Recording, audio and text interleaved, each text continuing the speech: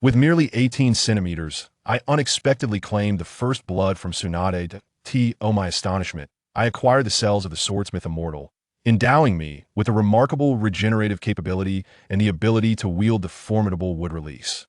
Secret techniques. This twist of fate occurred after I was slain by Itachi Uchiha on the night of my clan's annihilation, only to inadvertently activate a system that sent me back to the eve of the massacre. I struggled to open my eyes. I discovered that my gaze had transformed into a vivid crimson, shaped like a three-leaf clove ran exceedingly rare Mangeki Sharingan of the Uchiha clan. Before I could fully grasp the implications of this revelation, a cold electronic voice resonated in my mind. Perfect Harmony System successfully bound. This system is designed to assist the host in altering their destiny.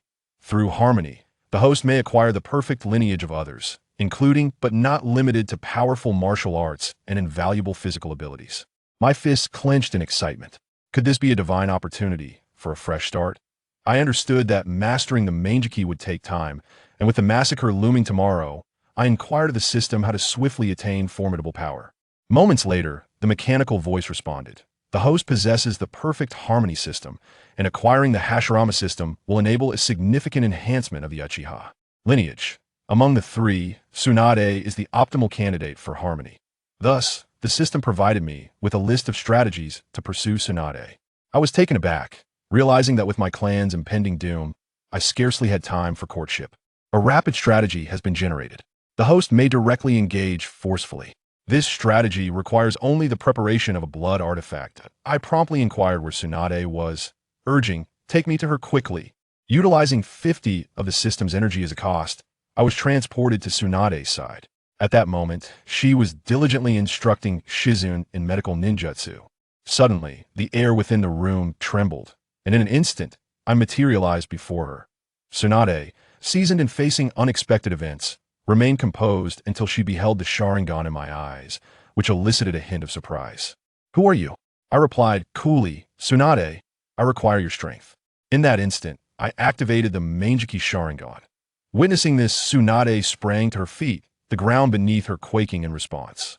I unleashed an illusion technique, sending an invisible tide toward her, but she merely dismissed it, slowly coalescing a formidable sphere of chakra energy. "Such low-level illusions should not be flaunted," she remarked, her tone laced with familiarity. I crouched slightly, adopting a defensive posture should I be struck. My life could be in peril. Just as I intended to explain myself, Tsunade swiftly lunged at me, one hand poised to strike from behind. Relying on my keen observation, I deftly evaded her attacks. In that moment, I tore open a pouch in my hand at lightning speed, and with a soft pop, a bag filled with blood erupted, splattering some onto Tsunade. At that instant, her body trembled uncontrollably, and she collapsed to the ground. My heart soared with joy indeed. She suffered from hemophobia. I hurriedly approached and grasped her delicate chin, gazing in her eyes as I unleashed the kaleidoscopic Sharingan. Illusion. Entrapping her in my control, I beheld her exquisite features. I couldn't help but swallow hard. I reached out to seize the bread, the flames of ambition surging fiercely within me. After an arduous hour of strained exertion, a familiar chime resonated, indicating the completion of the task. The system detected that the host had acquired a weaker embodiment of the swordsmith immortal's cellular essence. A prompt appeared. "Would you like to enhance it at the cost of 15 of the system's energy?" Without a moment's hesitation, I affirmed the enhancement.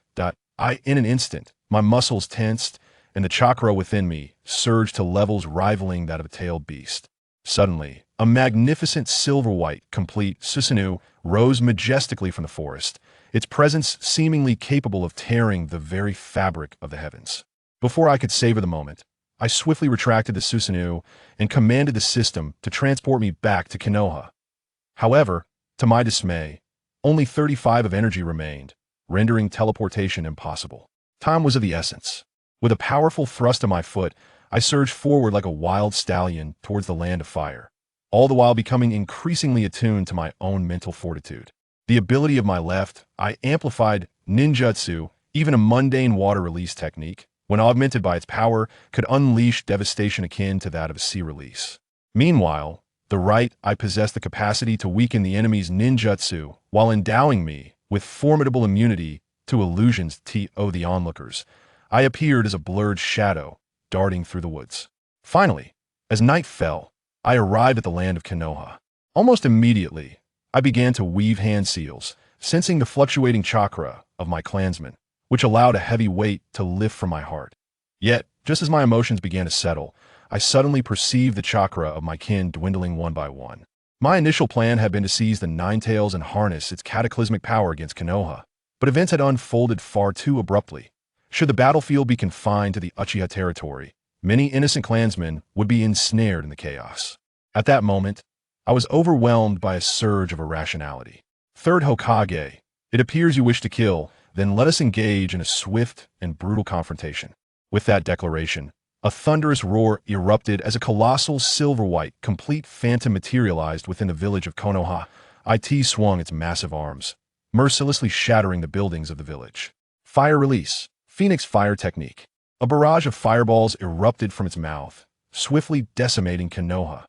Meanwhile, Sarutobi Hizashi, who had been lurking in the shadows, was drenched in cold sweat upon witnessing the silver Susanoo. Several captains of the Umbu, directly under the Hokage, swiftly appeared behind him. Third Hokage, the village is under severe attack. We must immediately initiate a level 1 emergency response, he commanded without hesitation. On the other hand, Danzo was unwilling to abandon his meticulously crafted schemes, which had long been aimed at dismantling the Uchiha clan. Upon learning of Konoha's dire predicament, he chose to persist with his mission. Gazing into the distance, where the shadows of devastation loomed over the Hidden Leaf village, a flicker of excitement crossed Obito's lips. Ultimately, he assessed that the situation was unfavorable and opted to retreat. That moment, Sasuke Uchiha was poised to strike down his own parents when he beheld the colossal Susanoo. His resolve, painstakingly forged, was once again shaken. Meanwhile, Fuyu softly urged, "Go ahead, we trust your judgment." After a brief moment to catch their breath, numerous Uchiha clan members surged forth from all directions, their eyes fixed on the blood-soaked figure of you. Their expressions morphed from shock to fury, and in an instant, the entire Fujin family became the target of public ire. Seeing that you had halted his assault, Danzo immediately commanded a full-on offensive. In an instant, countless black-clad Umbu shinobi charged forth. Seizing the opportunity, Danzo navigated through the Uchiha territory, scavenging the Sharingan from the fallen clan members, his face adorned with a greedy smile.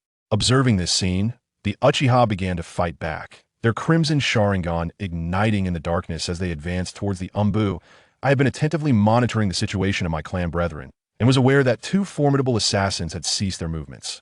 This realization empowered me to unleash my full offensive, manipulating the Susanoo to attack while simultaneously employing ninjutsu. Each swing of my colossal sword shattered vast expanses of ground. Just then, the third Hokage arrived on the scene with a battalion of shinobi, exuding the formidable aura of Susanoo. Upon recognizing me, his expression shifted to one of surprise. "It is you, Uchiha Kakashi. Quickly, cease your actions. Do not let this spiral further into chaos," he implored loudly. I was momentarily struck by laughter at his words. Without a second thought, I commanded the Susanoo to cleave downward towards Sarutobi Hizashi, my strike infused with rage and vengeance, as if seeking to annihilate everything before me. The earth beneath Hiruzen shattered, and nearby shinobi who could not evade were reduced to mere collateral. Yet, one could hardly anticipate that as the dust settled, a yellow figure emerged, writhing gently from the depths of the crater. Sarutobi Hiruzen's form materialized amidst the rubble. Though his attire lay in tatters, his gaze remained resolute. "Ninjutsu of the shield," he remarked, acknowledging my prowess as a ninjutsu instructor. Surveying the devastation around him and the grim sight of fallen shinobi, a profound sorrow welled within him. "Please, stop this. There is still time to avert further loss among our kin," he urged solemnly. However, to his astonishment, my resolve remained unyielding. I raised my colossal sword once more, preparing to strike again. "You can slay my entire family, yet deny me the right to resist? To hell with that." With a deep sigh, Sarutobi Hiruzen summoned the Rui Jingu Bang, fully aware that for the sake of his clan, he must give everything he had. In the next moment, a long and formidable magical staff shot forth, striking directly at the chest of Susanoo. The tremendous shockwave forced me to stagger backward, gritting my teeth in frustration. Very well, a nimble monkey indeed. If that is the case, I shall alter my approach. I decisively retracted the Susanoo. The formidable Susanoo vanished, The villagers of the pastoral community erupted in jubilant cheers, eye in their eyes. Their leader had triumphed over the colossal adversary. Yet, what they could not foresee was the sudden emergence of numerous gigantic fireballs in the sky, accompanied by a terrifying wave of heat that threatened to obliterate everything in its path. The onlookers from Konoha stood aghast. How could such a feat be the work of mere mortals wielding ninjutsu? Sarutobi Hizashi commanded the crowd, urging them to employ water release. I observed the rush of ninjas approaching me, unable to suppress a smile curling at the corners of my lips. In an instant, I formed swift hand seals and unleashed the wood release, wood dragon technique. Two enormous wooden dragons erupted from the earth, laying waste to everything in their wake. It was indeed a wooden shield. Was this the work of a human or a deity? With urgency, Sarutobi Hizashi directed the chaotic scene, imploring everyone to stand firm for the sake of their homeland and to drive the intruder from the village. The ninjas, imbued with the will of fire, charged fiercely towards the wooden dragons. I gazed at them, lifting my head in laughter. In the next moment, I clapped my hands together and executed fire release, fireball technique. Enhanced by the power of my Sharingan, a cataclysmic sea of flames surged forth. Even as a dozen ninjas reacted promptly with water techniques, they could not halt the overwhelming inferno. The ensuing chaos enveloped the area in thick mist, obscuring vision. Suddenly, Sarutobi Hizashi seemed to realize something. The Sharingan could pierce through the fog and perceive chakra. Yet, it was too late. From within the dense mist came anguished cries, as life after life was swiftly claimed. After a moment of contemplation, Sarutobi commanded the ninjas to deploy Shadow Clone Jutsu, coordinating sensory and disruptive ninjas to mount an assault. Truly, he was a cunning old fox. It seemed I must first eliminate him. That a calm voice emerged from the fog, and moments later, several formidable jonin surrounded Sarutobi, declaring that no harm would befall the Hokage. After enduring countless attacks, the two majestic wooden dragons finally crumbled into fragments. However, what transpired next made Sarutobi's heart race with dread. He could sense no chakra from Uchiha Obito nearby. At that moment, a towering wooden giant materialized near the Hokage rock, casually delivering a single punch that instantly obliterated a multitude of ninjas. Sarutobi, frantic like an ant on a hot pan, shouted for everyone to join forces and halt the giant. Meanwhile, I stood atop the wooden giant's head, forming a sign with 2 fingers and unleashing fire release, Peach Fireball technique, directing a colossal fireball towards the Hokage rock. A few overzealous water dragons had yet to approach when the fireball evaporated in an instant. The sheer power was terrifying, and we could not withstand it. At this critical juncture, a mysterious voice resonated, proclaiming Senjutsu, Iron Cannonball, Senjutsu, Vortex Torrent Technique. 2 powerful streams of water surged towards the fireball, and with a resounding explosion, the massive fireball was extinguished. In its wake, a colossal creature emerged before the rock, pipe in mouth and a great blade at its waist. This was none other than Gamabunted. Oh my, the little one has arrived. What transpired in the Hidden Leaf Village? How could it be left in such disarray? The elderly frog perched upon my right shoulder gazed at the ravaged village and inquired aloud. The man fixed his gaze upon me, atop the wooden giant's head, stating, "Though I have just returned, it is evident that the perpetrator stands before us." At that moment, the frog elder seemed to perceive something horrifying, trembling as he uttered, "Is this the wood release secret technique?" And his eyes, they are the kaleidoscope Sharingan. Suddenly, Jiraiya shouted, "Wentai!" The frog, Wentai, swiftly drew his long blade and leaped gracefully, appearing above my head, bringing his massive sword crashing down upon me. As I prepared to form hand seals, I was compelled to momentarily abandon my actions, swiftly manipulating the wooden figure's palms to clasp around Wentai's colossal sword. Wentai struggled vehemently, yet the blade appeared as if it were welded between the wooden hands, refusing to budge. He emitted a muffled grunt, realizing this foe was no ordinary adversary. "Indeed, he possesses formidable strength," Jiraiya remarked, a slight smirk curling at the corner of his mouth as he discreetly performed an incantation. Sage Art, Hades' Claw. With a hushed incantation, a surge of potent sage chakra erupted forth. This was no ordinary Hades' Claw. This was sage technique meant to engulf the earth itself. I maintained my composure, locking eyes with Jiraiya, who hovered above Wentai, and spoke slowly. "Truly, you are Jiraiya. I admire individuals like you. No superfluous words, just action. If only you were Hokage, perhaps such tragedies would not occur. Jiraiya's expression turned grave, his sage visage accentuating his resolute demeanor. Wentai will exhaust his spiritual energy until he sinks in the mire hundreds of meters below, tainted with my abundant sage chakra. He is not a summoning beast and cannot traverse space to escape. Uchiha Itachi chuckled. You are aware he is not a summoning beast. Then I shall simply abandon him. A sly smile crept across his face that I could see that moment. Sarutobi Hizashi arrived with a throng of ninjas, witnessing the wooden figure, along with Wentai, sinking into the ground. He let out a long sigh of relief. The elderly frog bellowed for everyone to maintain their distance, declaring, "Leave the rest to us." However, in the next instant, I leapt from the wooden giant's head, simultaneously unleashing fire release. Almost concurrently, two massive water columns extinguished the fireball in an instant. The explosion's shockwave propelled me backward, while Sarutobi Hizashi, convinced of my limitations, surmised that my consecutive use of wood release and fire release would leave me no time to activate my defenses. Thus, the Monkey King swiftly summoned the Rui Jingu Bang, striking down with a mighty blow that sent me crashing into the Hades mire.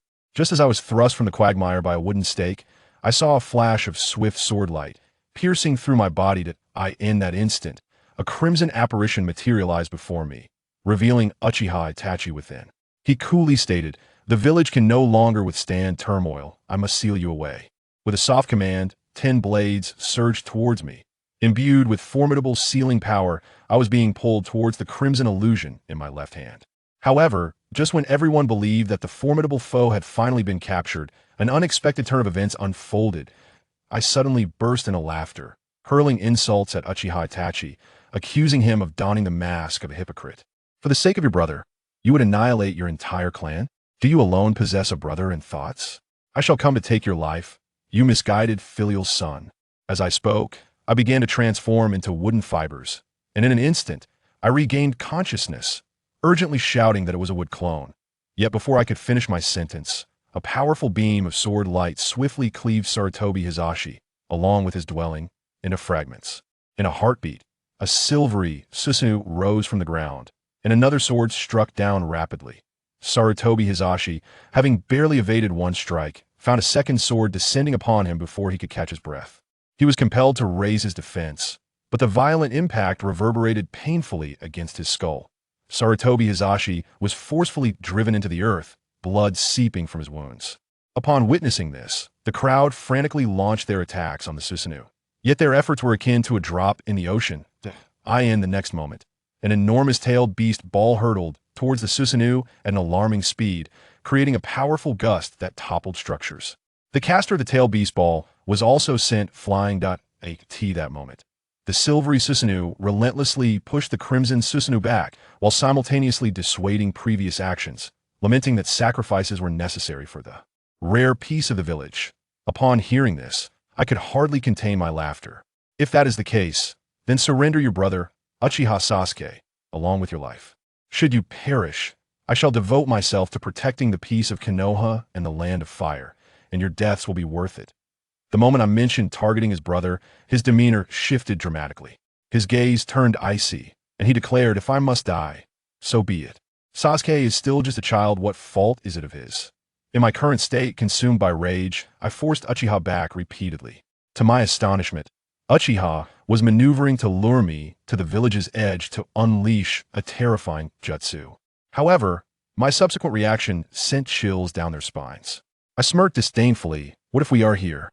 Do you think you can defeat me?" Just then, Jiraiya's voice drifted in from behind. "Well done." Uchiha's small fire wind bell technique was unleashed, followed by a tremendous rumble as 3 massive toads burst forth from the smoke. The dual blade toad displayed a fierce and vigorous technique, each strike accompanied by a howling wind.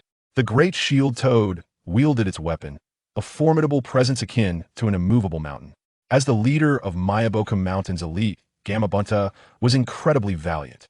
Without hesitation, they charged at the silvery illusion, launching a ferocious assault. The series of relentless strikes caught me off guard, causing my silvery illusion to stagger backward. Seizing an opportunity, I commanded the illusion to swing its sword with immense force. The hand grasped the sword, sending it flying with a powerful strike. The shield, which had never been damaged, nearly cracked under the force of this blow. Immediately following, Susanoo delivered another kick, sending Gamabunta hurtling through the air. With a series of thuds, the two giants vanished from their original positions. At this moment, only Gamakichi remained on the battlefield, wielding dual blades, his vigilant gaze fixed upon the imposing, silver-white form of Susanoo, ever prepared for the next wave of assault. Jiraiya leapt gracefully onto the head of Gamakichi, locking eyes with me from a distance, his gaze radiating a fierce intent to kill. Very well, let us engage in a thrilling battle, he proclaimed. Hidden within the dense forest, the Uchiha clan observed the fierce skirmish between Jiraiya and myself with quiet astonishment. Is that the Sage Mode? They mused internally, taken aback by its formidable power, capable of directly contending with the fully realized Susanoo.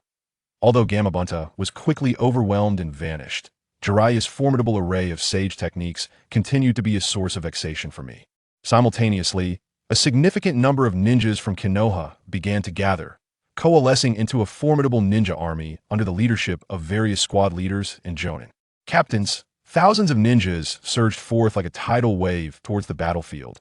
All must adhere to unified command and strictly execute their tactics, ensuring the enemy does not set foot in Konoha. The communications department must guarantee seamless communication for all personnel, especially the team leaders, who must remain in constant contact. Medical ninjas are advised to stay at a safe distance from the battlefield while remaining prepared to tend to the wounded. Immediate notification must be sent to ninjas currently on missions outside the village to return at once. This is a paramount directive, allowing them to abandon all current tasks. Clear and forceful commands were systematically disseminated from the command center, showcasing Konoha's robust strength as a great ninja village and its efficient organizational capability. In truth, at least half of the ninjas in Konoha were not within the village at this time. They were either on various missions or stationed at vital strongholds throughout the land of fire. Clearly, they believed that I was the key to this war, which is why no assistance was dispatched to aid in the battle at the Uchiha clan's territory.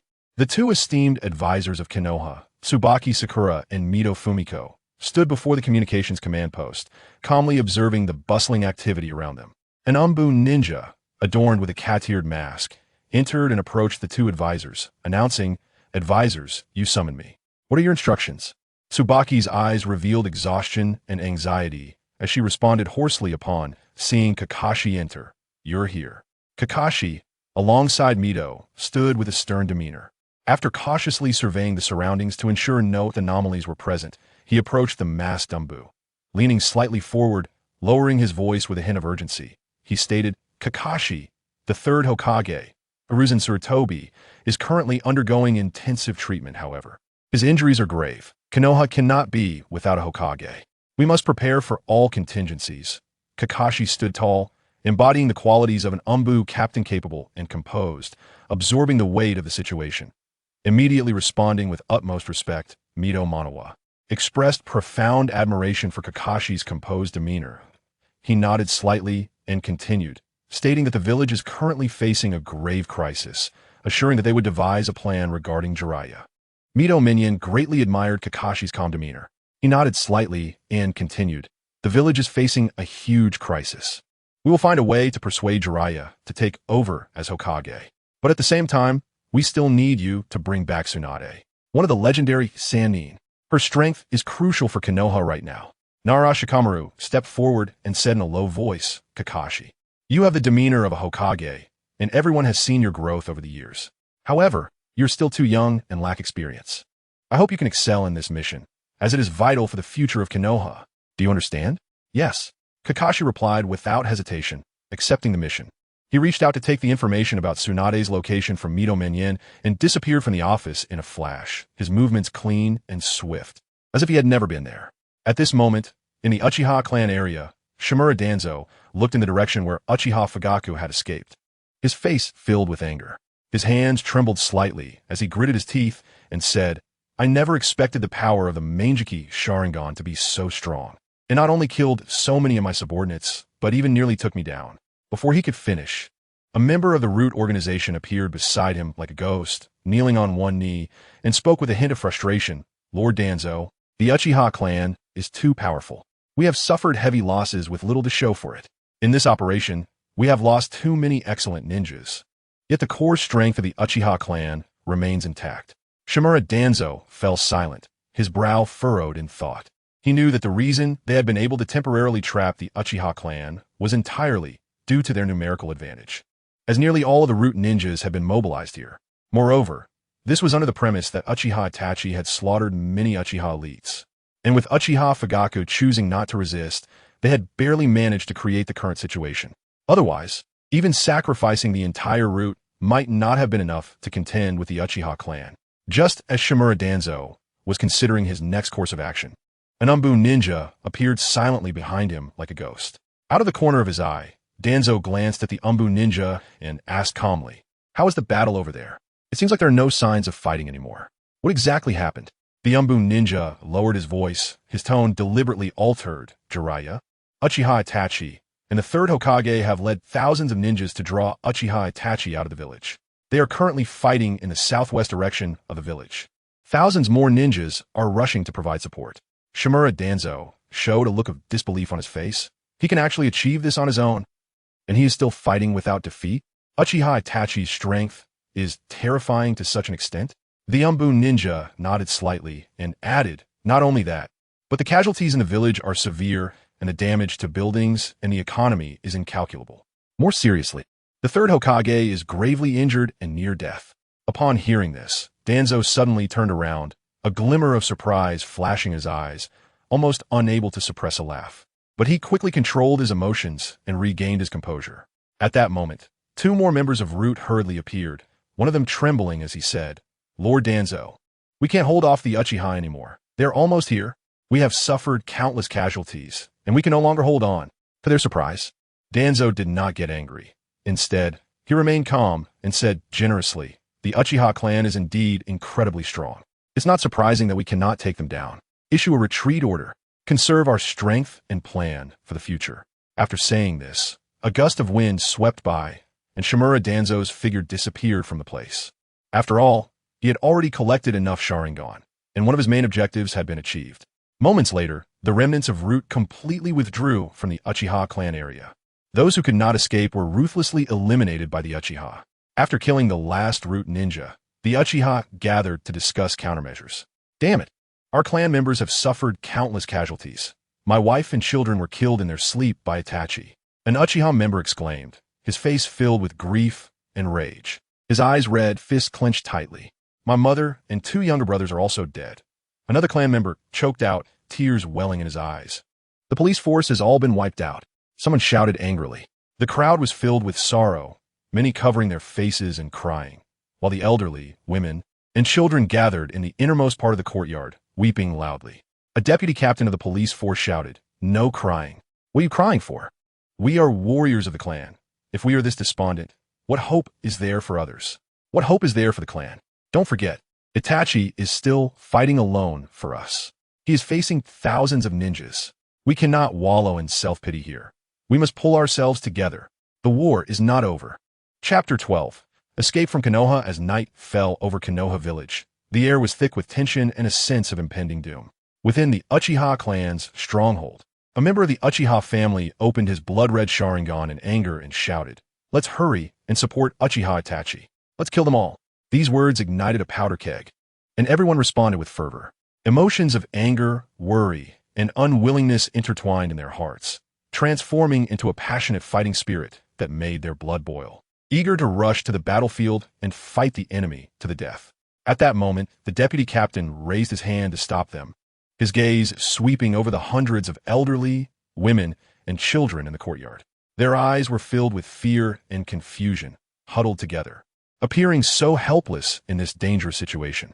The deputy captain took a deep breath and said, "Our mission is to protect them and escort them to safety.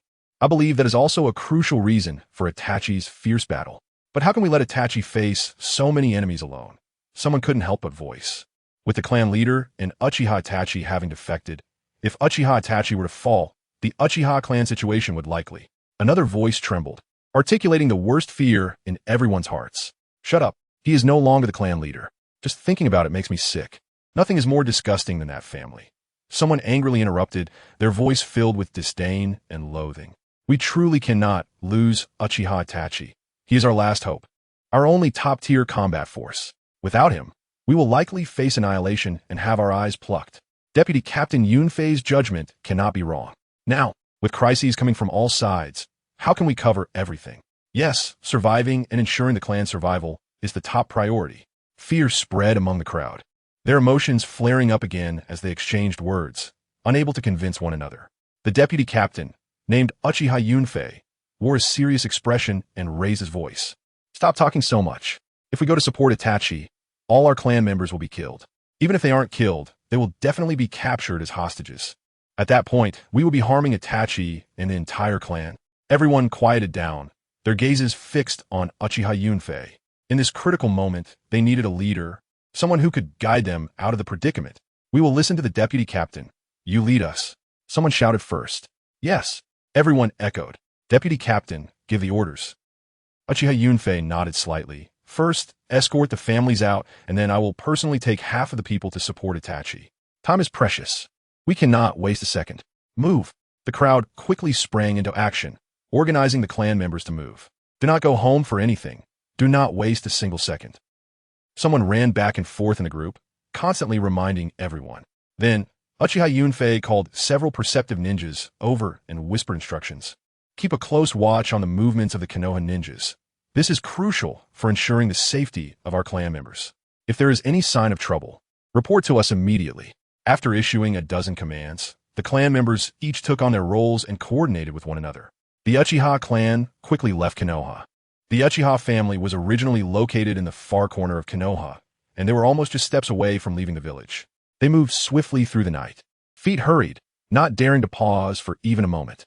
After running for a considerable distance, a perceptive ninja caught up from behind, arriving in front of Uchiha Yunfei, panting heavily, clearly having pushed himself to catch up. How is it?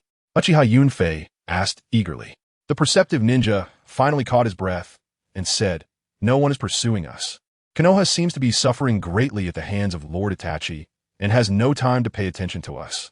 Their casualties are severe, and they dare not provoke us further. Good. Continue monitoring. Uchiha Yunfei breathed a sigh of relief. The heavy burden in his heart finally lifted. He organized half of the clan's ninjas to leave immediately, while the others continued to escort the families to a secret base. The two teams moved separately in the night, heading toward their respective goals. In a mountainous area southwest of Konoha, the scene was already a wasteland. The once lush forests were now in ruins. The earth torn apart with massive ravines, smoke swirling in the air, and the stench of blood permeating the atmosphere. Uchiha Itachi and Jiraiya joined forces to combat the silver-white complete Susanoo. Both Jiraiya and Itachi had been injured, their wounds oozing blood and staining their clothes red. Surrounding them lay countless corpses of Konoha ninjas, sprawled on the ground in various positions, their deaths brutal. Watching the ninjas continuously charging in, but falling one after another, Jiraiya's expression was heavy, filled with helplessness. Go! Earth release ninjas, disrupt his balance beneath him. Water release ninjas, be wary of fire release. The other leaders continuously directed their teams, issuing battle commands. Although Uchiha Itachi possessed a divine tool Yada Mirror, he was still severely injured and kept coughing up blood. After using Amaterasu, his chakra was significantly depleted, making it increasingly difficult for him to continue fighting. The black flames were mostly blocked by Susanoo, and the small portions that burned him were also separated by Uchiha Itachi using wood release. The massive body of Susanoo stood unwavering on the battlefield, exuding a powerful sense of oppression. Uchiha Itachi initially wanted to pursue Uchiha Itachi, but he was held back by countless Konoha ninjas. These ninjas rushed forward one after another, using a barrage of attacks to impede his progress. Gasping for breath, Uchiha Itachi watched as Uchiha Itachi escaped, and despite his vast chakra reserves, after such a long battle, he was beginning to feel overwhelmed.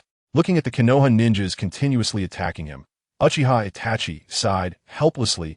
Damn it, I was so close to killing Itachi, but there are just too many obstacles. The Toad Elder, perched on Jiraiya's shoulder, opened her eyes and said, Kid, summon Fukusaku. He has already healed his injuries with sage art. All right, Jiraiya responded. Summoning technique. With his loud shout, the Toad Fukusaku appeared on the battlefield.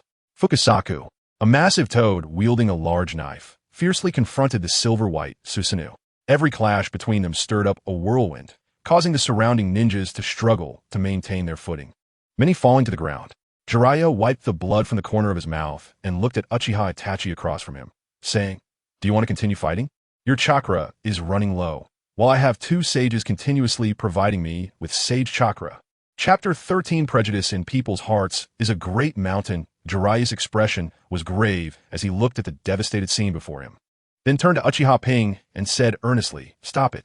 You've shown such powerful strength, and now no one dares to underestimate you. Let us find a way to coexist peacefully and not let more people sacrifice their lives or let this land be soaked in blood."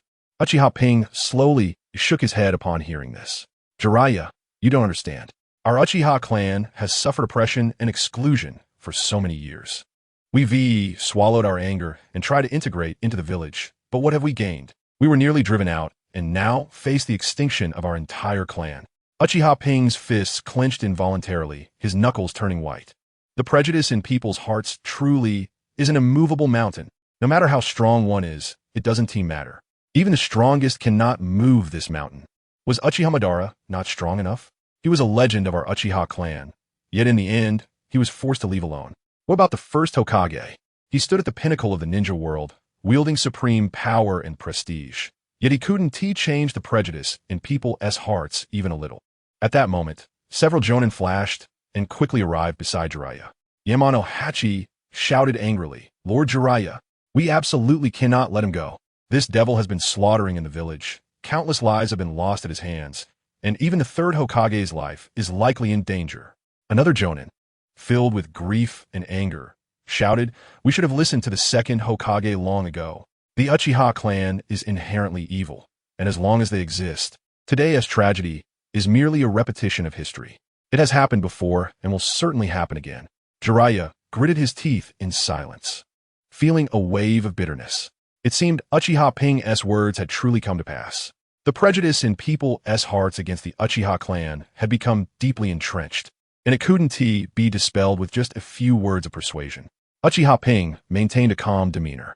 After enduring so many accusations and misunderstandings, he had grown tired of arguing with these people.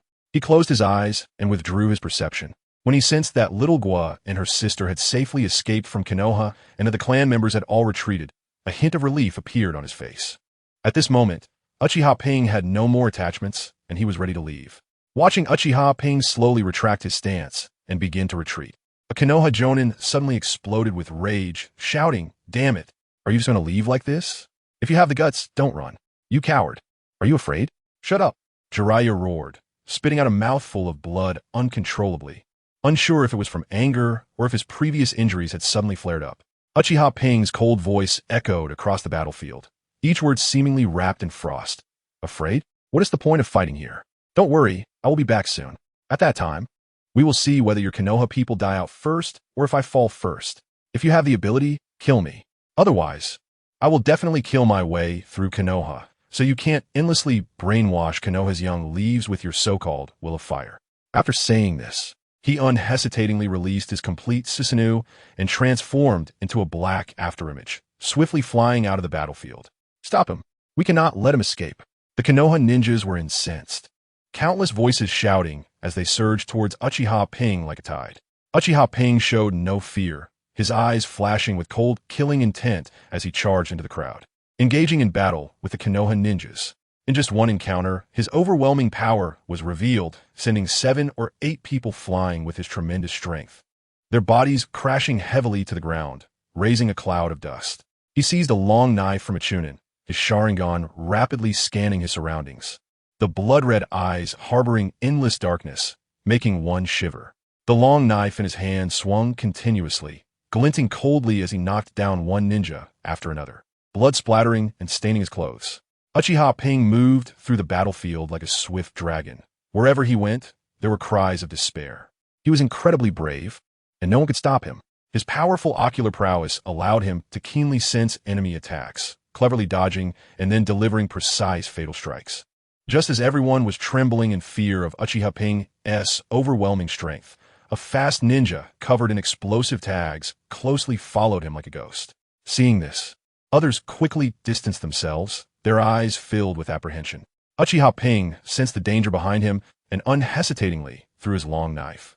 The sharp blade instantly pierced the ninja's body. However, That ninja appeared to feel no pain, and he continued to doggedly follow Uchiha Ping without pausing. Uchiha Ping looked at the sizzling explosive tags, and his Sharingan pupils suddenly widened. Boom, boom, boom. A series of violent explosions erupted, flames shooting into the sky, and the powerful shockwave cracked the ground around them. Everyone's faces brightened as they shouted, "Did it work? Has he finally been dealt with?" Whoosh! At that moment, a figure shot out from the thick smoke like lightning. It was Uchiha Ping. Smoke rose from the wounds on his body, which were visibly healing at a rapid pace. This was the self-healing ability of the sage body of Hashirama.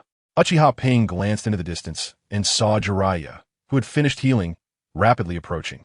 Without hesitation, he quickened his pace towards the edge of the battlefield. Countless shuriken and ninjutsu came crashing down on Uchiha Ping like a storm.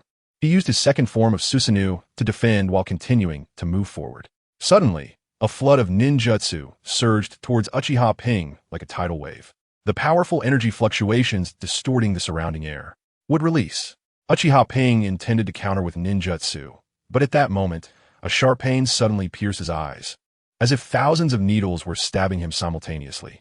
At the same time, the chakra exhaustion from the previous battles surged, overwhelming him with a strong sense of weakness, making his limbs feel heavy. This double blow prevented him from successfully casting ninjutsu, though he had the sage body from the Hashirama cells, reducing the side effects of the Mangeki Sharingan. Such high-intensity continuous combat was still beginning to overwhelm even him, who possessed strong recovery abilities. Just as those ninjutsu were about to hit Uchiha Ping, at the critical moment, 7 or 8 members of the Uchiha clan suddenly charged out from the front. Chapter 14. Patriarch, pleased their faces were resolute, eyes filled with killing intent, as they simultaneously unleashed fire-release ninjutsu.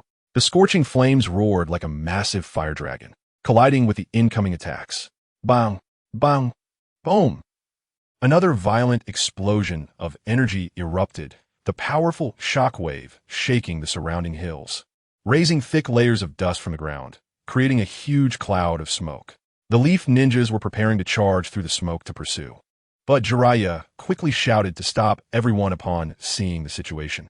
Thus, the two groups faced off across the devastated battlefield, both sides glaring at each other. As if invisible sparks filled the air, tension palpable. Someone, puzzled, spoke up. "Lord Jiraiya, why not continue the attack? They have only 70 or 80 people. We can definitely wipe them out.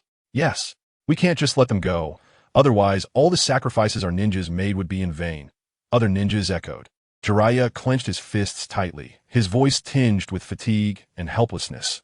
"But they're the Uchiha. If we keep fighting, more of our people will die. We cannot allow our comrades to sacrifice themselves any longer. We're not afraid of death. We must avenge those who have fallen."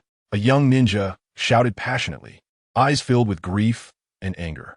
Uchiha rushed into the gathering of his clan, breathing heavily, and urgently asked someone next to him in a low voice. Uchiha Yunfei stood beside him, his voice trembling with suppressed emotion.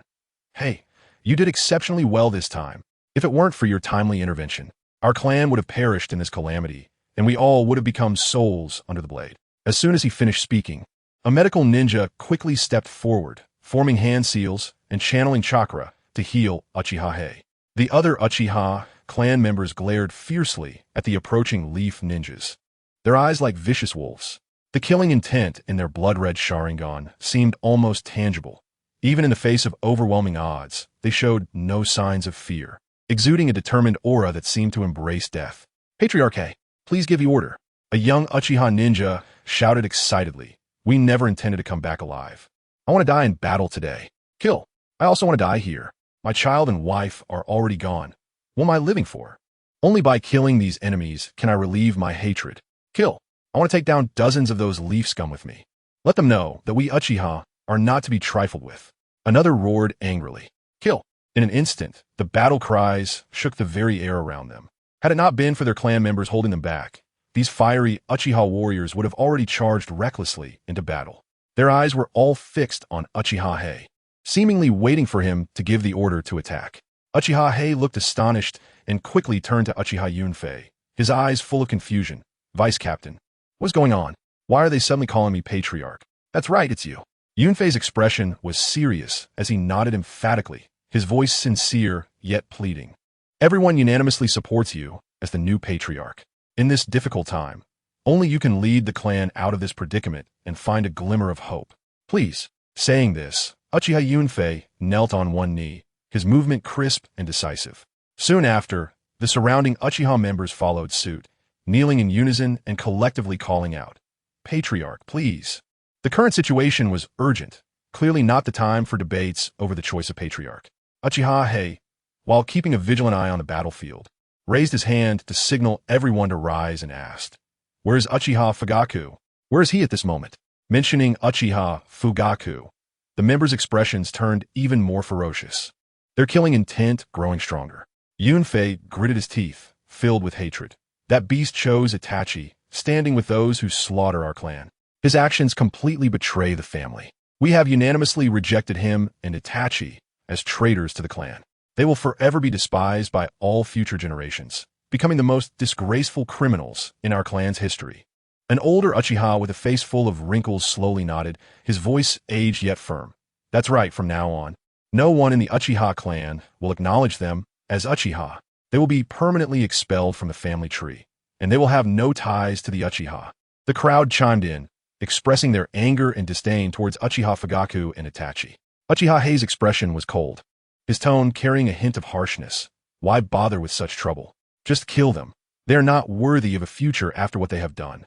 At that moment, Jiraiya stepped forward with steady strides. He stood tall and spoke loudly.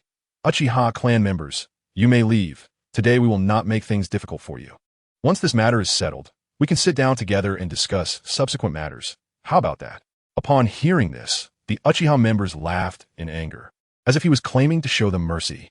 One Uchiha ninja mocked loudly, "You leaf scum, if you have the guts, stop talking nonsense and come at us." The leaf ninjas, hearing such provocative words, were instantly enraged, blood boiling, eager to rush forward and fight the Uchiha to the death. However, they were quickly restrained by the leaders and jonin captains of the various clans, forcibly suppressing their impulses. "You Uchiha are simply the epitome of evil," a leaf ninja angrily accused. "Having committed such heinous crimes, how can you be so brazen? It's utterly incomprehensible. From now on, those of the Uchiha are not allowed to call themselves leaf ninjas. They are forbidden from stepping in a leaf, even half a step. You are like a polluted tumor that must be kept away from leaf. A naturally evil clan, get out of leaf. This is no longer a place for you." The shouts and curses from the crowd rose and fell without end. The Uchiha members merely sneered, unwilling to waste more breath. Their only thought was to charge forward and kill to their satisfaction, washing away the shame their clan had suffered with the blood of their enemies. However, they too were firmly held back by the elders of their clan. Meanwhile, the newly appointed patriarch Uchiha Hei stood silently, expression cold, not issuing any orders. Chapter 15, The End of the Great War. Haha. It's truly ridiculous. A member of the Uchiha clan laughed with his head thrown back, his voice filled with sorrow and resentment, as if he wanted to vent all the grievances and unwillingness he had suffered over the years. Konoha was established by our Uchiha clan and the Senju clan together. In the end, we became the rogue ninjas? Ha! This is simply the greatest irony in the ninja world. Konoha, the contributions our Uchiha clan made to Konoha are greater than any other clan. But what do we get in return? Endless exclusion and expulsion, being seen as a threat, and even being hunted down to the last. We gave everything for Konoha, only to end up like this. For years, we endured the cold eyes and suspicions of other clans, living cautiously in the village. We followed Konoha's rules and obeyed the Hokage's orders. But all we received were deeper misunderstandings and more oppression. They strike us coldly while pretending to be amiable. They have blood on their hands, and yet say how adorable the young leaves are. Ha! This is the true face of Konoha, hypocritical and filthy. A complete brainwashing headquarters. They use the so-called will of fire to cover their selfishness and greed. The Uchiha people roared in anger, as if to release decades of pent-up emotions. An astonishing scene unfolded as both sides began to hurl insults at each other in such a bizarre manner. The Konoha ninjas glared angrily, shouting at the Uchiha people, with various unpleasant words continuously spilling from their mouths. The Uchiha clan members, though outnumbered, showed no fear, facing dozens or even hundreds of insults head-on, retorting without backing down. But the voices of dozens were ultimately too weak, quickly drowned out by the tidal wave of curses from the Konoha ninjas. "Let's fight. Vice Captain, it's just death." You go first. Those who are not afraid of dying, come with me to kill."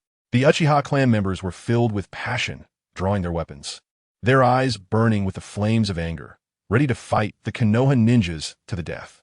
Their faces flushed with excitement, emanating a momentum that embraced death. Uchiha Yunfei looked at Uchiha Hira, his keen eyes noticing the slight trembling of Hira's pant legs. His heart tightened, knowing Hira was nearing his limit. He had exhausted too much chakra and stamina in the previous battles, and now he was at the end of his rope.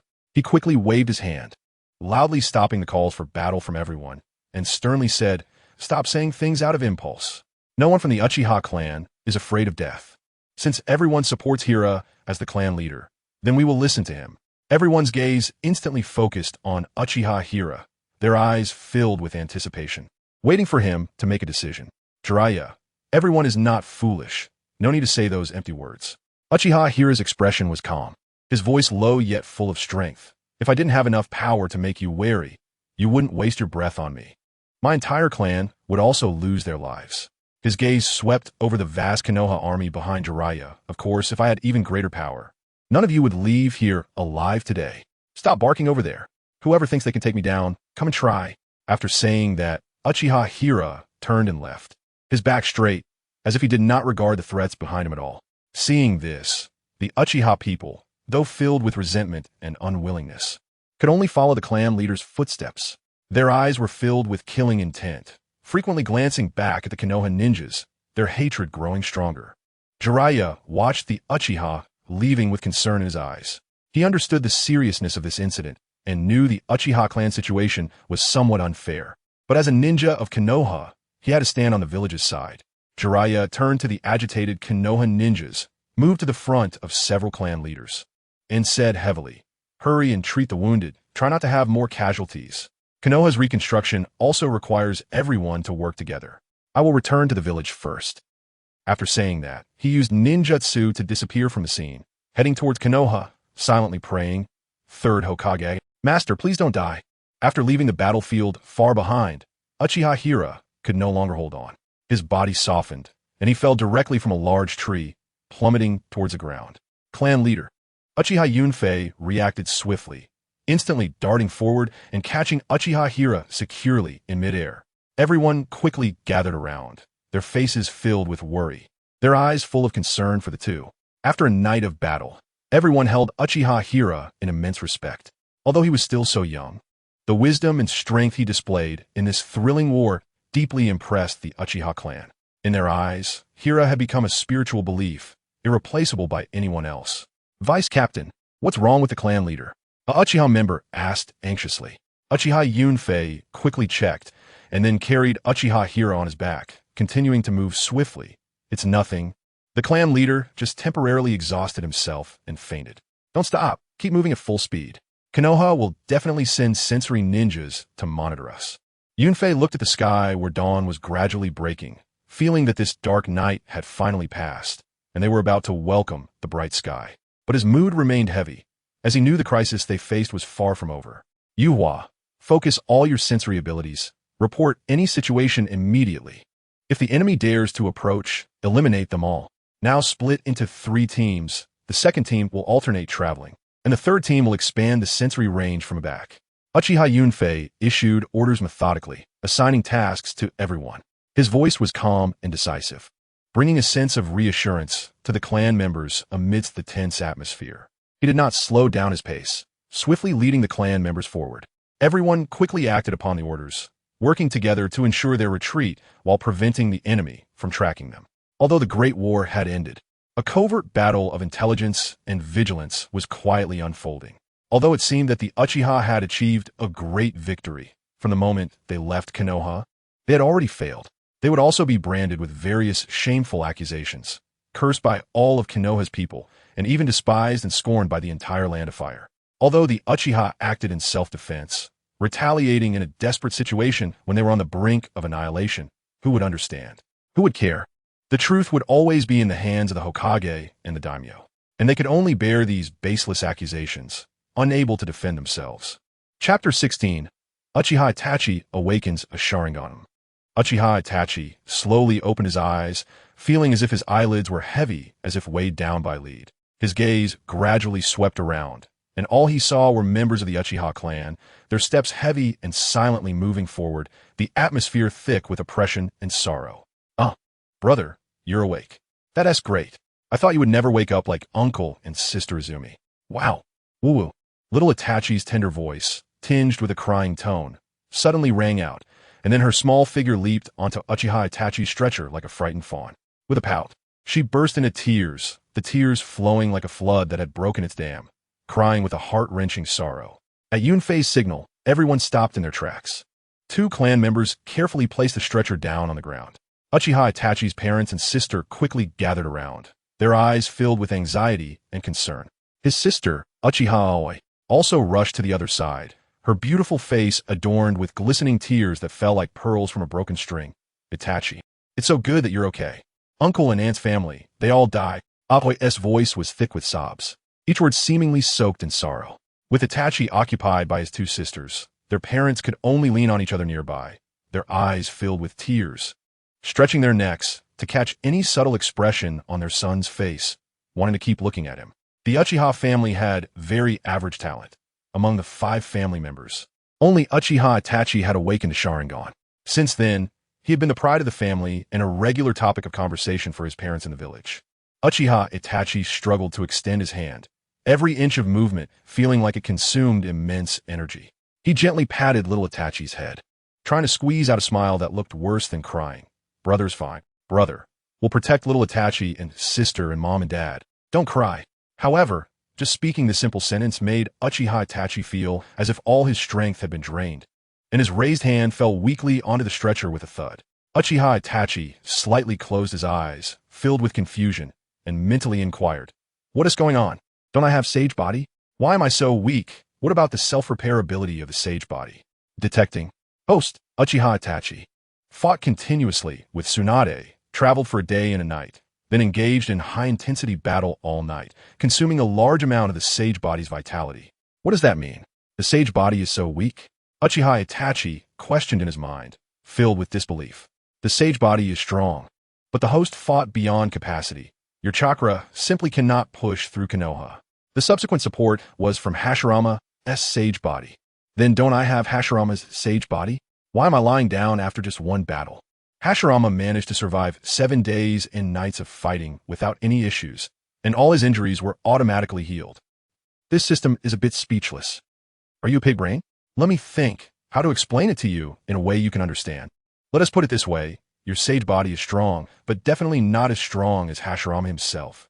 And do you really think Hashirama died because he could infinitely heal and was invincible?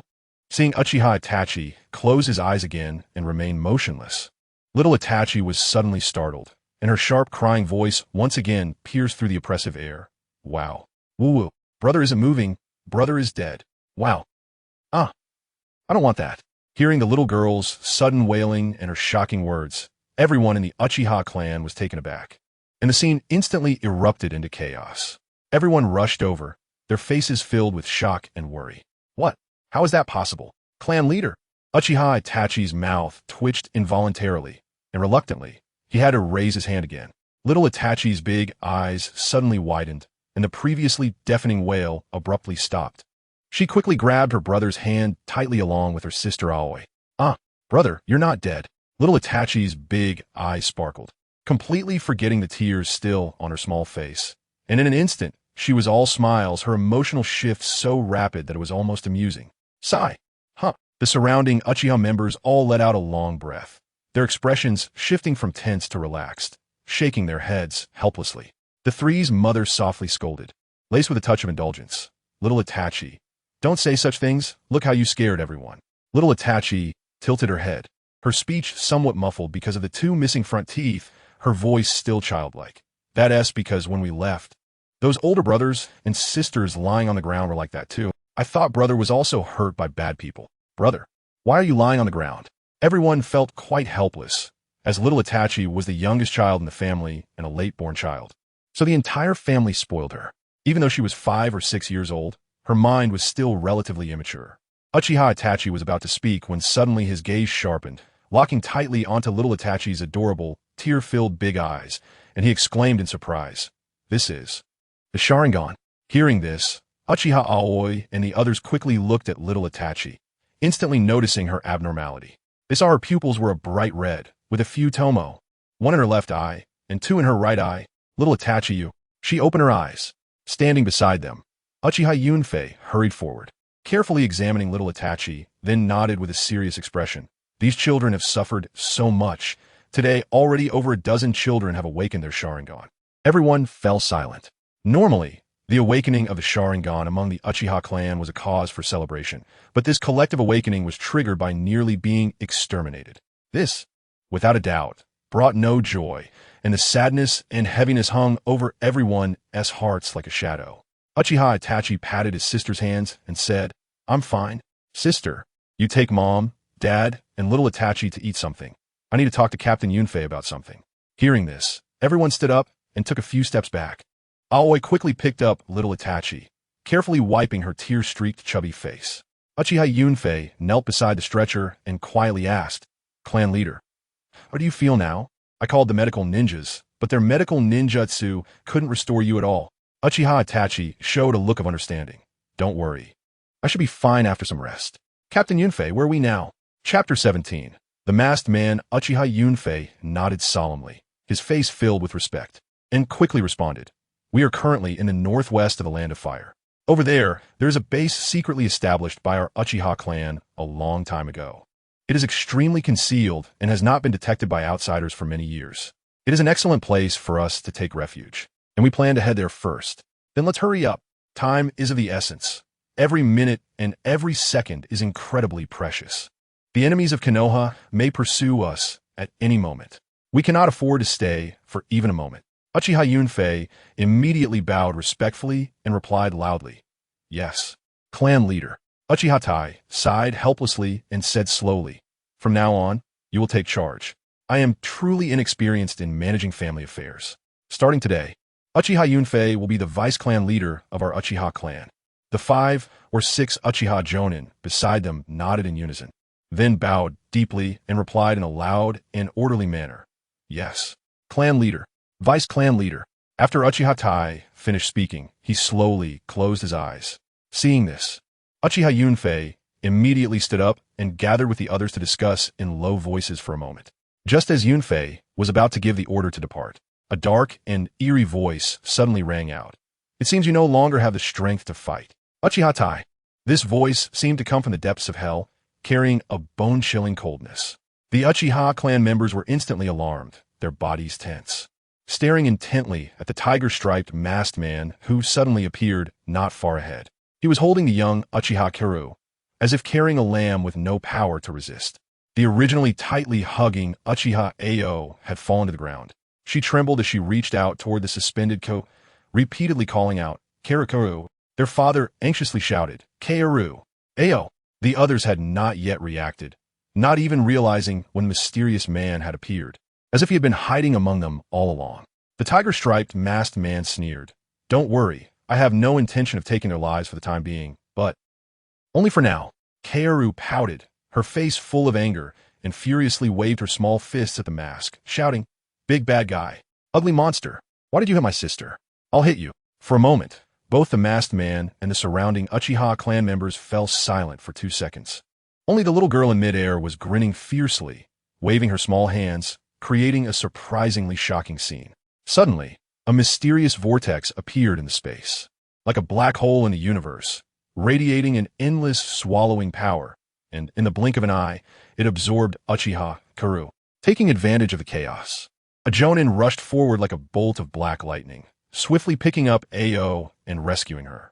Uchiha Yunfei's 3 tomo Sharingan flickered with a cold light, closely watching the tiger-striped masked man, and loudly questioned, "This is space-time ninjutsu? Who exactly are you?" There is no such person in the Konoha Umbu. To be able to bypass our tight sensory defenses and directly break in, it must also rely on that space-time ninjutsu. Yunfei's eyes revealed deep caution, while he was also thinking hard about a countermeasure. The masked man was about to speak when 2 Uchiha clan members charged at him from behind with short knives, their speed almost instantaneous. and the sound of blades slicing through the air was heard. However, the confident smiles on their faces were instantly replaced by shock, as they found that they had passed right through the masked man's body, knife and all.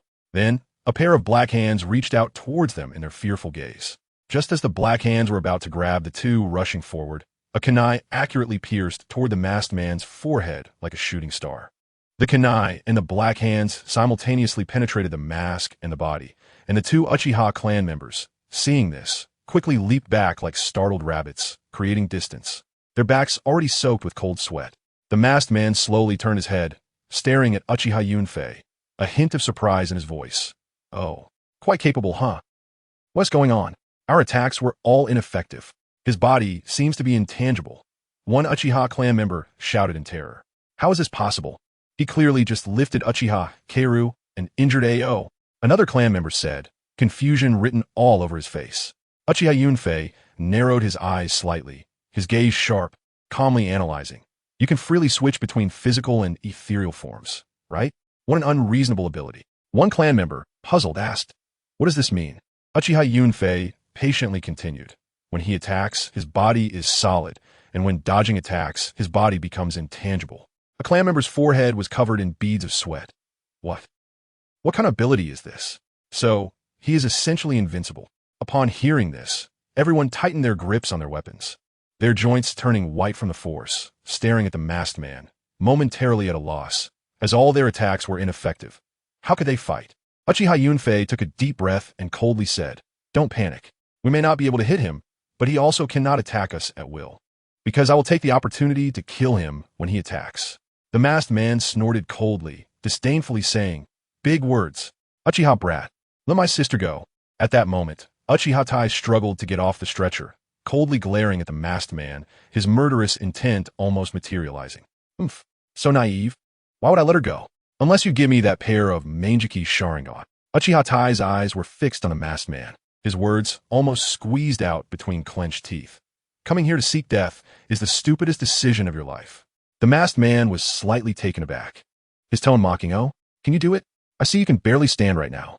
Sensor type, responsible for sensing his every move. All Jonin search for opportunities to attack him. "If we don't let him go today, we will keep him here forever," Uchiha Tai coldly ordered. "Yes." Everyone responded in unison. As soon as the masked man appeared, the clan members had already quickly evacuated the non-combat personnel to ensure their safety. The masked man said indifferently, "So, what are you going to do? You should know that all attacks are ineffective against me." Chapter 18. Fierce battle with the masked man. "I'm not here to fight. Let's call it a day," said the masked man as a spatial vortex appeared in front of him, seemingly ready to take him away. Suddenly, with a loud bang, the vortex vanished without warning, yet the masked man remained in place. The masked man was taken aback, his voice trembling with shock. What is going on?" He looked at Uchiha Hira with caution and said, "That is, the Mangeki Sharingan." "I see. So this is the power of your Mangeki Sharingan?" Uchiha Hira gasped for breath, every inhalation heavy, and replied, "That's right.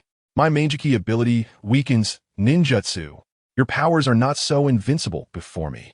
The masked man slightly bent forward, extremely wary, and began to step back, trying to find an escape route. "You've only stopped my movement. You can't stop my intangibility." Uchiha Yunfei approached slowly, holding a sword in one hand, a mocking smile on his face, and said, "Emphasizing your intangibility shows that your confidence in being invincible has completely collapsed. As long as we can keep you here, we can wear you down." With that, Uchiha Yunfei dashed in front of him like a bolt of lightning, swinging his long knife in a continuous barrage of attacks. "Come and try. Let's see if you die today." The masked man had to deal with Uchiha Yunfei, a powerful opponent, while also remaining vigilant against the other Jonin and Uchiha Hira. He dared not let his guard down, as he was surrounded by Sharingan, and even a slight slip could be dangerous. "I miscalculated. I never expected your Mangeki to perfectly counter my abilities," the masked man said helplessly. As he spoke, he released Little Gua, still holding her, using her as a shield. "Wow. Brother, take me home. Wow. Boo-hoo. It was so dark and scary back there. Little Gua wants to go home." Little Gua was crying, flailing her arms and legs towards Uchiha Hira. The Uchiha clan members, seeing the masked man using Little Gua as a shield, instantly dared not attack, just glaring fiercely at the enemy. The masked man stuck several explosive tags on Little Gua, then suddenly leaped back, violently throwing her away, his movements ruthless and decisive. Little Gua, after evading a barrage of shurikens with intangibility, the masked man disappeared into the spatial vortex, leaving behind a cold remark goodbye. Yunfei. Uchiha Hira had no time to care about the masked man. His Manjiki Sharingan was fixed on his sister, Little Gua. Bang! Bang! 2 explosive tags detonated on Little Gua. However, like small fireworks, they lacked significant power, clearly weakened by Uchiha Hira's Manjiki ability. Uchiha Yunfei dashed away like a gust of wind, swiftly catching Little Gua in midair and tearing off the remaining undetonated explosive tag. But before he could throw it away, it exploded. With a loud bang, the last explosive tag, although much weaker than a normal one, still engulfed the 2 in thick smoke. Little Gua, deputy clan leader. The crowd called anxiously, their voices echoing across the empty field. Uchiha Hira was exhausted, his legs giving way as he knelt on the ground. Yet his eyes remained fixed upward. Damn. The last one didn't weaken successfully. My vision is fading. Amidst the tense gazes of the crowd, Uchiha Yunfei held Little Gua tightly with both arms, charging out the thick smoke and landing steadily beside Uchiha Hira. Seeing this, Uchiha Hira's eyes immediately turned red, and without hesitation, he pulled Little Gua into his arms, fearing she might be hurt even slightly. Little Gua's small body appeared even more fragile in his broad embrace. The clan members, witnessing this scene, displayed relieved smiles on their previously tense faces. Their eyes were filled with respect, gazing at their clan leader as if he were a divine being descending to the world. Earlier, when a masked man appeared, his abilities were mysterious and unpredictable, like a mysterious messenger from the dark abyss, leaving the clan members almost powerless against him. However, their clan leader was like a ray of dawn breaking through the darkness, easily forcing the strange enemy to flee. Furthermore, after he single-handedly fought against Konoha last night, the clan leader's image grew immensely in the eyes of the clan members, making him seem almost godlike. All enemies appeared weak before the clan leader, and every crisis was just a fleeting moment as long as he was present. Even in his weakest state, he remained incredibly reliable. Ouch! It hurts, brother. Little Gua's tender voice rang out. Upon hearing this, Uchiha Hira quickly let her go.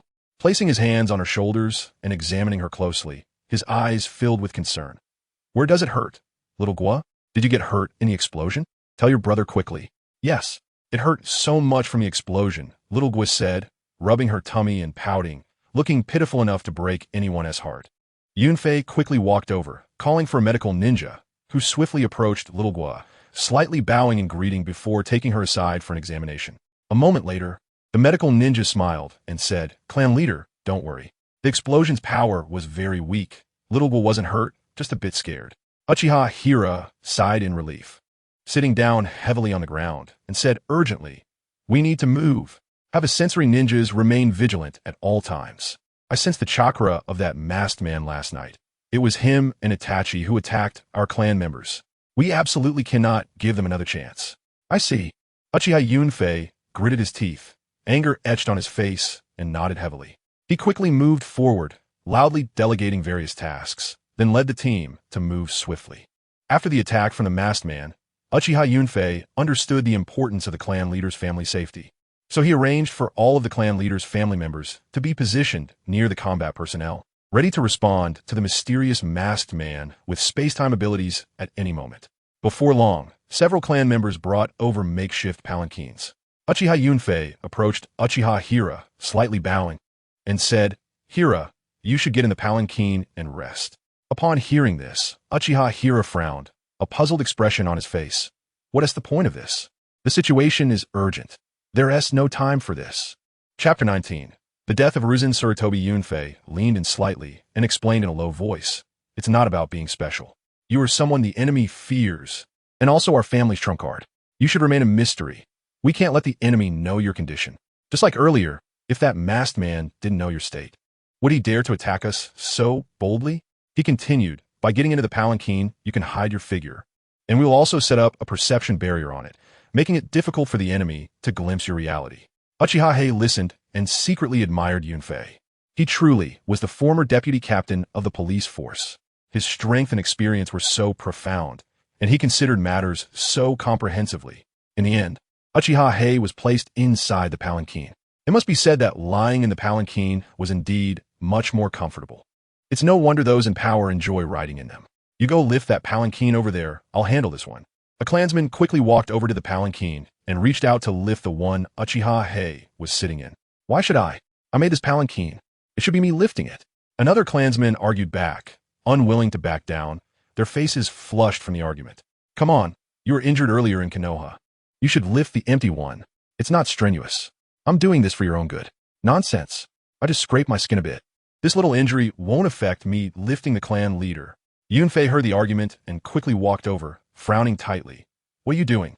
Why aren't we leaving yet? What time is it, and you're still arguing? The clansman who had rushed over felt embarrassed upon seeing Yunfei and quickly left with an awkward smile. Oof. Try to trick me into giving up my position. Good thing I'm smart. Not everyone can lift the clan leader, haha. The remaining clansman wore a proud expression on his face. Yunfei sighed helplessly. Stop showing off, hurry, and leave. After saying that, he quickly turned and left to continue arranging various matters that needed attention, ensuring the team's safe transfer. Inside Konoha Hospital, the air was thick with the pungent smell of disinfectant, mixed with a suffocating atmosphere of tension.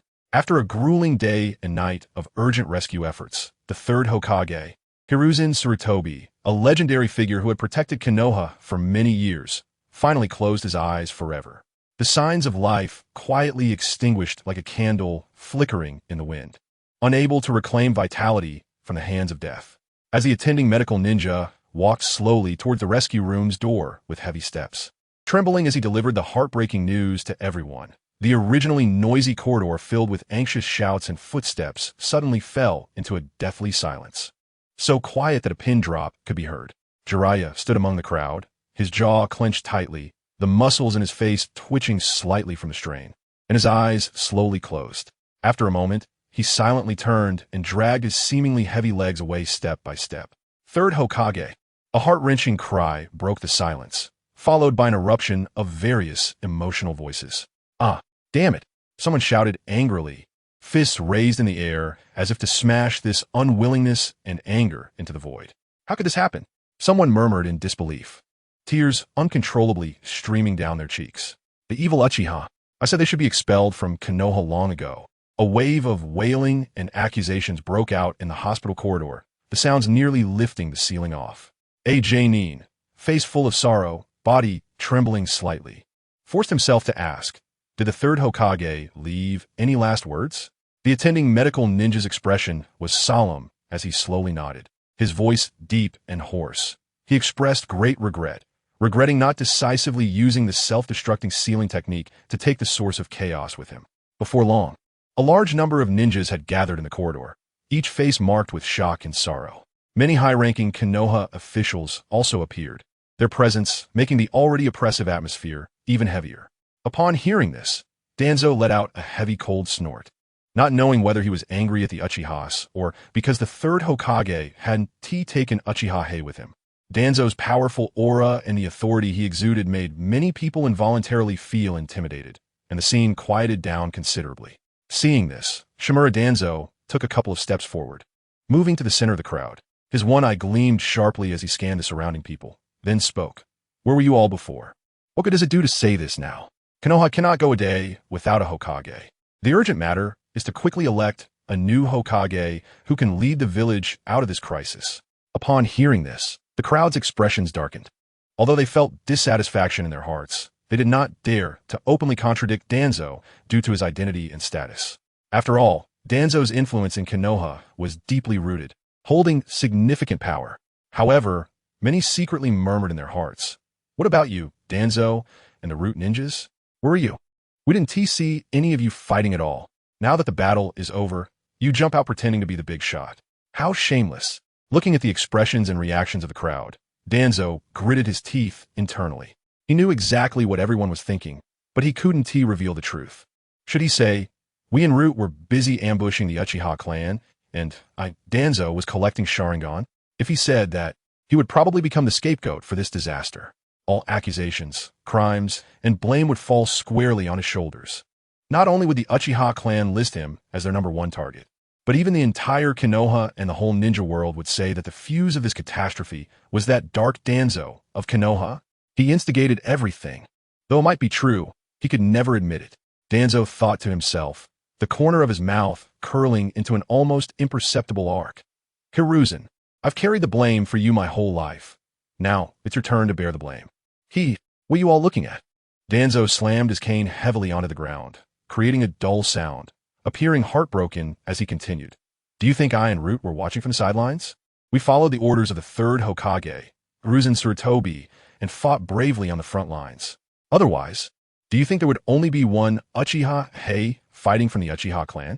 That's because we and Root held the entire Uchiha clan tightly. Do you know?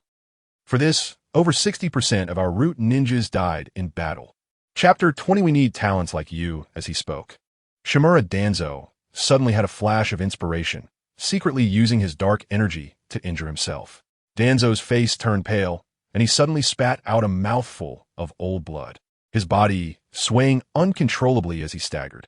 Two Root ninjas quickly stepped forward, one on each side to support him, barely stabilizing his wobbling figure. Seeing the surprised, guilty, and admiring expressions on the faces around him, Danzo couldn't help but secretly praise his own cleverness. His acting was truly remarkable and flawless. With a sad expression, Danzo slowly shook his head and sighed, saying, "You can think whatever you want of me. For the sake of Konoha, I could be a rat in a stinking sewer. But I will not allow anyone to doubt the will of fire of our Root." After saying this, Danzo slightly tilted his head, gazing 45 degrees at the sky. Well, actually at the corridor ceiling, where the leaves dance, the fire continues to thrive. We, the Root, are the roots that silently absorb nutrients for the great tree of Konoha in the darkness. Clap, clap, clap. It was unclear who started clapping. Amid the slightly rolling eyes of the crowd, 5 or 6 people joined in the applause. One young chunin was deeply moved, clapping while choking up. Endless, dancing. I want to join the Root. I want to shine and heat up. Noticing he was the only one applauding, the young chunin suddenly felt a bit lost and awkward, secretly mocking himself. As expected of the senior J-nin, their composure and awareness are truly powerful. Danzo, with an arrogant expression, slightly suppressed the applause with his hand, and then pointed at the young chunin. A look of satisfaction on his face as he said, "You are good. Very excellent. Go report to the Root immediately. We need talents like you." At that moment, a ninja from the Umbu appeared like a ghost, kneeling on one knee, and said, "Two advisors, please summon Lord Danzo and all J-nin to the temporary conference hall. There are urgent matters that need to be discussed." As soon as he finished speaking, he quickly vanished, leaving only the echo of his voice in the air. After the great battle, Konoha village fell into chaos. Ruins were everywhere, and more than half of the buildings had turned into rubble. Everyone was focused on the urgent reconstruction.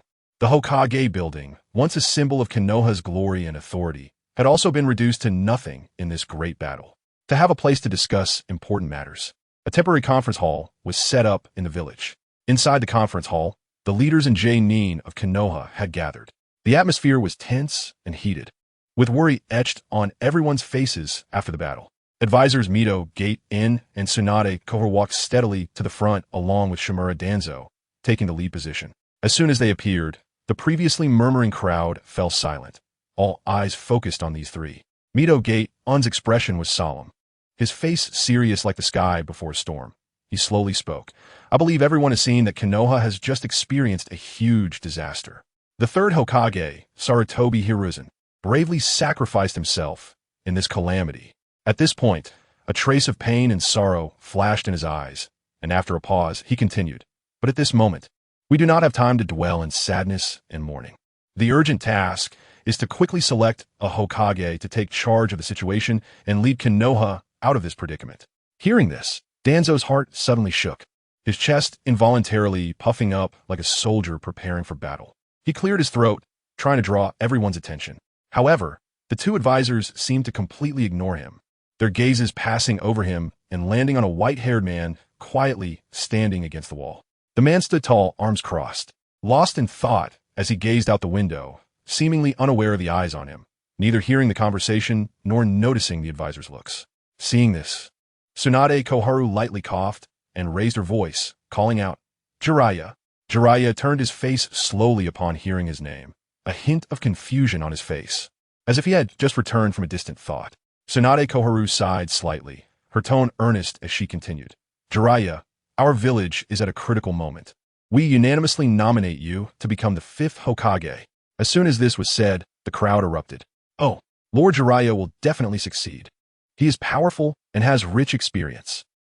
I support this. Lord Jiraiya will surely lead Konoha to new glory. Lord Jiraiya, please, we believe in you. Everyone spoke one after another, expressing their trust and support for Jiraiya, voices rising and falling. However, Danzo's face instantly darkened, his eyes darting around as he watched everyone nodding in agreement, feeling secretly furious, his teeth gritting. Jiraiya frowned slightly, taking 2 steps forward, gently shaking his head, and said seriously, I have other more important missions at hand. Besides, I am not suited to be Hokage. I simply do not have the patience or the ability to manage the village. Mito Gate-un's eyes widened in shock, filled with urgency as he shouted, Jiraiya, don't act impulsively. Konoha and all the villagers urgently need you. You bear the heavy responsibility of protecting Konoha.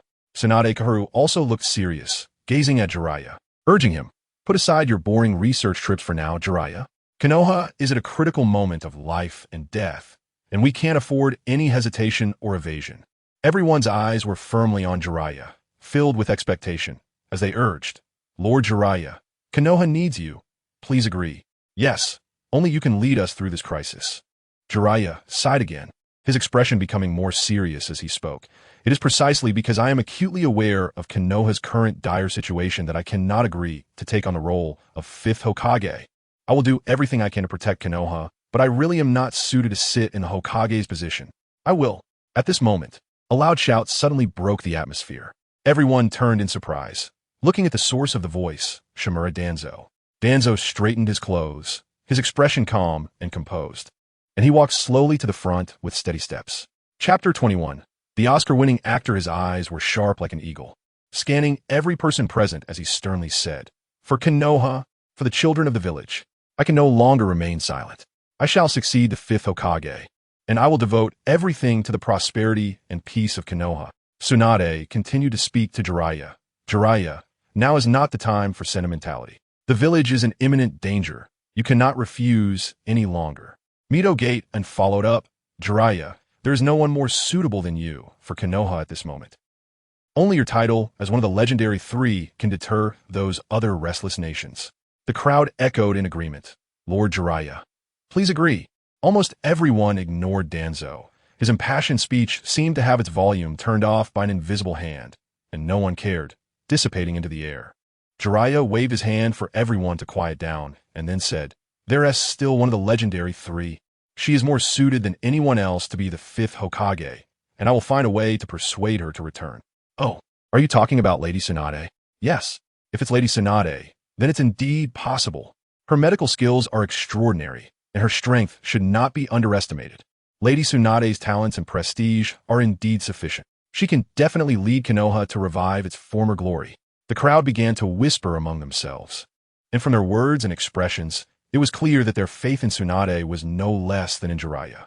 Tsunade and Mito Gate-in exchanged a glance, and in that moment, a hint of subtle cunning flashed in their eyes, like 2 old foxes whose schemes had succeeded.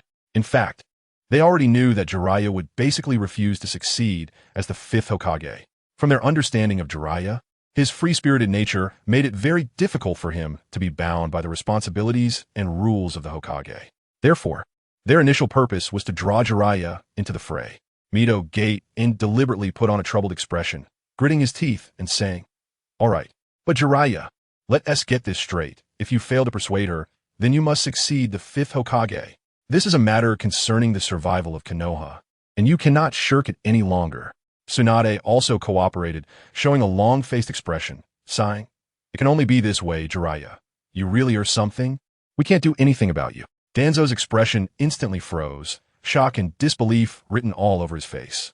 He stared blankly at Tsunade and Mito Gate-un, feeling as if a storm was raging in his heart, extremely unsettled. You didn't say this when you secretly met with me before. Didn't you swear that you were well aware Jiraiya would absolutely not agree to succeed the Hokage? We shared the same master, decades of brotherhood. Must you act this way with me? What else with this look of shock and helplessness on your faces? If it weren't for our prior meeting, I would almost believe it. No way. Did I fall under an illusion? Did I never meet with them secretly? Damn. Danzo hurriedly began to channel chakra to recite the release spell. Release. Wait. This isn't an illusion. I always thought Shimura Danzo, was a good actor, but I never expected that the real actors would be you all. Just as Danzo's spirits were low, Tsunade suddenly spoke. During the time before either Tsunade or Jiraiya officially takes over as the 5th Hokage, there must be someone temporarily leading everyone. Danzo still had a dazed expression, his spirits low. Mito gate and nodded. We had decided to temporarily elect a leader to act as the proxy Hokage. Everyone nodded in agreement, but as they discussed, they found there seemed to be no suitable candidates. Tsunade turned to Danzo and raised her voice. Our advisory group recommends Shimura Danzo as the proxy Hokage, temporarily responsible for handling Hokage duties.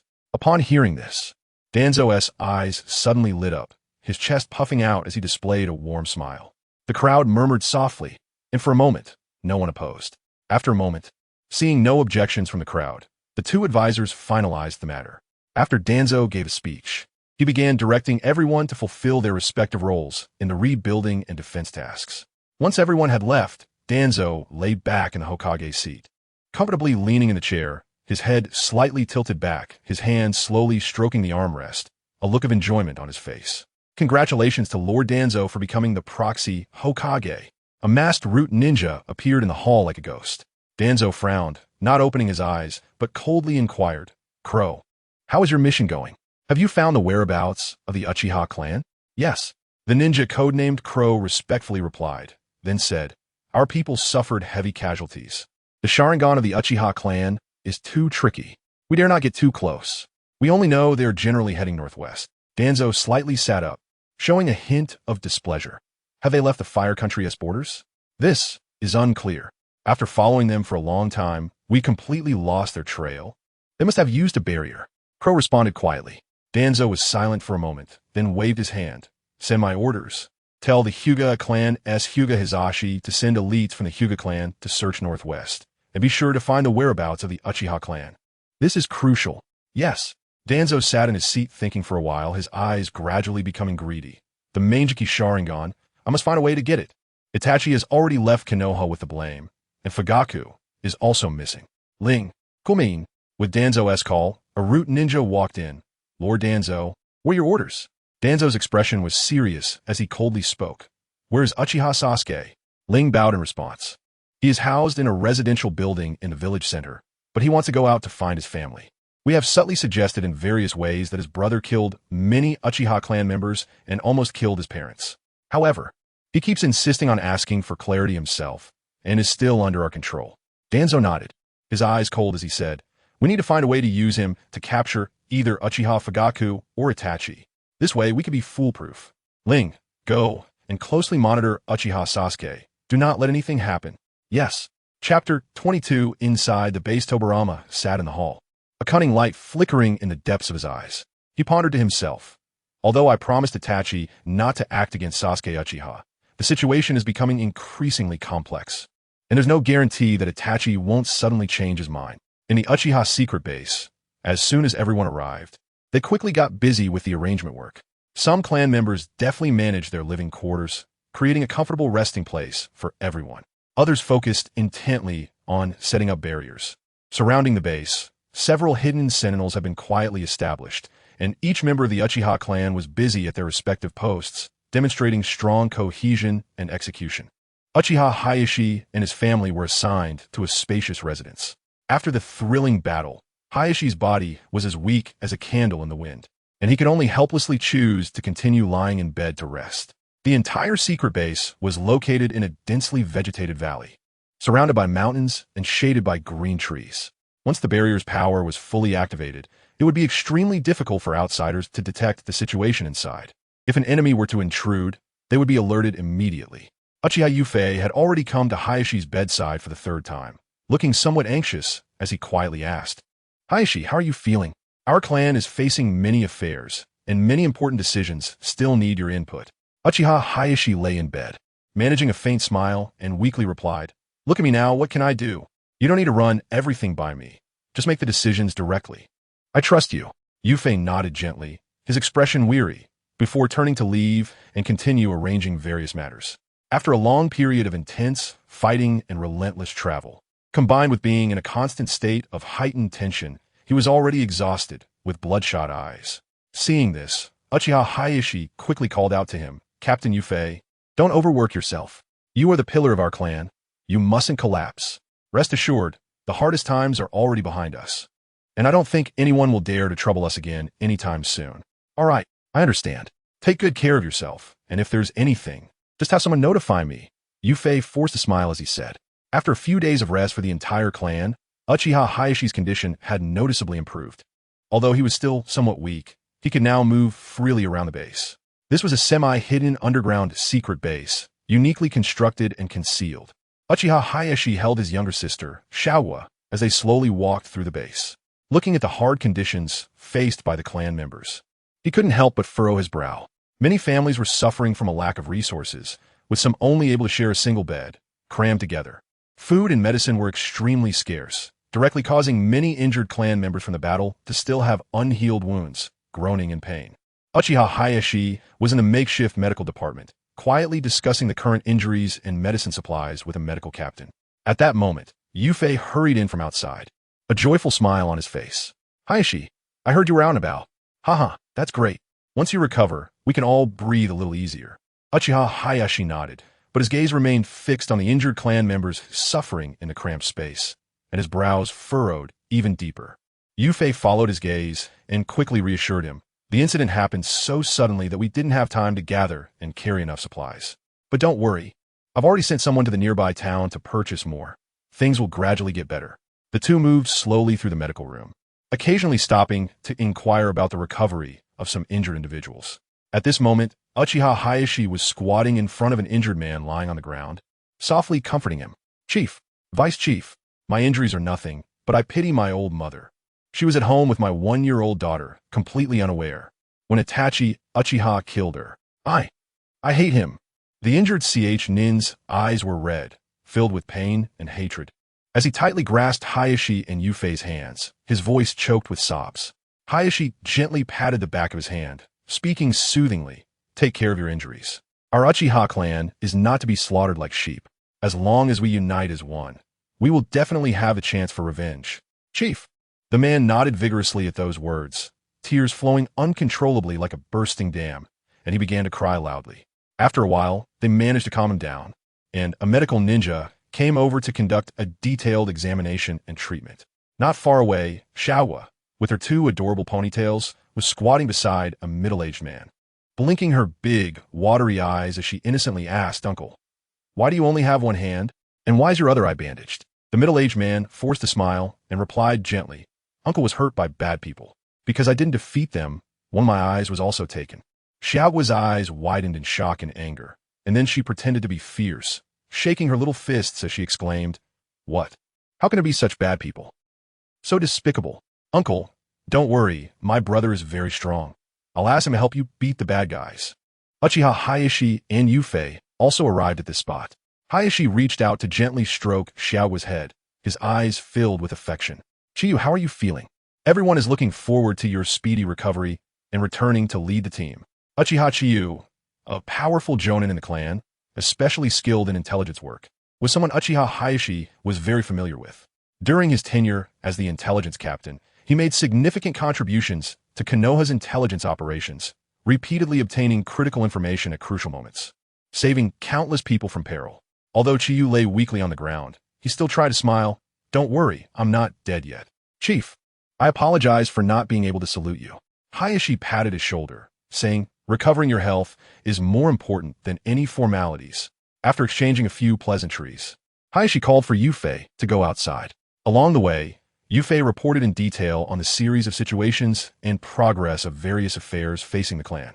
Unknowingly, the two reached the edge of the top of the stronghold, where the view was wide open, allowing them to overlook the lush surrounding mountains. Chapter 23 Clan meeting a gentle breeze brushed by, lifting their hair and the corners of their clothes, while Xiao Guo quietly stood beside them, tilting her head with curiosity as she watched the birds soaring freely in the sky.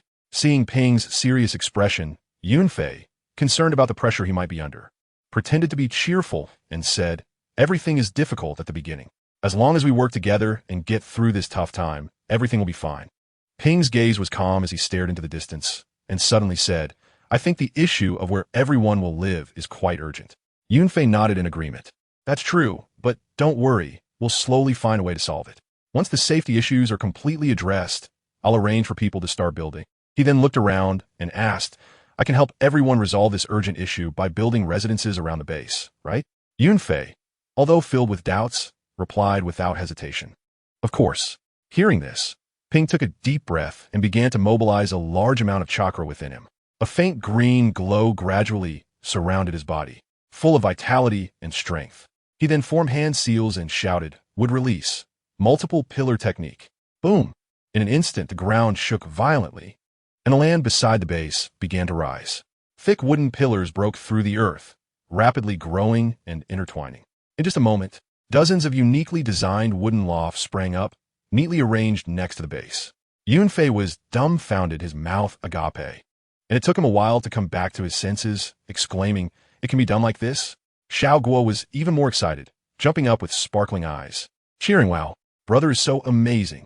I want to live in that pink little building. Ping let out a slow breath, a satisfied smile on his face. I haven't fully recovered yet, so I can only do this much for now. Yunfei, gather everyone for a family meeting. In the assembly hall, the firelight was dim and yellow. With about 100 members of the Uchiha clan densely gathered, the atmosphere oppressive and suffocating. Uchiha Ping and Uchiha Yunfei sat at the front, their expressions grave. Vice clan leader, please share the current situation of the clan. Uchiha Ping broke the silence, his voice echoing in the spacious hall. Yes. Yunfei stood up, his tall figure unable to hide his fatigue. He cleared his throat and slowly began to speak. After these few days of statistics and verification, there are still 503 Uchiha clan members alive who have come to this place, while 439 clan members have fallen forever on the land of Konoha, which was once regarded as home. As he spoke, Yunfei's voice trembled slightly, a hint of sorrow flashing in his eyes. He paused and continued, currently, there are still 120 clan members with combat capabilities, most of whom are gathered here, while a very small number cannot attend this meeting due to special tasks. In these past few days, everyone has been working tirelessly day and night, and our various defense and intelligence operations are gradually taking shape. According to the gathered intelligence, our biggest threat currently comes from Konoha and a mysterious man wearing a tiger-striped mask.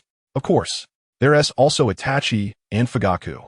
It is said that they have both awakened their Manjiki Sharingan. We must be particularly wary of this father-son duo's blades. No one knows when they will strike again. As soon as these words were spoken, the scene erupted like a boiling pot, with noise rising and falling. Everyone clenched their fists, their eyes filled with hatred and murderous intent. These two are inhuman. What could possibly justify their massacre of our entire clan, young and old? Why does heaven allow them to carry the name Uchiha? An elder shouted angrily, his voice hoarse from excitement. Damn it, our Uchiha clan clearly has 3 Manjiki Sharingan. Why has it come to this?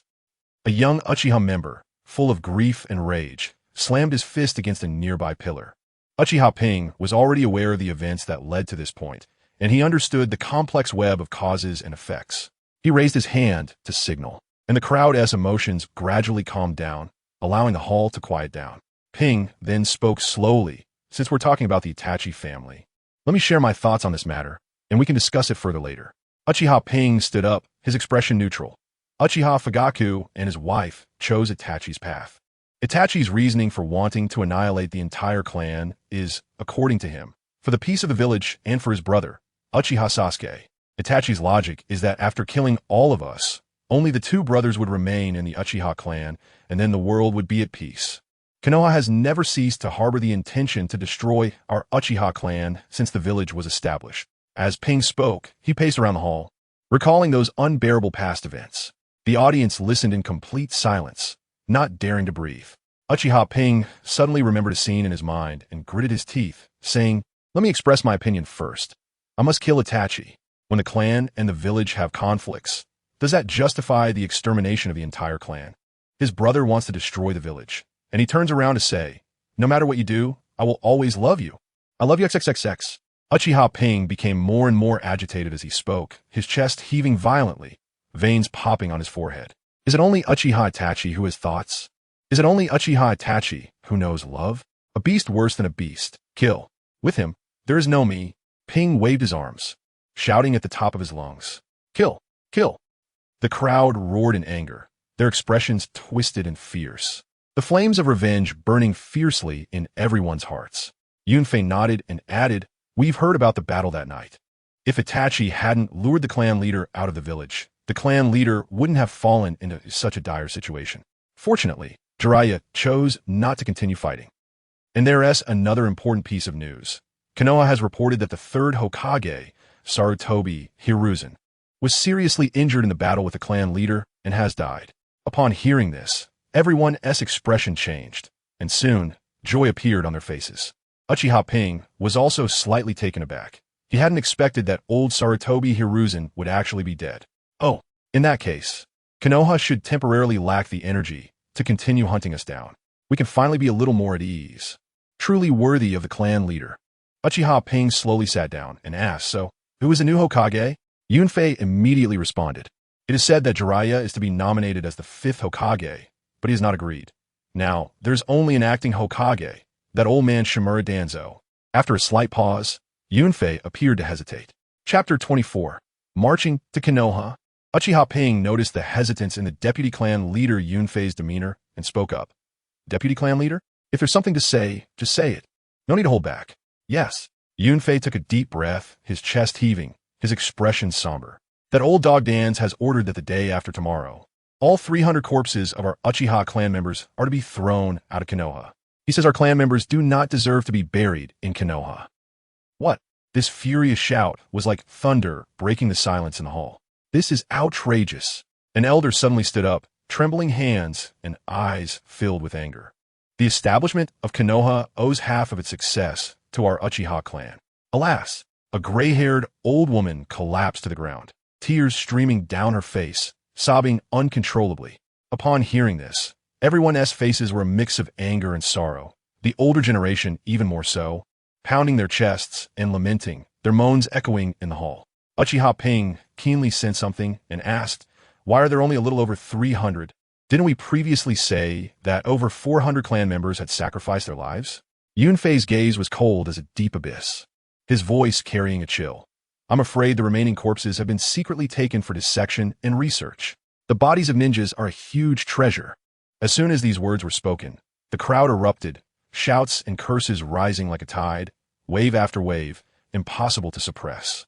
After all, among those unaccounted for corpses were many beloved relatives of those present, family members connected by blood. Yunfei looked at Ping, sighing helplessly. "I was afraid the situation would get out of control, so I hesitated to bring up this news." Ping lowered his head in thought for a moment, then stood up, his voice booming like a gong throughout the hall. Everyone quiet. Gradually, the crowd quieted down, but the fire of anger still burned fiercely in their eyes. "Everyone prepare. We will march to Konoha the day after tomorrow. We will bring our clan members' corpses back." Ping's voice was firm and powerful, resonating with determination. "Roar! March to Konoha!" The crowd erupted in a collective roar, the sound reverberating painfully in their ears. Their anger and fighting spirit fully ignited. Yunfei looked at Ping with concern, his brow furrowed. "Ping, isn't your body still recovering? Is it really wise to march to Konoha now?" Uchiha Ping gazed at the excited clan members, his eyes resolute, softly saying, "I should be about recovered by the day after tomorrow. Besides, if I don't recover, will Konoha recover? If we continue to wait and abandon our clan members' corpses, it will severely dampen morale. It won't be beneficial for the unity and development of the family in the future. Moreover, if we allow Konoha to get away with this disgrace, how will our Uchiha clan stand in the ninja world in the future?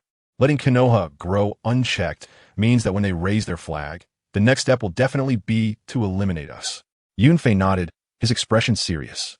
He was certainly not naive and understood that yielding and retreating would not bring understanding and peace, but instead invite more ruthless oppression and slaughter. "Then let's draft a detailed combat plan later," Yunfei said solemnly. Uchiha Ping thought for a moment, then said, "Let's proceed with the vanguard plan. Not everyone needs to go.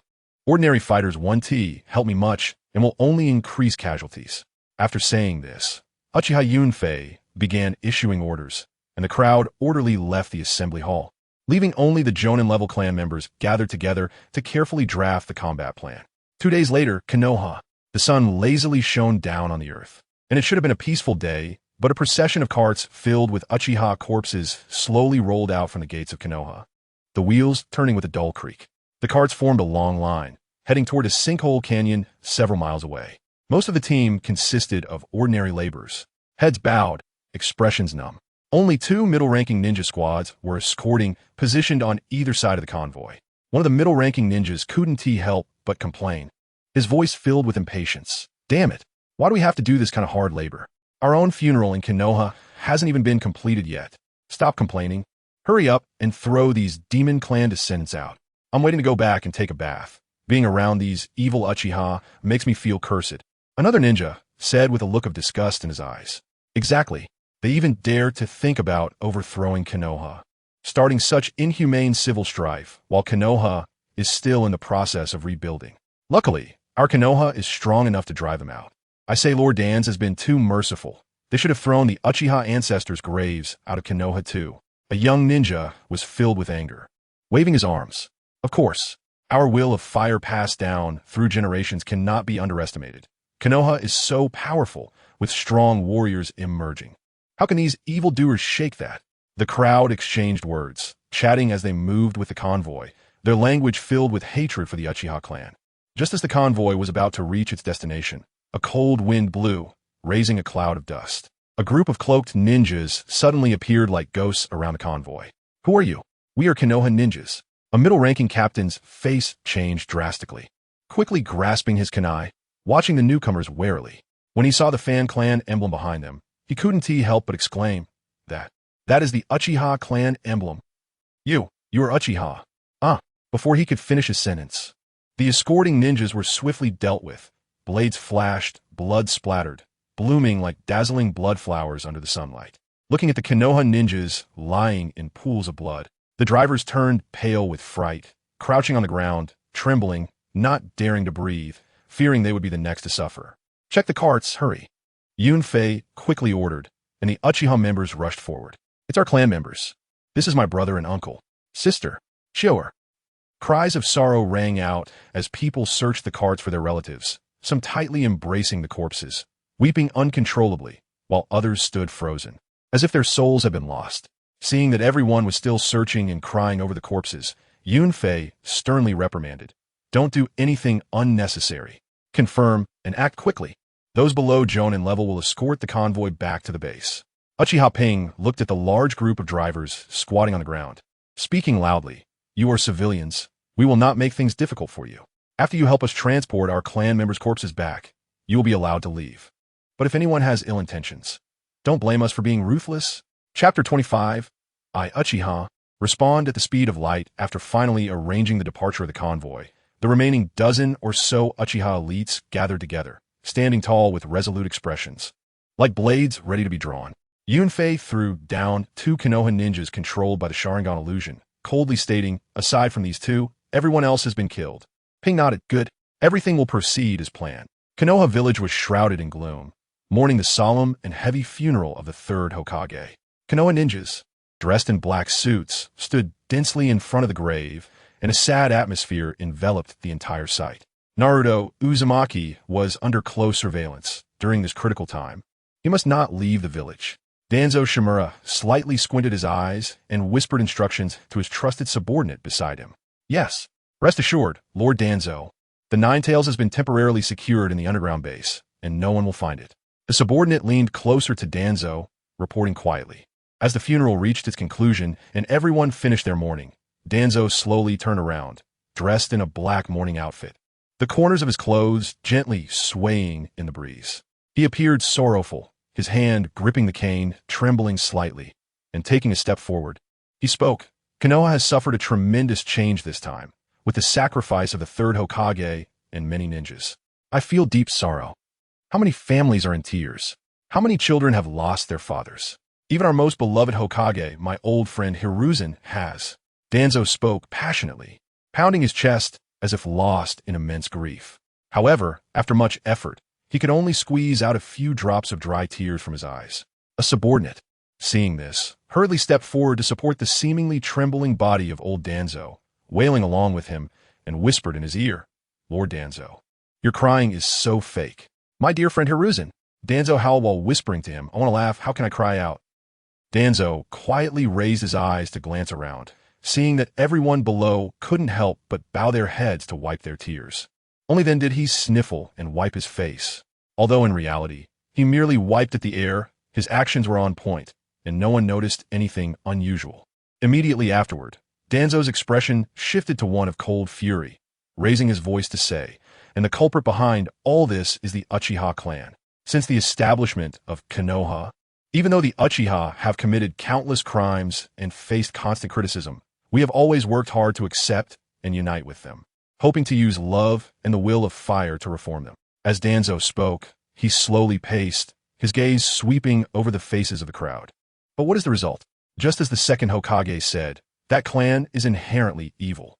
At this moment, a Jonin couldn't help but speak up. Acting Hokage, you must be cautious with your words. Many things about the Uchiha clan are still unclear, and they have made many contributions to Konoha. Uchiha Kakashi Itachi and countless Uchiha heroes have sacrificed for Konoha. Foolish, Danzo suddenly bellowed, angrily interrupting the Jonin, then scanning the entire room, he spoke loudly. Let's think back. Uchiha Madara was the one who incited the Uchiha clan to defect from Konoha. It was the personality charm of the first Hokage that persuaded them. In that great war, even if you haven't witnessed it, you can look at the terrain near the Valley of the End, right? That was a disaster capable of destroying Konoha. If it weren't for the first Hokage defeating Uchiha Madara, Konoha would have long since been gone. Danzo's voice reverberated in the air, carrying a strong infectiousness. Upon hearing this, the crowd fell into deep thought, and the scene fell silent, with no one daring to voice objections. Danzo's eyes widened in anger, seemingly ready to spit fire, and continued. Has the Uchiha clan's ambition for a coup and to dominate Konoha ever ceased? Who controlled the Nine Tails to attack Konoha 48 years ago? How did the fourth Hokage die? Now, these countless tombstones before us are a gift from whom? How did the third Hokage die?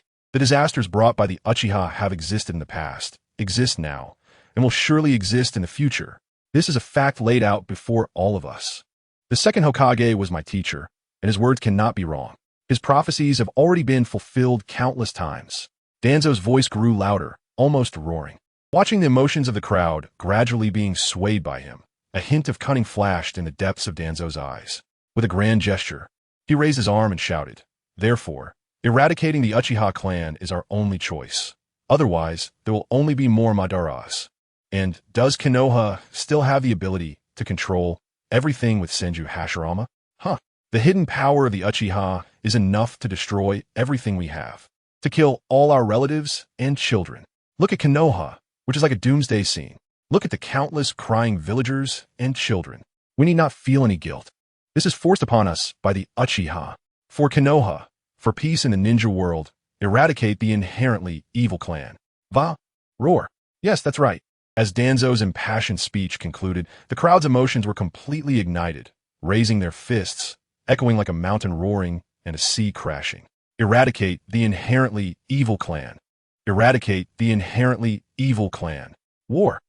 Just as the crowd's frenzied shouts reached a climax, a blinding light suddenly flashed across the sky.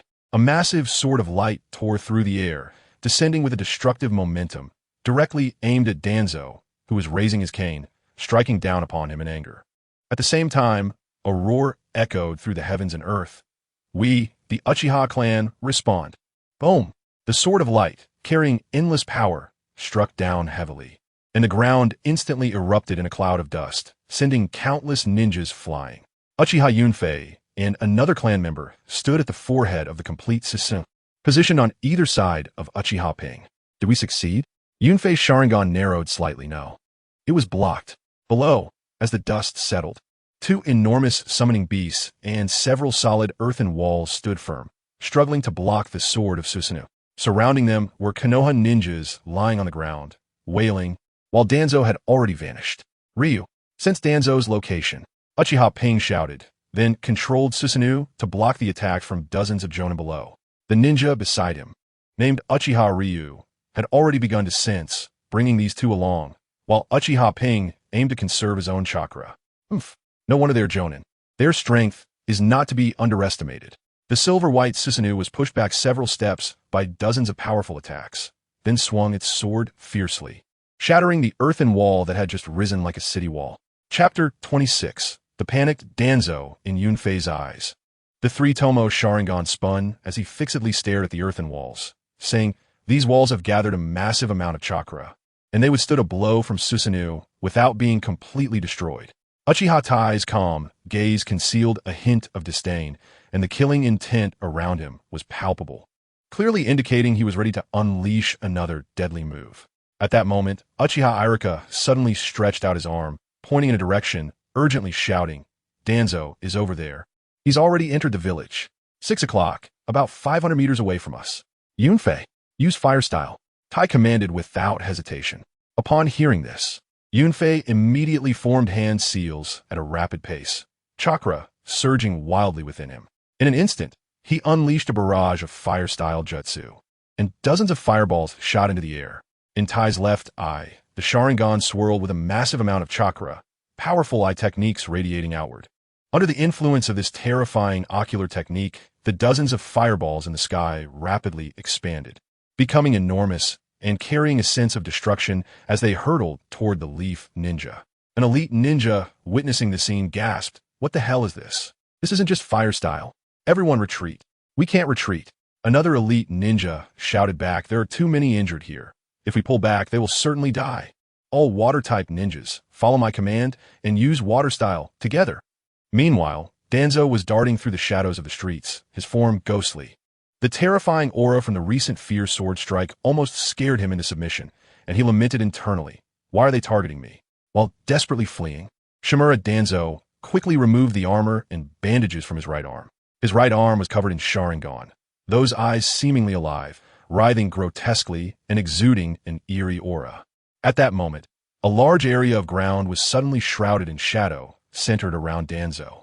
Terrified, he looked up to see a gigantic silver-white Susanoo descending from the sky, its massive body resembling a towering mountain, exuding an unstoppable force.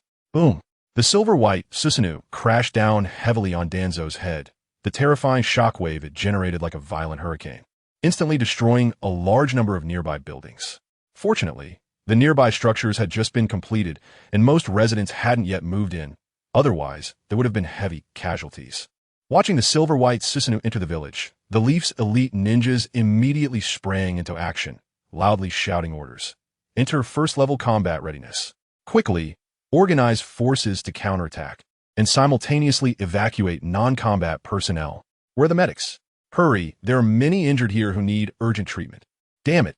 Why are these evil Uchiha causing such chaos again? Help! My leg! Demons! I will kill you all." Lord Danzo is right.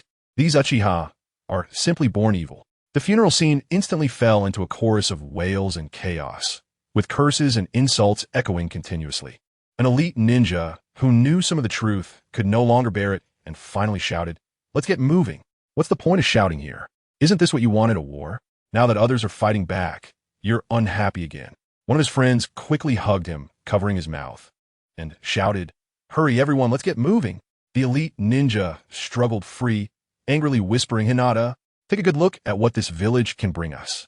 Have you forgotten how Nichijou died?" "Shut up." Hinata's Byakugan suddenly flared open, cold light flashing in his eyes as he scolded. His chest heaved violently, clearly agitated. After a moment, he spoke in a low voice, "Some things should never be said in public. They will bring us endless trouble, even catastrophe. Do you understand? We are not the kind of people who fear for our lives and dare not speak out. At worst we—" Hinata, with a face full of anger, stepped close to the elite ninja, gritting his teeth, stopped talking. Seeing his friend's expression gradually become despondent, Hinata closed his eyes slightly, calming his emotions, and then softly said, "If it were just us, what fear is there in death? But don't forget, you still have family, and I am the head of the Hyuga clan. I cannot let a moment of impulse bring disaster to my clan." Yunfei looked down at the bloody bodies on the ground, his face cold and stern, snorting, "Humph. Danzo the old dog, you have your day today." This old dog Danzo is truly a coward. He actually ran back into the village.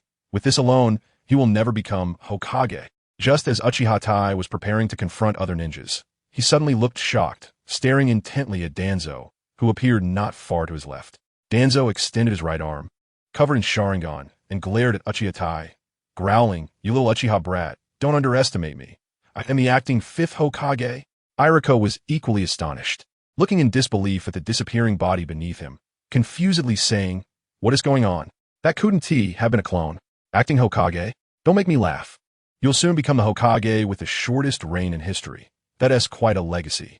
Tai reacted quickly, immediately controlling Susanoo to slash fiercely at Danzo. With a loud roar, the powerful impact created a deep chasm in the ground, and Danzo was once again slashed into a massive pit. Irika's face broke into a delighted smile. Good. Finally killed him. Tai's kaleidoscope Sharingan fixed on the deep fissure in the ground, his expression shifting. He slowly shook his head and said, Irika, immediately sensed Danzo's location. He is not there. Irika looked puzzled at the fissure, but the scene before him made him swallow the rest of his words. There. Irika quickly pointed in a direction. Tai immediately manipulated Susanoo to pursue Danzo. And on the way, those leaf ninjas who dared to obstruct were ruthlessly defeated by Susanoo's overwhelming power. Wherever they passed, large buildings crumbled, raising clouds of dust. Yunfei frowned, watching Danzo flying ahead, filled with worry. He is escaping outside the village. This is clearly an attempt to lure us out. Tai, should we continue the pursuit? Will affect our plan. Chapter 27. The immortal Danzo Ping Weiwei squinted his eyes, lost in brief contemplation.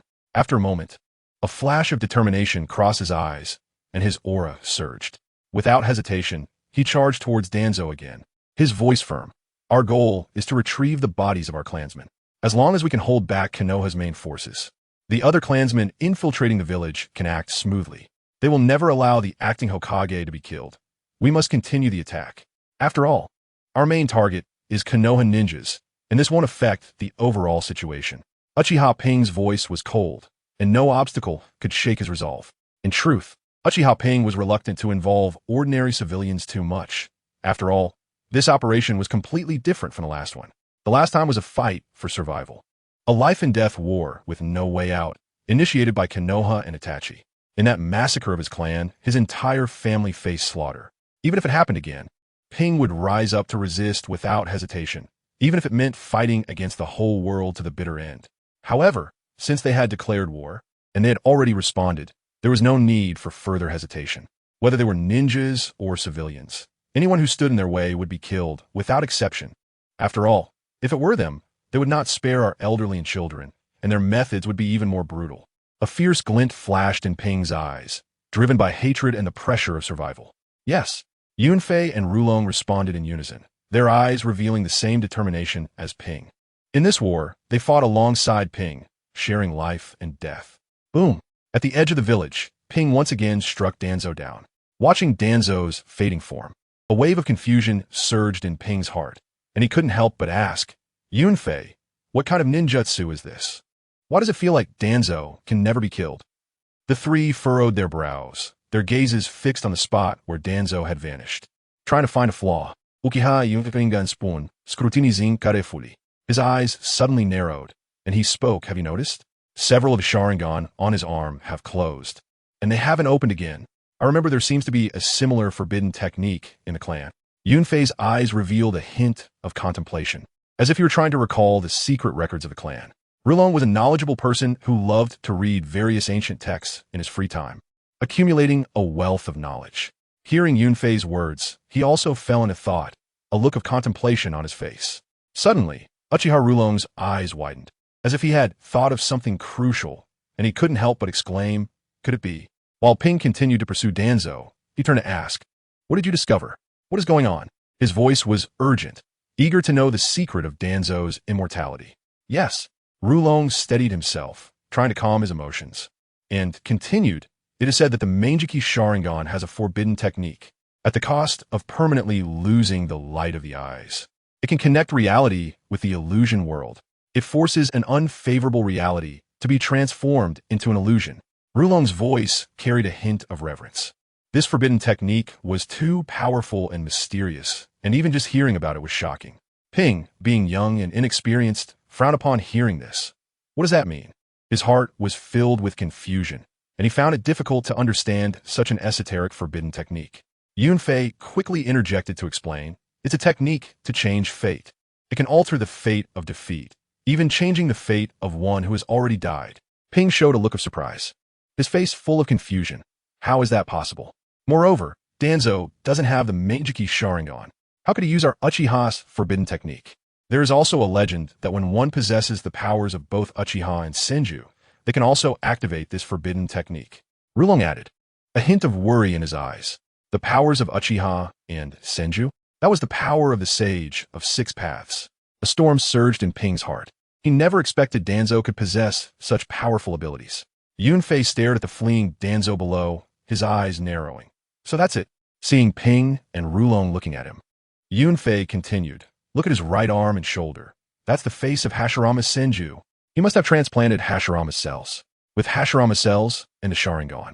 It seems the Nine Tails is also his target. The silver-white Susanoo fiercely stomped on Danzo, and with a loud bang, Danzo transformed into a puff of white smoke. Shadow clone, huh? Not just that. Danzo's voice echoed from the air, and he appeared at the same height as the silver-white Susanoo. He quickly formed hand seals and then took a deep breath. Wind release. Vacuum great sphere. As he moved, a violent wind, filled with a massive amount of chakra, howled out, directly attacking Susanoo's chest. Whoosh! The strong wind impacted Susanoo, causing its movements to pause momentarily. Seeing this, Ping coldly snorted, "Humph. Old dog, let's see how many lives you have." In just a moment, Susanoo swung the long sword in its hand, cleaving through the vacuum great sphere and Danzo himself. The powerful sword energy lifting a section of the ground and kicking up a cloud of dust. Now's our chance, Sealing Team, Danzo shouted from the top of a distant tree, raising his voice. Surrounding Konoha ninjas quickly formed the same hand seals, and in an instant, a massive chakra barrier appeared in the sky. The barrier was covered with numerous mysterious patterns, which flickered with strange light, enveloping the silver-white Susanoo in the blink of an eye. Ping immediately commanded Susanoo to keep attacking the surrounding barrier. Each strike produced immense, destructive power. Yet most of the attacks were blocked by the sealing barrier. The residual waves that were blocked were also intercepted by countless Konoha ninjas using various ninjutsu and defensive techniques. Batch after batch of Konoha ninjas fell under Susanoo's assault, yet they continued to charge forward without retreating. The sealing barrier remained strong due to everyone's efforts, and as time passed, it grew tighter, soon pressing down on the silver-white Susanoo, greatly hindering its movements. Chapter 28. The power of Konoha. Yunfei anxiously scanned the surroundings, unable to suppress his gritted teeth. Such a strong sealing technique. I was careless. Our attention was entirely on Danzo, and we actually fell into this extremely difficult-to-set trap. His face was filled with regret. They had thought that once they dealt with Danzo, they could take control of the situation, but they did not expect to be caught in the enemy's scheme. Shimura Danzo sneered. Evil Uchiha, don't underestimate our will of fire. This is a sealing technique performed by hundreds of ninjas, enough to suppress tailed beasts. Uchiha Hei retorted loudly. Don't you find it laughable? Our Uchiha clan is not even 1% as evil as you. How many of our clan's eyes have you gouged out with that arm of yours? How many corpses have you dismembered, and how many human experiments have you conducted? Upon hearing this, Danzo's expression changed instantly, but quickly returned to a righteous facade as he hurriedly said, "Humph. To deal with the inherently evil Uchiha. For Konoha, for the peace of the ninja world, don't say just an arm. Even if I have to sacrifice my life, so be it." Danzo tried to use these grandiose words to cover up his crimes, beautifying his actions as righteous deeds. You Konoha really are a breeding ground for hypocritical sophists. But what does it matter how well you can spin words? Do you have the strength? Today, you cannot escape death. Hei mocked mercilessly, his eyes filled with a determined killing intent. He would not let this enemy go. Hei manipulated his Susanoo to fiercely resist the sealing technique above him. Rulong, deep in thought, spoke up. This sealing technique seems to be very restraining against chakra. Susanoo is just a massive chakra body. Shimura Danzo raised his right arm, glancing at the few remaining Sharingan, and taunted, "You little Uchiha are quite tough. Captured yet still spouting nonsense. I will take your Sharingan." Suddenly, Uchiha Hei dispelled the giant silver Susanoo and charged towards the caster with Yunfei and Rulong. Danzo was taken aback and hurriedly shouted, "Don't let them destroy the sealing technique. Everyone, hold them within the light shield. As long as they cannot use Susanoo, we can defeat them. For Konoha, kill, kill." The earth-shattering shouts of killing rose as a large number of Konoha ninjas charged at the three Uchiha. Their eyes were filled with determination, willing to sacrifice their lives to protect Konoha. Uchiha Hei coldly said, "Naive, even without using Susanoo, I can still annihilate you. Uchiha has Sharingan. They are too strong in close combat. Use ninjutsu and shuriken attacks. A Konoha ninja shouted. Following his command, a myriad of ninjutsu and countless weapons surged toward the three, creating a spectacular scene. Hei raised his hand to stop the two from attacking. He quickly formed hand seals and chanted, "Would release, advent of the trees." In an instant, countless gigantic vines erupted from the ground like a tsunami, wildly growing and swallowing all attacks in the blink of an eye, then continued to strike at the surrounding Konoha ninjas, leaving devastation in their wake. Would release, wood dragon technique. Hei quickly used another ninjutsu, and two massive wooden dragons soared into the sky, rampaging through the crowd, causing Konoha ninjas to flee in panic. Then, these two wooden dragons roamed above the light shield, continuously absorbing the chakra of the sealing technique, growing larger and causing increasingly violent impacts against the sealing technique. Not good. The technique is weakening. A Konoha ninja shouted in terror. That is the first Hokage's wood dragon. They are absorbing the technique's chakra, taking advantage of the situation. The three Uchiha charged into the crowd, their blades glinting with cold light, and wherever they went, Konoha ninjas fell. Looking at the fearless Konoha ninjas charging forward, Uchiha Hei called out, "Yunfei Rulong, use fire release." The three quickly gathered, back to back, forming a tight combat formation. After a series of battles, Yunfei and Rulong were already injured, their clothes torn and stained with blood, but their eyes still revealed a resolute fighting spirit. Fire release, great fireball technique. Fire release, great fire extinguishing. Yunfei and Rulong simultaneously unleashed their fire release techniques, and with the enhancement of Hei's left eye's power. The potency of these two techniques was greatly amplified, as if two raging seas of fire surged toward the Konoha ninjas. In an instant, flames soared to the sky, waves of heat rolled forth, and the Konoha ninjas tried to defend themselves, although many fell into the sea of fire. Large numbers of ninjas rushed forward without hesitation to fill the gaps. The three wielded their blades, continuously fighting in the crowd, their figures weaving through firelight and smoke.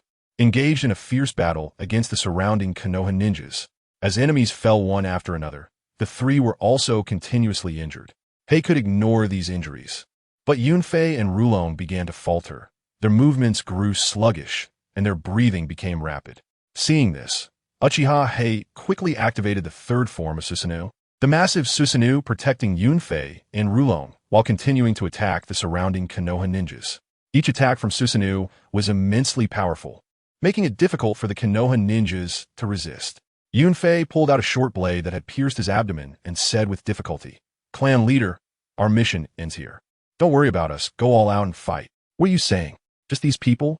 It's not enough for us to sacrifice our comrades." Hei firmly replied. In his heart, the safety of his comrades was paramount, and he would never easily abandon anyone. After Hei spoke, his Manjiki Sharingan focused, and the complete silver Susanoo rose again, emanating a powerful aura, like an immovable mountain. The long sword in Susanoo's hand glimmered with cold light, shattering the wavering light shield with a single strike, the immense power shaking the surrounding air. In the terrified gaze of Shimura Danzo, the silver Susanoo, accompanied by two giant dragons, swiftly charged toward him. Danzo's face was filled with shock, but he did not give up resisting. He hurriedly formed seals to perform a forbidden technique.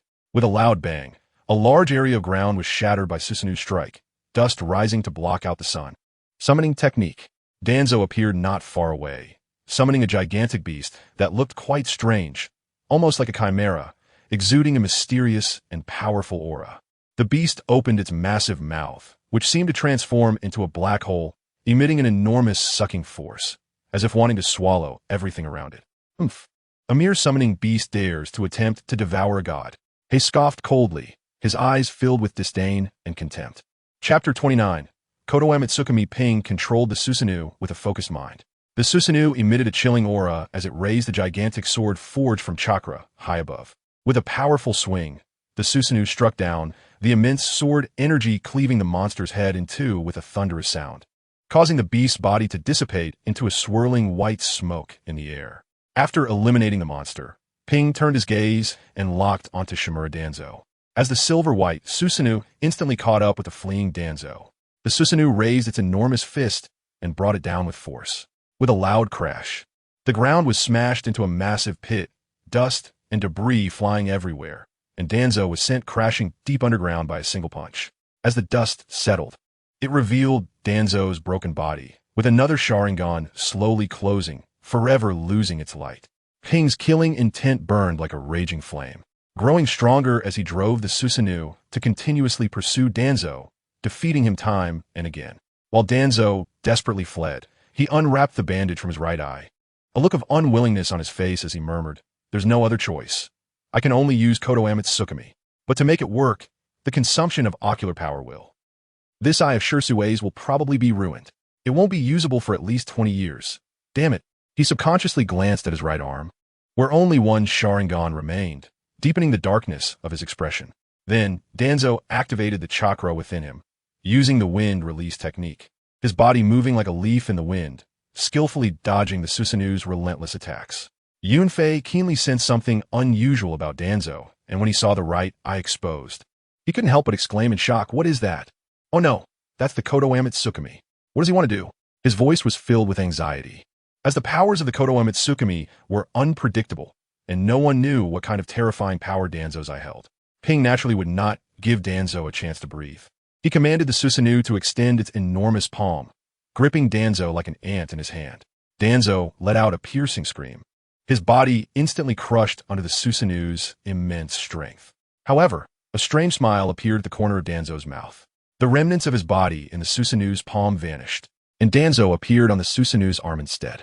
Gasping for breath, his chest heaving violently, he glared fiercely at Ping, Yunfei, and Rulong, sneering, "Evil Uchiha. Your slaughter must come to an end." At that moment, the once agile, silver-white Susanoo suddenly froze in place, leaving the people of Konoha in confusion as they looked up at the unfolding situation. "Is that Lord Danzo?" Someone murmured in the crowd. "It's Lord Danzo, stopping Uchiha Ping." Another voice shouted excitedly. The crowd erupted in cheers. "We won." Roar. "We won." The people of Konoha cheered like a tidal wave, embracing each other in tears. Uchiha Yunfei and Rulong called out in shock to Ping. "Clan leader, what's wrong with you?" Yunfei shouted anxiously. Rulong roared in anger, "Damn it. Old dog Danzo, what have you done to the clan leader?" At this moment, Ping fell into a strange state, murmuring, "Konoha is the precious legacy of our ancestors. Danzo is the hero who protects everyone, the inheritor of the will of fire." "The will of fire? I am Uchiha Ping. How could I acknowledge that which countless ancestors protected? No. What I want to protect are my family." Ping's expression was one of deep struggle, as if he was engaged in a fierce battle against an invisible force. Yunfei was horrified, watching Ping's pained and struggling expression, his heart tightening as he growled. "Is an illusion technique."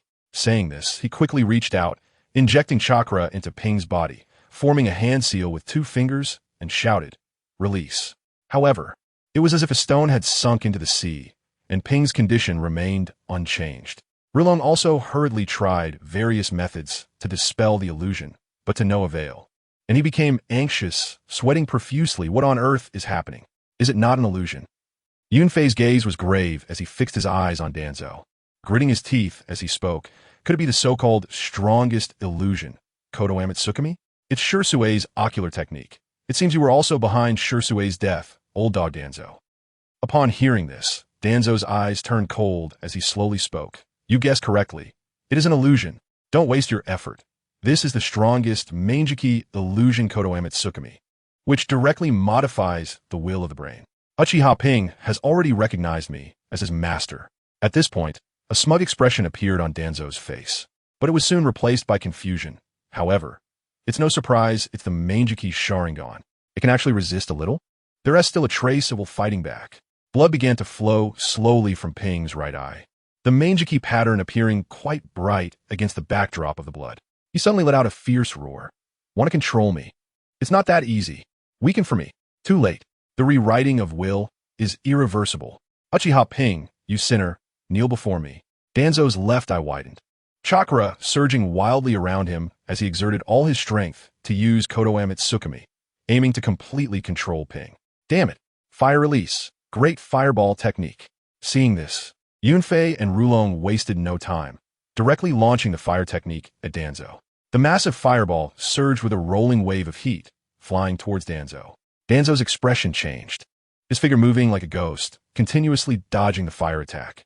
The Susanoo slashed out with its sword, the powerful sword energy instantly defeating the many ninjas who had gathered to perform sealing techniques.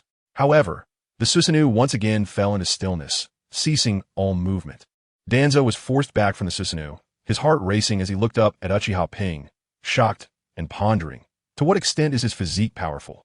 Even the full power of Konoha Ninjas can't completely rewrite his will. Yunfei anxiously watched Ping, whose right eye was bleeding profusely, his voice trembling as he repeatedly called out, "Clan leader, are you okay?" Ping gasped for breath, struggling to respond. "I've temporarily weakened Konoha Ninjas' effect on my will. Don't let the enemy find out."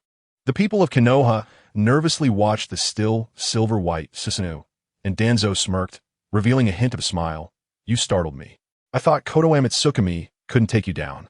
To ensure everything is foolproof, the sealing team is prepared." Chapter 30, Danzo. It's time to set off, just as Danzo let out a sigh of relief and prepared to command everyone to seal the Susanoo and bring peace. The silver-white Susanoo suddenly moved without warning. A flash of cold light appeared, and with endless killing intent, it swung its sword down towards Danzo, who was filled with terror. Good. All the Sharingan in Danzo's arms have closed. He can no longer be revived. Ha! Yunfei exclaimed excitedly, watching as Danzo was buried beneath the sword of Susanoo. Lord Danzo! Damn it! This evil Uchiha! The Konoha ninjas were all shocked, stunned by this sudden turn of events, and immediately began to launch their attacks. However, their attacks struck the fully formed Susanoo's hard body like mosquito bites, causing little damage. At that moment, Rulong suddenly changed his expression, pointing in one direction and hurriedly speaking. "Danzo is not dead. Over there. How could this be?" The forbidden technique he used could not be activated without the Sharingan. Rulong's face was filled with confusion and shock, his eyes wide with disbelief. "I see. Ping, it seems Danzo used Shurisue's Manjiki Sharingan." Yunfei realized and turned to say. Upon hearing this, Susanoo suddenly swung its hand fiercely, unleashing a violent force that, like a surging tide, violently sent the surrounding Konoha ninjas flying. Immediately after, the massive Susanoo took steps toward the direction Danzo fled. Ping gritted his teeth. What a sacrifice. Danzo, how could he be so strong? No wonder he could kill Hizashi back then. Danzo desperately fled under the shade of trees. The fallen leaves at his feet stirred by his frantic steps, and he kept coughing up blood, looking utterly disheveled. His right eye's Sharingan slowly closed, its vitality swiftly fading, forever losing its light. Boom! The silver-white Susanoo swung its giant sword like a lightning bolt across the sky, sweeping through the trees above Danzo's head. The sound of breaking branches rang out, and the ground shook violently, as if the entire world trembled under this force. Danzo hid in the swirling dust, surrounded by shurikens infused with wind chakra, which he had set as a trap to counteract the Sharingan's ability to see chakra, aiming to make it difficult for Uchiha Ping and the others to locate his exact position. Panting heavily, Danzo's every breath sounded like a worn-out bellows. He struggled to raise his head, desperately looking up through the dust at the imposing Susanoo above him. An endless fear and unwillingness surged in his heart. Am I going to die too? Hizashi. No, I will never give up. I haven't become Hokage yet. How can I die? Ping was preparing to launch a carpet bombing attack to completely destroy this area and flush Danzo out. Just then, dozens of Danzo clones suddenly burst forth from the dust, frantically fleeing in all directions. Yunfei coldly said, "Shadow clone? You really are ugly, Danzo. Using shadow clones in such a weakened state is just seeking your own death." Then, Yunfei turned to Ping, urgently saying, "Ping, you go intercept the Konoha army coming from behind. Your attack method is not suitable for dealing with an enemy who is desperately trying to escape. That old dog Danzo will definitely use the chaos you create to escape more easily." After saying that, Yunfei and Rulong quickly formed hand seals, each creating several clones that shot toward the dozens of Danzo clones like arrows released from a bow. Soon, the mountains echoed with the crisp sounds of blades clashing, and sparks from metal friction flickered in the dim forest. Danzo's clones ultimately struggled to withstand the attacks of Yunfei and Rulong and were quickly eliminated, dissipating into clouds of white smoke in the air. Meanwhile, Uchiha Ping turned around to face the Konoha ninjas pouring in like a tide from behind. Susanoo raised its giant sword again and swung a few strikes at the enemy forces, the terrifying sword aura tearing through the air, causing mountains to crumble and the Konoha ninjas to be unable to withstand the fierce attacks, retreating in panic, their faces filled with fear and anger. After a fierce battle, Ping was also panting, his face slightly pale, the excessive consumption of chakra leaving him somewhat weary. At that moment, Ping dispelled Susanoo, his figure flashing as he rushed in the direction he sensed. Just as Yunfei had predicted, Danzo, after using the shadow clones that split his chakra, became even weaker, and not long after, he stumbled, almost unable to stand. In such a state, he was no match for Yunfei and Rulong, desperately fleeing for his life. As Danzo ran, he kept coughing up blood, the bright red liquid flowing from the corner of his mouth and dripping onto the ground behind him. Damn it, my escape route is blocked.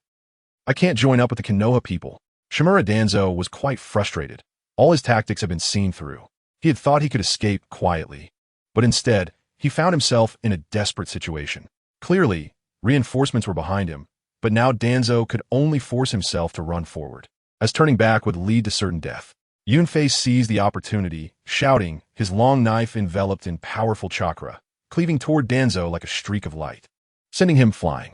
Looking at the disheveled Danzo on the ground, Yunfei mocked. You thought you were clever, trying to use everyone to restrain us, to escape alone. But you fell into such a deadlock. This is called being too clever by half, old dog Danzo. Rulong couldn't help but chuckle.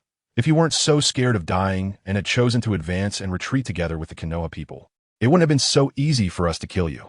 Danzo half knelt on the ground, his expression withered, gasping like a bull, his breathing accompanied by violent coughing. There are so many Konoha ninjas. Soon my subordinates will come to reinforce me. Old dog Danzo, it's time to go. Suddenly, a cold voice pierced through the air. Uchiha Ping appeared like a ghost, rushing directly toward Shimura Danzo. How could this be? Aren't you supposed to deal with the Konoha army? Danzo's face instantly lost all color, turning ashen upon seeing Uchiha Ping charging at him. Danzo nearly bit his teeth to pieces, using his last bit of strength to force himself to rise. Just at this critical moment, two figures arrived behind. Seeing the scene before them, they were shocked to find Shimura Danzo on the verge of being killed. The newcomers exclaimed urgently, Ping, stop. However, it was already too late. The long knife in Uchiha Ping's hand directly pierced Shimura Danzo, blood flowing down the blade, pooling into a crimson puddle on the ground. Danzo's face twisted in pain, his single eye bulging as if it might pop out. He reached out to grab Ping's hand holding the knife and seized Ping's shoulder with his other hand. He wanted to claw the enemy. He wanted to perform a self-destructing sealing technique, but he found he didn't even have the strength to scratch.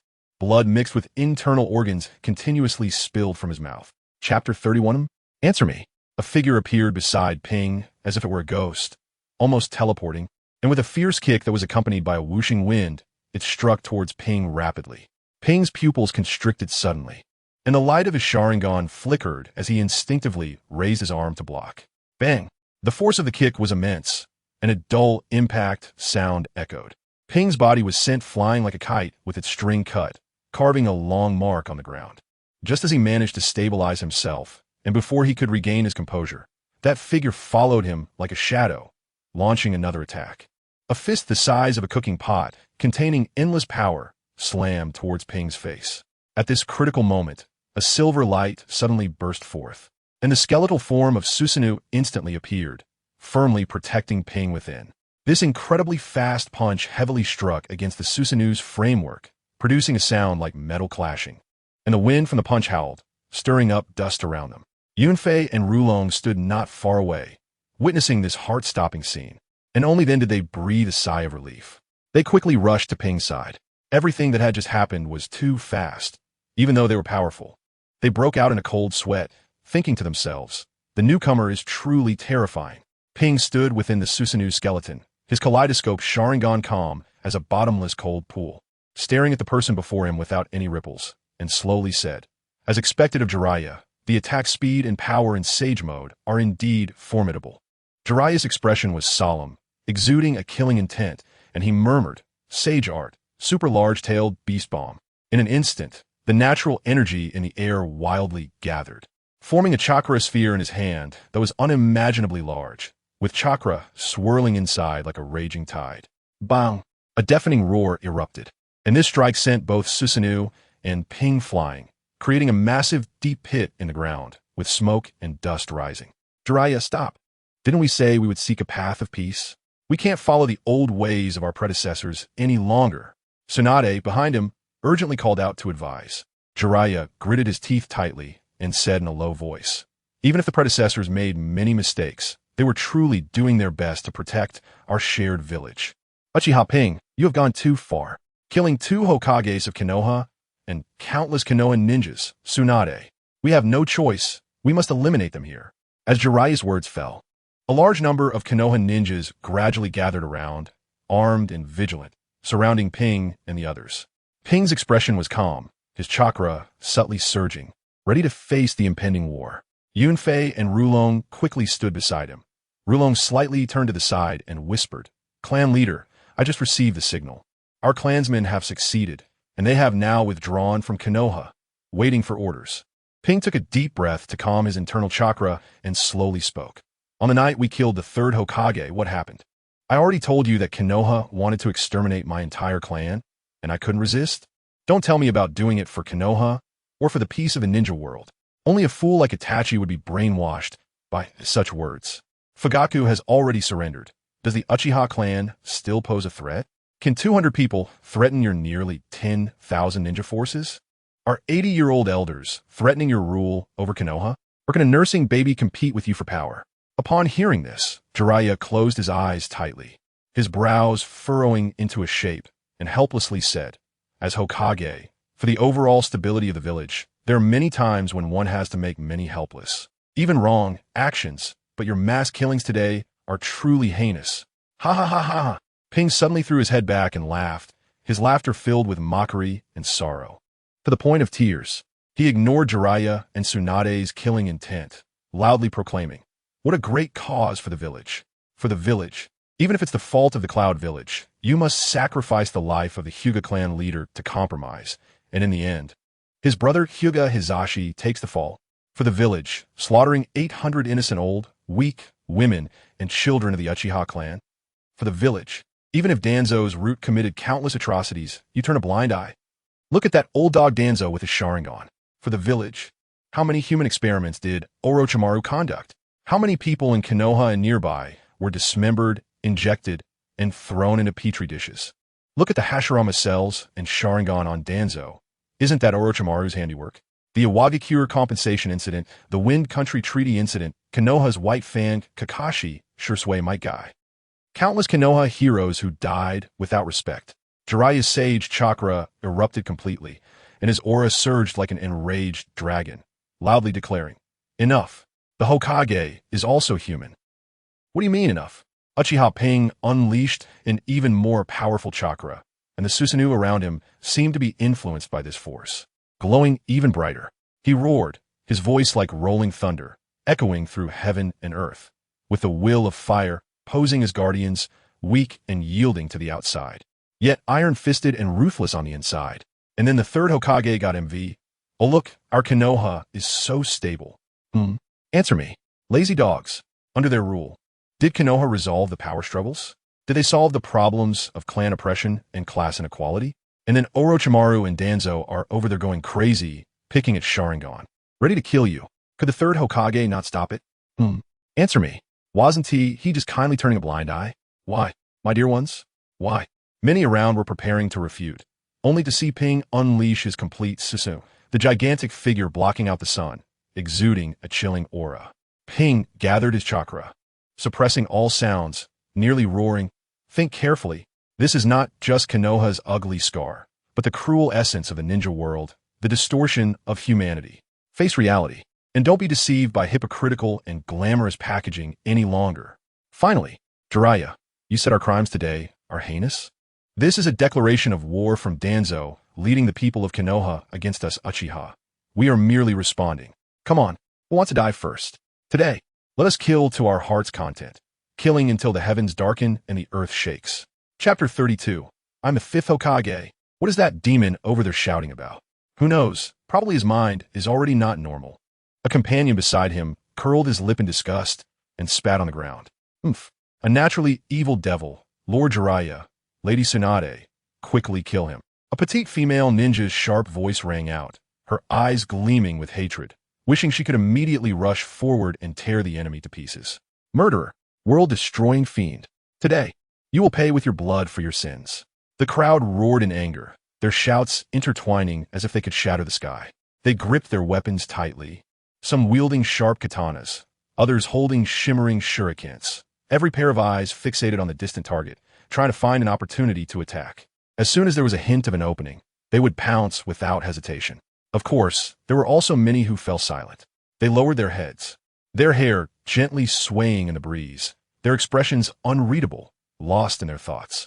Just as the atmosphere was tense, a crisp yet powerful shout suddenly rang out, summoning technique. Boom! With a loud bang, a huge cloud of white smoke surged up like a roaring wave, rolling and spreading rapidly. A gigantic slug slowly emerged. Its massive body resembled a mountain, its slime shimmering with a strange light under the sun. The crowd looked at Tsunade, who stood atop the slug, unable to contain their exclamations. Oh, it's Lord Slug. Lady Tsunade is making her move. With Lord Jiraiya, we will definitely be able to eliminate the inherently evil Uchiha clan. They're the two of the legendary three, our strongest force in Konoha. The third Hokage once said they both possess the demeanor of a Hokage. Not to mention, I've heard the third Hokage say that Lord Jiraiya and Lady Tsunade's strength has already surpassed that of his teacher. Now we can rest assured. The morale of the Konoha Ninja surged, and they began to gather chakra, assuming various battle stances, ready to launch an overwhelming attack on the enemy at any moment. Uchiha Hei looked at Tsunade across from him, a flicker of struggle passing through his eyes, but soon that struggle was replaced by determination. Tsunade fixed a deep gaze on Hei, her eyes sharp as a sword, as if she wanted to see through his heart. Then she called out loudly, "Slug, use my chakra to heal our injured comrades." The slug, initially tense as it stared at the terrifying Susanoo across the battlefield, responded with a gentle female voice. But, Lady Tsunade, what about that enemy over there? Tsunade replied softly, "Stop talking and act quickly. If it's me, I can still save them." "Yes, Lady Tsunade." The slug immediately complied, and with a rustling sound, its massive body disintegrated into countless smaller slugs, which rushed toward the previous battlefield and the gathered comrades. Hei looked at the scattering slugs with slight surprise, a hint of confusion flashing in his eyes. Yunfei's gaze sharpened, and he whispered, "Is she trying to attach healing slugs to each ninja first? Hey, let us use fire style." He slightly raised his hands, beginning to gather chakra secretly. Yunfei and Rulong were preparing to form hand seals when Hei stopped them. "Don't act yet." Rulong looked at Hei in confusion, asking, "Chief, why is that? If we let them implement their strategy, we will be passive." His face was filled with urgency and confusion, not understanding why Hei wanted to let go of this excellent opportunity to attack. The Konoha Ninja felt the chakra and their injuries healing, their expressions excited. They shouted slogans, their blood boiling, ready to launch an attack. Tsunade's roar rang out like a thunderclap, stopping the morale-boosted crowd. "Now, I'm the fifth Hokage. I command you to halt. Otherwise, you can find someone else to take you to war and to death." Upon hearing this, everyone stood frozen in place, their faces filled with confusion and anger. Confusion over why Lady Tsunade would let the evil Uchiha go, and anger because of their hatred for Uchiha Hei and his kind. Seeing that no one moved, Tsunade finally breathed a sigh of relief. She then fixed her gaze on Hei, who was inside the towering silver Susanoo, their eyes meeting in the air. Whoosh! The tall and powerful silver Susanoo dissipated like smoke blown away by the wind, and Hei turned and fled into the distance without looking back. Yunfei and Rulong closely followed, their figures quickly disappearing from the crowd's sight. The crowd immediately stirred, the murmur growing louder. "Not good. Those demons have escaped. Lady Tsunade, Lord Jiraiya, why are you ignoring this? Lady Tsunade, we can't let the tiger return to the mountain. Otherwise, they will surely massacre more of us in the future. Lady Tsunade, Lord Jiraiya." The crowd's emotions rose with the surrounding shouts. Many could no longer hold back, their feet restlessly shifting on the ground, about to charge after them directly. "Didn't you hear the fifth Hokage's words? She told you to stop." Jiraiya's tightly shut eyes suddenly opened wide. In that moment, his gaze revealed a chilling authority. But how can it be like this? The noise continued to rise and fall. The dissatisfaction and confusion in the hearts of the crowd grew like wild grass. Tsunade's face darkened as she walked briskly into the center, her clear voice resonating across the land. "The war is over. Look at the countless comrades lying on the ground in agony. If this continues, many of you will fall one after another. Some may say I am not afraid of death, but Tsunade lifted her exquisitely beautiful face, the majestic mountains standing tall, and shouted, "But I am afraid. I'm afraid my comrades will die. As the fifth Hokage, I will not allow my comrades to sacrifice in front of me. I will not let anyone else sacrifice. For this, I will stake my name as Hokage. Leave the negotiations with the Uchiha to me. Now, immediately go back and rescue our fallen comrades with all your might. Do not let them die helplessly anymore." She waved her arms, commanding the crowd. Her decisive demeanor made it impossible to refuse. The crowd was momentarily awed by Tsunade's supreme authority and charisma at that moment. She was no longer seen as a weak woman, but as if she had transformed into a massive monument, deeply imprinted in their hearts. Chapter 33 Kakashi. Roar. "Oh, fifth Hokage-sama. Tsunade-sama. Hurry, rescue the injured." After a brief silence, the entire area erupted with thunderous shouts. Everyone responded, quickly springing into action. Some ninjas ran to carry stretchers, while others provided chakra to the wounded, creating a busy yet orderly scene. Tsunade, very capable, began to command, her voice clear and powerful. Full of leadership. "All right, where are the Umbu directly under the Hokage? Protect me. I need to start releasing chakra for the slug here to heal and rescue everyone." 6 Umbu ninjas swiftly appeared, half kneeling on the ground. One of them, a man with a cat ear mask, spoke. "Tsunade-sama, we are here to protect you." Tsunade cast a complex glance at the man with the cat ear mask, his earlier words deeply piercing her heart. As she sat down, releasing a large amount of chakra, she gently said, "Kakashi, I have heard about the situation with Tsukumo Hatake. Once things stabilize in the village, I will begin investigating your father's matters. I will not let him carry the blame any longer. He is a hero of the village." The man with the cat ear mask stiffened suddenly, as if he had been frozen. After a moment, he slowly lowered his head, his sturdy shoulders trembling slightly as transparent droplets rolled down from beneath the mask, dripping onto the dusty ground. "Tsunade-sama." A somewhat deep voice broke the heavy silence. Another masked man slightly bowed and said, "My codename is Tenzo, and I also want to say a few words. Captain Kakashi is a hero who is not inferior to anyone. He has made countless contributions to Konoha." He paused slightly, his voice growing more somber, as if suppressing something, knowing that Captain Kakashi is the only Umbu ninja in Konoha without a codename, because he has no loved ones left to protect. They formed a fan shape around Tsunade, each emanating vigilance, like warriors guarding a nest, tightly protecting her in the center. Tsunade's expression was grave, the seal on her forehead flickering with a faint light, chakra continuously being released. While performing the technique, she firmly replied, "Ah, of course I know. Kakashi, you must pull yourself together. You are most likely to be the 6th Hokage in the future. You, who have dedicated everything to Konoha, deserve this more than anyone." Even with only a few people present, Tsunade's words still caused a tremendous shock. Such straightforward and bold statements were truly astonishing. Could such words be casually spoken? Even without using a definitive tone, Jiraiya leaned against a nearby large tree, arms crossed over his chest. Hearing Tsunade's words, he first turned in surprise, a hint of astonishment flashing in his eyes, then the corners of his mouth lifted slightly, revealing a helpless smile. "Seriously, as expected of you, Tsunade, when it comes to courage, you could be considered the best in Konoha?" "Huh? What? Jiraiya, do you have an opinion?" Tsunade didn't look up, speaking domineeringly, her hands never stopping their movements.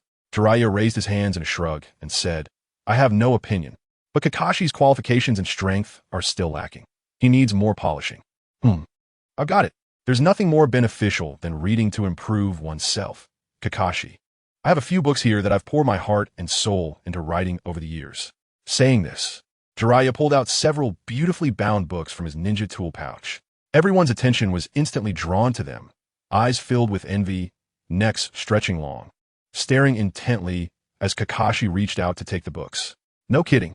These are the crystallization of Jiraiya-sama's half a lifetime of effort, a true treasure of the ninja world. Who would want to obtain them? If one could learn the essence within, their strength would surely increase dramatically.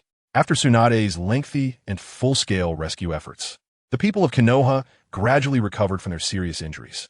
Under Tsunade's orderly command, the ninjas each performed their roles, quickly launching repair and defense actions. The workers and villagers remaining in the village also actively responded, working together to engage in the reconstruction efforts. For a time, the village was filled with busy figures. the sounds of hauling timber and the clattering of repairs intermingling. Have you heard? Tsunade-sama will hold the ceremony for her inauguration as the 5th Hokage tomorrow, a young ninja said excitedly to his companion while moving stones. Your news is too outdated. The companion rolled his eyes at him, saying that Tsunade-sama has already started her Hokage duties, and all the directives for Konoha's current tasks are being commanded by her. Oh, I heard the first thing Tsunade-sama did upon returning was to abolish the previous declaration of war, for which she was furious and smashed the entire conference building with a punch. It shocked the advisory council. Another ninja exclaimed in awe. Shoo! Silence. Someone quickly reminded, this is not something we can talk about. Be careful of being captured by Umbu ninjas. Although everyone lowered their voices, their enthusiasm did not diminish at all, continuing to chat about Tsunade's legendary deeds while working. From her youthful vigor on the battlefield to her mysterious experiences training in the Wetbone Forest, the more they spoke, the more vivid it became. By the end, someone even described eloquently, Tsunade-sama shattered Uchiha Pain's complete body Susanoo with a single punch. In the end, the Uchiha were terrified by Tsunade-sama's iron fist and disappeared in the blink of an eye. Oh, yes. If it weren't for Tsunade-sama and Jiraiya-sama recalling old feelings, they would have been knocked down completely. A group of workers passionately discussed, getting so excited that they couldn't help but gesture wildly, as if they themselves were displaying great power on the battlefield. 2J Nin stood on a roof, quietly listening to the discussions. Yamashiro Aoi was dumbfounded, unable to help but murmur, who spread these rumors? It's too outrageous. Narashikaku's expression was calm. He patted Aoi's shoulder, smiling as he slowly said, no matter who is spreading it, they're doing well. This is called a benevolent lie. If we don't embellish Hokage-sama's greatness a bit, who would dare to work here? It would probably only cause panic and make people avoid Konoha. Yamashiro Aoi frowned slightly, a hint of worry appearing on his face, whispering, is this really a benevolent lie? If Uchiha Pain comes back, wouldn't we be endangering these ordinary people who believe in Konoha? Chapter 34 The Strongest Clan. Hyuga Narashikaku heard this, and his expression instantly became extremely serious. He slowly raised his head, gazing deeply into the distance, and said, it won't happen. Now we have Lord Jiraiya and Lady Tsunade. For the enemy to silently evade the perceptive senses of Sage Mode and infiltrate Konoha, that's almost impossible. Moreover, Lady Tsunade has already made it clear that she will personally handle this matter. We should trust her. Uchiha's secret base. Upon hearing the news from those returning from Konoha, Uchiha clan members rushed out from various corners to welcome them. However, the open area in front of the base had turned into a hell on earth, with over 300 corpses of clan members sprawled out, their cold bodies a painful sight to behold. At Yunfei's signal, several Uchiha Jonin quickly sprang into action. They removed the large scrolls from their backs, quickly forming hand seals. As a puff of smoke rose, they summoned the corpses of their clan members that they had found in secret locations within Konoha. Why are there only 58? Uchiha Itachi looked at the few corpses on the ground, his brows tightly furrowed. One Jonin, with a somber expression, spoke in a voice soaked with sorrow. This is all we could find. Those we couldn't locate have probably been cruelly disposed of or transferred to other hidden places. It's even possible that they've been sold as some sort of commodity. Watching the surrounding clan members weeping for their loved ones, Yunfei suppressed his inner grief and prepared to start directing the burial arrangements. His steps were somewhat chaotic as he moved back and forth among the crowd. Seeing this, Itachi quickly called him over and waved for a medical ninja, saying, Yunfei, don't busy yourself right now. Let the clan members spend time with their families. This is their last chance to be together. You're injured. Hurry and get treated. Yunfei's gaze remained serious as he waved his hand, saying, I've already treated my wounds. It's really nothing serious. Don't forget, Konoha has declared war on us. This is a time of war. Every minute counts, and we can't afford to waste time. Suddenly, as if recalling something crucial, Yunfei quickly looked at Itachi and said urgently, But what about you, clan leader? Don't exhaust yourself here. Go rest and recover. You are the hope and pillar of our Uchiha clan. The entire family cannot do without you. Hearing this, Itachi felt quite overwhelmed. He had originally intended to advise Yunfei to rest, yet he was now being urged to do so himself. Itachi helplessly explained, I'm fine. This time the chakra and physical exhaustion aren't as serious as last time, so don't worry about me. Yunfei nodded and turned to prepare to direct the transportation of the corpses. Itachi, quick on his feet, grabbed him and insisted, Yunfei, it's fine if you don't go rest. But don't wear yourself out running around. Medical ninjas quickly treat the vice clan leader. Trust the clan members. Give them some time to process their grief. You don't have to do everything yourself. A nearby ninja chimed in. That's right, vice clan leader. The clan leader is young, and there are many things he still needs to learn. The clan leader and the family need you now. If you fall, what will we do?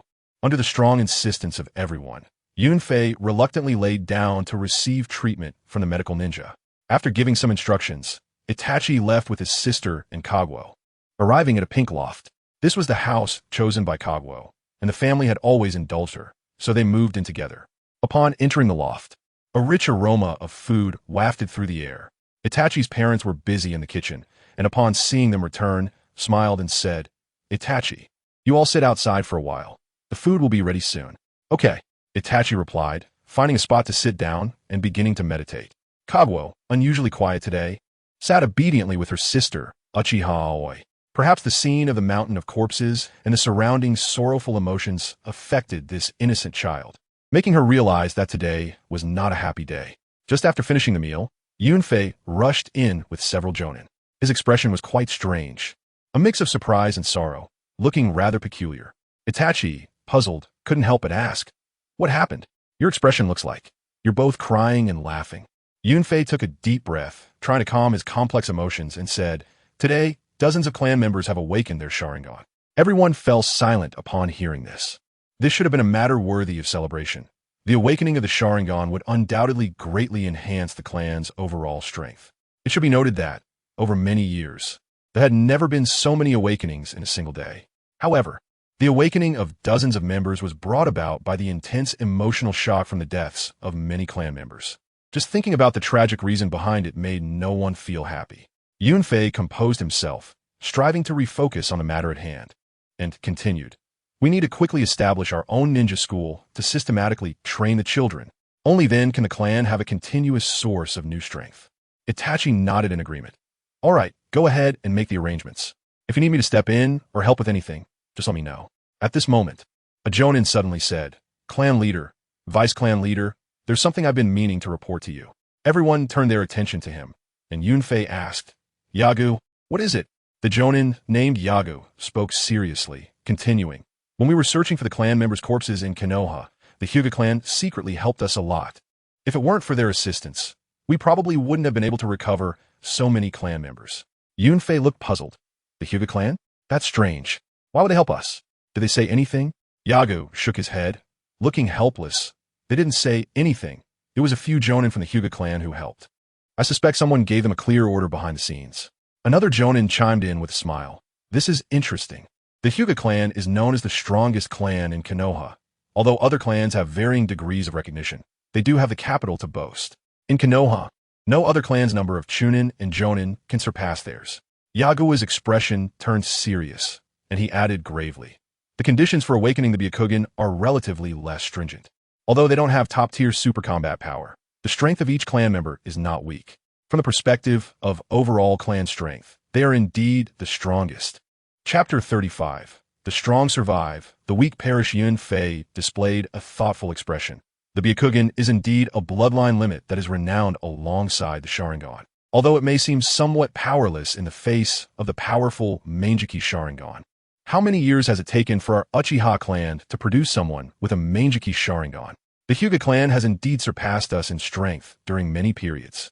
It's not that the Hyuga are stronger than the Uchiha, but they have more powerful individuals. After all, nearly everyone in the Hyuga clan can awaken their Byakugan, and even the most useless members can at least reach CH Nin level. After saying this, Yunfei looked at Ping and asked Ping, the Hyuga clan must also harbor discontent towards the village. How do you think we should respond to this matter?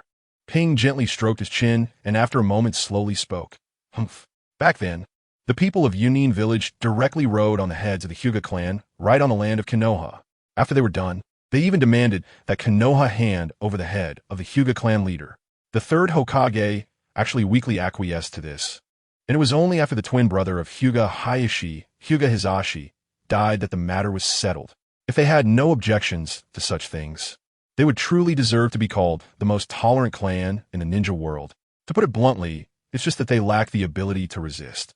If they had the capability, they would likely have moved to kill the third Hokage before us.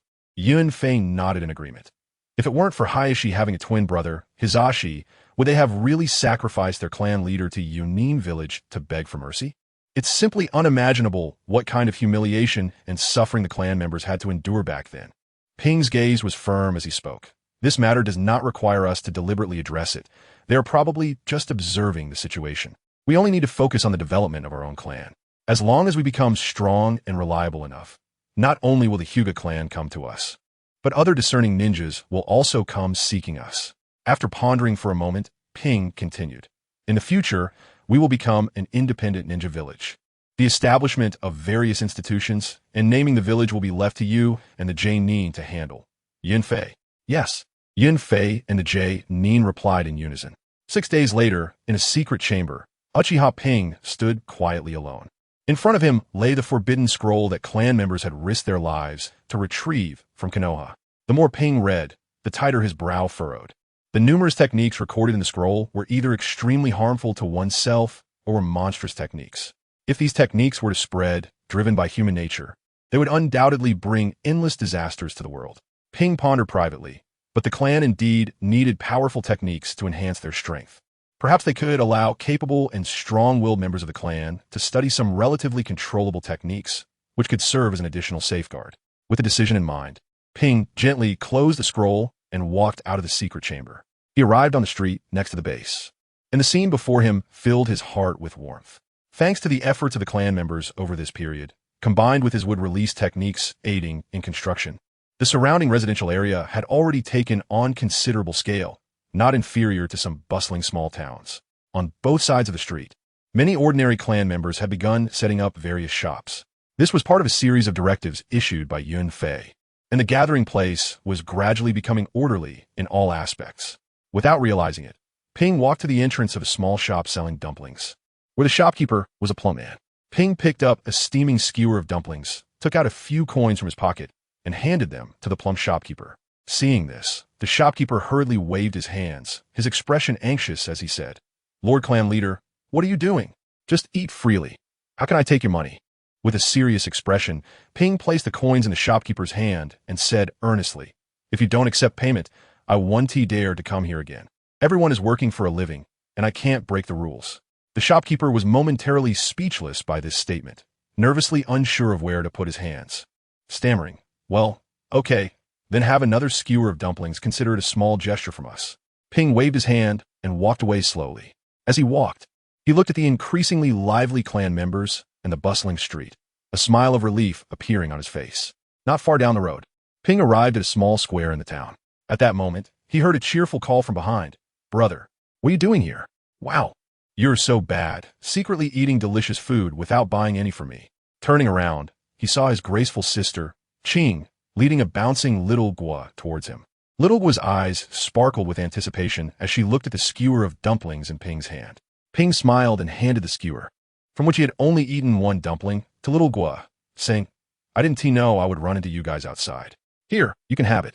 Ching shook her head helplessly and said softly, "Little Gua, didn't you just eat some grilled skewers? Why are you still trying to steal food from your brother? You little glutton. I'm hungry. My stomach is growling," little Gua said, while eagerly devouring the dumplings, getting sauce all over her face, revealing her slightly crooked baby teeth, looking very adorable. Ping took the handkerchief that Ching handed him and gently wiped little Gua's face. "Eat slowly. There's no one competing with you for food. Why are you getting all dirty? How hard is it for Mom to wash your clothes? You need to be a clean and beautiful young lady." Little Gua blinked her big eyes and said firmly, "I don't want to. I want to be a strong ninja, like my brother, to protect everyone with my strength." Upon hearing this, Ping reached out and affectionately pinched her cheek, and then the three of them sat down on a bench. They watched the bustling clan members coming and going, with passing clan members occasionally bowing respectfully to Ping. Their eyes filled with admiration. Little Gua wore a face full of admiration and envy, sucking on the sauce from her fingers, dreaming as she said, "I want to become just like my brother and gain everyone's recognition. Uncle Yin Fei has already said that once the ninja school is built, I can go to school. I'll be able to become a ninja soon." At this moment, Ching also spoke. "I want to learn ninjutsu too. It will be good to become a bit stronger to protect the people around me." Ping was slightly taken aback, looking at his sister, and said seriously, "Sister, you want to learn ninjutsu too?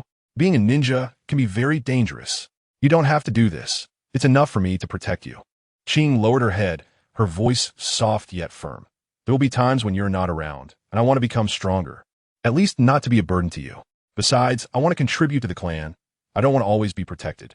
Chapter 36. Hyuga ate Ping's side softly, fully aware of his sister and Xiao Guo's thoughts, which were merely a reflection of the collective sentiment of their family. Ever since the family had gone through that earth-shattering upheaval, the surviving clan members had an intense desire for power deep within their hearts, stronger than ever before. Everyone wanted to become strong enough to protect themselves and their loved ones, strong enough to never be at the mercy of others again. After a moment of silence, Ping suppressed the surging emotions within him and spoke to comfort her. Sister, you don't need to worry too much. The day before yesterday, we received intelligence from Konoha that the new Hokage has revoked the declaration of war against the Uchiha clan. So, for the time being, war should not break out. Just then, a figure flashed into the small square like a gust of wind. It was Yun Fei, who approached with a hurried expression, saying, Ping, there's a situation. As he spoke, Yun Fei noticed Qing and Xiao Guo nearby. A smile quickly appeared on his face as he nodded to them in greeting. Upon seeing Yun Fei, Xiao Guo's eyes lit up like a cheerful little deer. She jumped down from the bench and excitedly shouted, Uncle Yun Fei, is the school finished? I can't wait to start school. Deputy Clan Leader, hello. Qing also stood up, took Xiao Guo's hand, and turned to Ping, saying, Ping, you talk about serious matters. I'll take Xiao Guo to buy some vegetables. Remember to come home for dinner.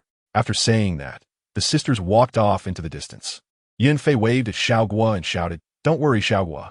As soon as the school is built, I'll make sure you're the first to enroll.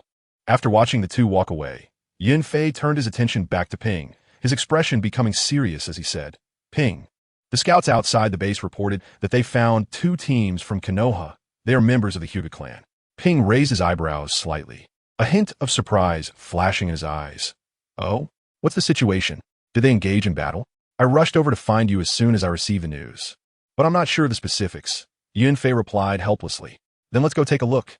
In the dense forest, 8 ninjas from the Hyuga clan stood upright facing 2 Uchiha clan members. The 2 Uchiha members were vigilant, staring fixedly at the Hyuga clan members before them. How could people from Konoha appear here?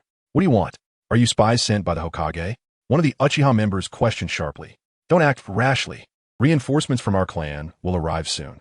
At that moment, Ping and Yun Fei arrived with several jonin. They landed beside the 2 Uchiha members like divine soldiers descending from the sky. Seeing Ping and the others, the 2 Uchiha members immediately felt reassured and their spirits lifted. Clan leader, you have finally arrived. They are ninjas from the Hyuga clan, and it seems they are here to carry out reconnaissance. Ping raised his hand to signal everyone to remain calm.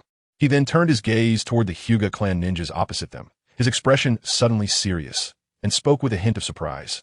What a rare guest. I didn't expect the Hyuga clan leader to come in person. Hyuga Hayashi stepped forward, slightly bowing, and said in a neither humble nor arrogant manner, I apologize for our sudden visit. I hope we are not disturbing you. At this moment, Yun Fei stepped forward and said, It's no trouble, but may I ask why you have come? Hayashi calmly responded, As your clan member just mentioned, our mission is to scout the movements and situation of your Uchiha clan. As soon as he said this, several Uchiha members glared angrily, quickly drawing their weapons and adopting a combat stance, the air thick with a sense of impending violence. Seeing this, Yun Fei hurriedly raised his hand to stop everyone, then calmly said, Everyone, there's no need to be nervous. In fact, the situation here is already well known to Konoha, just as we are also fully aware of the situation within Konoha. There's nothing to be alarmed about. Yun Fei's words were clever, indicating that Konoha's every move could not escape the Uchiha clan's eyes, while also showcasing the Uchiha clan's strong confidence. Whether it was their intelligence-gathering ability or their own strength, they were not afraid of Konoha at all. After all, this outpost had only recently been established, and the barriers laid out were not yet perfect, unable to stop Hayashi, who possessed the powerful insight of the Byakugan. Moreover, there were also individuals within Konoha whose reconnaissance abilities rivaled that of the Hyuga clan. In such a situation, rather than hiding and concealing, it was better to openly admit that they had already been exposed. But even so, the Uchiha clan was unafraid. Hayashi nodded slightly, his expression serious as he said, That is indeed the case. Long before Danzo's death, Konoha had already grasped your general situation. The scene fell into a long silence, the atmosphere oppressive enough to make it hard to breathe. Ping quietly gazed at Hyuga Hayashi, his eyes calm as water, yet unfathomable, patiently waiting for Hayashi's next statement. Hayashi slightly closed his eyes, as if making a difficult decision in his heart. Ultimately, he was the first to break the silence. We, the Hyuga clan, are interested in joining you. However, as the clan leader, I must consider the safety of my people. Therefore, I need to understand your future plans and intentions clearly. Yin Fei and several jonin from the Uchiha clan quickly exchanged glances. After seeing Ping nod slightly in agreement, Yin Fei cleared his throat and said, "Our goal is to establish our own ninja village. If conditions allow, we will also unite with those daimyos who share our ideals to jointly establish a brand new nation. We will do our utmost to create a new era that belongs to us, a new country." Hayashi's expression was serious as he pressed for more. What kind of new era will this be? What kind of new country? Power level classification: Jinin, Chunin, Special Jonin, Jonin, Elite Jonin, Weak Shadow, Shadow, Strong Shadow. Super Shadow, Near Path, Six Paths God. Some say Madara, in his complete form, can easily defeat the 5 Kages. Zero Hashirama is the god of ninjas, so his strength must be Near Path. Madara and Hashirama are both above Super Shadow and Near Path. The same weapons and configurations in different hands have different strengths. The protagonist's current overall strength only belongs to the upper levels of Strong Shadow. Forgetfulness Spell, Store Brain, Chapter 37. This is my ninja way. Hearing this question, Ping slowly opened his eyes. The kaleidoscope Sharingan in the shape of a 3-leaf clover slowly spinning. There will be a new era where one can only die in battle and will not sacrifice companions or family for temporary peace. It is a new nation where heroes can receive the honor and respect they deserve, and children and the elderly will no longer be brutally killed by their own people. I know well that achieving such a goal is incredibly difficult, but everyone is tirelessly seeking peace and fairness in their hearts. What we are pursuing is precisely this new era. Nahatsu's gaze kept changing as he pondered for a long time before finally sighing. Such words have been spoken countless times by previous Hokages. But who has truly achieved it? Don't forget, we are ninjas. Ninjas are destined to bear hatred and injustice. So how can we talk about true peace and fairness? So, when will you give up the pursuit? Ping's gaze was as firm as a rock. Although his words were calm, they struck Nahatsu's heart like a thunderbolt. Nahatsu lowered his head, his expression suddenly becoming dull, as if he had fallen into deep thought and memories. I will never admit that mercilessly killing companions and offering their heads to the enemy for pity brings peace. I will also never admit that oppressing a family for decades and then brutally exterminating an entire clan is what we call protection. Ping's voice grew more impassioned as he continued. It is precisely because peace and fairness are difficult to achieve that I will devote everything to seek the answers to realize them. For this goal, I will never give up. This is my ninja way. Everyone listened to Ping's thunderous declaration, moved and filled with astonishment, their eyes full of admiration and shock as they looked at him. At this moment, Ping, illuminated by the sunlight, seemed to become immensely tall and majestic, like a deity bathed in sacred light, exuding an awe-inspiring aura. Nahatsu gazed at Uchiha Ping, remaining silent for a long time. Then, a slight smile appeared at the corners of his mouth. In that case, let's follow you in the pursuit and see how far you can go and to what extent you can realize this ideal. Pausing, Nahatsu seemed to suddenly remember something and continued. I have one more question. According to ancient legends, the complete Susanoo can only be activated by someone who possesses the eternal Mangeki Sharingan. But as far as I know, you seem to lack the eternal Mangeki. What is the reason behind this? Ping thought for a moment and then slowly said, legends cannot be fully trusted. For my speculation, the eternal Mangeki Sharingan is the power of the Sage of 6 Paths. As long as I obtain the power of the Sage of 6 Paths, my Mangeki Sharingan can possess abilities comparable to the eternal Mangeki. The fusion of the powers of Senju and Uchiha is the power of the Sage of 6 Paths. In fact, Ping originally did not want to reveal this secret, but upon reconsideration, it was not a confidential matter. After all, he had used the wood release power multiple times, and the strong self-healing ability he displayed on the battlefield had already made everyone aware that he possessed the power of Hashirama Senju. Not to mention those old foxes. Various intelligence and data about Uchiha Ping had likely been meticulously recorded by them long ago. What they did not know was how Uchiha Ping obtained Hashirama's abilities and how he perfectly fused them with his own power. Nahatsu stood in place and nodded slightly, his actions displaying the composure of a clan leader. Then, he gently waved his hand, and 7 Hyuga clan ninjas stepped forward, bowing to Uchiha Ping. These 7 are the elites of my Hyuga clan. I can only bring out this many quietly. From today onwards, they will be under your jurisdiction. From now on, they will assist you wholeheartedly. The 7 knelt on one knee in front of Uchiha Ping in unison, saying in unison, "Please take care of us." Their faces were filled with sincerity, and at that moment, they had tightly linked their fates with the Uchiha clan. Ping nodded slightly, signaling them to rise, and said, "You will follow Deputy Clan Leader Yunfei. Listen to his arrangements." Then, Ping slowly shifted his gaze to Nahatsu, his expression suddenly turning serious as he spoke. "The Uchiha accept you and solemnly promise to treat you fairly and justly." However, at this point, Ping's tone suddenly became stern, exuding an invisible sense of oppression. "If anyone dares to betray us, we will definitely not show mercy." Nahatsu nodded in response, his expression resolute. "Of course, if a traitor appears, there is no need for the clan leader to act. Our Hyuga clan will also absolutely not forgive him." At that moment, a Hyuga clansman who appeared to be in his 50s spoke sincerely. "Clan leader, rest assured, this is a decision made after repeated discussions among all the adults in our clan. There will be no treacherous scoundrels among us." Yunfei cautiously looked around and then said, "Why don't we go back to the base to talk? After all, this is not a small matter. If there are ears in the forest, it could be troublesome." Nahatsu shook his head, the gentle breeze in the forest lightly brushing through everyone's hair and clothes. "Deputy Clan Leader, don't worry. No one can eavesdrop under the Byakugan of the Hyuga clan. I'm not able to stay long. I will take my leave now." As soon as he finished speaking, Nahatsu's figure instantly vanished from spot. Ping was very clear in his heart how powerful these 7 capable Hyuga clan ninjas would be for the family that was just beginning to revive. He also understood the deeper reason why Nahatsu had taken the risk to come. After all, choosing to join the Uchiha when they needed help the most is entirely different from joining after the Uchiha become strong. Joining now undoubtedly allows for the greatest recognition and affirmation from the Uchiha clan. In the future, they will surely become the greatest contributors. Of course, this also comes with enormous risks. If the Uchiha fails, the fate of the Hyuga clan would likely be extremely tragic as well. Yunfei and the Jainin led the 7 members of the Hyuga clan toward the base, preparing to settle them properly. Meanwhile, Ping turned and walked toward his home. Upon returning home, Xiaowa ran over excitedly with a mirror in hand, her face beaming with excitement. "Brother, look at my eyes. There's a little tadpole in them." Ping was taken aback at first, taking a while to respond.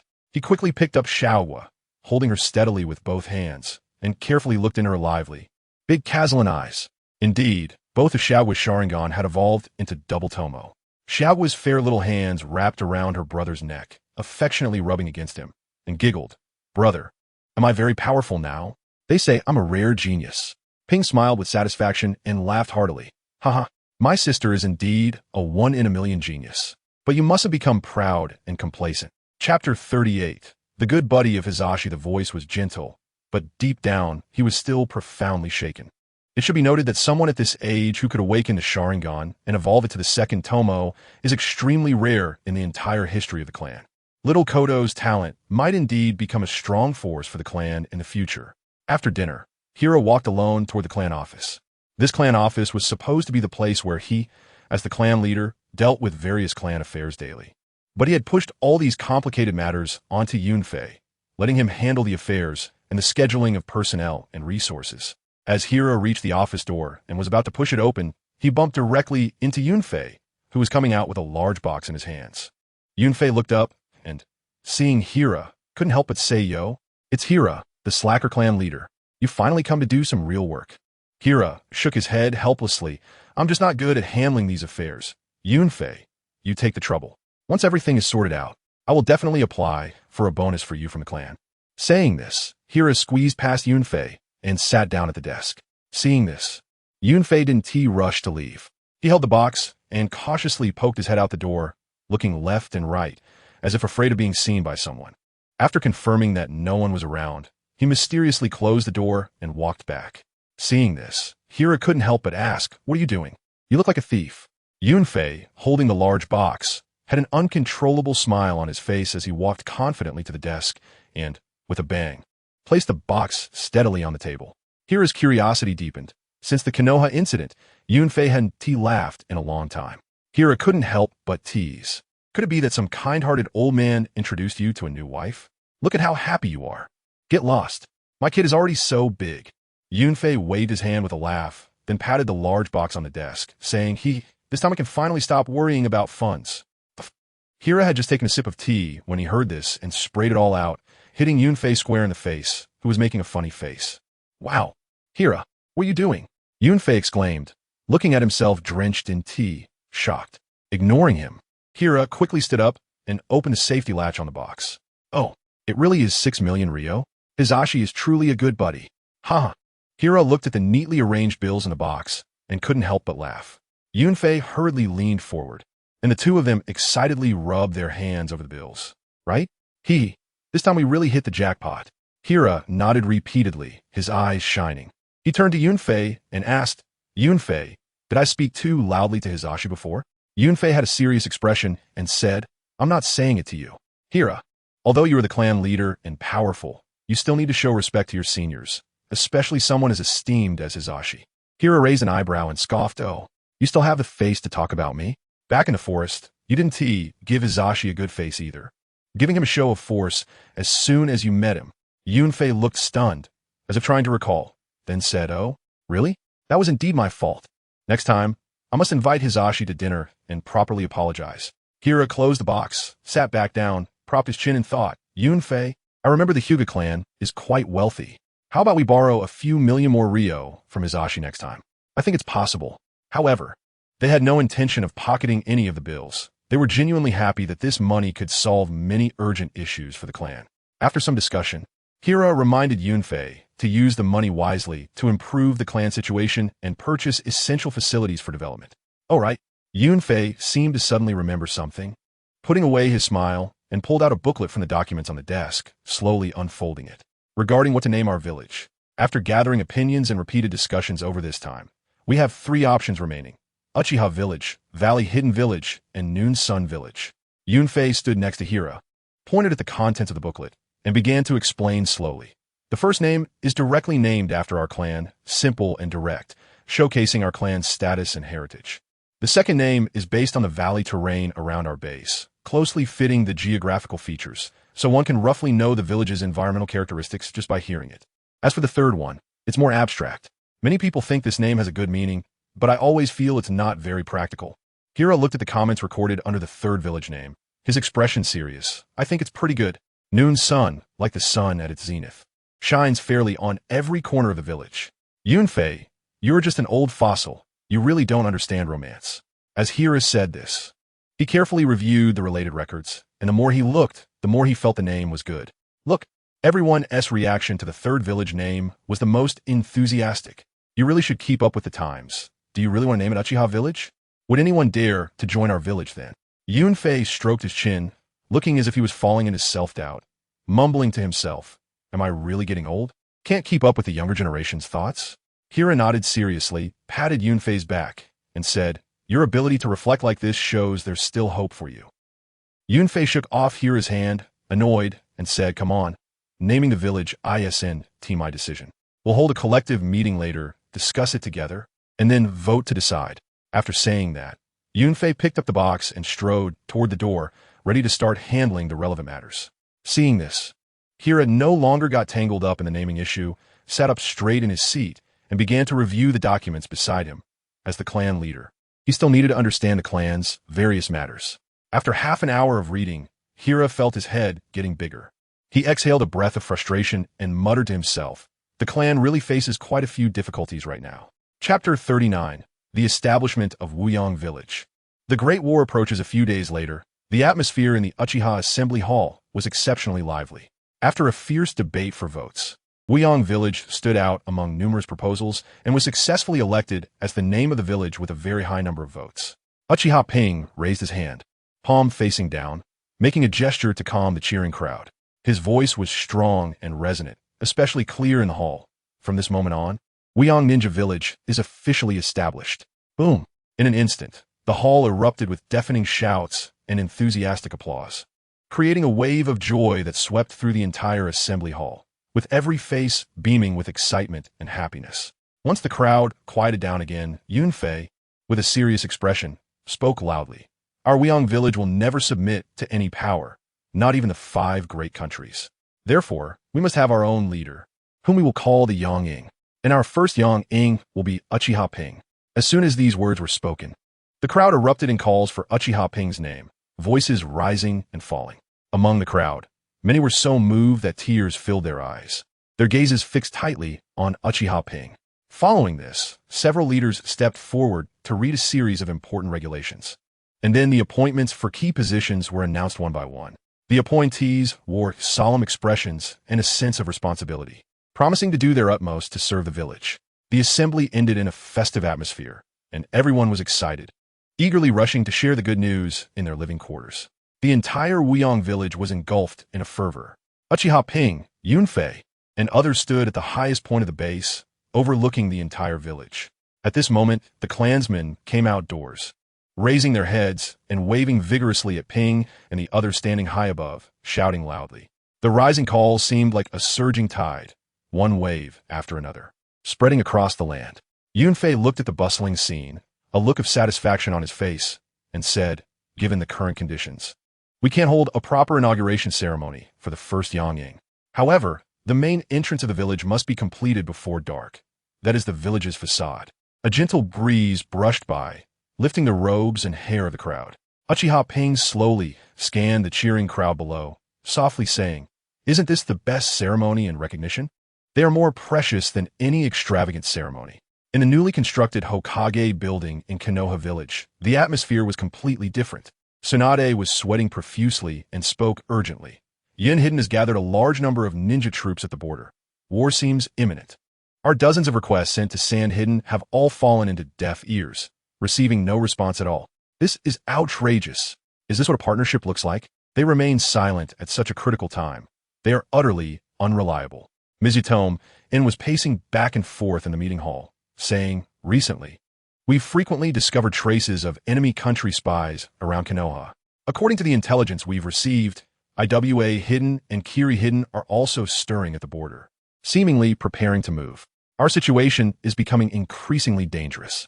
Hokage-sama, there's an important report. At that moment, an Umbu ninja appeared in the meeting hall like a ghost, kneeling on one knee, breaking the tense atmosphere in the meeting room. The others were already accustomed to this. Urgent reports had been coming in frequently lately. Tsunade forced herself to steady her mind, nodded slightly, and said, speak. Yes. The Umbu ninja respectfully responded, and then spoke in an orderly manner. There are 2 latest reports. The first is that news has come from the Uchiha stronghold. They have established a ninja village called Wuyong Village. The second is a request for aid from Grass Hidden. They say IWA Ninja are already pressing in, and the situation is extremely urgent, requiring immediate support. What? IWA Hidden is indeed planning to strike at our fire country. We must remember that our fire country is only separated by a small grass country from them. Once the grass country is breached, we will be directly exposed to Iwa's attack range. Mizutome gritted his teeth in anger, slamming his fist heavily on the table, and said angrily, damn it. It's all Uchiha's fault. They even established a ninja village. This chaotic situation is caused by them. The wicked Uchiha will forever be written into the history of the fire country, receiving the scorn of countless future generations. How many ninjas do they have? They dare to establish a ninja village. Why not take this opportunity to eliminate them first? This could also deter the other great nations. Perhaps it could slightly ease the current tense situation. We shouldn't have let Uchiha go that day. It's truly infuriating. Now, regardless of the cost, we must first secure a few alliances. At least we need to be on good terms with several great powers. As long as they do not strike at us simultaneously, we can find opportunities to turn the situation around. Is it that easy? The cost of doing so may be greater than the cost of directly going to war. The mouth of the beast cannot be easily filled. The meeting hall was filled with many upper echelons of Konoha and some clan heads. Everyone was arguing back and forth, their voices rising in heated debate. Everyone quiet down. Is this a marketplace? Tsunade suddenly shouted in anger, her voice like thunder, echoing in the meeting room. The venue instantly fell silent, and everyone was intimidated by Tsunade's momentum, closing their mouths in unison. Tsunade slowly stood up, her eyes flashing with a dominating light, sweeping over the crowd sharply, and said, what are you all acting like? What are you afraid of? The more afraid you are, the more rampant the enemy will be. Do I need to teach you this basic principle? Tsunade turned her gaze to Mizutome in, glaring at him, and shouted, "Let Uchiha go? Are you blaming me for my decision back then? What strength do we have to keep them? Are you going to go, or am I? You tell me." Tsunade quickly interrupted with an attempt to mediate. "All right, Tsunade, let's stop discussing that and talk about how to handle the current crisis. And you two old fools are so timid. Why not retire and go home to enjoy your old age? Look at you, sweating profusely. Has Yin Hidden attacked yet? Is there a knife at your neck? You panic at the slightest trouble. How can you assist me in protecting Konoha?" Tsunade directly interrupted Tsunade, mercilessly scolding her. At this moment, a daimyo slightly nodded, smiling as he said, Well, with Hokage's spirit, we can feel more at ease, but Hokage shouldn't be too angry with the advisors. They're also thinking of Konoha and the Fire Country, just a bit too anxious." Chapter 40.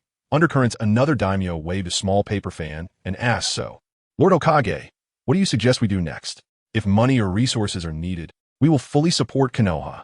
After all, Konoha is the shield of the Land of Fire. If Konoha is stable, we can be stable." "Oh, good." Tsunade nodded firmly and strode to the wall hanging a large map, reaching for a slender wooden stick. The crowd stood up and gathered around, waiting for Tsunade's decision. Tsunade's expression was serious as she pointed the stick towards the land of grass and the direction of the Cloud Village, saying, "The main crises we face now are twofold. First, the IWA shinobi army at the border of the land of grass, and second, the shinobi army of the Cloud Village gathered at the border. In addition, although the land of water and the land of wind are currently watching, they could strike at any moment, which is also a hidden danger we must guard against." Mito Gate frowned and said, "The Sunageki or the land of wind shouldn't attack us, right? They signed a treaty with us. They wouldn't easily violate it, would they? Once war breaks out, as long as there are interests involved, any treaty is just a piece of waste paper. In the face of absolute temptation, so-called alliances are simply not worth mentioning." Tsunade turned around and continued in a decisive tone. "Not only can we not continue to confront the Uchiha, but we also need to befriend them. Only then can we focus all our efforts on guarding against the Cloud Village, which will relieve a lot of pressure." Tsunade's words made TKSH exclaim. "How is that possible? The Uchiha killed 2 of our Hokage. Not declaring war on them is already our biggest concession. How can we still befriend them? It's simply unimaginable. You all know better than anyone why the 3rd and Danzo died. Don't pretend to be confused while knowing full well." Tsunade suddenly grabbed TKSH Rin and shouted, spraying her face with spittle. TKSH Rin turned pale at Tsunade's sudden action and trembled slightly. A daimyo saw this and quickly waved his hand, saying, "Hokage, please continue." Tsunade snorted coldly, suppressing her anger, and continued, "Actually, we don't need to negotiate with the Uchiha. They will naturally take action against Iwa's people." "Oh, how could that be?" a daimyo asked, confused. Tsunade pointed the stick towards the northwestern part of the Land of Fire, near the Land of Grass, and explained in detail, the Uchiha clan's Muyang village is located here, very close to the Grass Village. The IWA army pressing against the Grass Village is also a significant threat and interest for Muyang Village. A clan leader still had some doubts, and said, "The Uchiha could choose to sit back and watch. Why would they help us deal with IWA? What benefit is there for them?" At this moment, Narashikaku stepped forward and explained leisurely, "There are 2 reasons. First, the Land of Grass will definitely offer a reward for help to Muyang Village. And the Uchiha have just established Muyang Village, which is in urgent need of funds to develop. This reward is something they cannot ignore. Second, Muyang Village has just been established and needs to make a name for itself to attract more ninjas, as well as the investment of daimyo. Defeating a large nation like IWA is undoubtedly the best way to promote themselves and establish a foothold in the ninja world." Several daimyo looked at Narashikaku and exclaimed in admiration, "Wow, Konoha not only has a reliable new Hokage, but also such a brilliant talent. We can rest easy now." Tsunade smiled and said yes. Shikaku not only has considerable strength, but also possesses extraordinary wisdom. Narashikaku slightly bowed and humbly replied, "You honor me too much. Daimyo and Hokage, I'm just doing my part to help Konoha." Tsunade forcefully pointed the stick at the position of the Cloud Village, her voice strong and powerful. "Then let's see what those kids from the Cloud Village want to do. Let Jiraiya and Shikaku lead a team over. If they dare to step into the Land of Fire, we will go to war directly. No need for reports." After speaking, Tsunade began to arrange various matters in a spirited manner, and the clan leaders and elite ninjas nodded in agreement. Then everyone received their orders.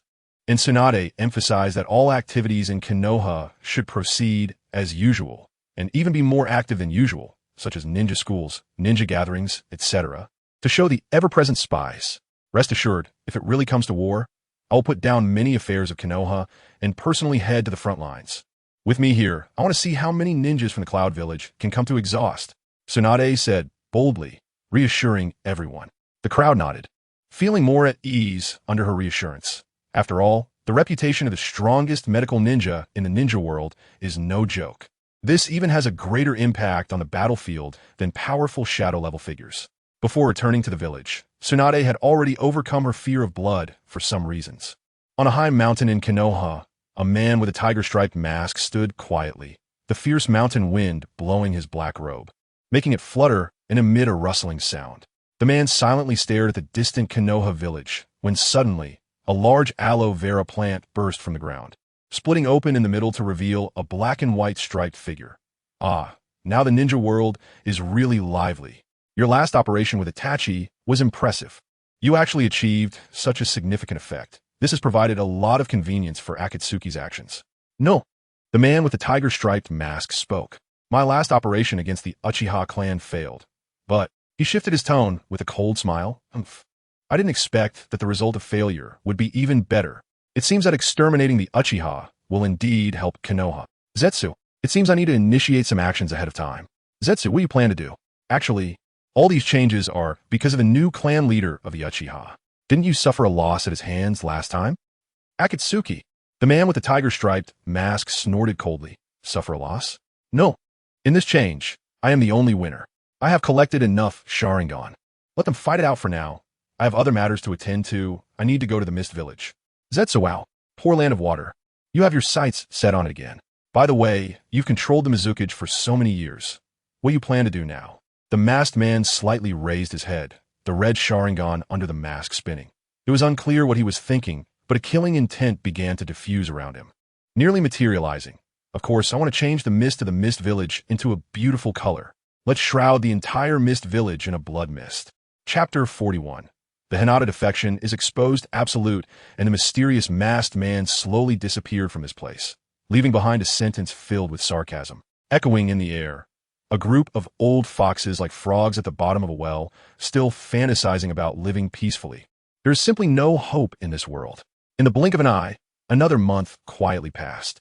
During this time, hundreds of members of the Hinata clan arrived in Wuyong Village one after another, some accompanied by ninjas from other clans. Uchiha Yunfei and the others dared not be the slightest bit careless, conducting a series of detailed assessments and checks on these outsiders. After layers of scrutiny and confirming there were no issues, they officially accepted them. On this day, the atmosphere in the meeting room of Wuyong Village was solemn and serious. The room was brightly lit, and everyone sat neatly, with Uchiha Ping sitting at the head. Uchiha Yunfei was the first to break the silence. He looked at Hinata Hizashi and spoke in a calm tone. So, Hizashi-kun, please explain the current situation of the Hinata clan to everyone in detail. Hinata Hizashi nodded slightly, a look of helplessness appearing on his face as he slowly spoke. Our defection from Konoha has ultimately been discovered by the village. The fifth Hokage, Tsunade-sama, personally came to find me. Upon hearing this, the Uchiha members were taken aback, and Yaitora couldn't help but ask in surprise, what happened? Since Konoha is already aware of this, how could you still withdraw safely? Ping, hearing this, flashed a look of realization in his eyes and slowly said, no wonder only a few hundred members of the Hinata clan have arrived. It seems you have made some arrangements with Konoha, but this is also to be expected. After all, Konoha cannot just watch such a powerful ninja clan defect. The Hinata clan's concessions are also a helpless move, which is completely understandable. No, Hizashi's expression became particularly serious, and he said earnestly, the Hinata clan is by no means afraid of Konoha's power. When we decided to leave Konoha, we were already prepared. At this point, Hizashi paused, sighed softly, and continued. If Tsunade-sama were to be as tough as those four old geezers, the Hinata clan would undoubtedly choose to fight to the end. We would fight our way out of Konoha. However, at this moment, an elder of the Hinata clan slowly stood up, taking over the conversation. Tsunade-sama is completely different from the previous third Hokage, Danzo, and those advisors. She even bowed and apologized to our entire clan and earnestly requested. And Uchiha Nin could no longer suppress his anger upon hearing this and growled, "Konoha, Ryu, there's no need for angry words." Ping quickly extended his hand to stop the Nin, then spoke in a gentle tone. "We of Wuyong Village fully understand the choice and decision of the Hinata clan. If Konoha had treated our Uchiha clan with such an attitude back then, we would not have come to this point. Hizashi, you may continue." "Yes, Lord Yangying." Hizashi stood up, respectfully bowed to Ping, and then said with a serious expression, "After careful consideration, the decision we, the Hinata clan, made is to leave half of our clan in Konoha. The other half will join Wuyong Village. Fifth Hokage Tsunade-sama is very supportive of this decision and has expressed her gratitude." Hizashi paused briefly, then added, "Tsunade-sama specifically asked me to convey a message to clan leader Ping and the Uchiha clan." Ping exchanged glances with Yunfei and the others, maintaining a calm expression as he said, "Hizashi, just speak your mind. There's no need for hesitation." Hizashi nodded and said, "The Hokage said that she originally wanted to meet with the Uchiha clan, but Konoha has been overwhelmed with affairs and is truly too busy. She apologizes for the matters concerning the Uchiha clan and hopes that we can seek a path of peaceful coexistence for the sake of our children and families in the future." That sounds nice. If it weren't for our clan leader suddenly rising to power and greatly increasing our strength, she would probably have to apologize at our graves now. A late apology is worthless. This is merely because we have enough strength. If we didn't, our entire clan would have been sent to hell long ago. Naive. Without the clan leader, our deaths would not have even received a fair explanation. All the truths would surely be buried by those 4 old geezers of Konoha. The 5th Hokage probably doesn't even know the ins and outs of it. The Uchiha members immediately began to murmur, each of them having experienced the world, and in the face of this cruel reality, everyone's hearts were as clear as a mirror. They understood that if the Uchiha clan had completely disappeared that night, very few people in this world would know the truth behind it. The 4 old geezers of Konoha would definitely bury all secrets forever. All right, quiet down. We have understood most of the matters concerning the Hinata clan. Yunfei, please discuss other important matters with everyone." Ping slightly nodded to Yunfei. Yunfei immediately stood up, his expression serious as he said, "Because Konoha has encountered significant upheaval in succession, other great nations have already begun to stir. The closest, Iwagakure and Kusagakure, have already engaged in direct confrontation. Kusagakure is an allied nation of Konoha, but interestingly, Kusagakure has repeatedly sent us, Wuyong Village, signals for assistance." Upon hearing this, Hizashi asked, "Konoha is now surrounded by enemies on all sides. They probably cannot spare the time to care for Kusagakure. As for Iwagakure, Yunfei-san, how is their offensive?" Yunfei quickly flipped through the documents in his hand and replied, "Iwagakure has currently dispatched about 20 small teams, successfully occupying several important routes in the Land of Grass. Their rear army is gathering and has issued multiple warnings to the Land of Grass. However, they have not yet launched a large-scale attack." Upon hearing this, everyone began to whisper and discuss among themselves. Hizashi pondered for a moment and said, "It seems Iwagakure is also testing Konoha's reaction. Then we can hold our ground for now, ignore them, and wait for them to raise their bounty. We can strike then." And Uchiha Nin frowned and said, "But they have already offered a very high bounty. If we continue to ignore them, will we miss this rare opportunity? After all, they can still invite other forces to assist." Hizashi smiled confidently, looking at Uchiha Ping, and said, "A very high bounty? No, it is still far from enough. If we wait a little longer, there will definitely be daime who cannot sit still." Chapter 42. The terrifying Kodowa Mitsukami Rizu spoke confidently. "As for missing opportunities, there's no need to worry about that. How many forces in the entire ninja world can rival Iwagakure? Other forces have greater ambitions and are simply too busy to interfere in the affairs of the small country of the Land of Grass." Ping nodded in approval and smiled, saying, "Brother Rizu and Yunfei should serve as advisors to Wuyong Village together. With your intelligence and rich experience, everyone will feel much more at ease." "Oh, I agree.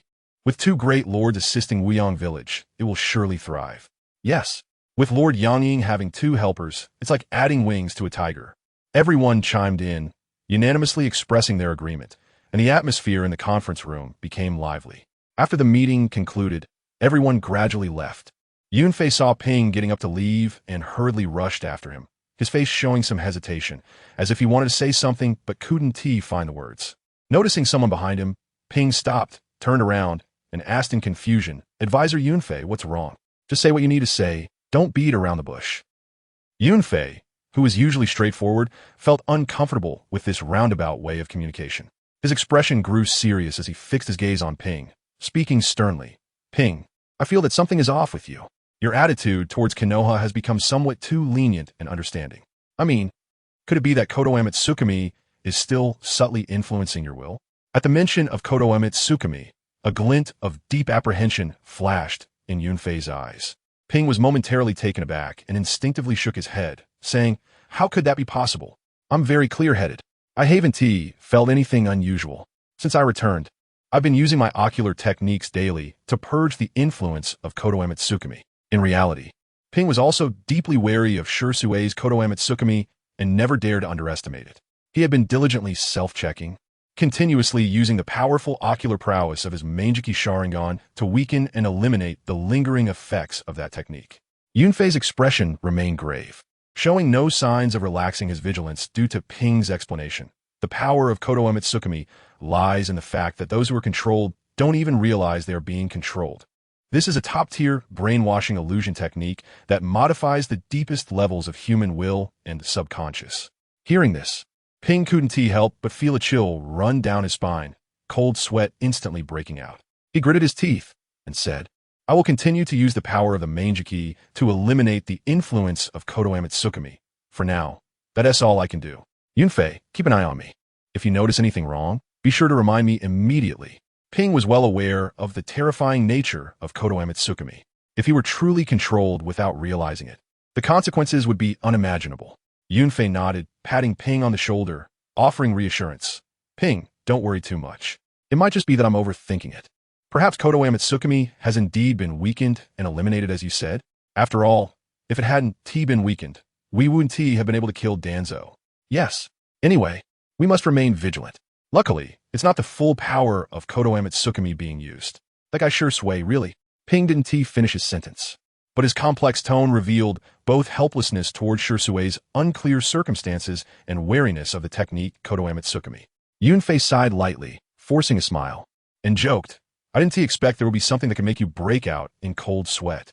Both fell into silence for a moment as Ping slowly walked to the window in the corridor, quietly looking at the bustling and prosperous Wielding village, softly saying, "I can now deeply empathize with how Uchiha Madara felt when he left Konoha, clearly the strongest clan.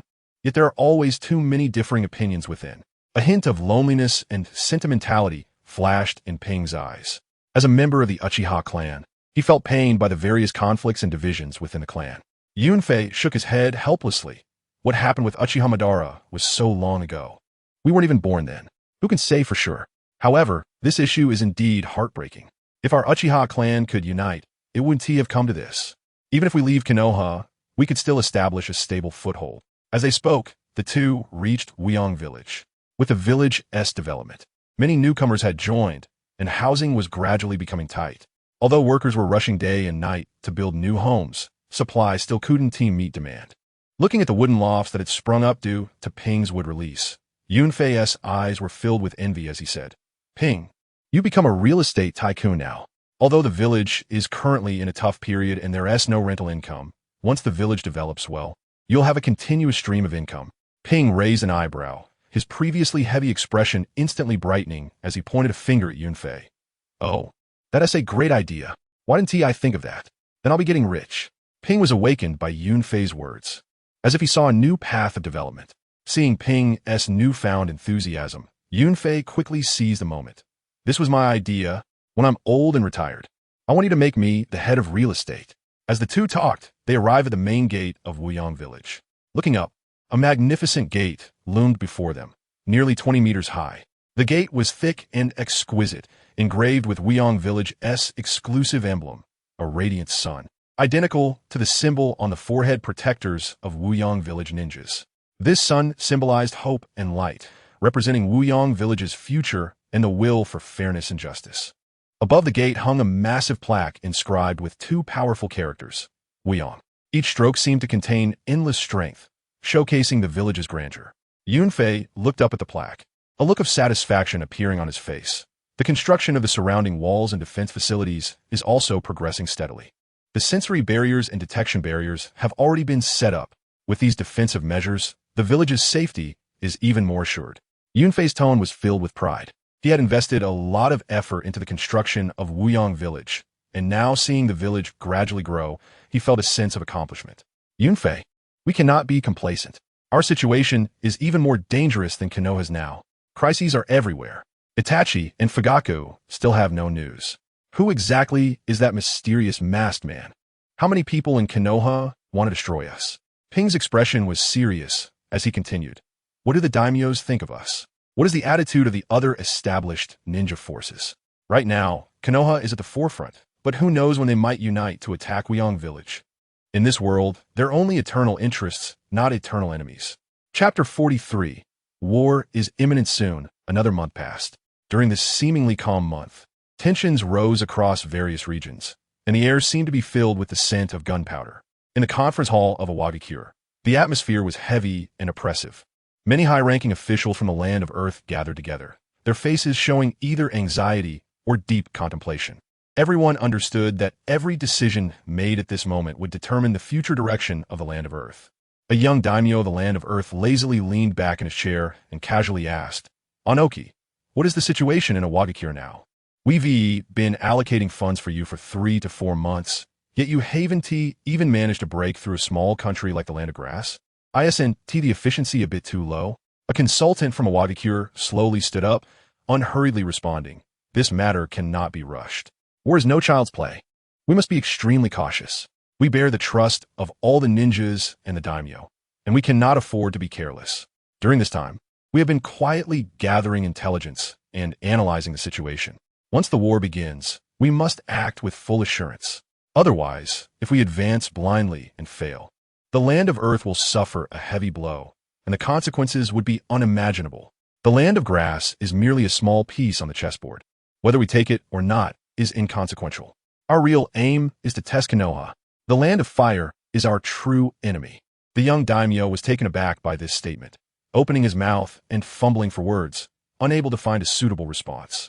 Clearly, the consultant's words made him realize the complexity of the situation, which was far from what he had previously imagined. At this moment, an elder daimyo, with a calm demeanor, slowly inquired, so, how has the probing been during this time? Is it true that Konoha is significantly weakened and unable to contend with us? Yes. The consultant quickly replied respectfully. From the probing we have conducted and the continuous intelligence reports, it is evident that Konoha has suffered significant losses. They don't even have spare strength to support their ally, the Land of Grass. According to the precise intelligence we have obtained, it can be confirmed that Konoha has indeed lost 2 Hokages, which is undoubtedly a huge blow to them. Furthermore, the 2 strongest ninja clans in Konoha, Uchiha and Hyuga, have indeed betrayed Konoha. With this, Konoha is no longer what it used to be. The more the consultant spoke, the more excited he became, a hint of a joyful smile appearing on his face, as if victory was already within reach. Upon hearing these words from the Awagakure consultant, the conference hall erupted in surprise, with everyone showing expressions of shock. Oh, it's true that 2 Hokages have died. This is indeed earth-shattering news. Without the support of those 2 powerful bloodline limit clans, Konoha will likely be unable to withstand a blow. This is an unprecedented opportunity. The Land of Fire is now due for repayment. The crowd's emotions gradually heightened. The long-standing grudges between the great nations had been brewing for centuries, and the seeds of hatred had long been planted in their hearts. At this moment, driven by interests, these seeds quickly took root and sprouted. Anoki lightly cleared his throat, his voice not loud, but instantly silencing everyone. With a serious expression, Anoki scanned each person present and slowly began to speak. Before we vote on whether to go to war, there are a few points I must clarify. First, Konoha has lost 2 old men, but Konoha still has a Hokage. Second, while the Uchiha and Hyuga have indeed left Konoha, at this point, Anoki's gaze became incredibly sharp as he looked around at the gathered crowd. Continuing coldly, they have not left the Land of Fire. The Land of Grass has received news that although Konoha ninjas did not come to their aid, there have already been several waves of Uchiha and Hyuga clan ninjas appearing since this month. A consultant from Awagakure nodded cautiously, adding, yes. Led by the Uchiha and Hyuga clans, a new ninja village called Mio Village has been established in the northwest of the Land of Fire, not far from the land of grass. However, there is no need to worry. They are merely two clans that split off from Konoha. We are not afraid of the entirety of Konoha, let alone just two ninja clans. The consultant's face displayed a hint of arrogance, viewing Muyo village as nothing more than an ant that could be easily crushed. The leading daimyo slowly unfolded the paper fan in his hand, gently fanning it a few times, and said, "Then, let us start voting. Those in favor of going to war against the land of fire, please raise your hands." After saying this, he unhesitatingly raised his own hand.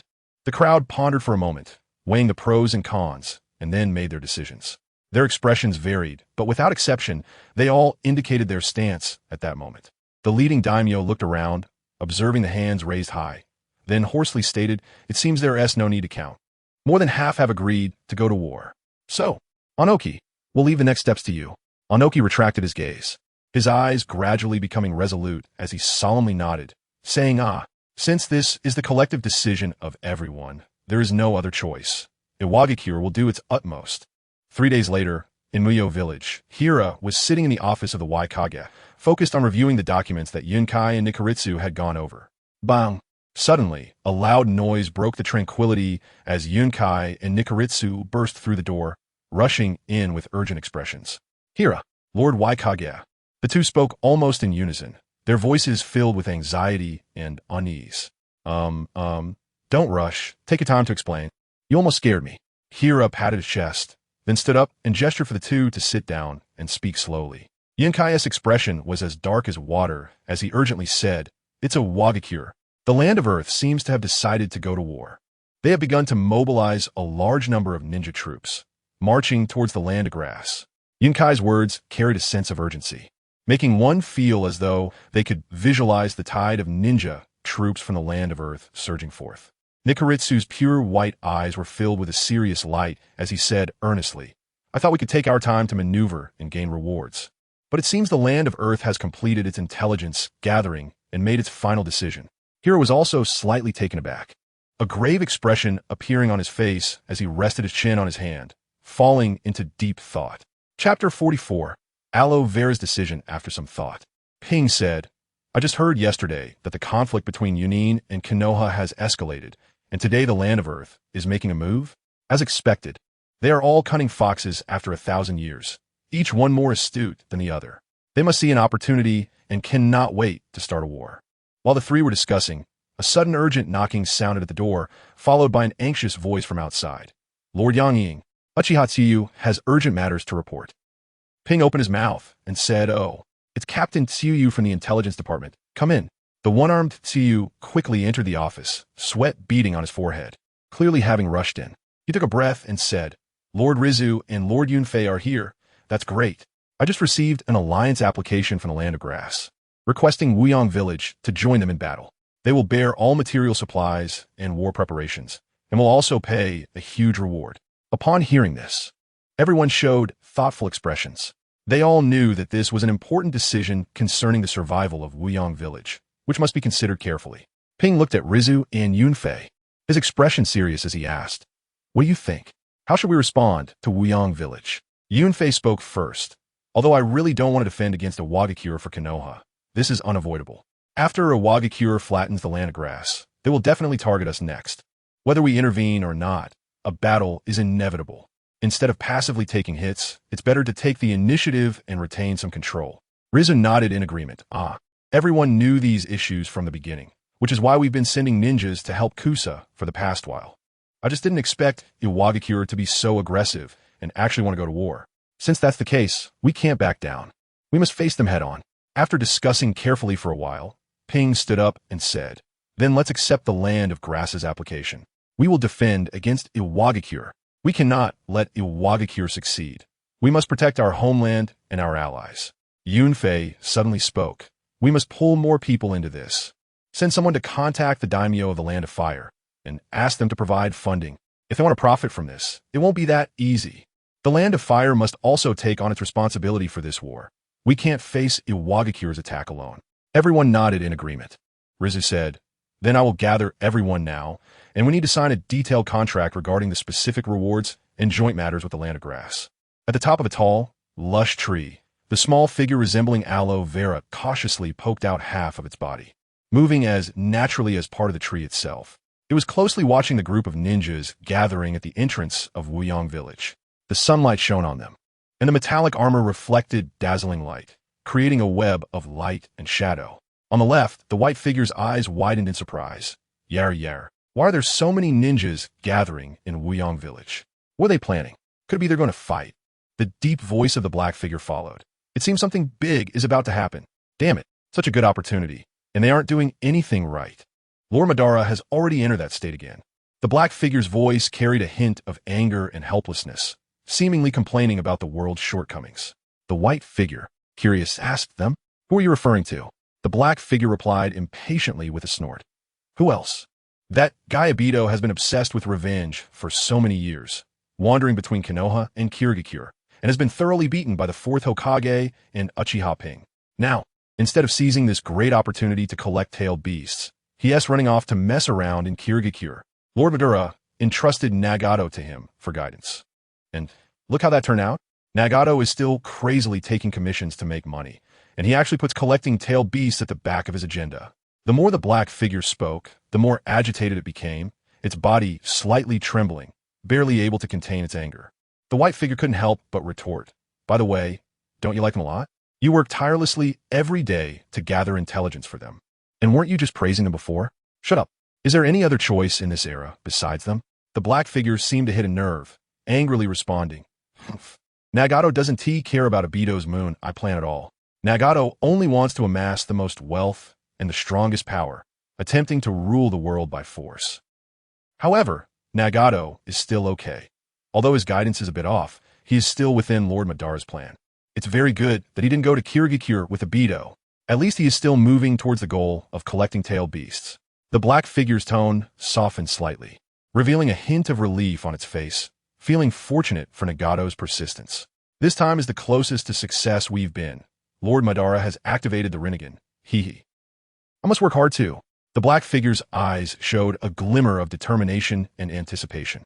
The white figure, confused, said, "Are you praising them or scolding them? I completely don't understand your meaning." The black figure ignored it and continued to watch the ninja army in the distance, its gaze filled with vigilance and contemplation. The white figure couldn't help but ask again, "So, what are we doing here? There are no tailed beasts here." The white figure blinked its big eyes, showing a puzzled expression, feeling utterly confused about the purpose of their visit.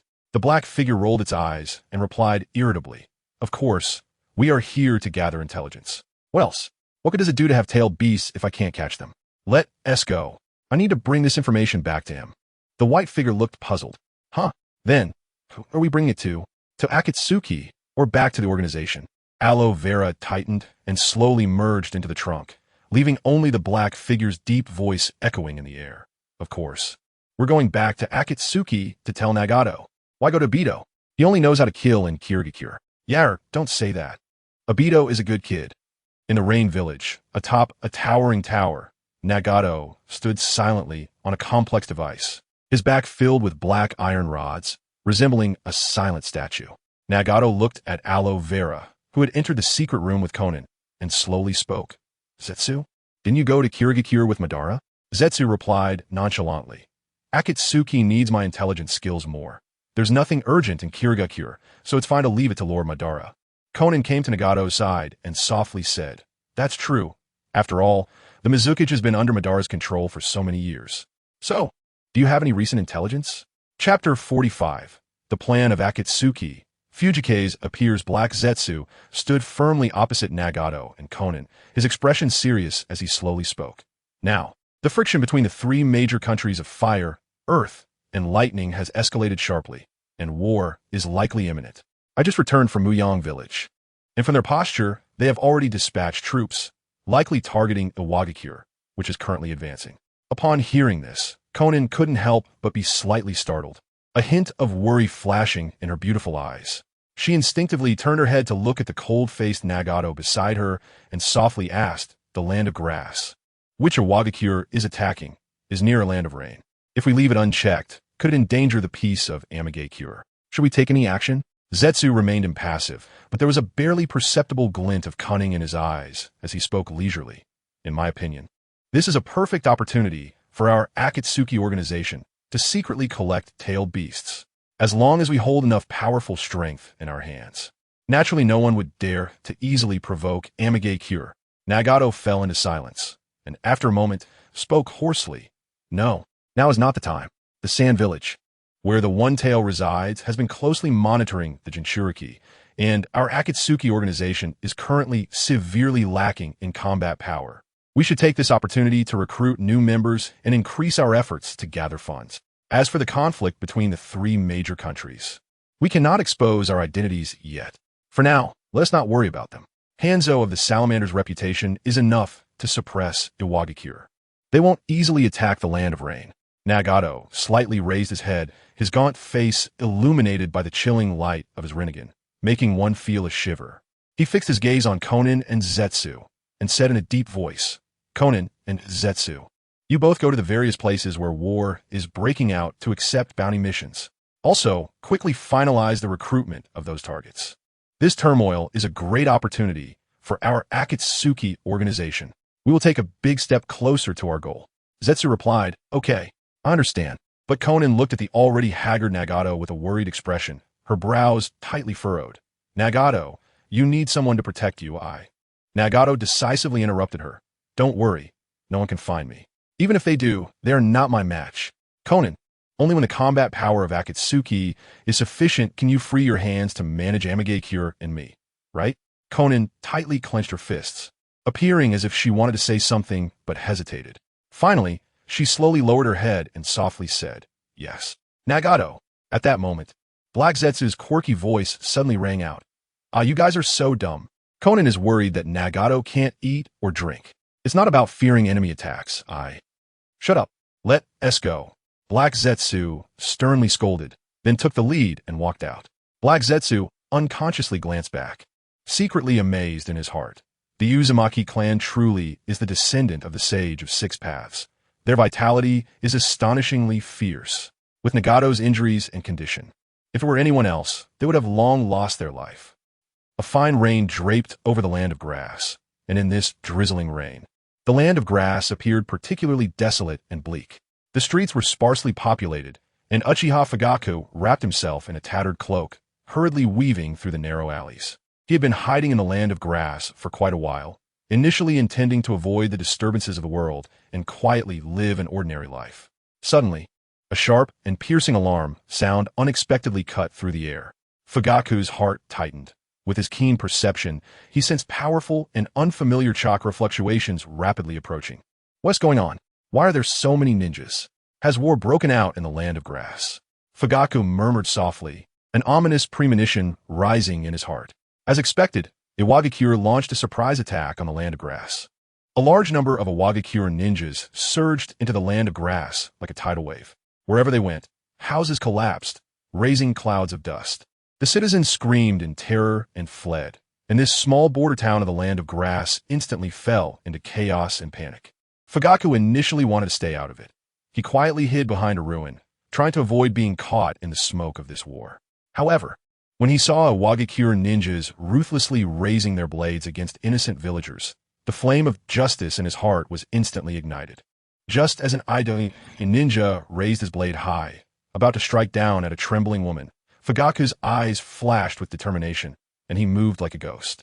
He dashed towards the IWA ninja at incredible speed, delivering a sharp hand chop that knocked him to the ground. Immediately after, he turned and swiftly took down 5 or 6 other Iwagakure ninjas that charged forward. But Fugaku's actions attracted even stronger enemies. The third Tsuchikage, Inoki, personally appeared, floating in midair, his gaze piercing as he instantly locked onto Fugaku. Inoki snorted coldly, his voice tinged with dissatisfaction, interfering for no reason. "Who are you? When did the Land of Grass produce such a master?" Fugaku pressed his lips tightly together, not responding. Seeing this, Inoki raised his hand and unleashed the Dust Release, original world stripping technique. A terrifying wave of energy, carrying an aura of destruction, surged towards Fugaku. Fugaku was instantly forced into a desperate situation, at the brink of life and death. Rich purple chakra surged around him. In the blink of an eye, the skeletal structure of Susanoo rapidly appeared and solidified.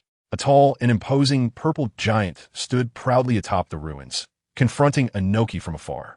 Susanoo swung its powerful arms, strenuously resisting the dust release attack.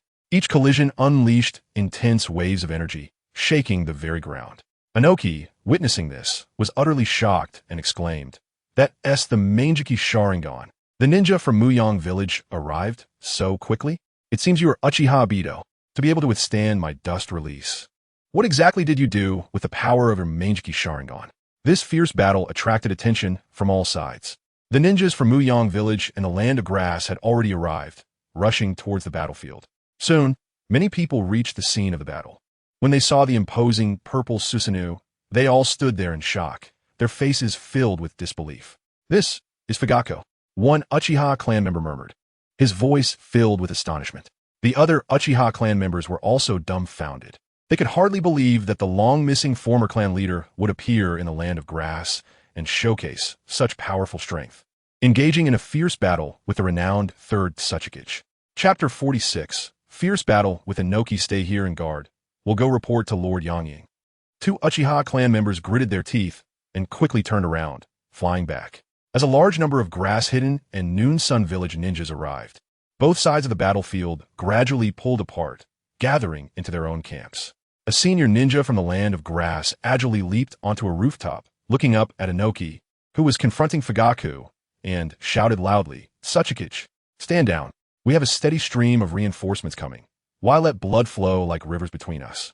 Inoki glanced at the massive wave of ninjas rushing in, momentarily stunned, but quickly regained his composure and sneered, "I didn't expect you to actually unite. However, with just you can't stop our Iwagakure." Doton Dai Tenkai. Huangtu led several elite Iwagakure ninjas, taking advantage of Fugaku being distracted by Inoki, to unleash a grand Doton technique. In an instant, a massive, bottomless fissure appeared beneath Fugaku's feet, swallowing him and his Susanoo into an endless abyss. Inoki waved his hand and shouted, "Attack." Immediately, the battlefield erupted with deafening battle cries as ninjas from both sides clashed together. The sparks from weapon collisions, the explosive force of ninjutsu and explosive tags ravaged the war-torn land. Inoki floated above the battlefield, his expression serious as he commanded loudly, "The advantage is mine. We outnumber the enemy by several times. Do not be afraid. Let us crush them in one go, quickly end the battle, and treat the wounded." The advantage is yours? Uchiha Hei arrived, riding a majestic wooden dragon, the massive dragon fiercely charging forward, sending a group of Iwagakure ninjas flying, then opened its mouth to bite at Inoki in midair. "Jintun, Jinkai Hakuri no Jutsu." Inoki clapped his hands, and a blinding white light shot out, slicing the wooden dragon in half. Hei flashed down to the ground, forming hand seals and shouting, "Mokutan, Shiji K-Rin." Countless enormous vines surged into the sky, seemingly alive, clawing and thrashing like a tsunami, rushing toward the mass of Iwagakure ninjas. With the Sharingan and would release, is he really Uchiha Hei? At this moment, Inoki looked up at the torrent of vines, his heart filled with shock. What exactly is this Uchiha Hei? Why does he possess both the Sharingan and would release powers? Who was that mysterious man with the kaleidoscope Sharingan earlier? Inoki widened his eyes, the wrinkles on his face deepening in astonishment, secretly gritting his teeth, filled with unanswered questions. "Iwagakure, heed my command. Stay away from my attack range." Inoki roared hoarsely. Immediately, a massive amount of chakra began to gather around Inoki. He snorted coldly, "No matter who you are, today I will completely crush your wood release and those subordinates behind you, so you can witness the power of Iwagakure." Yunfei watched the Iwagakure ninjas hurriedly retreating around him, feeling anxious. He lightly tapped his feet and instantly flashed to Hei's side, urgently saying, "Hey, I have a bad feeling Iwagakure must be planning something on a large scale." "Ah, I know." Hei nodded slightly, retracting his hand that was controlling the wood release. The power of his kaleidoscope, Sharingan, surged like a torrent within his eyes. In an instant, a silver-white Susanoo rose like a giant breaking through the void, enveloping both of them. The massive body of Susanoo soared into the air, creating a strong airflow that sent sand and stones flying around. At that moment, a blinding white light shone from Inoki's direction. The brightness was so intense that it was almost blinding, seemingly illuminating the entire world. Then, a gigantic pillar of light, resembling a heavenly column, shot out from Inoki's hand. This unstoppable beam severed the previously aggressive wood-release vines into countless fragments. Following that, the pillar of light continued to surge towards Susanoo with ferocity. Seeing this, Yunfei's eyes widened, sweat pouring down his forehead as tension and fear gripped him. He trembled as he spoke. It's Tsuchikage Inoki's Keki Ta. This guy actually unleashed such a large-scale killing move. Hei's expression grew serious as he concentrated on manipulating Susanoo.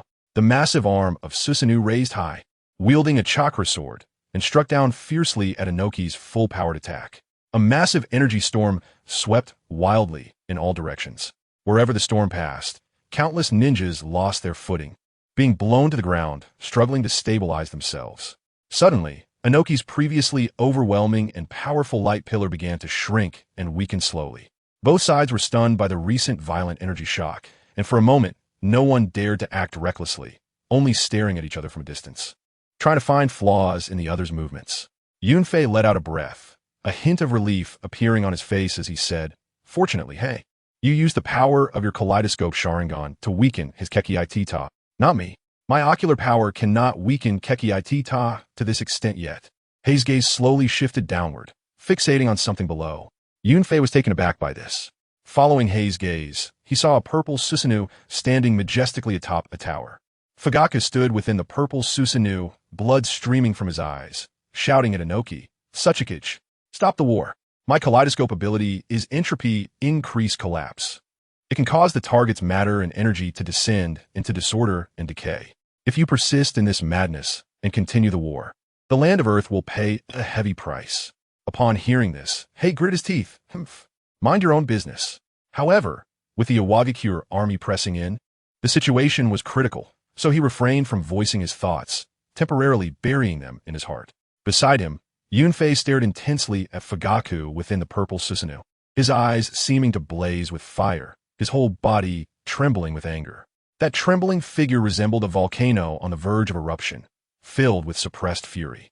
After a moment of stalemate, the Iwagakure army began to slowly retreat, and Inoki fell into the crowd of Iwagakure ninjas. Huangtu hurriedly stepped forward, his face filled with anxiety, asking, "Tsuchikage, our Iwagakure strength is not weaker than theirs. Why are we retreating? We can completely defeat them." Chapter 47. Fuyua's plea for death. Inoki's expression was serious as he slowly shook his head and said, "If we continue fighting, even if we can win, we will lose countless lives of the Iwagakure ninjas. The cost of this war is simply too great. It is not worth it." He hadn't expected that the Uchiha clan would have two such powerful Mangeki Sharingan users here. Uchiha Itachi's Susanoo was simply beyond imagination. That must be the legendary complete form of Susanoo. Tsuchi was reluctantly following the large group, continuing to say, "But we can't just let them go easily. We have many injured comrades over there. We can't leave them behind. We must bring them back." Inoki looked at Tsuchi with a strange expression, filled with helplessness. He sighed and, while walking, lectured, "Tsuchi, you have great talent and an abundant amount of chakra. But do you know why everyone has not proposed you to be the Tsuchikage?" Hearing this, Tsuchi scratched his head awkwardly and said, "I'm still far behind the third Tsuchikage, and I believe in the third Tsuchikage more than anyone else. Can I be relied upon by the Iwagakure village? At my age, how many more years can I live?" "You really..." Inoki looked at Tsuchi as if he were exasperated, wishing he could pour all his wisdom and insights into Tsuchi's head. Inoki continued to lecture. "We only have two choices now. Continue fighting or retreat. This is not a friendly ninjutsu spar. Do you think others will let us pass to take our people? If we want to get through, we can only fight our way through." Tsuchi gritted his teeth and said, "But we can't abandon our comrades. You all go first. I'll bring them back and I'll find a way to get them out. I am a Tsuchikage. Who dares to act without my orders?" Inoki shouted loudly. Seeing that Tsuchi was intimidated by his imposing presence, Inoki softened his tone and continued, "What are you in such a hurry for? Can't you think for a moment? After we return to the defense line, we just need to continue applying pressure at the border. And the land of grass will naturally return the captives in order to seek peace. Charging in now will leave them no way to retreat, and they will fight to the death, which will only provoke a brutal war between both sides. This is the land of grass. Do you understand? Roar. We won. We really won. The ninjas from the land of earth have retreated." A young ninja from the land of grass exclaimed with uncontrollable excitement and joy, "Great. We held our ground. All thanks to Lord Yangying. Lord Yangying is really powerful. He actually defeated the Tsuchikage. Long live Lord Yangying. Long live Lord Yangying. It was unclear who was the first to shout this, but in an instant, like a spark igniting a prairie fire, the cheers of the crowd converged into a deafening roar, with the cries of long live Lord Yangying echoing in the air for a long time. Rizzo looked at the slowly moving silver-white Susanoo approaching Fuyue, feeling a mix of emotions, and secretly sighed. He quickly adjusted his mood and turned to the crowd still immersed in the joy of victory, loudly commanding, "Everyone hurry and treat the injured. We can't delay for a moment. Control the captives from Awagakure. We must not make any mistakes." A few jonin from Kusagakure snapped back to their senses upon hearing the order and immediately took action swiftly and decisively. Itachi and Yuntian flew to Fuyue's side, looking down at Fuyue from above. Itachi's expression was calm, but his eyes were cold enough to send chills down one's spine as he said flatly, "Fuyue, fight me?" At this moment, Fuyue's eyes were continually bleeding, and the purple Susanoo slowly dissipated. His body trembled slightly, unable to support itself any longer, and he heavily knelt on the ground. My Mangeki ability has too strong a side effect on myself. While collapsing the target, is also slowly collapsing my own lifespan. If you want to kill me, just do it. I have no strength left to resist. Yuntian's long-suppressed anger and pain erupted instantly, unable to hold back any longer. He roared like a mad beast, leaping down from the Susanoo, and suddenly mounted Fuyue, followed by a series of heavy punches directed at him. Around them, more and more Uchiha clansmen gathered. Their eyes were filled with complex emotions, anger, disappointment, sorrow, as they all fixed their gaze on Fuyue. Itachi released the Susanoo and leaped down, landing steadily on the tower's peak. His expression was grave, scanning everyone before loudly ordering, "This is the Uchiha clan's disgrace. We cannot let outsiders see it. Immediately set up a barrier." Yes. A dozen Uchiha clansmen respectfully acknowledged the order and quickly dispersed, forming hand seals. In a short while, a layer of chakra barriers slowly unfolded, sealing everything off from view. Why? Yuntian cried out, tears streaming down his face as he angrily questioned while relentlessly pounding Fuyue. Uchiha Yuntian and Uchiha Fuyue had been brothers for decades, having gone through life and death together, experiencing countless ups and downs. Later, they jointly managed the Konoha Police Department, with Fuyue serving as the captain and Yuntian as the vice captain. They had once fought side by side, as close as brothers. Fuyue, covered in blood, struggled to speak. On one side is the village, and on the other is the family. I really don't know how to choose. I've tossed and turned countless times at night, yet I still can't find an answer. I just want to end my life and put an end to all of this. Yuntian, I caused your family to perish. I'm really sorry. I'm sorry, everyone. I'm truly sorry. Kill me, please kill me. Brother, please quickly, kill me. As he spoke, Uchiha Fuyue was already sobbing uncontrollably, tears pouring out uncontrollably as he kept pleading with Yuntian to end his life. He looked as if he were being consumed by endless pain, having lost all courage to live. Coward, a weak person like this is worthy of being our clan leader? Since you can't bear this responsibility, you shouldn't have agreed in the first place. What good is it to harm others and yourself? When faced with difficulties, you only think of ending it all. We really chose the wrong person back then. If you want to die, just die. But have you considered the entire clan's elders and children? It's simply the height of cowardice and incompetence. Why on earth did we choose such a person to be the clan leader? The surrounding Uchiha members cried out in sorrow, their voices intertwining with anger, disappointment, and grief. Many others covered their faces and wept. Fuyue had once been their most trusted leader, the unbreakable belief in everyone's hearts. Chapter 48. Mikoto saves her husband in everyone's impression, not to mention seeing Fugaku cry. Very few people have seen his smile over the years. However, at this moment, Fugaku's crying, resembling that of a helpless woman and child, along with his pleading sobs, shattered the image he held in everyone's hearts like sharp blades. Yunfei slowly wiped away his tears, but his body still trembled slightly as he spoke in a deep voice filled with disappointment. I misjudged you, Fugaku. Even if you were to confront me with your mistaken ideals, at least you would still be a flesh and blood person. Hira stood at the top of the tower, his thoughts swirling, unable to calm down for a long time. He slowly closed his eyes and whispered softly, "If Konoha does not spare the lives of your two sons, I suppose you would rise up in resistance, wouldn't you?" Heh, Fugaku, you're quite the bastard too. Seeing Yunfei hesitate to act, Fugaku opened his tear-filled eyes and looked at Hira at the top of the tower. Hira, the Uchiha. Never mind. I don't have the right to ask for anything. Hira, could you please make a move? Kill me, this sinner. Fugaku's voice was weak, yet filled with an endless desire for relief. When he saw Hira merely watching him expressionlessly, the emotions surging in Fugaku's chest gradually calmed down. The surrounding air seemed to solidify, and time froze at that moment. After a moment, Fugaku slowly reached out his hand towards Yunfei's ninja tool pouch, his voice dim. This request might be too much. It could dirty your hands.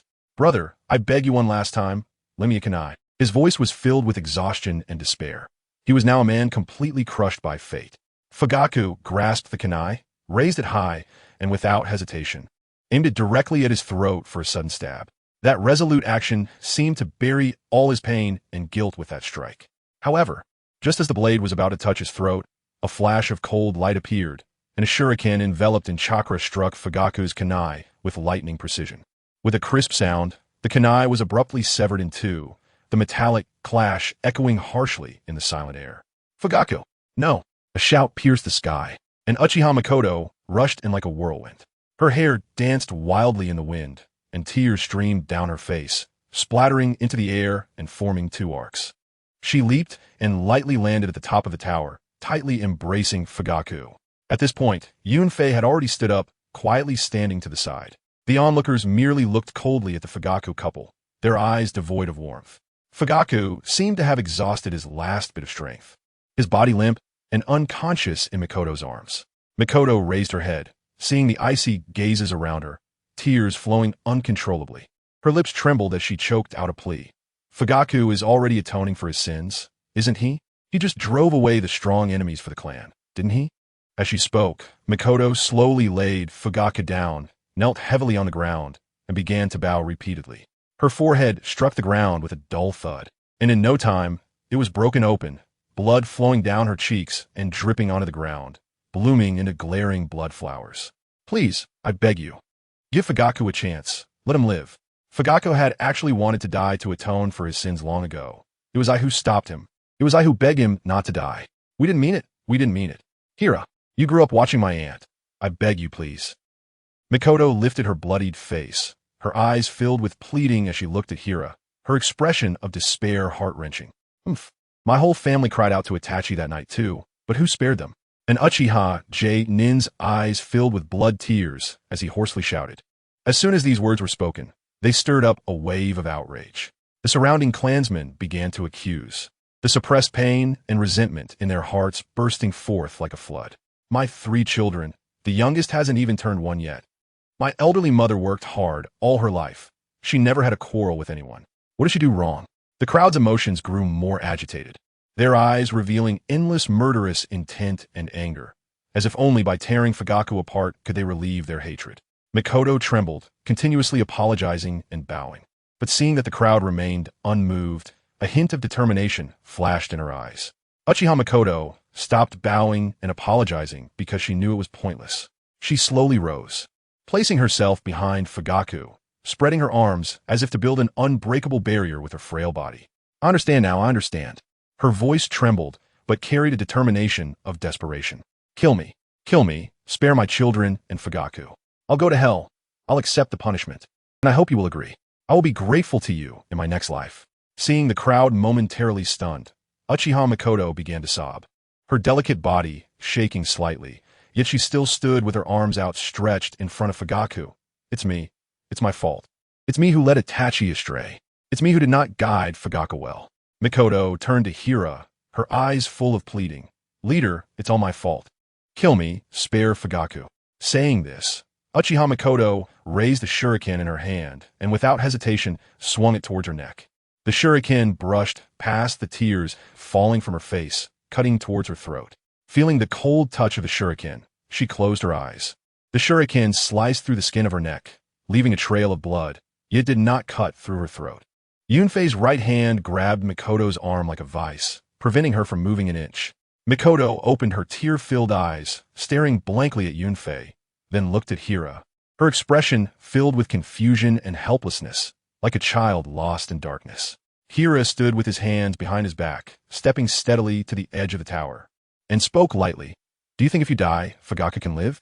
Even if we don't kill him, he will end himself. The shuriken in Mikoto's hand fell to the ground with a crisp sound. Hira was right. Without her, Fugaka would have died long ago. And if she died here, Fugaka would surely follow her in death upon waking. Uchiha Mikoto slumped helplessly to the ground, staring blankly at the floor, her gaze hollow and devoid of focus. She no longer knew what to do. Her mind had gone blank, stopping all thought. Chapter 49.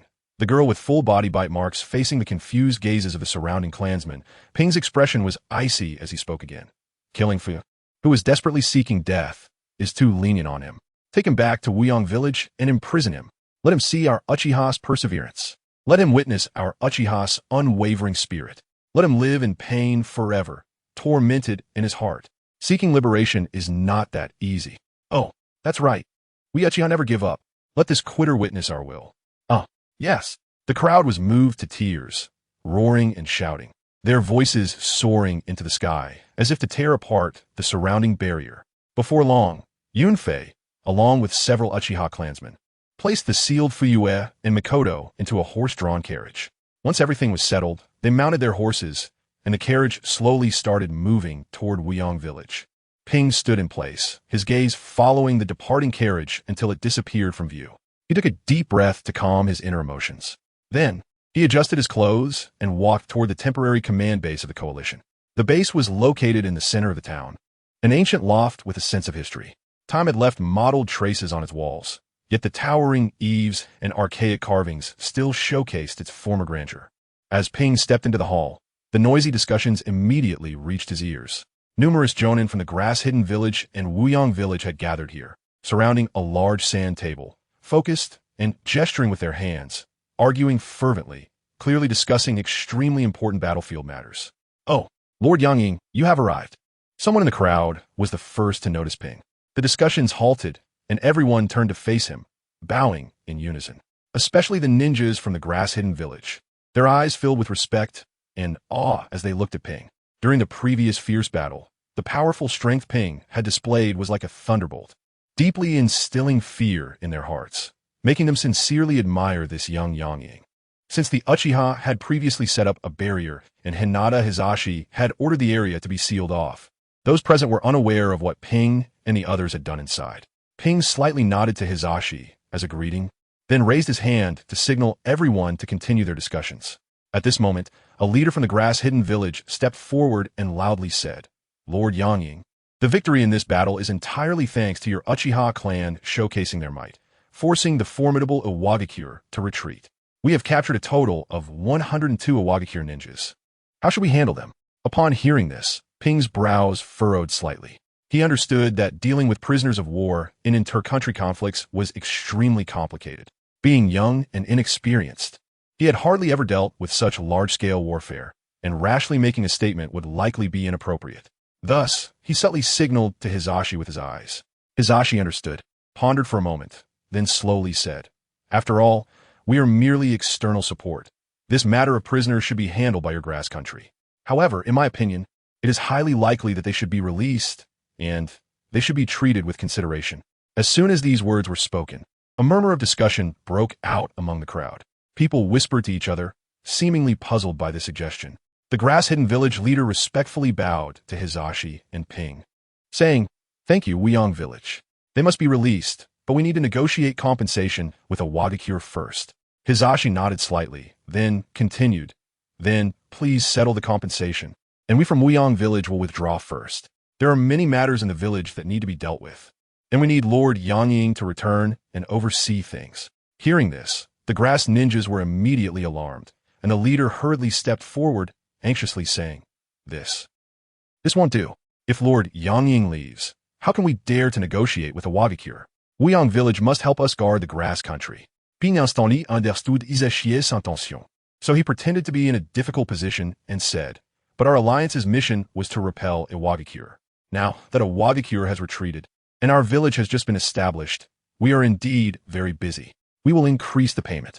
Our grass country will pay more. Please, Lord Yangying, stay in the grass country. The grass village leader gritted his teeth and said directly, All right, what can we do? We are allies after all. We will temporarily stay here and see how Iwagakure responds.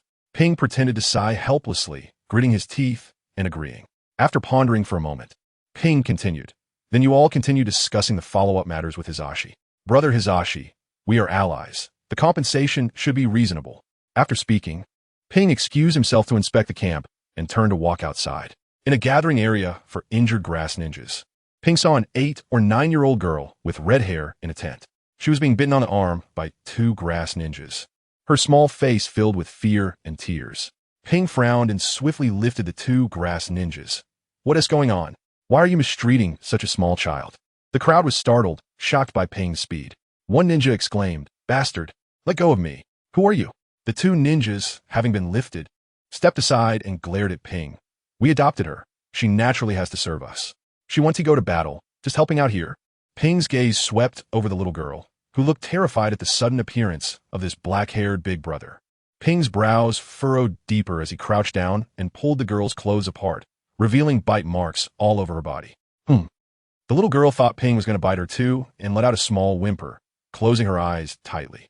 Seeing this, Ping sighed and softly said, "Don't be afraid. I won't bite you." The 2 grass ninjas continued to glare at Ping. "Who the hell are you? Where's your headband? Our people have already gone to report. You're done for." Another ninja whispered. Could he be a spy from Iwagakure? Seeing that Ping was ignoring them, the 2 took out their kunai, preparing to attack. Ping slowly turned his head, and with just a glance from his Sharingan, the 2 grass ninjas were so frightened that their hair stood on end, and the kunai fell from their hands. "Why, you are Uchiha." The 2 hurriedly waved their hands. "Misunderstanding. We are all comrades." Joking aside, now every ninja in the grass-hidden village knew how powerful the Uchiha clan was. It was they who helped the grass country repel the Iwagakure ninja army. Chapter 50. The changing situation. Ping's expression was calm, and his tone was indifferent as he slowly spoke. "Ah, if you weren't my comrades, you would have been lying on the ground long ago." Just then, 2 Nin led over a dozen ninjas rushing into the tent. Their gazes swept across the interior, and they quickly fixed their eyes on Uchiha Ping, who was crouching beside the little girl. One of the Kusa Nin, with a face full of panic, involuntarily raised his voice. "Lord Waikage, how could you be here?" The 2 ninjas from earlier felt their legs weaken, as if all their strength had been instantly drained, making it difficult for them to stand. Their faces turned pale, and their lips trembled. "What? He is." Both were filled with terror, fully aware that if they had offended the Waikage due to their recklessness, even if they were killed 100 times, it would not atone for their sin. "Blind fools!" Accompanied by an angry shout, a loud bang echoed as one Nin kicked out, sending the 2 of them flying like rags. They crashed heavily into a pile of clutter in the corner, sending dust flying. After a moment, the 2 struggled to stand up amidst the dust, limping and looking terrified. They then fell to their knees with a thud, trembling uncontrollably. Ping stood up slowly, calmly blocking the Nin who had drawn his long blade, ready to kill the 2. He spoke in a peaceful tone. "Enough. They didn't truly offend me. I'm just curious why they would treat a little girl so harshly." Everyone was taken aback by this statement, their faces displaying a mix of surprise and confusion. After a moment, the Nin regained his composure, slightly bowing and performing a formal greeting, respectfully saying, "Thank you, Lord Waikage, for not pursuing these 2 fools' mistakes." "Thank you, Lord Waikage." The 2 kneeling on the ground felt greatly relieved, quickly bowing their heads in gratitude, their foreheads hitting the ground with a dull sound. Then, they scrambled to their feet and hurriedly fled from this terrifying place. The Nin turned his gaze to the little girl, hesitating for a moment before explaining. "She is a special ninja from Kusa with a very unique physique. By harnessing her abilities, we can quickly recover everyone's injuries and chakra." Hearing this, Ping sighed inwardly, realizing that it was indeed as he had suspected. In fact, he had already had a vague answer in mind. However, as the Waikage, he felt it was not appropriate to interfere too much in Kusa's internal affairs. Ping's expression softened as he slowly said, "Currently, there aren't too many casualties. There's really no need to treat her this way. If Kusa's medical ninjas are insufficient, we can send the injured to our medical department in Woying Village." "I understand. Thank you for your concern, Lord Waikage. I will issue orders immediately." The Nin nodded in agreement, his face filled with gratitude and respect. Ping nodded slightly and then left the tent. The little girl stared blankly at Ping's departing figure. The glimmer of hope in her eyes that had just returned seemed to be blown away by a cold wind, gradually dimming until it was completely extinguished. Her gaze once again becoming hollow and helpless. As expected, IWA Shinobi Village did not easily let the matter rest. Their army remained stationed at the border, neither advancing to attack nor retreating, simply holding their ground. Their intentions were difficult to decipher. It was unclear whether they were observing the situation quietly, waiting for a favorable opportunity, or gathering strength for some plan. Over the next half-month, tensions escalated, with 5 or 6 conflicts erupting, each accompanied by fierce battles and bloodshed. The Konoha Ninjas were thoroughly enraged, shouting for a counterattack against the Land of Earth, seeking revenge for their fallen comrades and defending the dignity of Konoha. Ultimately, after much deliberation, the Land of Grass reluctantly decided to exchange captives with IWA Shinobi Village. Seeing the situation improving, the Land of Earth began to gradually withdraw its troops, easing the tense situation at the border. In the meeting room, the atmosphere was heavy and subtle. Many high-ranking officials from Konoha and Wielding Village sat together, each displaying different expressions, some worried, some deep in thought, and others serious. Yunfei's voice broke the atmosphere. Rest assured, we had declared that Konoha is our ally. The Land of Earth will not easily attack again once they are aware of this relationship. After all, they must consider the consequences of making an enemy of Wielding Village. Considering that the Hyuga clan had a greater advantage in protecting the village, Yunfei had returned to the battlefield early, bringing Rizoka back to Wielding Village to strengthen the village's defenses. A Konoha official nodded, enthusiastically saying, "Oh, Wielding Village is our eternal friend. After this incident, we have ended our alliance with Konoha. From now on, we will advance and retreat together with Lord Waikage, facing all difficulties and challenges hand in hand. Ah yes, please take care of us in the future." With the presence of the officials from Wielding Village, the people of Konoha felt much more at ease. They all nodded in agreement, their faces filled with friendly smiles, speaking to the surrounding Uchiha and Hyuga members, creating a sense of intimacy as if they had been friends for decades, harmonious and close. Ping slightly nodded in response to the friendly Konoha people. Since we are all allies, helping each other is only right. In the future, when Wielding Village is in need, Konoha must also lend a strong hand. Oh, of course, the enemies of Wielding Village are our enemies. Indeed, we Konoha will not forget the life-saving grace of Lord Waikage and the ninjas of Wielding Village. Hearing Ping's words, the people of Konoha all patted their chests in assurance. After all, the strength displayed by the Uchiha clan was too formidable. Even IWA Shinobi Village was deterred. In their view, holding on to this strong ally would provide more security for the Land of Grass in the ninja world. Uchiha Rulong gently withdrew his hand from the Konoha Jainin he had been holding, wearing a polite smile as he spoke. Lord Waikage, now that IWA has withdrawn its troops, we should gather everyone and return to the village. Ping nodded in agreement and then ordered. Then Yunfei, Rulong, Chiou, and all Jainin, gather everyone and prepare to return to Wielding Village. Yes, the more than 10 Uchiha and Hyuga Jainin present promptly stood up to receive their orders. A Konoha official hurriedly stood up, warmly saying, "Thank you all for your hard work, and I wish everyone a smooth journey." Chapter 51. Ah, is this the world? Immediately, he turned his head quickly and shouted to the grass ninja beside him. "Yutsao, Saburo, hurry and get some local specialties from our Land of Grass to give to our brothers and sisters in Wuyong." "Hey!" Yutsao Saburo nodded eagerly and hurried off to carry out the order.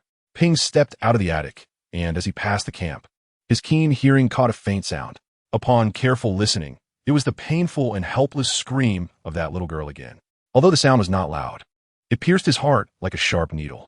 He instinctively shook his head, not wanting to meddle, but that sound seemed to have a magical power, echoing continuously in his ears. The faces of his sister and younger sister involuntarily appeared in his mind, softening his heart. He sighed helplessly, turned his steps, and walked towards the tent.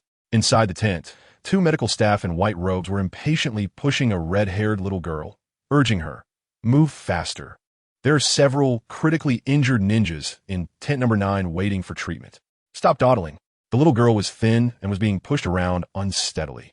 She timidly spoke up. I've already had too much chakra extracted today. I feel like I can't hold on anymore. Can I work tomorrow instead?" At that moment, a Jainin walked over, and the little girl seemed to seize a lifeline, hurriedly looking up with pleading eyes. However, what greeted her was a sharp sound as the Jainin raised his hand and slapped her hard. The little girl staggered, almost falling to the ground, and stumbled several steps to the side, her once neatly arranged red hair now disheveled and covering most of her face. "We, the Grass Village, take you in, and this is how you repay us? Your companions are on the brink of death, and you are still here wasting time?" The Jainin glared angrily, shouting loudly. Seeing this, the two medical staff stepped forward again and continued to roughly push the little girl towards the tent's entrance. Just as they were about to reach the entrance, Uchiha Ping stretched out his hand to hold up the tent flap and walked in.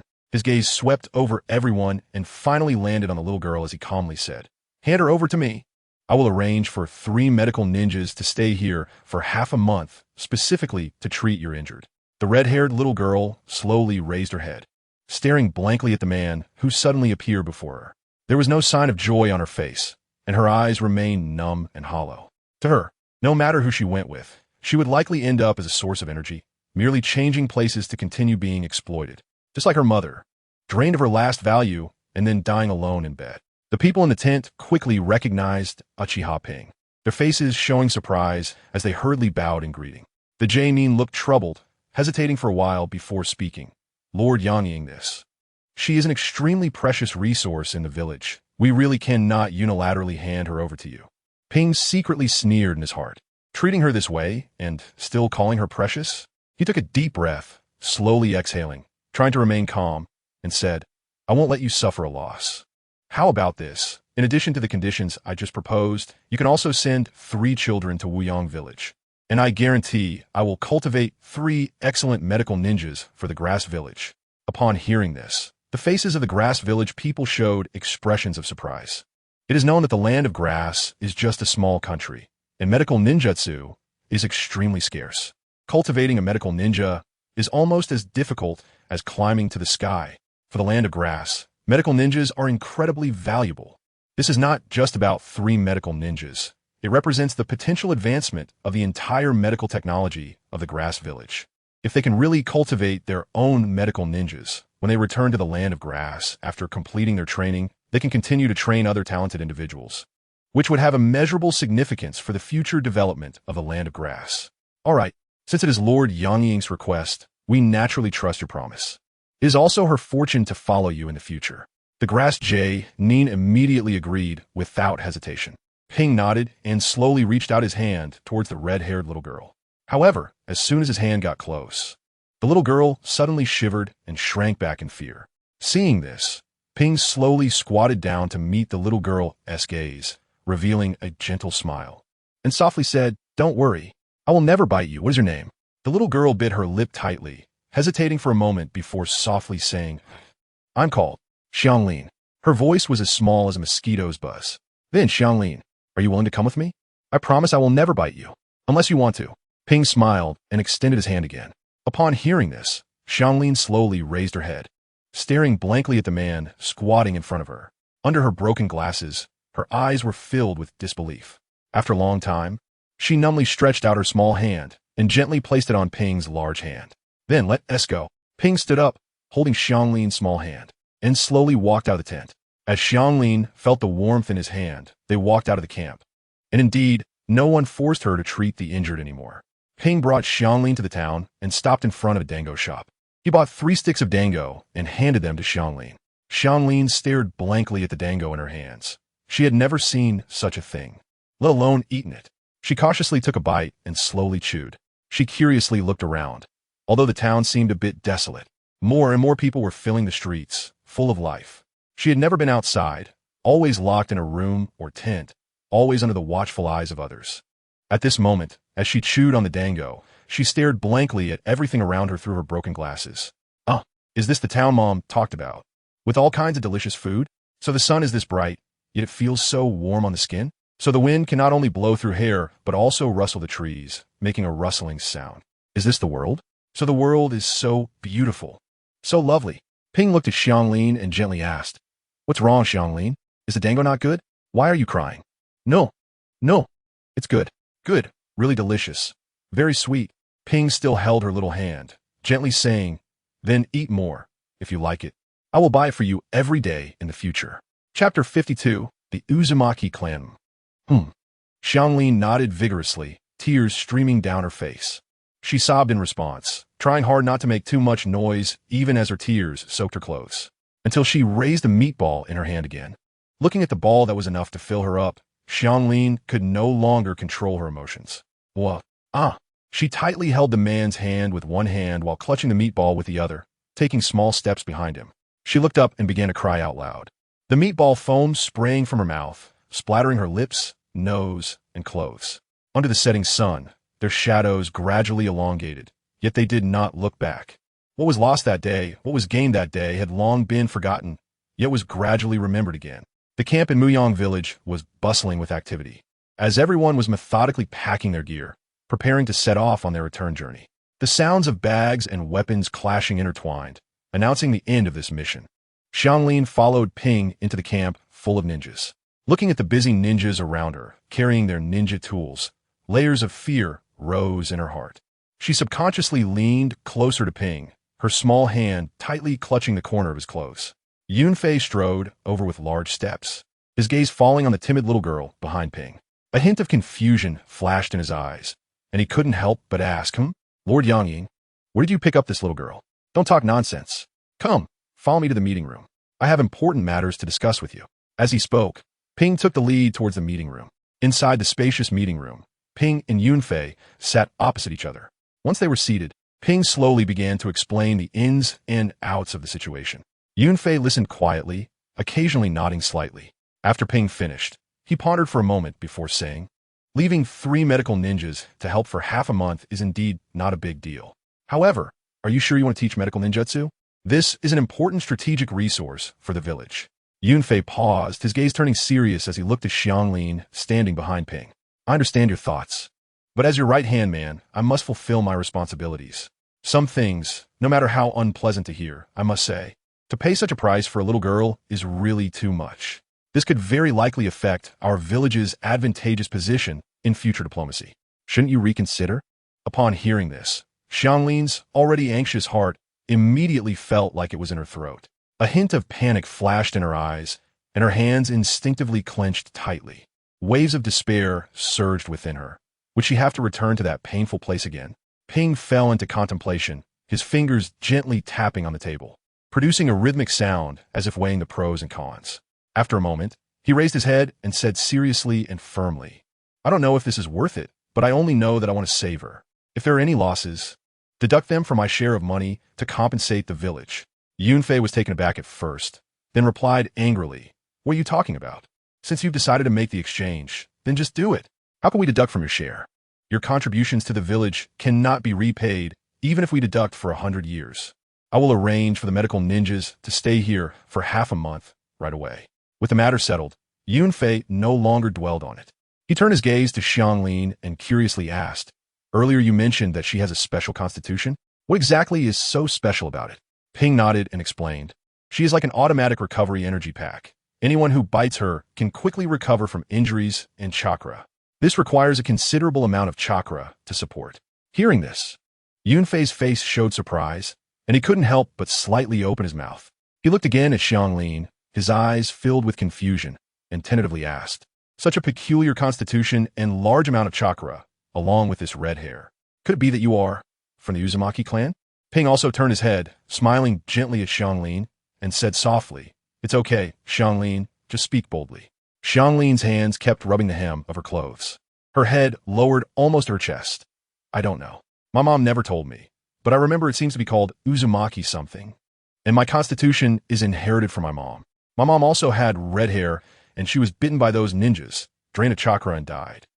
Ping reached out his hand and gently patted Xianglin's head, comforting her, it's all right.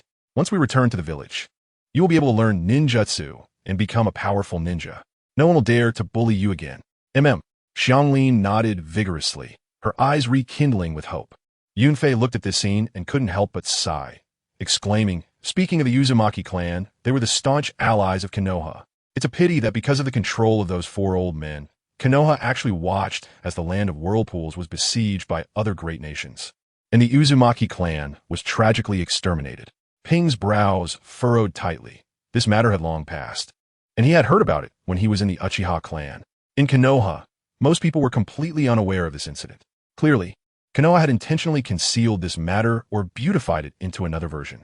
Ping pondered and slowly said, the Uzumaki clan is said to have produced many Jinchuriki of the Nine Tails.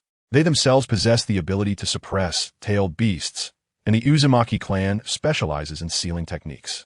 Many of Konoha's sealing techniques originated from them. Yunfei scoffed and said, not just many, but all of the Nine Tails Jinchuriki are from the Uzumaki clan. The first Jinchuriki of the Nine Tails was the wife of the first Hokage, Uzumaki Mito. Then there was the wife of the fourth Hokage, Namikaze Minato, Uzumaki Kushina. The current Jinchuriki of the Nine Tails is Kushina's son, Uzumaki Naruto. As a senior member of the Uchiha clan, Yunfei had a thorough understanding of these hidden matters in Konoha. He continued, the Uzumaki clan almost taught all their sealing techniques to Konoha, giving their all for the village. Yet in the end, they faced the fate of extermination, with only a few clansmen escaping, and there are hardly any left after long-term pursuit. Xianglin listened on the side, dumbfounded. These were completely unfamiliar territories for her. She had no idea what the land of whirlpools or Konoha was, nor did she understand anything about the Uzumaki clan. Chapter 53.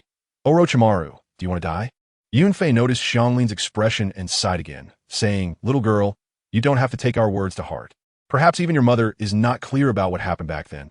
It was a long time ago. At that moment, Uchiha Rulong hurriedly walked into the room and respectfully said, Lord Yangying, our personnel have completed their preparations and are ready for orders. We can set off immediately. Ping, hearing this, remained calm and slowly stood up. He walked towards the door at a leisurely pace, saying, then let's go. Yunfei, you go arrange the follow-up matters. Just as Ping was about to step out, a gloomy and eerie voice suddenly rang out. Ah, Lord Yangying. I've been keeping an eye on that little girl for quite some time. I didn't expect you to get to her first. It's quite frustrating. Who is it?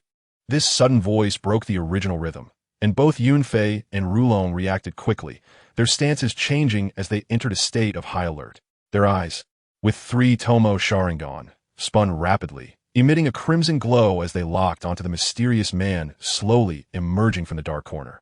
The man had a tall and slender figure, with smooth, shiny long hair and a thick hemp rope tied around his waist, high on his back. A few strands of black hair fell beside his pale, bloodless cheeks, adding a sinister touch to his already cold features.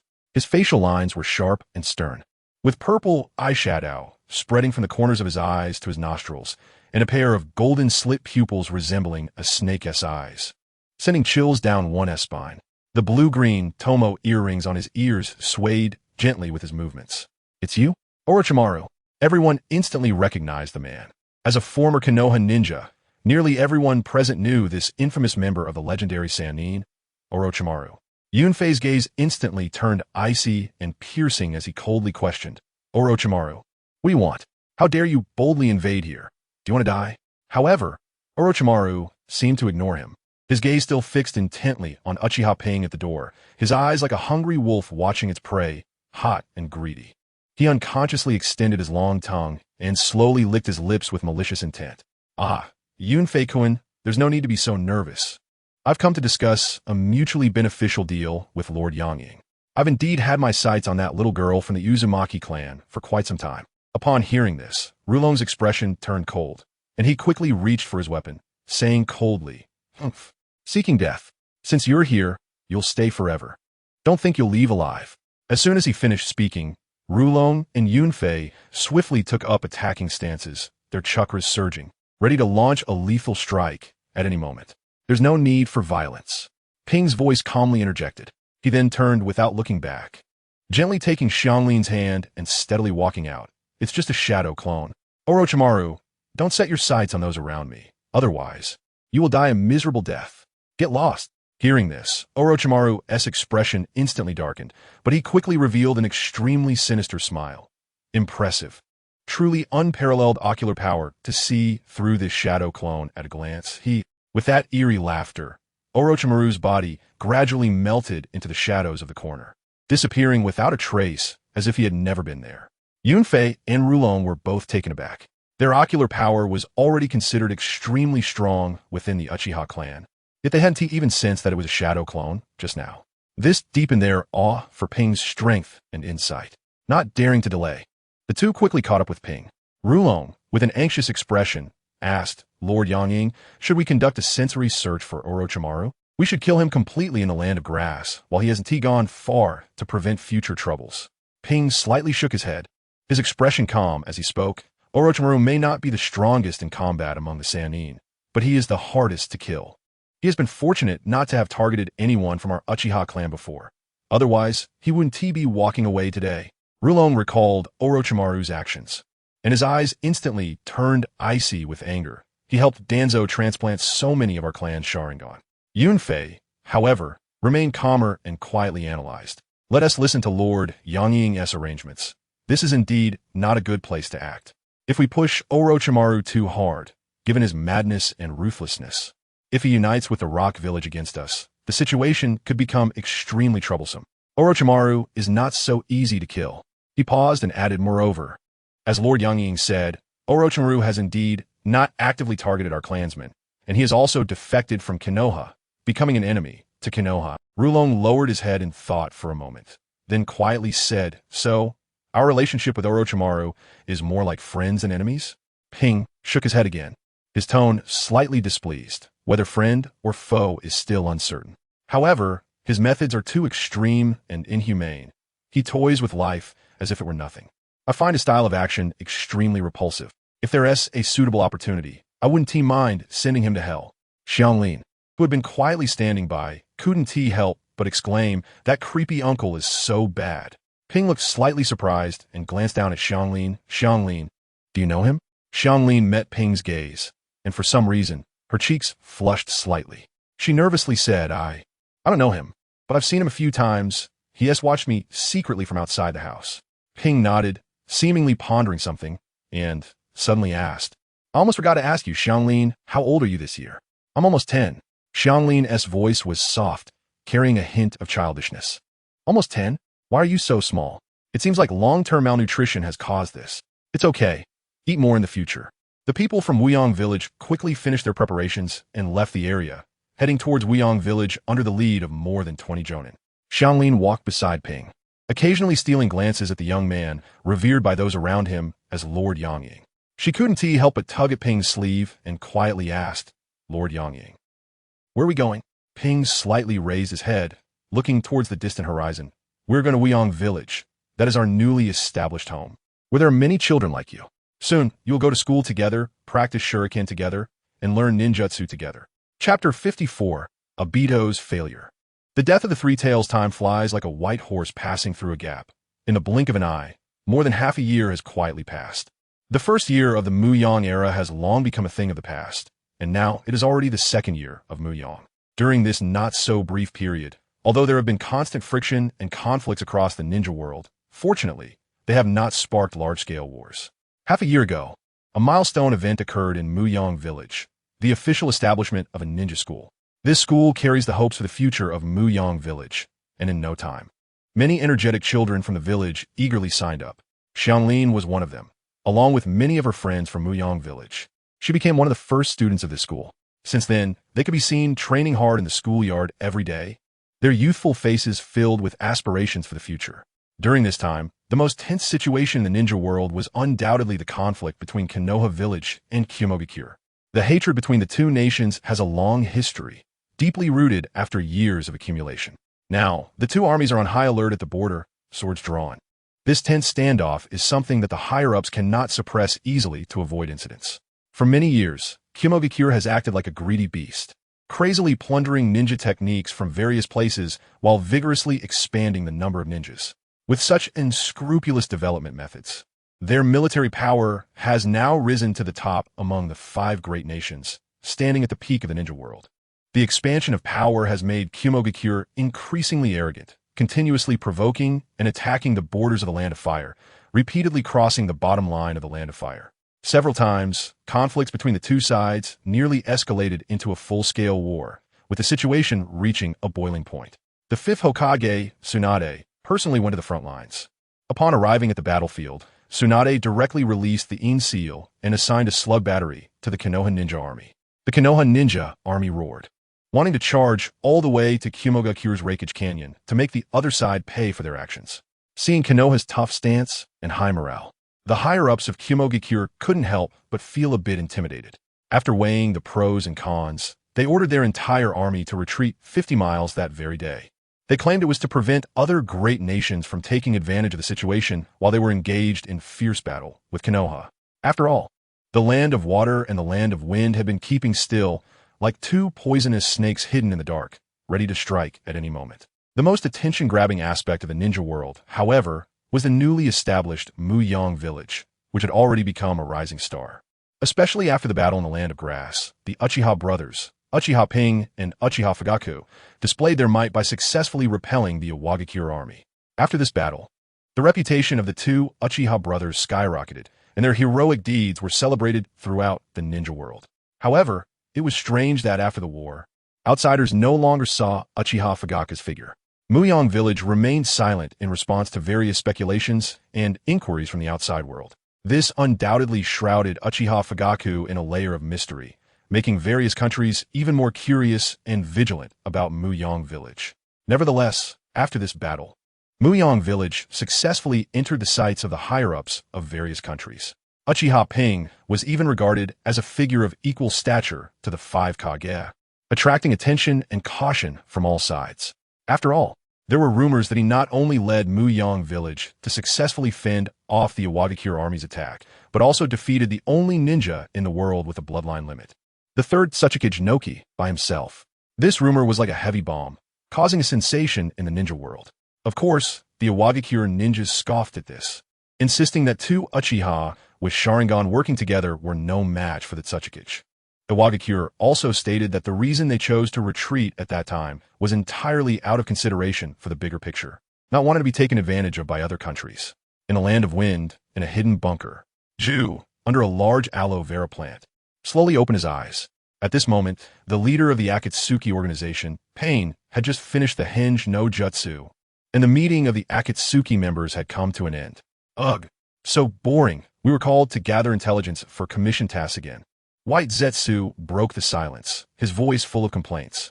Black Zetsu's voice sounded particularly gloomy. I can't be bothered with them. I want to gather intelligence on the one tail. Damn it. A bunch of brats so immature.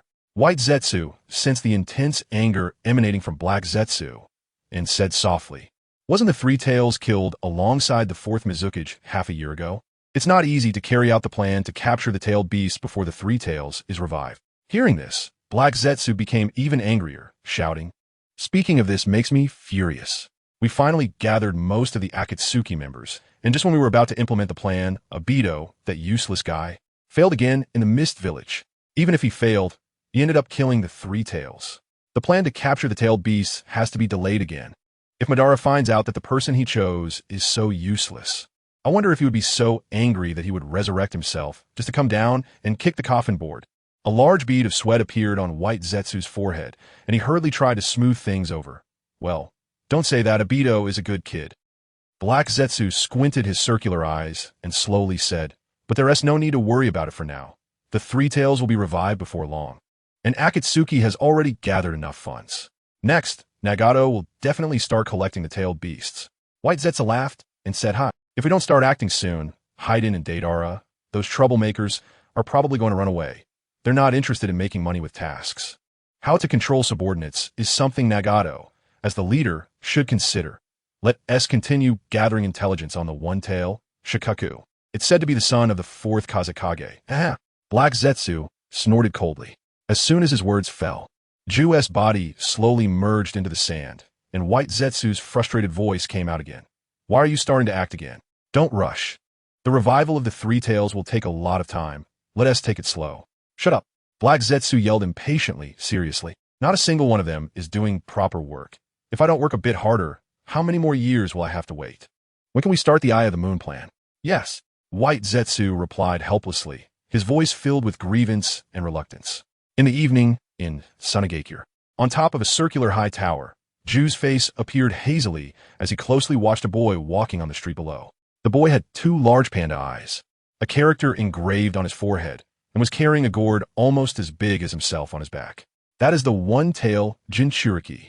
White Zetsu, use your abilities to infiltrate their ranks and gather intelligence on the Jinchuriki." Chapter 55, 5 Pairs of Kaleidoscope Sharingan outside Sunagakure. The scorching sunlight spilled over the sand dunes, and the rolling heat waves distorted the air, making even vision appear blurry. Black Zetsu stood alone at the top of the sand dune. Half of White Zetsu's body had already split off, as Black Zetsu quietly watched the distant Sunagakure. Without any warning, a deep vortex suddenly appeared beside him. Immediately, a man wearing a vortex mask flashed out from his vortex. Black Zetsu slightly turned his head, his gaze calmly landing on the newcomer, and spoke. Madara, why have you come? Toby also responded in a low, slightly hoarse voice. Zetsu, come with me to Konoha. Hearing this, Black Zetsu wanted to curse, but years of restraint kept his expression unchanged. After a brief silence of 3 seconds, he calmly asked, Nagato and the others have almost recruited enough combat power. Do you have any specific plans? Toby also maintained a neutral expression and said, before Akatsuki carries out the mission to capture the tailed beasts, we must find a way to instigate conflicts among the various factions. This will be more beneficial for Akatsuki's actions. Relying solely on those hot-headed members of Akatsuki won't work. Listening to Toby's tone that resembled a backroom boss, a wave of indescribable irritation surged within Black Zetsu. His circular eyes trembled slightly, and deep inside, countless frustrations galloped across his mind. Are you the one? Still thinking about going to Konoha? I'm really worried that Uchiha Obito will one day end up there. They can't do it, but you can. Big brother, Madara has entrusted everything, even his name, to you for a full 15 years. But what have you achieved in these 15 years? Is there any substantial progress? 15 years. Do you know how I spent these 15 years? Despite his inner displeasure, Black Zetsu's face remained calm as he asked, so, what do you plan to do? Obito slightly tilted his head back and slowly said, find a way to instigate conflict between Konoha and the Land of Rain, preferably causing Konoha to lose another Hokage. If possible, turn Uchiha Shin into one of us. After a pause, Toby continued, but this matter must be well planned. That kid is not simple. I really didn't expect that 4 pairs of kaleidoscope Sharingan would appear simultaneously in Uchiha's era. No, if you include me, that's 5 pairs. Black Zetsu, yes. Madara, I understand. Then we will set off as soon as White Zetsu finishes gathering intelligence. The man in the vortex mask did not respond and silently activated his space-time abilities. In an instant, the space twisted again, and his figure disappeared along with the vortex. Black Zetsu continued to stand expressionless on the sand dune, his gaze fixed on the distant Sunagakure. Toby's words had stirred up many thoughts in his mind, causing waves of emotion within him. Black Zetsu thought to himself, indeed, 5 pairs of kaleidoscope Sharingan. Why did Madara choose this person for such an important task back then? Perhaps I misjudged? Could this reincarnation of Ashura? No. Since he can awaken the Rinnegan, it means he must be the one closest to success. In Konoha, to the northeast of the ninja school, there was a large tree with lush branches and leaves. At this moment, Obito stood in the shadow of the tree, wearing a black robe. Through the hole in his vortex mask, his Sharingan quietly observed the bench under the tree not far away. In a daze, he seemed to see his younger self sitting there with Rin, her clear and pleasant voice echoing in his ears. Obito, I will always be watching over you. Obito had been standing here unmoving for a long time. Over the past decade, entering and exiting Konoha had become as easy and comfortable as returning home, and he had no idea how many times he had come and gone. He knew every arrangement of barriers within Konoha and the hidden lookout points, to a degree that most members of the barrier team and Jonin captains could not match. Each time he came to Konoha, he would inevitably find himself under this big tree, quietly reminiscing about those past times. In a hidden chamber in Konoha, the 2 major advisors, Tsunade and Mito Gate Inn, were leisurely sitting there. In front of them was a set of exquisite tea utensils, and the fragrant steam of hot tea filled the entire chamber. The 2 were leisurely sipping their fragrant tea and enjoying sweet pastries, their expressions relaxed and carefree, as if the troubles of the world had nothing to do with them. Mito Gate and took a gentle sip of tea, a look of satisfaction appearing on his face, and softly said, Tsunade is quite capable. She actually succeeded in deterring Kumogakure this time, so we can finally feel a little more at ease. The idea of bringing her back to serve as the 5th Hokage was truly brilliant, although her fiery temper can sometimes be a bit off-putting. Tsunade smiled and agreed. Just as the 2 were enjoying their conversation, a sudden voice abruptly rang in their ears. Yo! Tsunade and Mito Gate and instantly stiffened, their faces turning pale in an instant. The abrupt greeting startled both advisors, and the cups and pastries in their hands fell onto the table, making a crisp sound. They were terrified to discover that a man in a vortex mask had somehow quietly seated himself on the window behind them. The masked man leaned on his side, tilting his head and looking at the two old men with a teasing gaze. You two really have big hearts to still have the leisure to enjoy afternoon tea here. The two quickly stood up and stepped back a few paces, their bodies trembling uncontrollably, filled with fear and shock. This person was able to appear behind them so silently. Could he not also easily take their lives? This was simply horrifying. Who are you? Tsunade gritted her teeth, suppressing her fear and questioning. Midogate quickly regained his composure, interrupting Tsunade's words as he turned to look at the masked man, trying to keep his voice calm. This is Konoha. How did you infiltrate here? And how did you find us? The masked man's voice was low and cold. Well, there's no need to be so nervous. I just came to have a chat with you two. After a pause, he continued, you two have been clever all your lives. How could you do something as foolish as waiting to die? Seeing that the visitor had no intention of attacking for the time being, Tsunade and Midogate both breathed a slight sigh of relief. Chapter 56, where just two old people Kohoryudatane spoke up, her voice sharp. What do you mean by waiting to die? The Hokage will soon return to Konoha with the shinobi forces. Who would dare come to Konoha to kill anyone? Hamura Kado, meanwhile, kept his gaze fixed tightly on the masked man, silently speculating about his origins. Anyone who could infiltrate Konoha's core so effortlessly was no ordinary individual. Obito sneered coldly. Uchiha Terra, Uchiha Fugaku, which member of the Uchiha clan Wunti want you dead? At these words, the faces of Kohoryudatane and Hamura Kado darkened instantly. They knew all too well the depth of the Uchiha clan's hatred for Konoha's elders, especially for the four of them. Now that the third Hokage and Danzo were dead, if they hadn't hidden well enough, they would have long since been cut down by Uchiha Terra. After all, for years, the four of them had controlled every major and minor affair in Konoha. Every policy, every decision, which one hadn't involved their input. The long-standing suppression of the Uchiha clan, even the horrific massacre plan, had been pushed forward by them and Danzo, with the third Hokage's reluctant approval. Now, the Uchiha clansmen they had oppressed had undoubtedly become their greatest threat, a ticking time bomb that left them restless day and night. From the very beginning, these two had racked their brains, trying to persuade Tsunade to unite all forces and wipe out the Uchiha clan in one fell swoop. Hamura's expression darkened further as he snorted. Nonsense. We have no feud with the Uchiha clan. Why would they suddenly want to kill two old men like us? Koharu chimed in beside him. As for the matter with Goyang village, the Hokage and the daimyo will handle it properly. They'll surely find a way to negotiate and mediate. Do you even believe the words you're saying? The masked man scoffed in disdain. Even if Konoha and Goyang village eventually reconcile, don't forget, the Uchiha clan values bonds above all else. The crimes you committed against their countless family members will never be forgotten, nor will they forgive you. Blood debts are etched into their hearts, and the flames of vengeance could ignite at any moment. Hamura, noticing the ANBU operatives gradually closing in around them, suddenly felt more confident. The corners of his lips curled up slightly. What you're saying sounds quite logical. We'd love to hear more of your insights. Why don't you tell us all about it in prison? There, you'll have plenty of time to speak your mind. No wonder you're just advisors. In terms of strategy and foresight, Danzo and the third were far superior. At least they knew that as long as they controlled Uchiha Sasuke, Uchiha Itachi, and Fugaku wouldn't dare act recklessly. The masked man spoke unhurriedly as he slowly rose to his feet. A mysterious spatial vortex began to swirl before him. Kamui, you won escape. Our men have surrounded this place. Before Koharu could finish her sentence, the masked man's figure vanished like a ghost into the vortex. In the blink of an eye, several masked ANBU operatives flashed into the room, their sharp tent gripped tightly as they scanned their surroundings warily. One of them hurried forward.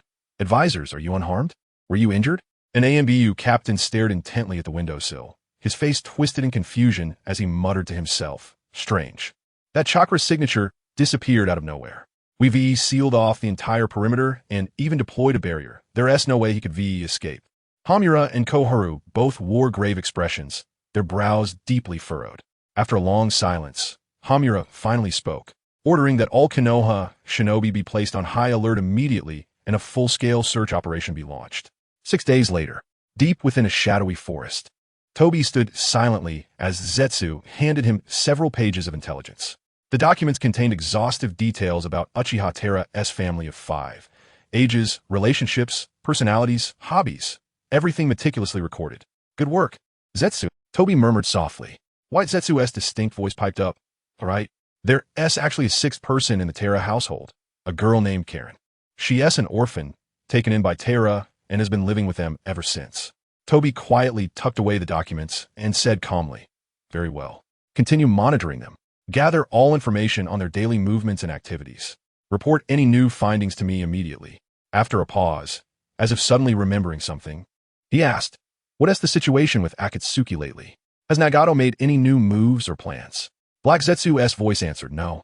Since the last gathering, there has been no contact. They're probably still busy with missions, earning funds. Running an organization requires a lot of money, after all. Toby turned his head slightly, gazing into the distance. Good. The Tailed Beast collection is about to begin. Let them work together more during missions, get familiar with their teammates. That LL increase their chances of success in the future. Hearing this, White Zetsu couldn't help but grumble. Those Akatsuki members are no pushovers. Arrogant. Eccentric. Who knows if they LL actually cooperate? I'm worried things might go sideways. Toby leaped onto a thick tree branch, the breeze lightly ruffling his cloak. Relax. Pain possesses the Rinnegan. With his power, keeping those unruly members in line is more than enough. None of them would dare act out in the face of absolute strength. White Zetsu pursed his lips. Didn't Orochimaru defect from Akatsuki? It's been years, and they still haven't killed him. All that talk about betrayal means death. What kind of deterrent is that now? Black Zetsu immediately snapped. Shut up. Orochimaru isn't so easy to kill. Akatsuki has been hunting him all this time. He is just too slippery, always managing to escape. Toby let out a cold snort, his voice tinged with displeasure. Umph. He is one of the legendary Sannin. After all, as elusive as a snake. But leave that to Akatsuki. We have more important matters to attend to. Let us go. Chapter 57. I want to kill him in the core area of Wuyang Village. The Yongying office building stood silently. Inside, Ping sat calmly at a spacious desk. Sunlight streaming through the window onto the exquisite invitation in his hand. His gaze quickly scanned the words on the invitation, and, after finishing, he slowly turned to Yunfei and Rizu beside him. Konoha has invited us to the daimyo's mansion for negotiations. What do you think about this? How should we respond? Yunfei's eyes instantly became sharp and serious, and he blurted out almost without thinking. Absolutely not. If Konoha has ulterior motives, it would be too easy for Wuyang Village to get into big trouble without Lord Yongying here. The number of ninjas in the village was simply too few. Even though the village had developed relatively smoothly in the past 2 years, the number of ninjas in Wuyang Village was still less than 600. With this little strength, it was impossible to compete with the great nations. Ping nodded slightly and then turned his gaze to the silent Rizu, asking, Brother Rizu, what are your thoughts? After a moment of contemplation, Rizu replied, I think the 5th Hokage is a trustworthy person. Moreover, Wuyang Village is not as weak as it seems. Although we don't have many ninjas, most of them are elites. He paused and continued. However, Yunfei has a point. Konoha has never been a one-man show, and it's hard to guarantee that there won't be those with ulterior motives. My suggestion is to communicate with the Hokage and see if we can change the negotiation location to Wuyang Village. Ping slightly closed his eyes, rhythmically tapping his fingers on the desk, producing a crisp sound. The office was silent, with only the faint sound of tapping echoing. After a long while, Ping let out a gentle breath and slowly spoke. It seems that you all tend towards negotiation. As soon as these words left his mouth, the atmosphere in the already quiet office suddenly became heavy, as if the air had frozen. Yunfei was taken aback for a moment, then quickly knelt on one knee, his right fist heavily pressed against the ground, and loudly declared, We will follow Lord Yongying's command. Even if we have to go to war right now, everyone from the Uchiha clan will follow without hesitation.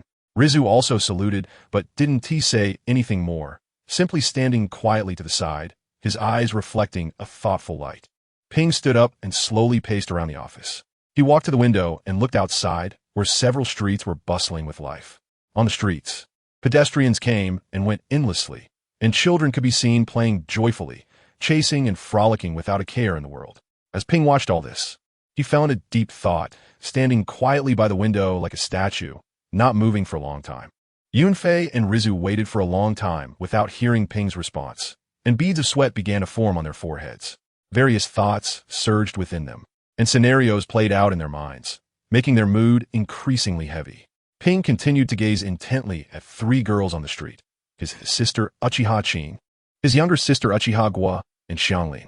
The three of them were holding hands, their faces beaming with bright smiles, happily chatting about something.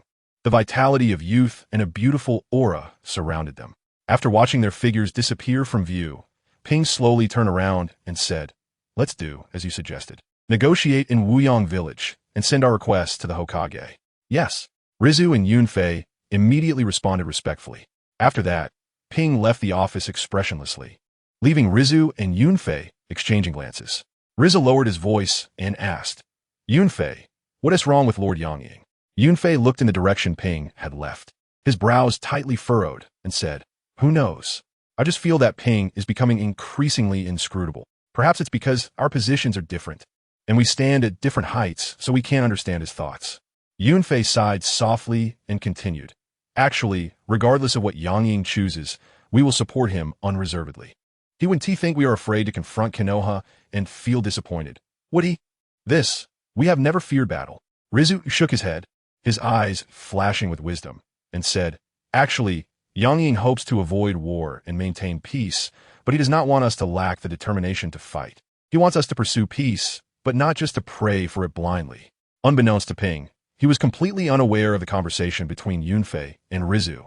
If he knew the many thoughts they had, he would probably feel quite speechless. Ping walked alone to the top of the Yangying building, the cool breeze brushing against his face, bringing a hint of chill. He overlooked the gradually developing Wuyang village and couldn't help but mutter to himself, "Without enough strength, where would there be true peace? My strength is still far from enough, and so is Wuyang village's strength. I must first eliminate some threats. I can't always passively think about how to defend. Defense can never be completely foolproof, and it consumes too much cost and energy." After pondering for a while, Ping's gaze gradually became resolute, a trace of killing intent flashing in his eyes as he murmured, "Uchiha, Itachi, I will take you down first. That knife hanging over everyone's head must be dealt with first. System, I want to teleport to Uchiha Itachi's side and kill him." After a while, a mechanical voice sounded in his mind.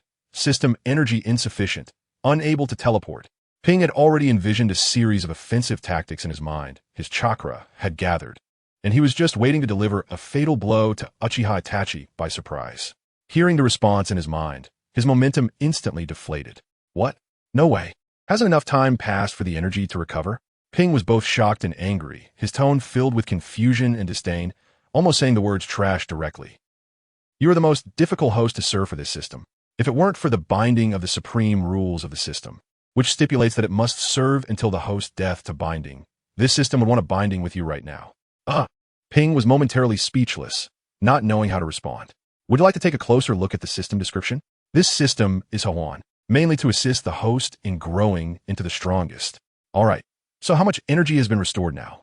When can the teleportation function be used?" Chapter 58, The Three Goddesses. Thanks everyone. Additional Chapter 1. Host, you haven't listened at all. I know already. Energy has recovered to 42. And host, you'd better not try to teleport recklessly. If you go and can't win, this system can't help you escape. Can't lose? How could I lose to Itachi? Ping was taken aback, his face filled with disbelief. Come on, I've defeated 2 Hokages and dare to confront the Iwagakure army head-on.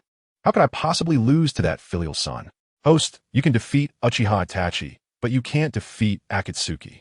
If you teleport recklessly, there's over a 90% chance you'll gloriously sacrifice yourself. Akatsuki? What is that? An extremely dangerous ninja organization. Every member is a master. Ping's heart was shaken. Such a powerful organization exists in the ninja world. He calmed himself. Is Uchiha Itachi with them now? Can I take action while they are not together? This system cannot be omniscient and omnipotent. It can only determine coordinates. 3 days later in Muyang village, sunlight poured down on the earth, draping this tranquil village in a golden cloak. At the ninja school, a graduation ceremony was underway. This was the first batch of students graduating from the Muyang village ninja school. In the spacious training ground, a dozen young figures stood neatly in formation, each poised and their eyes sparkling with excitement. These students were the elite who had graduated early due to their outstanding performance and results. Among the crowd, 11-year-old Xianglin and 8-year-old Uchiha stood out, side by side, their small faces brimming with uncontrollable excitement, full of anticipation for their upcoming ninja careers. On the high platform in the training ground, 5 J-nin stood solemnly, all wearing the exclusive J-nin uniforms of Muyang Village, which were golden ninja vests. The students below raised their heads, filled with curiosity and admiration. For these J-nin would become their captains in future missions, leading them on their ninja paths. A school instructor held a carefully drafted class division list and began announcing the group allocations. This list had been determined after repeated discussions and comprehensive considerations by the higher-ups. Before long, the allocation of the first 2 groups was completed and 6 genin were assigned. Hinata Hyuga, Xianglin Uchiha Kwa. You 3 will follow Captain Uchiha Rulong and form Team 3. Upon hearing this, the crowd erupted in an uproar. Many displayed expressions of shock, followed by a wave of discussions around them. Many young boys wore faces of disappointment. After all, these 3 girls were the goddesses of the school, and countless boys secretly had crushes on them. They had been eagerly hoping to be assigned to the same team as the goddesses. But now this beautiful wish had fallen through. A straightforward boy couldn't help but shout loudly.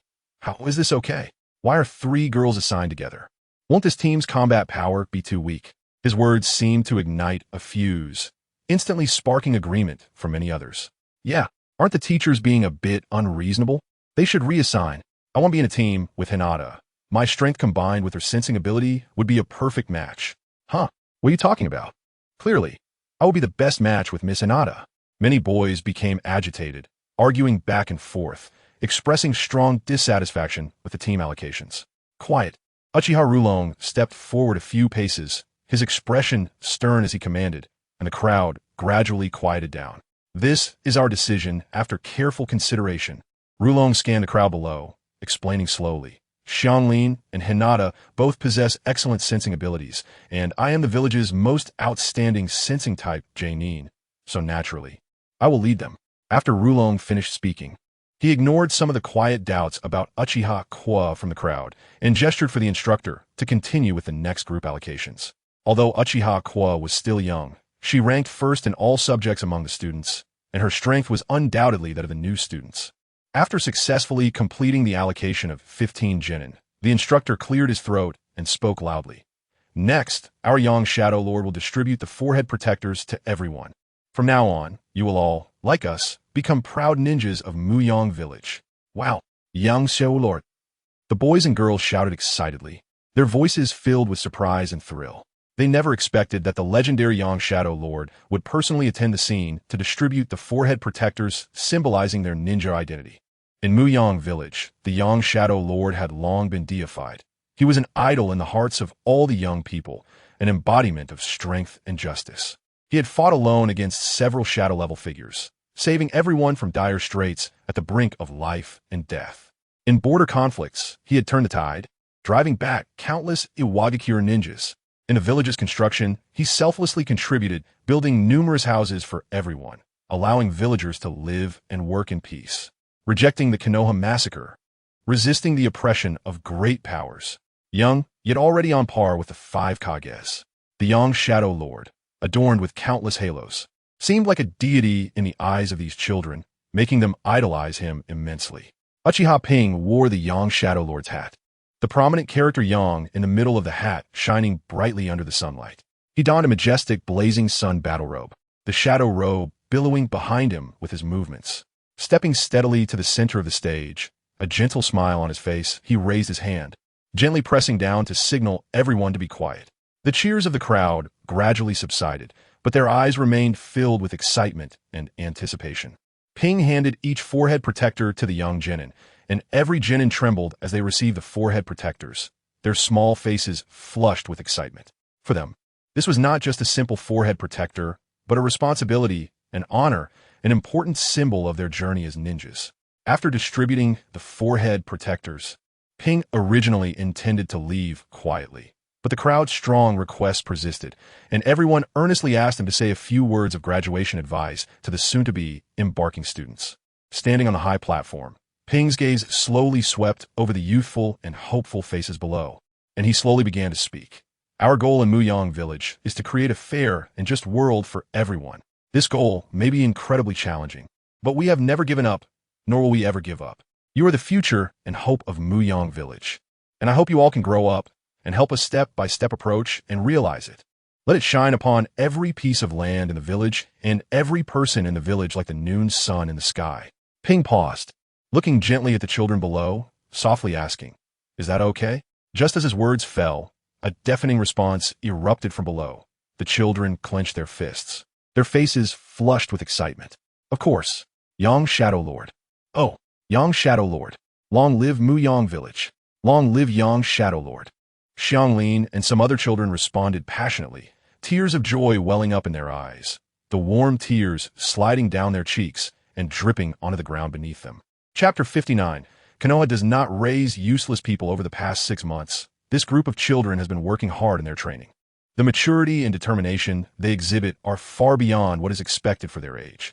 After the graduation ceremony, Ping walked out of the ninja school alongside Yunfei, heading towards the Yangying building. Once back at the Yangying building, Ping took off his eye-catching outfit and gently placed it aside, letting out a long sigh. "I told you long ago that I'm not good at handling such occasions, yet you insisted I go." Yunfei wore a faint smile and praised. "Not at all. I think you performed exceptionally well, even exceeding expectations. Did you not see those young people's eyes sparkling with excitement?" "Really?" Ping shook his head, a contemplative expression on his face. After a moment, he continued, "Now that the village is gradually getting back on track, with more and more mission assignments, we need to be particularly careful when assigning tasks to these newly graduated kids." Yunfei nodded quickly, responding seriously. "That's for sure. As for Class 3, I've already made arrangements. When they go out on missions, I will assign 2 skilled Umbu operatives to protect them in secret." Upon hearing this, Ping couldn't help but furrow his brow and asked with some concern, "Isn't that a bit unfair to the other classes?" Yunfei shook his head and explained, "This is unavoidable. Guer and Hinata have special identities, and the dangers they face are far greater than those of the other kids. Moreover, they are exceptionally talented. Protecting them is safeguarding the future of the village." Ping slightly nodded. Indeed, the likelihood of Class 3 being targeted by unknown enemies is much higher than that of ordinary ninjas. We should try to assign lower-ranked ninjas to tasks that are closer to the village. Their own strength must be prioritized for development. We need to be cautious given the current situation of Muyang Village. Yunfei agreed, saying, "I understand. But I'm just worried that those little ones might have high spirits and disdain simpler tasks, refusing to take them seriously. Lord Yangying need not worry too much. As ninjas, they have a clear understanding of danger, and everyone is aware of this." After hearing this, Ping nodded and composed himself, then shifted the conversation. "Konoha has agreed to our request. Hokage Tsunade will arrive in 3 days. How is the preparation for the talks going?" Yunfei, while organizing documents, answered methodically, "Everything has been arranged. Rizu has already contacted the grass-hidden village to have them on standby for immediate support if needed. Although the possibility of war is low, we still need to be fully prepared to avoid any unforeseen circumstances. Well, let us hold a collective meeting at some point to give everyone a heads up. We must ensure that no one gets anxious and causes an uncontrollable situation," Ping said with a serious expression. Yunfei looked at Ping with a reassuring smile and said, "The daimyos have already recognized the status of Yangying. Even if Konoha has ideas, they can't do much. Don't put too much pressure on yourself. Relax." 3 days later, at noon, with the sun high in the sky, more than a dozen figures from Konoha stood neatly in front of the main gate of Muyang Village. Tsunade, wearing the Hokage hat, stood tall at the forefront, exuding a strong aura. She raised her head, lightly resting her slender left hand on the Hokage hat. Her gaze directed at the impressive characters Mu-yang above the city gate.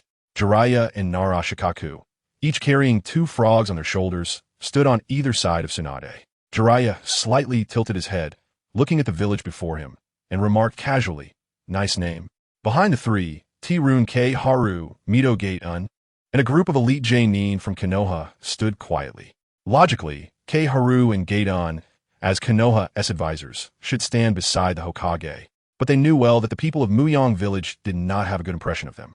Initially, when they received the notification, they had insisted that their presence might hinder the peace talks, so they planned not to participate in this trip. Their timid demeanor had angered Tsunade. In front of everyone, she had shouted at them, "If you don't want to go, then just retire. Konoha doesn't need cowards who are afraid of trouble, and it just wastes time." At this moment, seeing the people of Muyang Village come to welcome them, the 2 advisors quickly shrank back, their heads slightly lowered, wishing they could hide entirely behind the Konoha crowd. Yunfei and Rizu led a group of J-nin from Muyang Village forward. Rizu and Yunfei stepped in front of Konoha-S group, nodding slightly, with Rizu politely saying, "Hokage-sama, thank you for your hard work on the journey." After saying this, Rizu elegantly extended his hand in a gesture of invitation and continued, "Now, please follow us. Lord Yangying and the daimyos have been waiting for you in the village." Tsunade smiled slightly, showing a friendly expression, and greeted, "Yo, Rizu-kun, long time no see." "Yes, Hokage-sama," Rizu replied politely, maintaining his decorum. And then he and Yunfei walked ahead to lead the Konoha group. Narashikaku also wore a smile, looking at Uchiha Yunfei, and said, "Long time no see, Yunfei-kun. Muyang village has developed so well. You must have put in a lot of effort, haven't you?" Yunfei smiled back and began to chat amiably with Narashikaku. The two had collaborated many times before, and they were old friends with a strong bond.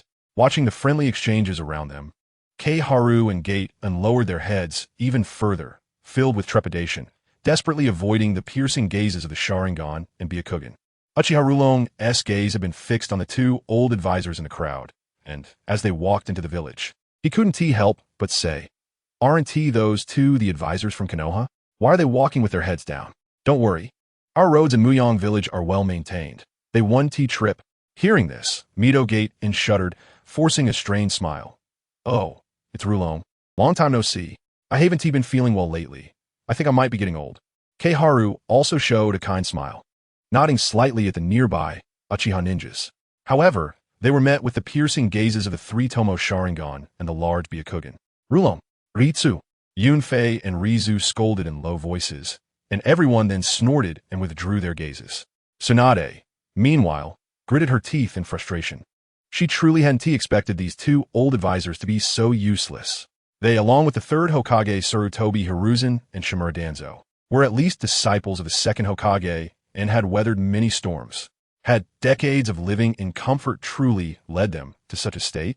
Chapter 60. The meeting of two shadows in a spacious and bright conference room. The decor is simple yet elegant, with high-quality wooden floors glistening warmly. At this moment, many ninjas and feudal lords are seated, the atmosphere solemn and slightly oppressive. Tsunade stands tall, walking with steady steps, leading the Konoha members in a single file, showcasing the demeanor of the fifth Hokage with every gesture before naturally taking her seat. Among the five, brought by the feudal lord of the Fire Country, the elderly man in the middle has a kind face, adorned with a warm smile, and slowly speaks. "Oh, since both Hokage and Yang Shadow have arrived, let's begin the talks. Everyone must remember that this meeting aims for the stability of the Fire Country." Tsunade responds first, her voice resonating powerfully throughout the conference room. Of course, the recent turmoil nearly sparked wars among many great nations. We absolutely cannot allow similar incidents to happen again. We must seek a peaceful and stable solution. Upon hearing this, Uchiha Hei responds in a clear voice. "Oh, is Hokage blaming us for instigating trouble?" His tone carries an undeniable pressure, his gaze fixed firmly on Tsunade. Tsunade does not back down, her eyes fierce as she meets Uchiha Hei's gaze directly, their stares clashing in the air. "That's not my intention," Tsunade slowly replies, her tone neither humble nor haughty. "But if you choose to interpret it that way, I won't oppose it. I simply hope that from now on, no more violent incidents occur." When she says the last four words, her tone intensifies, even slightly gritting her teeth. Uchiha Hei's expression remains calm, appearing unfazed, but internally he feels a moment of doubt, involuntarily recalling some past events that had hurt Tsunade. He refrains from countering. At this moment, Yunfei timely interjects, "Without the oppression of violence, how can there be violence in resistance? Everything has its cause and effect." Jiraiya then adds in his steady voice, "Violence only begets greater violence. The cycle of hatred is endless. The past cannot be changed, but I firmly believe that mutual understanding is possible. The answer we should pursue together is true peace." Uchiha Hei's expression is indifferent as he calmly states, "Whether you turn back or not is none of my concern. We certainly will not turn back. No matter how many times I could choose again, I would make the same decision. Destroy my entire clan, and I will kill through Konoha." Before he can finish, he suddenly feels Yunfei lightly kick his foot. The conference room instantly erupts into whispers, the noise growing louder as people exchange glances filled with worry and concern. Seizing the opportunity, Yunfei whispers in a tone only they can hear, "You are now the Yang Shadow. Every word and action concerns the honor of Wuyang village. Do not fall into a verbal trap. Some words, once spoken, could bring unpredictable troubles to Wuyong village. After hearing this, Uchiha Hei discreetly glances at the feudal lord and others, contemplating internally. Some things can be done, but must not be said. Nara Kikuchi lightly coughs, his voice soft yet particularly clear in the noisy environment. Upon hearing this cough, the crowd gradually quiets down. Once the situation stabilizes, Nara Kikuchi speaks leisurely. We should trust each other more and harbor less hostility. Konoha is genuinely sincere. You were unwilling to negotiate at the feudal lord's residence, and we fully respected your wishes. Hokage personally led us here, coming alone to Wuyong village. This shows our complete trust in everyone. This statement is quite impactful. The implication is clear. We from Konoha merely invited you to negotiate elsewhere, not to Konoha village. What exactly are you afraid of? Look, you requested us to come to Wuyong village, and we came without hesitation, demonstrating full sincerity and trust. In contrast, you are on guard at every turn, filled with distrust, which is simply unwarranted. The people of Wuyong village are momentarily left speechless by these words, exchanging glances, unsure of how to respond. No matter how they reply, it seems difficult to justify, and for a moment, everyone turns red with embarrassment, beads of sweat forming on their foreheads, yet they can't find suitable words to counter. The Konoha members, on the other hand, were satisfied expressions, a faint smile on their lips. The two advisors leisurely lift their teacups, gently blowing away the steam, sipping with a relaxed demeanor, contrasting sharply with the awkwardness of the Wuyong village members. Just as everyone is secretly anxious, Uchiha Hei also picks up his teacup, slowly taking a sip, and after setting it down, he says calmly, "As expected of Lord Kikuchi, your wisdom is unparalleled. Having you in Konoha is like having half an army. Yang Shadow praises me too highly." Nara Kikuchi humbly responds. However, Uchiha Hei suddenly changes his tone, continuing, "If Konoha invites us to discuss matters in Konoha village, we would be very willing to go." As soon as these words are spoken, the people of Wuyong village immediately understand, their faces breaking into knowing smiles, nodding in agreement to visit Konoha for friendship. The Konoha members, however, appear awkward. Who would dare allow Uchiha Hei into Konoha?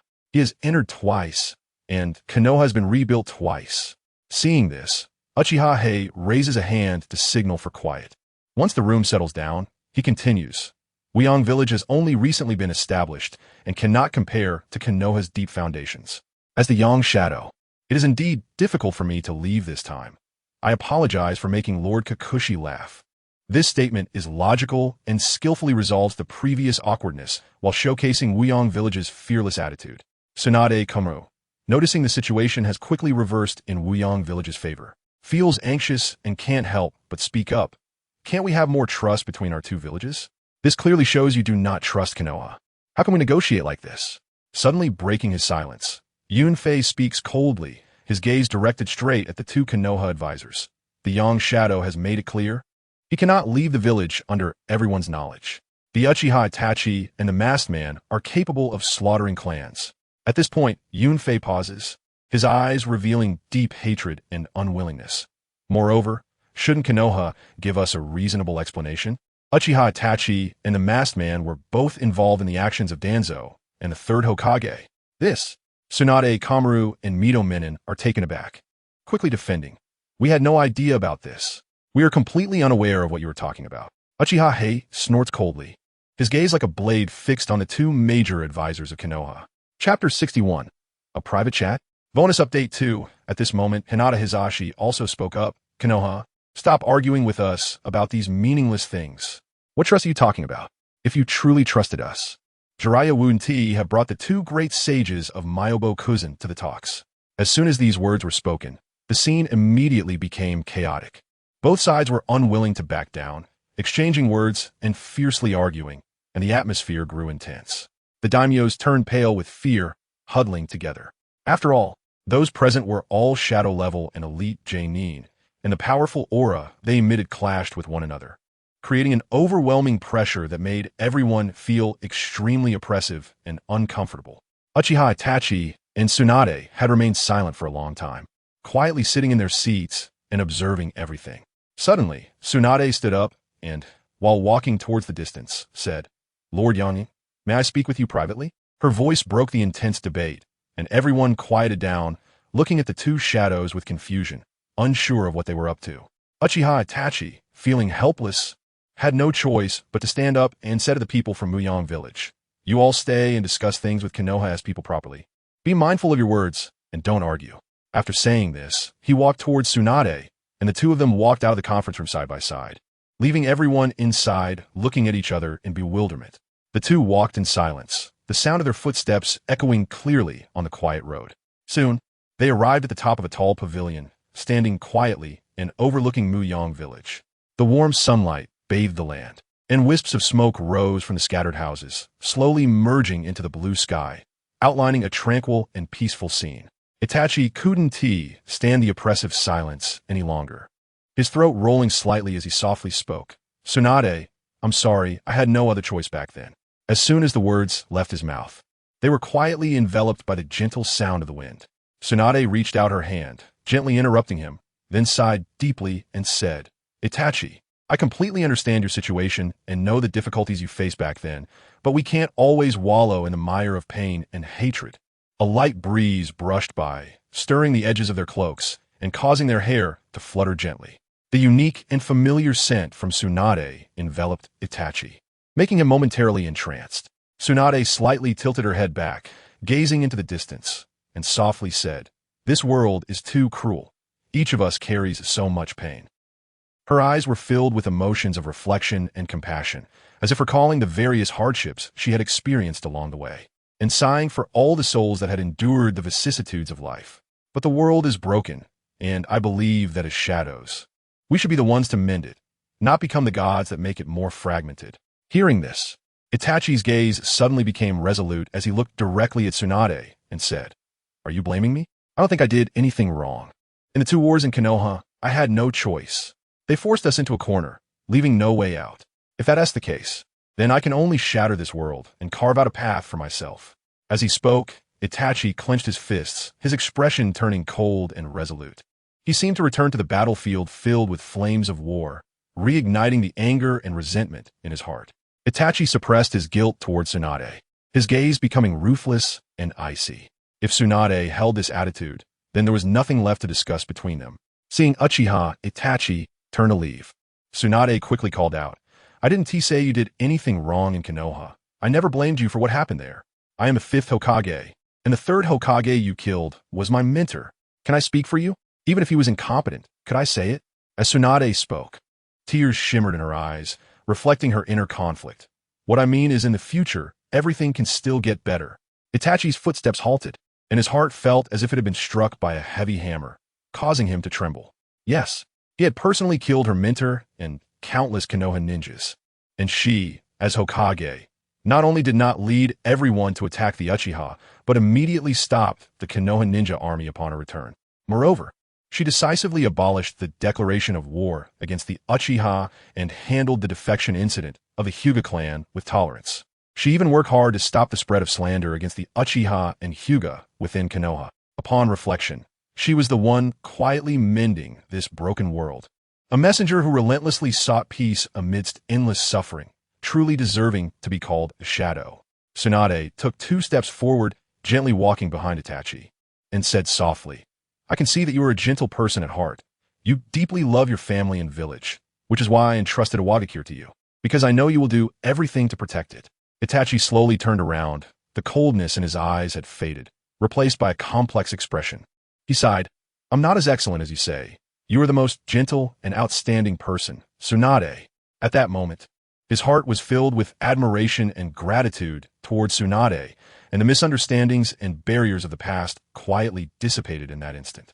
Tsunade's face lit up with joy upon hearing this. Then, about the peace talks, Itachi looked at Tsunade, who was just inches away, and an uncontrollable impulse surged within him. Unable to resist, he reached out and embraced her, saying, "We are meant to accept peace talks." "You." Tsunade was startled by his sudden action, her body tensing up instantly. Out of instinct, her right fist quickly clenched, ready to send Itachi flying. However, upon hearing Itachi's words, her tightened fist paused slightly, then gradually relaxed. After a moment, Itachi came back to his senses, realizing his lapse in behavior, and quickly released Tsunade. His gaze was somewhat evasive, still lingering with the warmth left by their close contact. Itachi stammered, I'm sorry. That was rude. Let us go back. He spoke while awkwardly adjusting his clothes, trying to conceal his inner embarrassment. As the two, having opened their hearts, returned to the scene, the atmosphere in the conference room inexplicably became much more harmonious. Before long, they officially entered the discussions of the peace talks between the two villages. Representatives from both sides exchanged views, and although there were occasional arguments, the overall atmosphere remained relatively amicable. The daimyos, who had originally been tense, gradually relaxed, showing smiles of relief and happily expressing their full support for the development of both villages, promising strong support in terms of resources and policies. The atmosphere at the conference gradually became harmonious, though relatively speaking, many still wore cold expressions throughout. After all, years of grudges and hatred could not be completely eliminated overnight. Everyone understood that mutual forgiveness and acceptance was a long and difficult process, and the wounds left by the war would take time to heal slowly. But at least, everyone had bravely taken that most crucial first step. Chapter 62. Sudden changes at the main gate of Wuyong Village. The atmosphere was subtle as both parties stood solemnly facing each other. The mountain breeze gently swept by, stirring up some dust, as if holding its breath for this moment. Well then, let us send it off here. Tsunade straightened her back, slightly raised her head, revealing her resolute eyes beneath the Hokage hat, scanning the crowd before her. The two villages signing the coexistence treaty was undoubtedly a historic moment, and I believe Wuyong and Konoha will eventually become one family again. Her words were firm and resonant. Although this might be a long process, as long as we keep working hard, our goals will surely be achieved. The dawn of peace will undoubtedly shine upon our land. Ping wore a calm smile, slowly extending his hand to tightly grasp Tsunade's. In that instant, everyone's gaze focused on the two, and most faces broke into smiles, filled with expectations for peace and hopes for the future. Turning slightly, Tru looked towards Uchiha Obito, who was on guard at the gate. His eyes warm. We are all looking forward to the children of Wuyong Village coming to Konoha's ninja school. Let us talk about it later. Yunfei tugged at the corner of his mouth, responding with a forced smile. He knew that the grievances between the two villages had accumulated over a long time. And even with the signing of the treaty, it would not be resolved overnight. The treaty signed between the two villages detailed many policies and strategies to promote their relationship. For instance, children or lower ninjas from both sides could go to the other village for study and training, and ninjas could assist and coordinate with each other. However, the current relationship between the two villages was clearly far from that level. The fact that both sides could restrain themselves from conflict was already a great act of tolerance. How could they immediately become so harmonious and amicable? As everyone watched the Konoha group leave, the people of Wuyong Village turned to return to their village. Yunfei walked beside Ping, unable to suppress his inner emotions, and spoke. I never expected Konoha could really let go of the hatred from the death of the two shadows. Nikaritsu walked leisurely on the other side, hands behind his back, and upon hearing Yunfei's words, a hint of a smile appeared at the corner of his mouth. Over the years, the indecisiveness and weakness of the third Hokage have deeply wounded many clans of ninjas. Coupled with the root organization's endless exploitation and oppression of various ninja clans, they have endured in silence for far too long. Ping nodded gently and said softly, the Konoha ninjas do indeed have anger and hatred towards their deaths, but not much. Under the intentional or unintentional guidance of various ninja clans, the little anger in the hearts of the public ninjas will soon fade away. The leaves do not turn yellow in a day, and people's hearts do not cool in a day. The dissatisfaction of various ninja clans towards those old guys has long existed. It's just that no one has dared to openly express it. Yunfei agreed, nodding. If the third Hokage were really that good, how could all three of Konoha's legendary ninjas leave the village? Back then, Konoha, White Fang, and Orochimaru fought bravely for the village, achieving great merits. Yet in the end, both were inexplicably tarnished. One died with resentment, and the other completely fell from grace. In the end, they let the young Minato take over as the fourth Hokage. As he spoke, Yunfei couldn't help but shake his head with a bitter smile. Haha, although the fourth Hokage was indeed outstanding, the hype around him was too outrageous. They even said things like he single-handedly ended the Ninja World War. To be honest, was it not because they thought Minato was young and easy to control? Nikaritsu sighed. Those four old guys, for people in a play, performed the red face and white face routine, using both soft and hard tactics with no flaws. If we talk about achievements, Even several Minatos together cannot compare to the high-level missions completed by Orochimaru. White Fang goes without saying. He was simply the brightest light Konoha ever had. In the end, there was no reward worthy enough to honor White Fang. They actually conferred him with half a Hokage sleeve. Nikaritsu slightly closed his eyes. However, whether it was Orochimaru or Kakashi Atake, both had thoughts that were too independent, with strong and formidable wills. They were not something those old guys could control or influence. Ping quietly listened to their murmurs, his face showing a look of surprise. After all, he was still young and found these statements incredibly astonishing. Ping frowned slightly, puzzled. The fourth Hokage Minato Namikaze is indeed very outstanding. How could someone like that be easily swayed by others' will?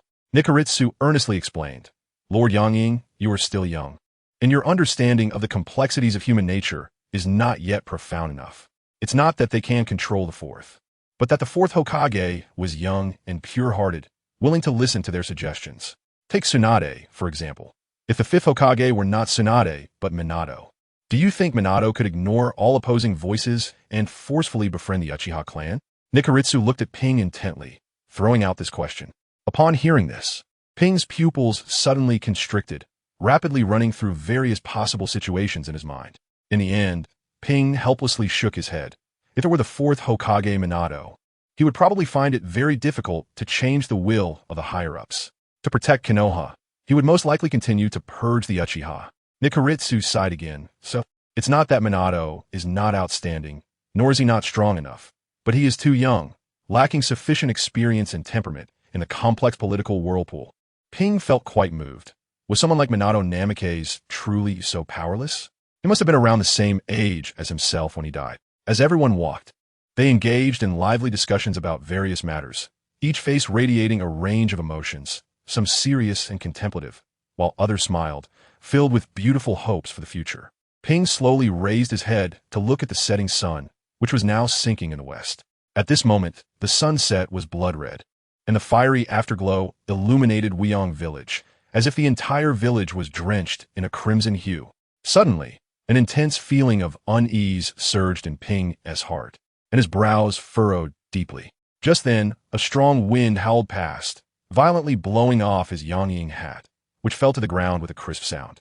At this moment, everyone had just left the gate not far behind. Yunfei and the others noticed Ping's pace suddenly slow, and only then did they realize the unusual change in his expression. Nikaritsu hurriedly stepped forward, bent down to pick up the Yangying hat, and looked at Ping with a puzzled expression, asking, Lord Yangying, what is wrong? Are you feeling unwell? Lord Yangying, Lord Nikaritsu, it's bad. At that moment, several ninjas from the Hyuga clan rushed out from the village in a panic, their expressions frantic as they called out loudly from a distance. Chapter 63. Utterly tragic sunlight poured down on the village, which should have been a scene of peace and tranquility. However, at this moment, the atmosphere was as oppressive as before a storm. Hayashi's previously calm expression suddenly changed drastically, and he hurriedly asked what happened. What on earth is going on? Yes, a few Umbu ninjas from Konoha infiltrated the village at some point. Lord Yangying's mother and sister were. The ninja who came to report was cut off mid-sentence. Bang! A dull sound erupted as a powerful gust of wind suddenly swept up from the ground, lifting surrounding sand and stones into the air. In that instant, Hayashi's figure had already vanished from the spot, moving so fast it was as if he had never been there. Hayashi still tightly gripped Yangying's conical hat, standing dumbfounded in place, his mind blank, seemingly unable to fully process what had just happened. Yunfei and the others wore expressions of shock and anger, unable to restrain themselves as they shouted, How is this possible? What did they infiltrate? The sensing and barrier divisions should have been on full alert all day. Uchiha Torayuki clenched his teeth and said in a deep voice, The intelligence division received no reports. It seems the only possibility is that this group from Konoha brought them in. Take us there quickly. The incident occurred at the entrance of the village market. When they arrived, they saw Hayashi kneeling dazedly in front of two corpses, which were indeed his mother and sister, Uchiha Aoi. Surrounding them were scattered fruits and vegetables. But what was even more shocking was the large pool of blood on the ground, glaring under the sunlight. It was evident that they had just come from the market after buying groceries and had encountered an attack right there. Several medical ninjas were slowly retracting their chakra, all with their heads bowed in silence. Seeing this, Yunfei's eyes instantly turned red, and he yelled, What are you doing? Keep saving them. Don't stop. Can't you see Lord Yangying's mother and sister are still there? His voice grew hoarse with urgency as he waved his hands forcefully, as if that could make the medical ninjas spring back into action. A few medical ninjas were pushed around by him, but they still did not move, merely keeping their heads bowed, tears welling in their eyes. Don't worry, we won't blame you. Can you stop dazing around? We need to staunch the bleeding first. Yunfei continued to shout, his voice tinged with despair. One medical jonin was pushed to the ground and could no longer hold back, tears streaming down his face as he said, "They're already dead. They suffered fatal injuries in multiple vital areas, and they've bled out. We did our best. There's nothing more we can do." More and more ninjas arrived, each one taking a glance at the horrific injuries and knowing that no one could be saved. The assailants had been brutal, completely eliminating any possibility of rescue, and a layer of sorrowful anger enveloped everyone's faces. How could this happen? Yunfei suddenly turned around, as if realizing something, and urgently asked, "Wasn't it said that 3 people were attacked? Where's the third one?" Hayashi was the first to react, extending his hand and pointing to the loft above. Only then did the others notice that high up in the loft, a girl was pinned to the wall by a long blade, her small body embedded with dozens of shuriken. Blood was continuously flowing down the wall, pooling into a shocking puddle on the ground. "That's K-Rin," someone exclaimed. Inri's figure flashed as he pulled the long blade from K-Rin's chest and then cradled her in his arms. He pulled out the shuriken one by one, looking at K-Rin, who was almost drenched in blood, and Inri's pupils couldn't help but tremble as he gritted his teeth and said, "How ruthless. These Konoha ninjas actually dared to lay hands on our Lord Yangying's family." At that moment, several jonin escorted a ninja dressed in Konoha Umbu attire back. "Lord Yunfei, we have captured one of the assailants. One was killed, and this is the surviving one." Everyone's expressions darkened instantly, and Hayashi gritted his teeth and said, "So it really was Konoha?" Boom! Suddenly, a powerful chakra erupted from Hayashi, who was kneeling on the ground. This chakra surged like a raging wave, creating a shockwave that made everyone stagger back. Hayashi's gaze was as cold and fierce as Ashura's. He fixed his eyes on the captured Konoha assassin, as if he wanted to swallow him whole. Silver-white chakra surged, and the skeletal form of Susanoo rapidly took shape. "Lord Yangying, spare him for now. We need to search his mind and find out who the real culprit is." Yunfei shouted with all his might against the overwhelming chakra.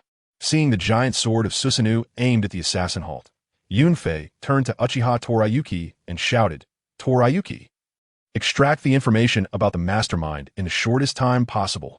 We need to know who is behind this." "Understood." The head of the intelligence division, Uchiha Torayuki, also gritted his teeth in response and immediately prepared to use ninjutsu to take action. Hayashi loosened his Yangying battle robe, his voice chilling and bone deep, like it was coming from the depths of hell. "Don't kill him. Wait until I finish my business and then hand him over to me." Just as Hayashi was about to set off in pursuit, a corpse on the ground suddenly emitted a faint call, the sound so soft it startled everyone. A pair of bloodied small hands slowly lifted, reaching toward Uchiha Hayashi as K-Rin was mumbling something. K-Rin, Yunfei, and the others were all taken aback. Given her previous injuries, everyone thought this girl had no chance of survival, but who would have thought she was still alive? Hayashi swiftly grasped K-Rin's small hand, his pupils constricting sharply, his voice trembling slightly. "K-Rin, are you okay?" "Lord Yangying, I am sorry. I couldn't protect aunt and sister Aoi," K-Rin said weakly, each word seeming to drain her of all her strength. Several medical ninjas hurriedly approached, gathering green chakra to urgently heal K-Rin. Yunfei muttered to himself, "K-Rin, is this the unique vitality of the Uzumaki clan? How could she survive such fatal injuries?" Before he could finish his thought, Hayashi shot out like a cannonball, leaving behind a shockwave, heading straight toward the entrance of Wuyo village. Yunfei quickly turned his head to look at the figure rapidly disappearing from view and loudly commanded, "All jonin assemble. Follow Lord Yangying in pursuit of the Konoha ninjas. We absolutely cannot let them escape so easily." Yes, in the blink of an eye, more than 30 jonin flashed into position, moving in perfect unison, their momentum fierce and determined. Chapter 64. Those who block me shall die. Yunfei looked at Rizu in the crowd. "Lord Rizu, lead the others to defend the village and coordinate with the intelligence department to relay messages in real time. The safety of the village is also crucial." Rizu said anxiously, "These tasks are already enough for other jonin from the Hyuga clan. I also want to pursue those Konoha ninjas along with Lord Yangying to avenge Lord Yangying's. No, to avenge our comrades. Yunfei replied firmly. The village's defense is equally important. I have a feeling this matter is not that simple. Perhaps there are subsequent conspiracies, and we must have enough strength to defend the village. I understand. Then I leave it to you regarding Lord Yangying. Rizu responded seriously, knowing that Yunfei's words were reasonable. In the quiet mountain forest, the Konoha group was moving forward, chatting casually with relaxed expressions. The frog elder on Jiraiya's shoulder smiled and spoke. Well then, little Jiraiya, the old man and the kid's mother will head back first. Jiraiya slightly turned his head and nodded, replying, oh, thank you both for your hard work. Wait. Sage Shima, Sage Fukasaku. At that moment, Yamashiro Hai's expression suddenly changed dramatically, his previously relaxed face instantly replaced by tension and fear. Everyone was stunned by Yamashiro Hai's sudden shout. The first to regain her composure was Tsunade, who softly asked, Hai, what's wrong? Did you sense something? Yamashiro Hai's forehead was covered in beads of sweat. He lowered his hands that were forming seals and shouted, Ah, there is an exceptionally powerful chakra rapidly approaching us. It seems to be that Yangying, the cold, bone-chilling killing intent on him, is almost invading my pores. Be careful. The visitor is not friendly. This warning rang in everyone's ears like a thunderclap. Jiraiya reacted quickly, instantly activating his Sage Mode sensing ability. In an instant, he felt the chilling, killing intent rushing towards him from behind, gritting his teeth in regret. Why did I let my guard down earlier and not activate my sensing? What happened? Didn't we just have a good conversation? Tsunade also looked puzzled, her brows tightly knitted. Everyone be on guard. Do not act rashly. I will inquire about the situation. The Konoha group stopped, their previously relaxed expressions replaced with vigilance. They stared intently at the rear, gripping their weapons tightly. Chakra circulating within their bodies, ready to respond to danger at any moment. Moments later, Uchiha Hei appeared, accompanied by flying sand and stones in a shocking manner. Wherever he went, dust flew, and the dry branches and leaves on the ground were swept up by the powerful airflow, rushing like sparks into the Konoha group's line of sight. The overwhelming pressure felt as if a mountain was pressing down, making it hard to breathe. Seeing this, Tsunade shouted, her voice echoing through the forest. Hey, what happened? What's going on? Just then, the communication department of Wuyo Village sent urgent intelligence. Chiyoyu's voice clearly echoed in the minds of all pursuing ninjas. Everyone, according to the memories in the killer's mind. Their superior is one of the two advisors from Konoha, Narashikaku, and Mido Geidun. Additionally, there's a mysterious ninja leading them into Wuyo Village. But there is no information about the mysterious ninja in the killer's memory. Seeing Uchiha Hei showing no response, but instead erupting with even more powerful strength. Like a mad beast rushing towards them, Tsunade gritted her silver teeth and shouted, Lord Yangying, stop. However, at that moment, Uchiha Hei could not hear any words. Would release, would clone technique. With a low shout from Uchiha Hei, 10 identical Uchiha Heis separated from his body, each clone carrying the same powerful momentum. Charging towards the Konoha group. All of you get lost. Those who block me, die. Bang, bang, bang. The dense forest immediately echoed with the intense sounds of swords and blades clashing, metal intersecting, and sparks flying. Smoke billowed and soon enveloped the area. Boom! Suddenly, a deafening roar echoed through the forest, as if the heavens and earth were collapsing. Following that, a massive mushroom cloud of dust rose into the sky. The shockwave carried tremendous force, causing the surrounding trees to sway, some even uprooted. On a mountain far from the battlefield, the masked man Obito and Kurizetsu stood quietly, watching the massive commotion in the distance. A Uchiha ninja from Wuyo Village slowly walked up behind them, making strange noises. Ah, that commotion over there is quite significant. Kurizetsu, slightly turned around, his voice low and hoarse. White Zetsu, how is it? Did you not reveal any flaws? The Uchiha ninja's body slowly changed, his original appearance gradually disappearing, replaced by White Zetsu's unique form. He smiled and replied, I have always maintained the appearance of their clan member. The only one they could discover is that dead guy, Uchiha Kaido. White Zetsu's voice carried a hint of pride, boasting about his perfect disguise. White Zetsu and Kurizetsu merged back together. Well, I don't know if they can discover Obito. Obito fell into thought upon hearing this. After a moment, he slowly said, this time we're letting White Zetsu go as a traitor from Uchiha. It should not expose us. Guite Fitsu, dale. The advisor promised me that I would live the good life, but I am more interested in relieving myself than eating. Obito watched the exploding battlefield with interest, his eyes seeming to appreciate a splendid performance. After a moment, Obito spoke, "It's not very safe for me here. If I get exposed, they might reconcile again. Zetsu, quietly record the battle and bring it back for me to see." After saying that, Obito activated his space-time ability, instantly disappearing from the spot, leaving only a wave of spatial fluctuation. "All right, I understand," Kurizetsu replied, then let out a cold laugh. White Zetsu excitedly exclaimed, "Let's hurry and take a look. Will there be a shadow dying today? I'm really looking forward to it." "Ha!" Kurizetsu unusually did not scold him this time, instead agreeing, seemingly very satisfied with the current situation. As Kurizetsu's body slowly merged with the earth, his dark voice echoed, "The earth is all mine. I am the earth. All the earth is my eyes." He passed through the explosion smoke and appeared directly in front of Mito Gateman, slashing down with a knife in the terrified gaze of Mito Gateon. "You can't kill me." Mito Gate instinctively raised his arm.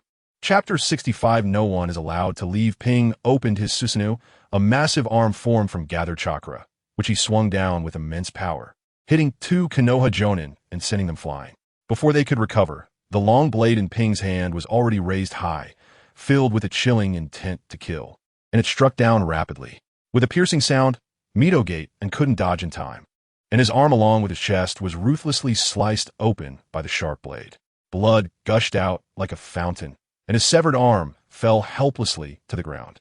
A wave of agony hit him instantly, twisting his face into a grimace as he couldn't help but let out a scream that echoed across the desolate battlefield. On the other side, Tru Komatsu watched in terror as Uchiha Ping broke through Tsunade and the others' blockade, charging at her with overwhelming momentum, filling her heart with fear. In her panic, her feet stumbled, losing balance, and she fell heavily to the ground. Tru Komatsu's eyes were filled with dread as she trembled and pointed a finger at Uchiha Ping, saying, Are you declaring war on Konoha?" Just as she seemed about to lose her life on the spot, Tsunade's figure shot over like a bolt of lightning. Tsunade raised her fist high, chakra surging wildly throughout her body, concentrating in her fist, and then she swung it with all her might. "Ping, don't do anything rash. We can sit down and talk about this." Ping sensed the power of Tsunade's punch and did not dare to underestimate it. The skeletal structure of his Susanoo quickly enveloped his body, forming a solid defense. However, Tsunade's attack was too swift. At the last moment, he was still knocked back by the punch. The powerful impact caused his body to slide across the ground, preventing him from killing Tru Komatsu. "Oomph!" Ping snorted coldly, his Sharingan spinning rapidly.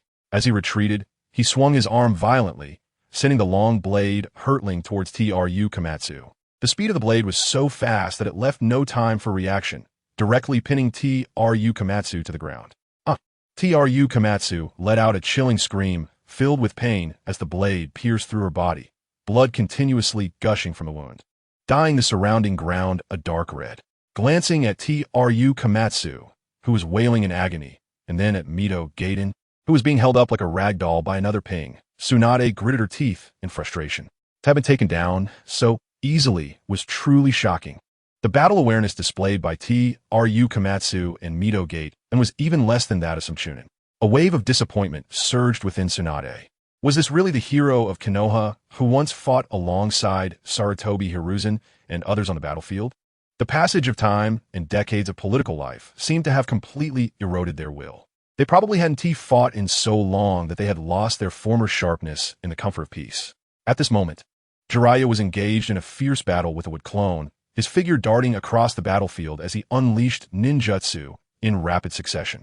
Each attack carried immense power, forcing the wood clone to retreat step by step. When he eliminated another wood clone, a large tree instantly grew where the clone had fallen, its thick trunk rapidly extending, and its branches and leaves spreading out quickly. Seeing a large number of Jonin from Wui village arriving, the Konoha members quickly gathered around Tsunade, forming a tight defensive formation. Their eyes were filled with vigilance as they closely watched the members of Wui village, the atmosphere tense to the extreme. Ping's remaining wood clone returned to his main body, and with a flick of his arm, he tossed the blood-soaked Mito Gate into the ground. Mito Gate unrolled a few times on the ground before finally coming to a stop, kicking up a cloud of dust.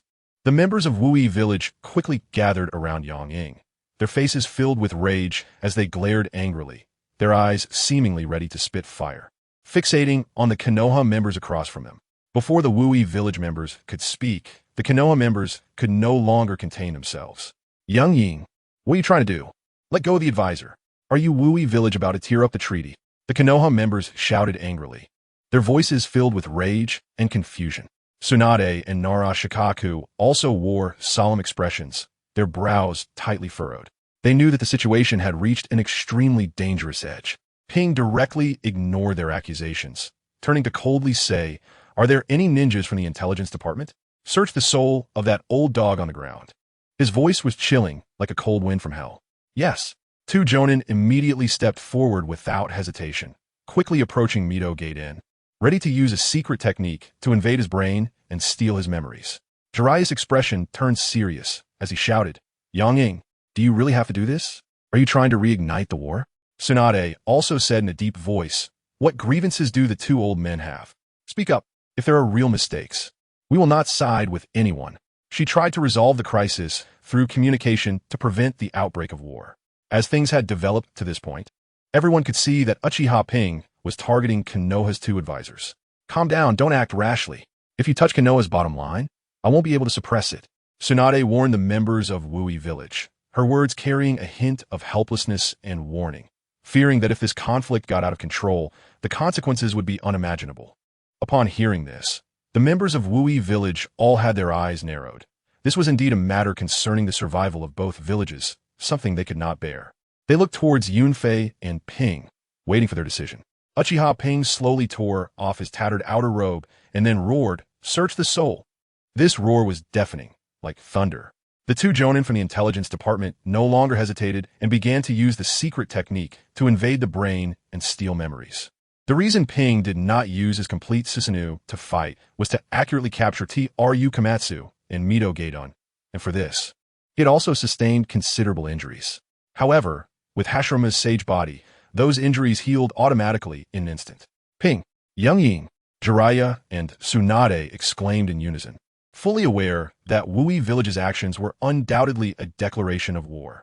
That was the brain of Konoha's advisor, containing too much intelligence about Konoha.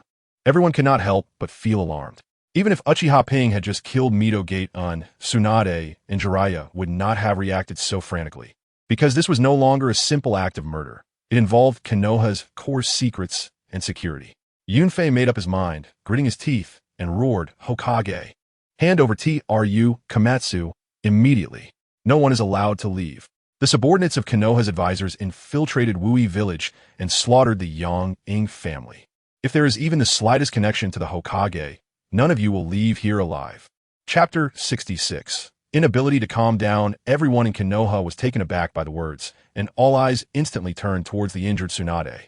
Tsunade stood frozen, glancing at Mito Minyin, who was being tortured like a dead dog, her body trembling uncontrollably. Tsunade snapped back to reality from her shock, slightly turned her head, her eyes revealing the authority of the Hokage, and shouted, "What is going on?" Tsunade was deeply shocked. Killing the family members of the Sanshidao? This was unacceptable. This was a malicious incident that could potentially trigger a war. Seeing that Tsunade was only scared to the point of shaking like a leaf and didn't dare to speak, she gritted her teeth and raised her voice. "Speak. Do you want to be a sinner?" "A sinner? How could this be? We are heroes, the highest advisors of Konoha." Tsunade was taken aback and murmured, "No, we didn't do anything. We just arranged for those two to infiltrate the village." Jiraiya and Nara Shikaku exchanged glances, instantly understanding that arranging spies to infiltrate enemy villages was something they often did with Danzo. But why would they kill someone? What benefit would it bring to Konoha or to them? Filled with doubts, they began to think about the factors and truths behind this incident. As they approached Tsunade, the people of Konoha immediately became vigilant, their bodies tense, weapons clenched tightly in their hands, ready to respond to any attacks from the people of Hiwagekure. Tsunade and Jiraiya stepped forward to stand in front of Hiwagekure, trying to stop his actions. "Get out of the way, or we'll start a war right here." Hiwagekure's voice was icy, his eyes filled with endless killing intent. Jiraiya gritted his teeth and said solemnly, "Sanshidao, we are all deeply pained by what has happened. Konoha will investigate this matter thoroughly." Hiwagekure coldly interrupted Jiraiya. "Even if you investigate thoroughly, will my sister and mother come back to life?" Tsunade tightly shut her eyes, biting her own lip until it bled, blood trickling down her chin, yet she still firmly stood in front of Uchiha Obito. If that's the case, then kill me, the Hokage. Tsunade's voice was resolute and decisive. As Hokage, she had to protect the dignity and safety of Konoha. Obito's teeth ground together, the silver-white Susanoo rapidly taking shape. Do you think I wouldn't dare? The people of Konoha shouted in anger, ready to take action. But Tsunade raised her right hand high and shouted, "Everyone step back." Then, Tsunade's cold gaze fixed on Jiraiya, who was preparing to attack. Tsunade. Jiraiya was taken aback, staring at Tsunade for a moment before sighing helplessly and stepping back to stand in front of the Konoha people.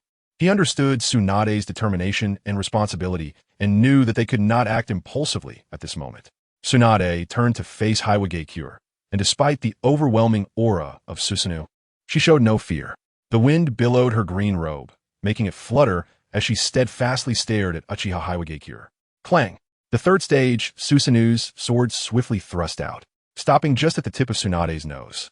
The immense power did not make Tsunade retreat, even a fraction, only blowing her robe back. Her body remained as steady as a mountain. What are you stopping for? Go ahead. I am Hokage, and the responsibility for what happens in the village should be mine. If killing me can eliminate your resentment, then do it, and let us continue to maintain peace with Konoha. Tsunade's words were filled with responsibility, hoping to exchange her sacrifice for peace and avoid the outbreak of war. Obito's hand trembled uncontrollably, his chest heaving violently, like a beast about to pounce on its prey. Staring intensely at Tsunade, Jiraiya and the others stood not far away, their hearts in their throats, highly alert and ready to act to rescue the Hokage. Their gazes flickered between Obito and Tsunade, quietly gathering chakra, ready to attack at the slightest sign of trouble. Obito's voice was grim. Is it worth it for such an old waste? In the distance, Kuro had perfectly blended into the soil, showing a puzzled expression. He thought he would witness the fall of another Hokage, but why had Uchiha Obito suddenly stopped? Black Zetsu's voice was tinged with confusion. This is a bit strange. White Zetsu what? Hearing Obito's words, Tsunade's eyes slightly changed. They were once heroes of Konoha. No matter what, as Hokage for the village and my comrades. There is no turning back. Obito let out a deep breath, then his eyes turned cold again. Then let us start a war here. Even if you commit suicide here, I will not back down. We will fight with all our strength. As his words fell, the air around them began to stir chaotically, a powerful sense of oppression bearing down. Tsunade furrowed her brow, her eyes trembling slightly, her voice filled with pain and helplessness. How did it come to this?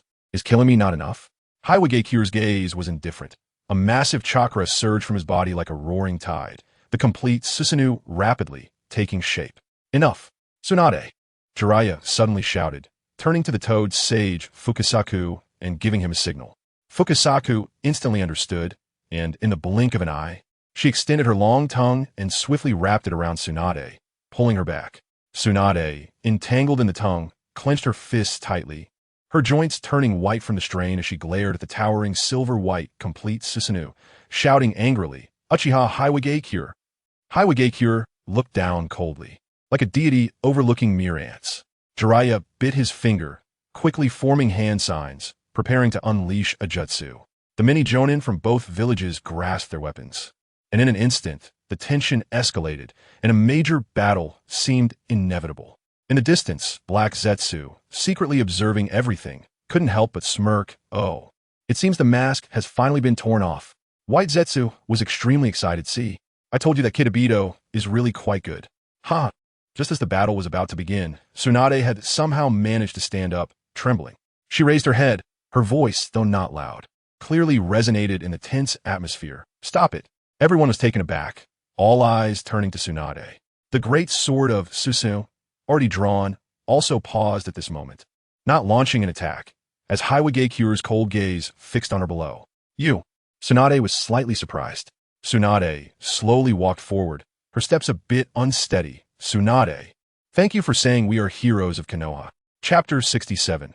Konoha's compromise. Her voice trembled slightly, filled with a hint of choking emotion, as she said, everyone says we're just old fogies who only know how to scheme, thinking we are conspiracy theorists living a life of ease. No one remembers that we were once the heroes that thousands aspired to be. Ah, Tsunade. By the end, Tezuki Sakura was already in tears as she walked up to the formidable Susanoo. With a loud crash, the complete Susanoo shattered like a broken illusion, and its powerful chakra was withdrawn. His gaze was cold, and the long blade in his hand flashed coldly as he quickly swept it out, making a crisp sound as Tezuki Sakura's right hand was severed at the wrist, blood splattering out with the severed limb. Tezuki Sakura let out a painful scream, her body twisting in agony. Ping remained unmoved and immediately reached out, grabbing Tezuki Sakura's head as if lifting a chick. With a powerful motion, he flung her body like a broken sack in front of the ninja from the Noon Sun village, causing her to crash heavily to the ground. Jiraiya, witnessing this, couldn't help but grit his teeth, his face filled with compassion, and he shouted, "She has already surrendered. There is no need to treat her like this." Ping's expression was indifferent, not even lifting an eyelid, and he coldly replied, "This way, you can't form seals." Narashikaku, looking anxious, stepped forward quickly and whispered in Tsunade's ear, "Lord Hokage, what about the intelligence leak from Konoha?" Tsunade let out a deep sigh, her expression grave and helpless, slowly saying, "This is their own doing. There's no way out. When we go back, tell the barrier department and all departments to make adjustments to minimize the dangers brought by the intelligence leak." Beside them, Yamanaka Inoichi was also anxious, hurriedly saying, "That will involve a huge consumption of manpower and resources." Moreover, before he could finish, Tsunade raised her hand to interrupt him. "Just let it be. It's 100 times better than starting a war."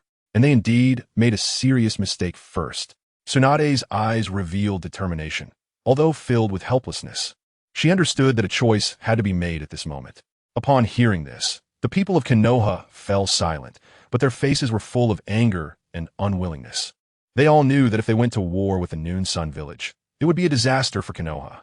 Other great nations would definitely have no reservations and would take the opportunity to attack the Land of Fire, leading Konoha to a point of no return. Thanks to Tezuki Sakura's cooperation, some restrictions were easily lifted. However, completing the intelligence theft from the brain was not an easy task. It took a long period of effort before they finally succeeded. Tsunade, along with Jiraiya and Narashikaku, quickly walked forward and said firmly, "Let us listen in. Konoha has the right to know the truth." Seeing Ping still expressionless and ignoring her words, Tsunade couldn't help but grit her teeth and said again, "If it concerns me, I will take responsibility." Yunfei, speaking softly from the side, said, "Konoha's attitude is fine. Just agree to them." Although Yunfei was also burning with anger and wished he could rush over, he had to consider the village. He knew that if Konoha fell, the Noon Sun village would also not have a good ending. Seeing Ping standing there expressionlessly and silent, Yunfei took the initiative to allow Tsunade and the others to come over.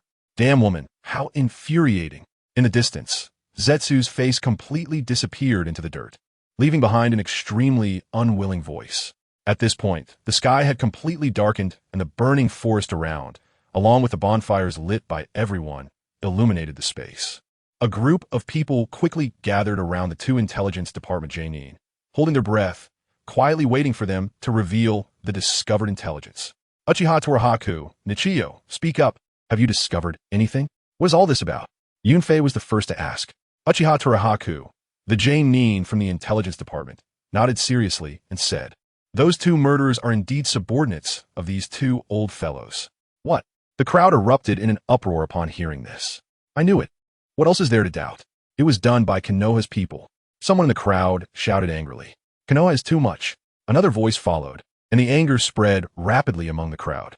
The people from Noon Sun Village glared angrily, their eyes filled with killing intent as they looked at the Konoha people, wishing they could rush over and fight. "This is a matter concerning the survival of both villages. You must speak carefully. No subjective emotions," Narashikaku said sternly, fully aware of the seriousness of the situation, and quickly reminded them. Narashikaku then asked, "Was the assassination order given by the two advisors?" Torahaku and Nichio exchanged glances, their eyes filled with seriousness. At this moment, all eyes were focused on them, which made them feel tremendous pressure. Uchiha Torahaku took a deep breath and slowly replied. They did not issue an assassination order. Instead, they gave a command for long-term infiltration into the Noon Sun village, mainly tasked with gathering intelligence on Lord Waikage's family. Upon hearing this, the expressions of the crowd changed instantly, filled with confusion. If there was no assassination order, then why did such an incident occur? For a moment, the scene fell into deep contemplation. "Continue," Tsunade said softly, her eyes revealing a hint of urgency, clearly eager to know the truth of the matter. These two old fellows from Konoha had contacted Uchiha Kido several times, and then Uchiha Kido assisted their two subordinates in infiltrating the village. Uchiha Torihaka paused, seeming to hesitate whether to reveal the next part. After a moment, he continued, these two old fellows had previously contacted a mysterious masked man while still in Konoha. However, that was a long time ago and should have little to do with this incident. Uchiha Torihaka thought this matter was trivial and was about to continue discussing other things when his words stirred up a huge reaction. Clarify it. What kind of mask? What are its characteristics? Jiraiya, Yunfei, and others all looked shocked, questioning in unison. Uchiha Torihaka was taken aback by the sudden barrage of questions, stunned for a moment. And after a pause, he replied, it was an orange whirlpool-shaped mask with only one eye hole. It was the right eye. The right eye. It's him.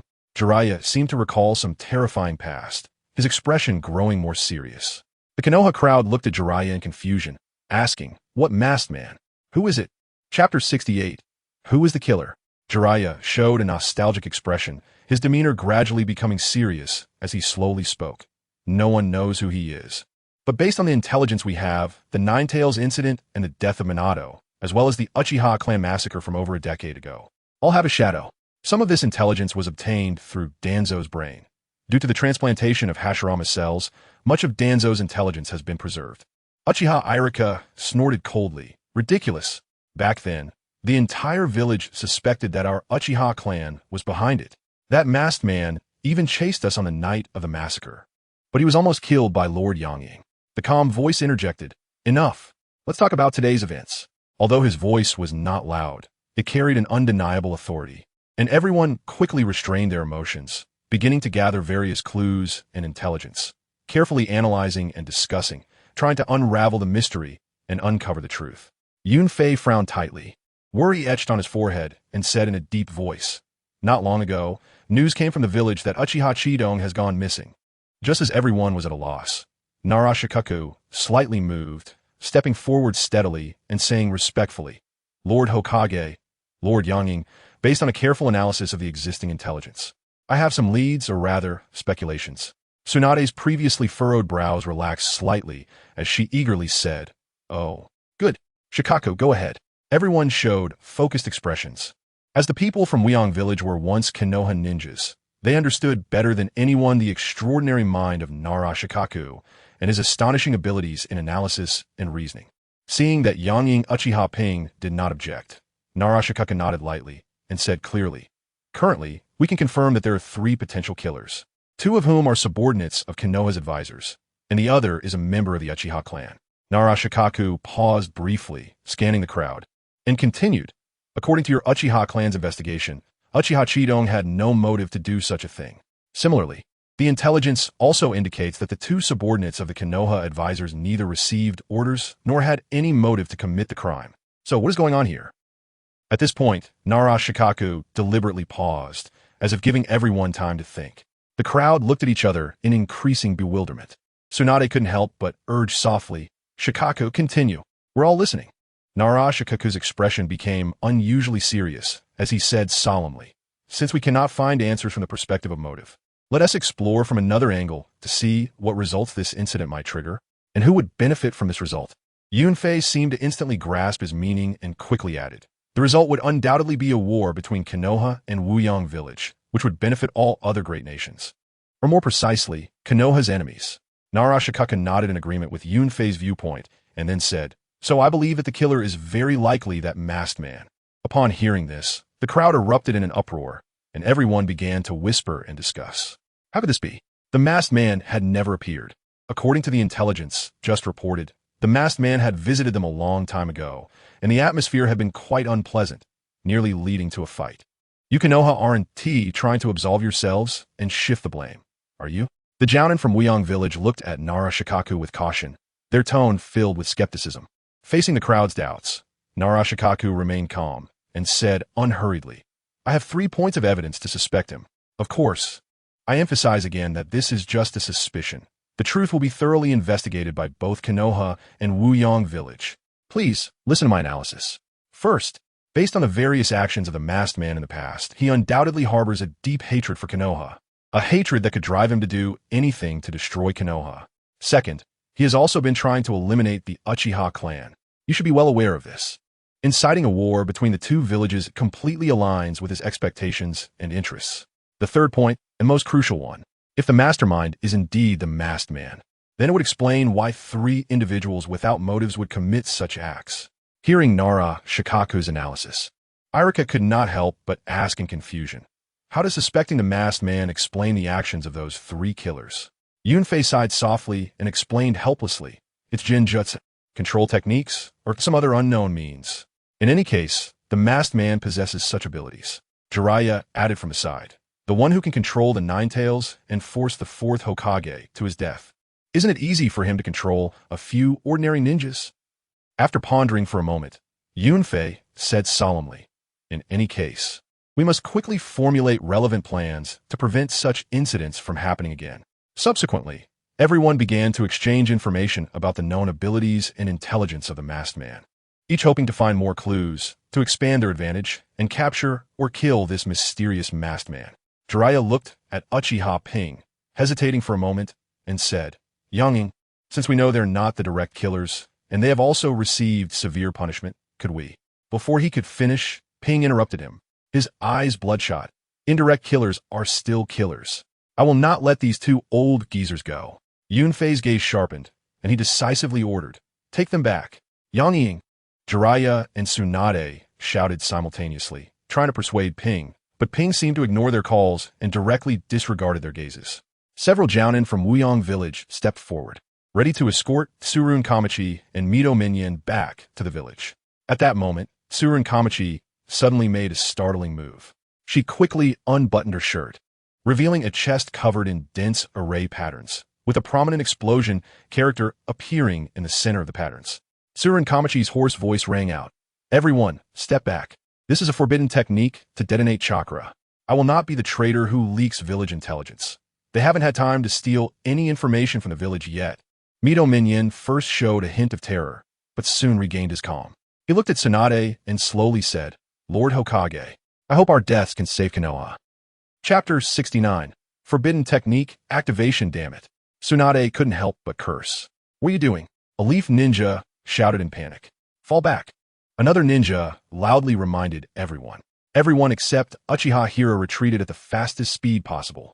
Tsunade was shocked to see Hira still standing motionless in place and couldn't help but exclaim, Hira, move.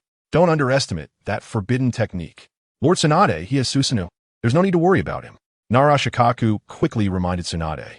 Hira was surrounded by a violent chakra, the form of Susanoo slowly taking shape around him.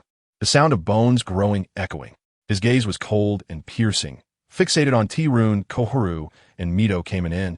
He gritted his teeth and said slowly, I want to see you both die in pieces. T-Rune Koharu stood quietly, her eyes clear as water, seemingly having let go of all grudges and concerns. She slightly raised her head to look at the sky and softly said, all 4 of us old folks died at your hands. We don't blame you. We only hope you won't harm Konoha anymore. The explosion symbol began to shine brighter and more dazzling. Mito kamon enskeshvashtest.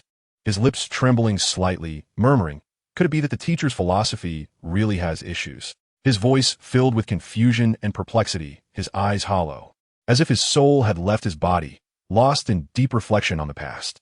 Hira sneered, his disdain evident. Let us not talk about philosophy. The second Hokage, Senju Tobarama, had the power to suppress everything. Do you 4 from Konoha have that? Just a bunch of clownish performers. With you in Konoha, it's destined to continue declining. At that moment, boom! A thunderous roar erupted. A massive mushroom cloud rose in the mountains. The rolling shockwave like a demon's roar, spreading outwards.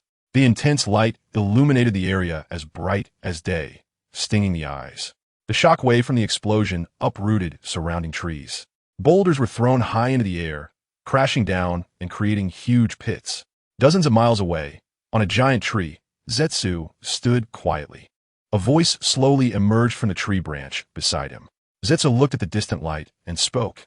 Oh, the battle is fierce. What is happening over there? Zetsu. Zetsu turned to look at Zetsu.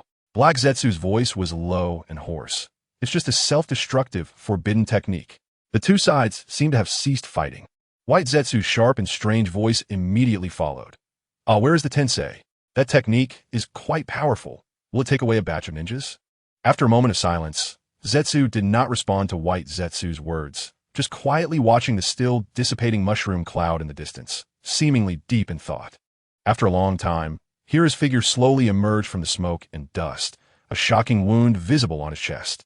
Although the fourth form of Susanoo was powerful, it still did not completely block the terrifying explosion. The crowd gathered around. Yunfei anxiously shouted, "Where are the medical ninjas?" Hira waved his hand. "No need." Just then, smoke began to rise from the wound on his chest, and the wound was visibly healing at a rapid pace. Moments later, it had completely healed without leaving a scar. Tsunade and the others from Konoha also gathered, standing not far away, quietly watching.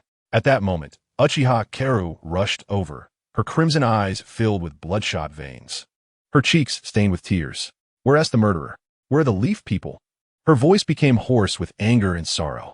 Each word seemed to be squeezed out from her throat. Uchiha Kaoru's three-tomo Sharingan shone brightly.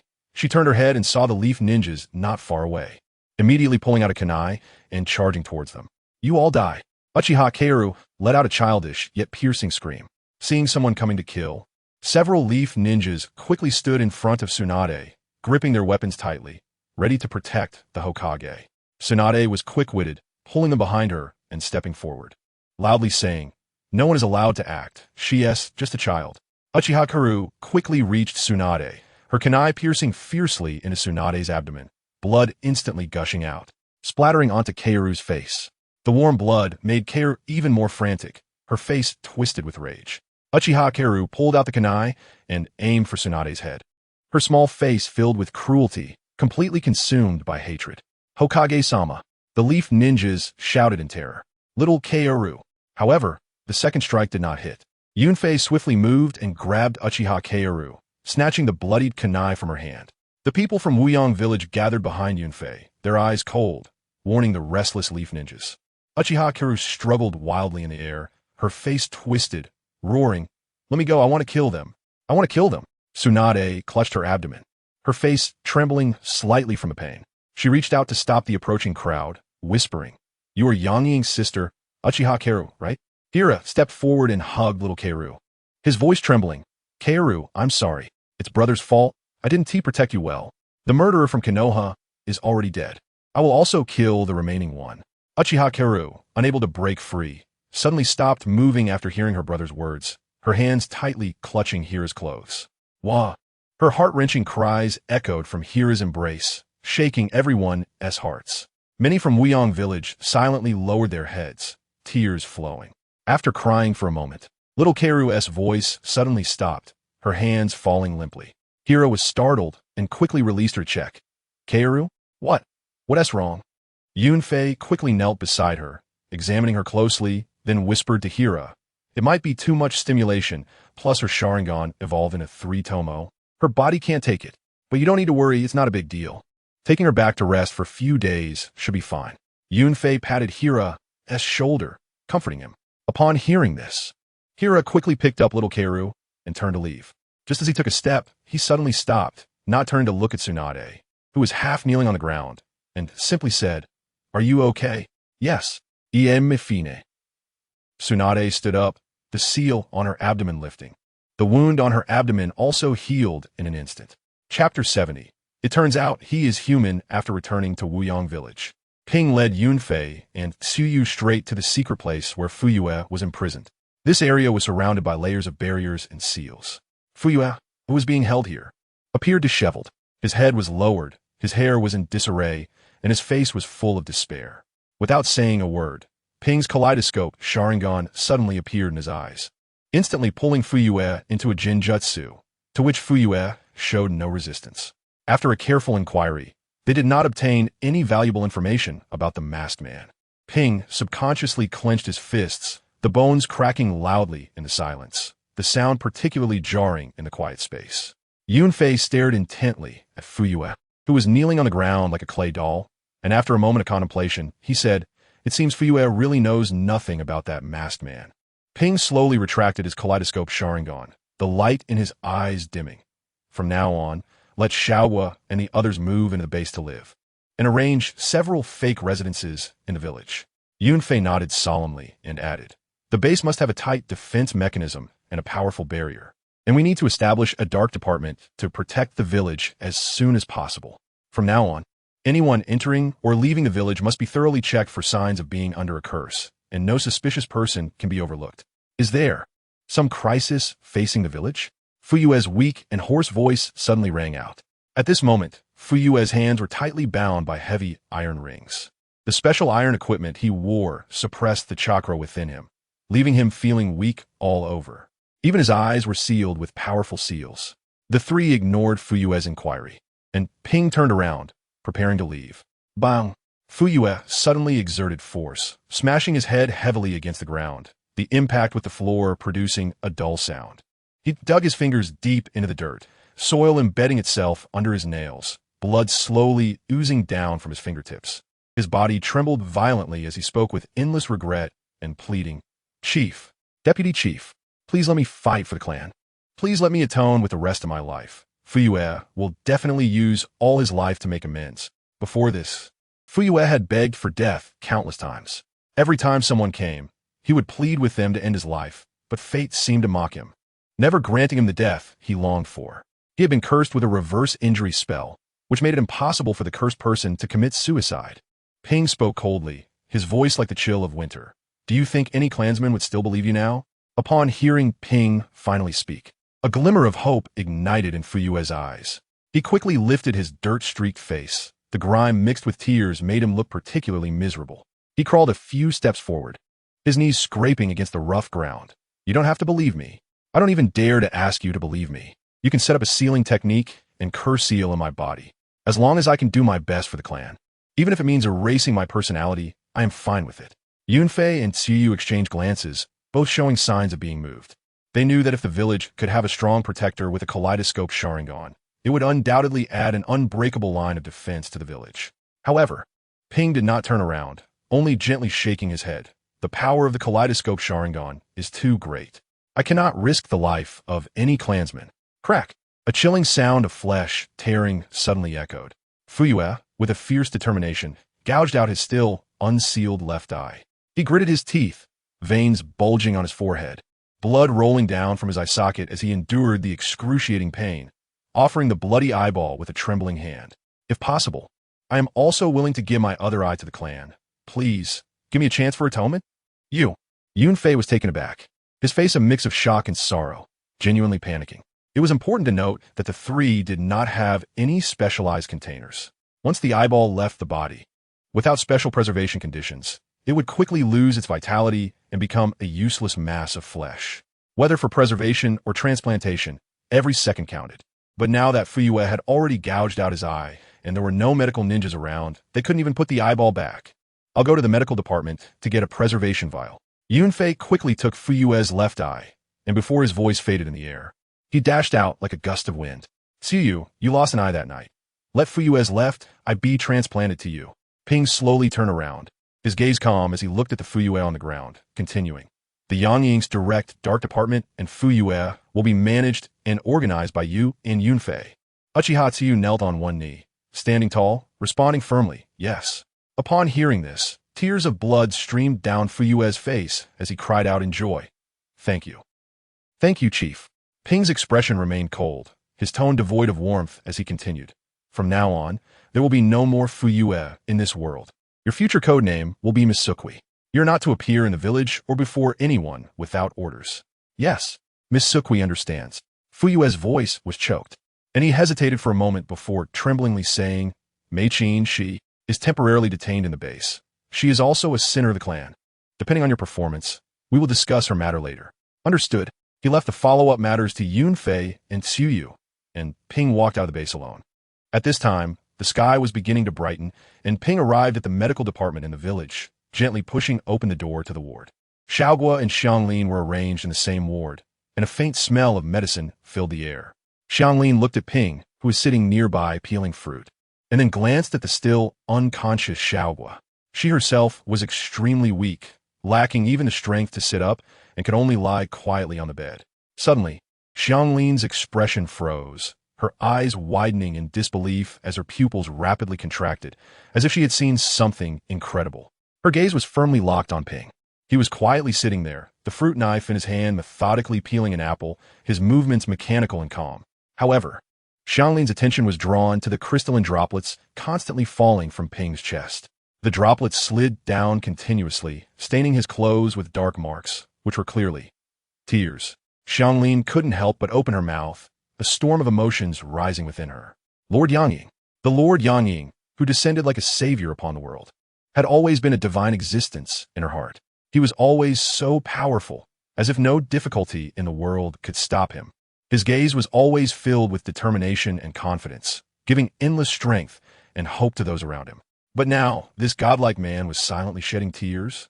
Xianglin's eyes suddenly turned red, and she finally realized that the idol she had in her heart, who seemed to be capable of anything, was also a flesh and blood being. It turned out he could also be entangled in pain and sorrow, and had an unknown side of vulnerability. The pain he hid beneath his strong exterior at this moment gradually unfolded before Xianglin with the falling tears, causing her own heart to tighten in anguish. Naruto has been concluded for 11 years. How old are you all now? When did you start watching it? I started reading pirated comics in 2005 and around 2010. I began going to internet cafes every week to check for updates on animations. Unknowingly, I've already hit my 30s, and I still can't swipe away when I come across Naruto on my phone. I used to enjoy the passion and emotions, but now I find more insights in it. The characters I liked before are no longer my favorites, but I still love Naruto. I've seen all of your gifts and support for updates, and I truly appreciate it.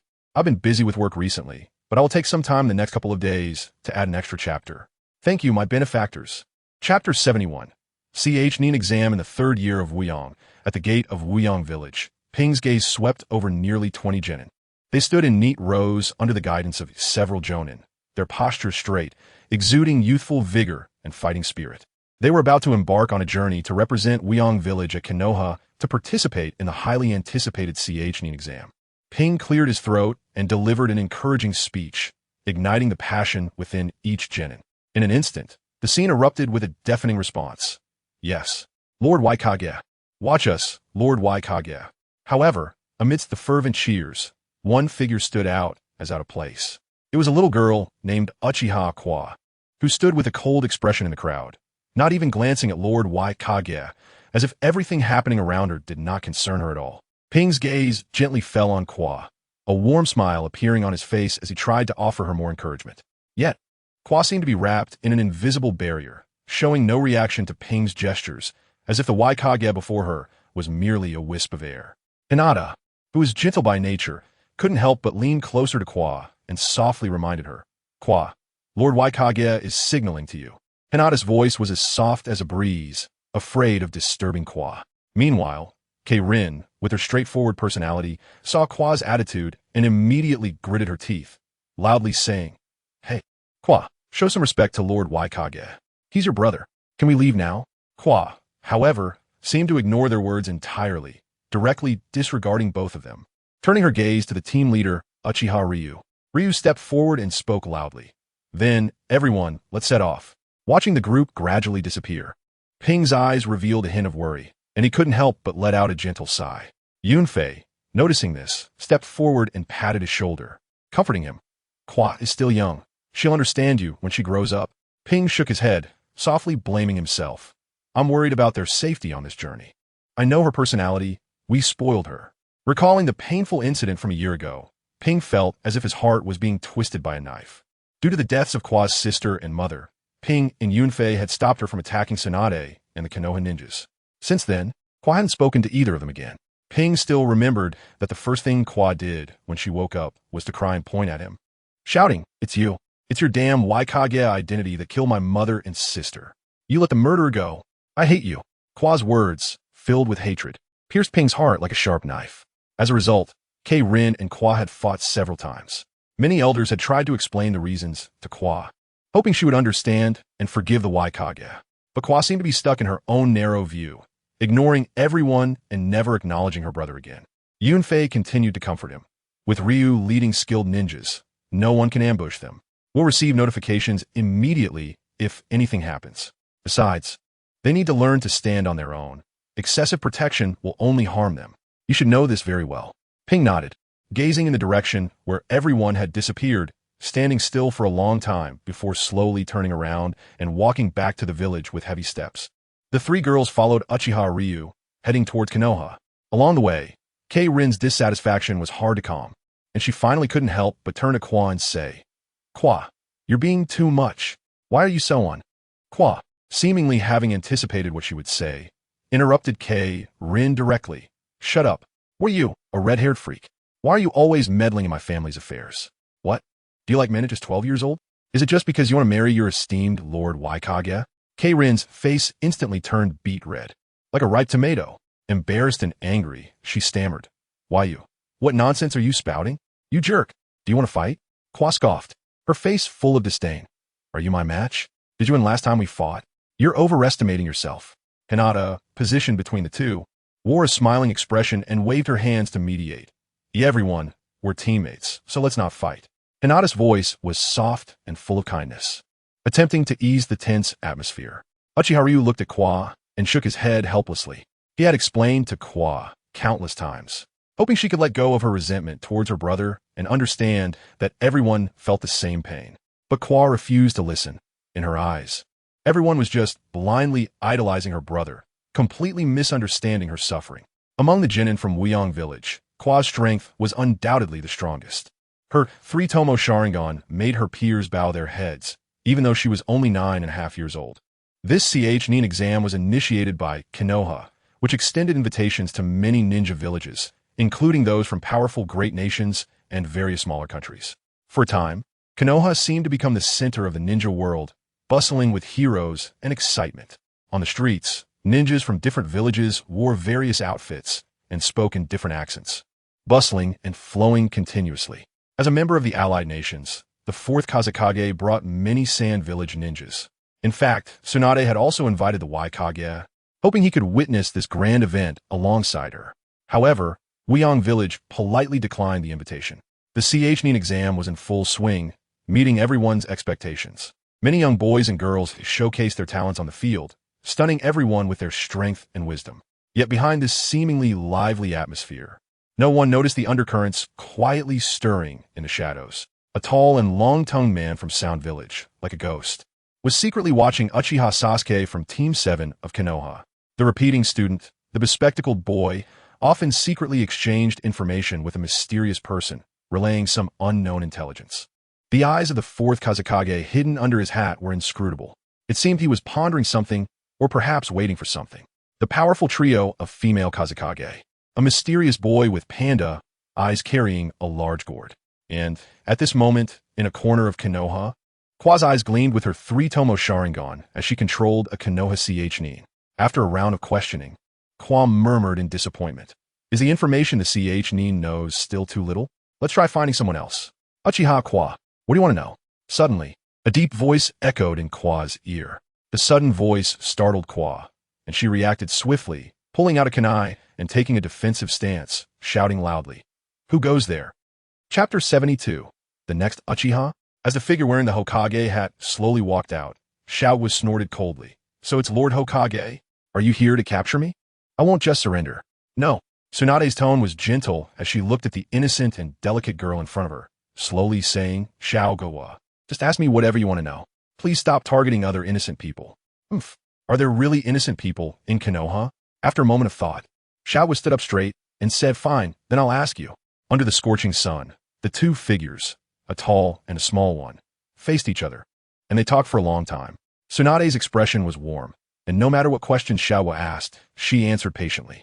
This series of actions made Shawa feel puzzled. She thought to herself, is the Hokage's attitude toward me a bit too unusual? Not only did she not pursue my previous mistakes, but she also revealed so many secrets to me. However, as the conversation deepened, Shawa's initial surprise gradually turned into disappointment. The information Tsunade shared was not much different from what she had gathered in Wielding Village. For instance, the shocking Uchiha clan massacre incident over 3 years ago, or the assassination incident that occurred in Wielding Village a year ago, as well as the intelligence about the mysterious masked man. Just as Shawa was lost in her thoughts, Tsunade's gentle voice interrupted her. "Shawa, you have exceptional talent and are a rare seedling. I am willing to take you as my disciple and pass on my lifelong knowledge to you. Will you accept? Xiao with Sharingan fixed on Tsunade, mercilessly interrupting her words. Cut that out. Do you think this will win me over? My mother and sister's deaths, as well as the lives of over 400 clansmen, can't just be brushed off as if nothing happened. With a cold snort, Xiao turned in anger, intending to leave. But just as she took a step, a figure flashed in front of her like a ghost. The person was tall and well-proportioned, every movement exuding sharpness. He wore a forehead protector that perfectly covered his left eye and a black mask that obscured most of his face, revealing only a sharp single eye. Oomph. Soft tactics won't work. Is Lord Hokage planning to use hard measures to keep me here? Xiao said coldly, her words filled with sarcasm. Kakashi, let her go. Tsunade's voice rang out at the right moment. Upon hearing this, Xiao turned her head, then sidestepped Kakashi and walked away into the distance. Kakashi watched her departing figure with a calm expression and said quietly, Don't be so stubborn. Lord Tsunade has been away from the village for many years. After the third Hokage and Danzo died, she only returned to Konoha. The past events indeed have nothing to do with Lord Tsunade and most ordinary ninjas. Xiao was suddenly stopped in her tracks and, after a moment, spoke words that were far beyond her years. It's always too easy to shirk responsibility. Countless excuses can be found. And that's why this world has so many tragedies continuously unfolding. After saying this, the girl's figure disappeared from the spot, leaving only Tsunade and Kakashi standing there, along with the unconscious Chunin who had collapsed on the ground. Kakashi spoke softly, his tone carrying some concern. Lord Tsunade, we must not take this little girl's matter lightly. She is the most talented ninja I have ever seen. At such a young age, she has already reached such an astonishing level. If not handled properly, she may become the next Uchiha Madara. Tsunade sighed helplessly. As Hokage, she knew she couldn't ignore Kakashi's words, as everything he said was reasonable. But, surely, just because someone poses a potential threat, one shouldn't think of eliminating them, right? The actions of the predecessors have been proven countless times. This approach cannot bring true stability, only foster more hatred and war. Kakashi shook his head and explained, I'm not suggesting you take such actions. I'm just saying we should actively communicate with Muyang village, enhancing the interactions between the two villages. Tsunade suppressed her complex emotions and walked towards the competition venue. I naturally know this. My earlier intention to take Xiao as my disciple was also to promote the relationship between the two villages. Pausing, she added, as for that Chunin over there, please help him forget what just happened. I need to go to the Chunin exam site. Yes, Kakashi replied lazily, slightly closing his eyes. After Tsunade left, he murmured to himself, seriously, I still have to teach Sasuke ninjutsu later. The Uchiha clan really is full of geniuses. At the Chunin exam site, in Konoha village, the atmosphere was exceptionally lively. The Chunin exam was coming to an end, entering the most exciting final one-on-one combat segment. On the grand viewing platform in the center, Hokage Tsunade and Kazekage Raza sat prominently. Below, Xiao displayed her impressive skills in the arena, easily defeating her opponent in just a few exchanges. Watching Xiao win, Raza's voice came from beneath his wide hat. Oh, that's the Uchiha girl, right? She won so effortlessly. It seemed she didn't even need to exert much effort to defeat her opponent. Tsunade politely responded, wearing an appropriate smile. The matches continued in an orderly fashion, except for the duel between Uchiha Sasuke and Gaara, which had to be postponed due to Sasuke's late arrival. All other matches had basically concluded. Kazekage chuckled. This year's Chunin exam is truly spectacular. I'm really looking forward to the battle between that Uchiha and Gaara. The others present exchanged glances, their expressions revealing confusion. It was Kazekage who proposed delaying the match earlier, and his keen interest in the battle between the two genin was puzzling. Tsunade always felt something was off but couldn't pinpoint it, so she said, "Your son, that kid named Gaara, is very powerful. I also look forward to their performance in the arena." Others, hearing this, showed a moment of realization, thinking Kazekage was purely anticipating his son's outstanding performance. The fourth Kazekage only chuckled twice and fell silent, his eyes hidden beneath the hat, making it impossible to discern his true intentions. Soon, the last match ended with Nara Shikamaru's surrender, leaving behind a chorus of jeers, as he had clearly controlled his opponent but still chose to forfeit. His attitude was incredibly lazy. However, everyone quickly moved on from this incident and began to anticipate the next match, Gaara versus Uchiha Sasuke, mainly because Gaara was so formidable. Even defeating the forbidden technique using Lee, Everyone was eager to see how Uchiha Sasuke would contend with him. Among all the newcomers, perhaps only that Uchiha girl had a chance to defeat Gaara. Not necessarily. I think that girl can only tie with Gaara. It's very hard for her to break through that double defense. Are they really genin? Why do I feel like I'm a fake chunin? The audience in the arena buzzed with discussions, and some eager individuals had already begun placing bets. Chapter 73. The Konoha Collapse Plan. As everyone waited, the late Kakashi finally arrived with Sasuke. With their appearance, the final match of the highly anticipated chunin exams officially began. The audience in the high stands around the arena erupted in cheers, all eyes drawn to the spectacular duel between the two ninjas in the arena. They were completely engrossed in the match, oblivious to the numerous shadows that were silently unfolding their actions. Most of the people present were ordinary civilians, who had not noticed anything unusual. Only a few elite ninjas sensed something amiss. Before they could react, white feathers slowly began to fall from the sky. And as these light feathers drifted down, countless spectators fainted, silencing the once boisterous arena. On the Hokage observation platform, the fourth Kazekage, Raza, slowly stood up. Tsunade felt the chakra fluctuations from him, and a wave of unease surged within her. Unable to help herself, she spoke up. I apologize for injuring your son. But since it's a competition, injuries are inevitable. Before Tsunade could finish her sentence, several cold glimmers suddenly shot out from the blind corners of the observation platform, moving so swiftly that there was hardly time to react. Several sharp shurikens directly struck the guards protecting the Hokage. Tsunade's expression instantly hardened as she ignored the exploding tags igniting around her, fixing her gaze on Raza, and sternly questioned, Kazekage, what is the meaning of this? Boom! A loud explosion suddenly rang out, and a powerful shockwave enveloped most of the observation platform in a cloud of smoke and debris. As Tsunade rushed out of the smoke and landed on the roof, a long sword was instantly pressed against her neck. A cold voice whispered in her ear, Tsunade, don't move. Konoha, this boring village should exit the stage of history, and the ninja world needs some chaos. Tsunade's expression changed drastically. She clenched her teeth and shouted angrily, that voice. I see. Orochimaru, what do you want? Where's the fourth Kazekage? Orochimaru watched the figures and sparks of weapons clashing below with a sinister smile on his face, saying in a strange tone, I didn't expect your subordinates to be quite capable. His gaze sharpened, and he swung his sword across, producing a loud bang as two wooden stakes fell to the ground. Tsunade had narrowly escaped this deadly attack using the body replacement technique. She reappeared not far away, removed her Hokage hat, and surveyed the surroundings with a fierce gaze, already understanding. Sound ninjas and sand ninjas. This is all you're doing, Orochimaru? Seeing this, Orochimaru slowly removed the Kazekage hat and robe, revealing his pale face and eerie smile, fully presenting his true form to Tsunade. The Konoha Collapse Plan has already begun. As he spoke, he extended his long tongue and licked his lips, a sight that sent chills down one's spine. Since you want to know why, then I will tell you. No. Orochimaru was about to speak when Tsunade angrily interrupted him. She took off her long robe, wearing only a sleeveless bodysuit, her proud figure standing tall. She looked firmly at Orochimaru and declared loudly, what your purpose is no longer matters. Since you have fallen this far, I will send you to hell today. Ha ha ha. Orochimaru laughed maniacally. Then his voice suddenly turned grim and disdainful. I know very well that Jiraiya is not in the village. Just based on you?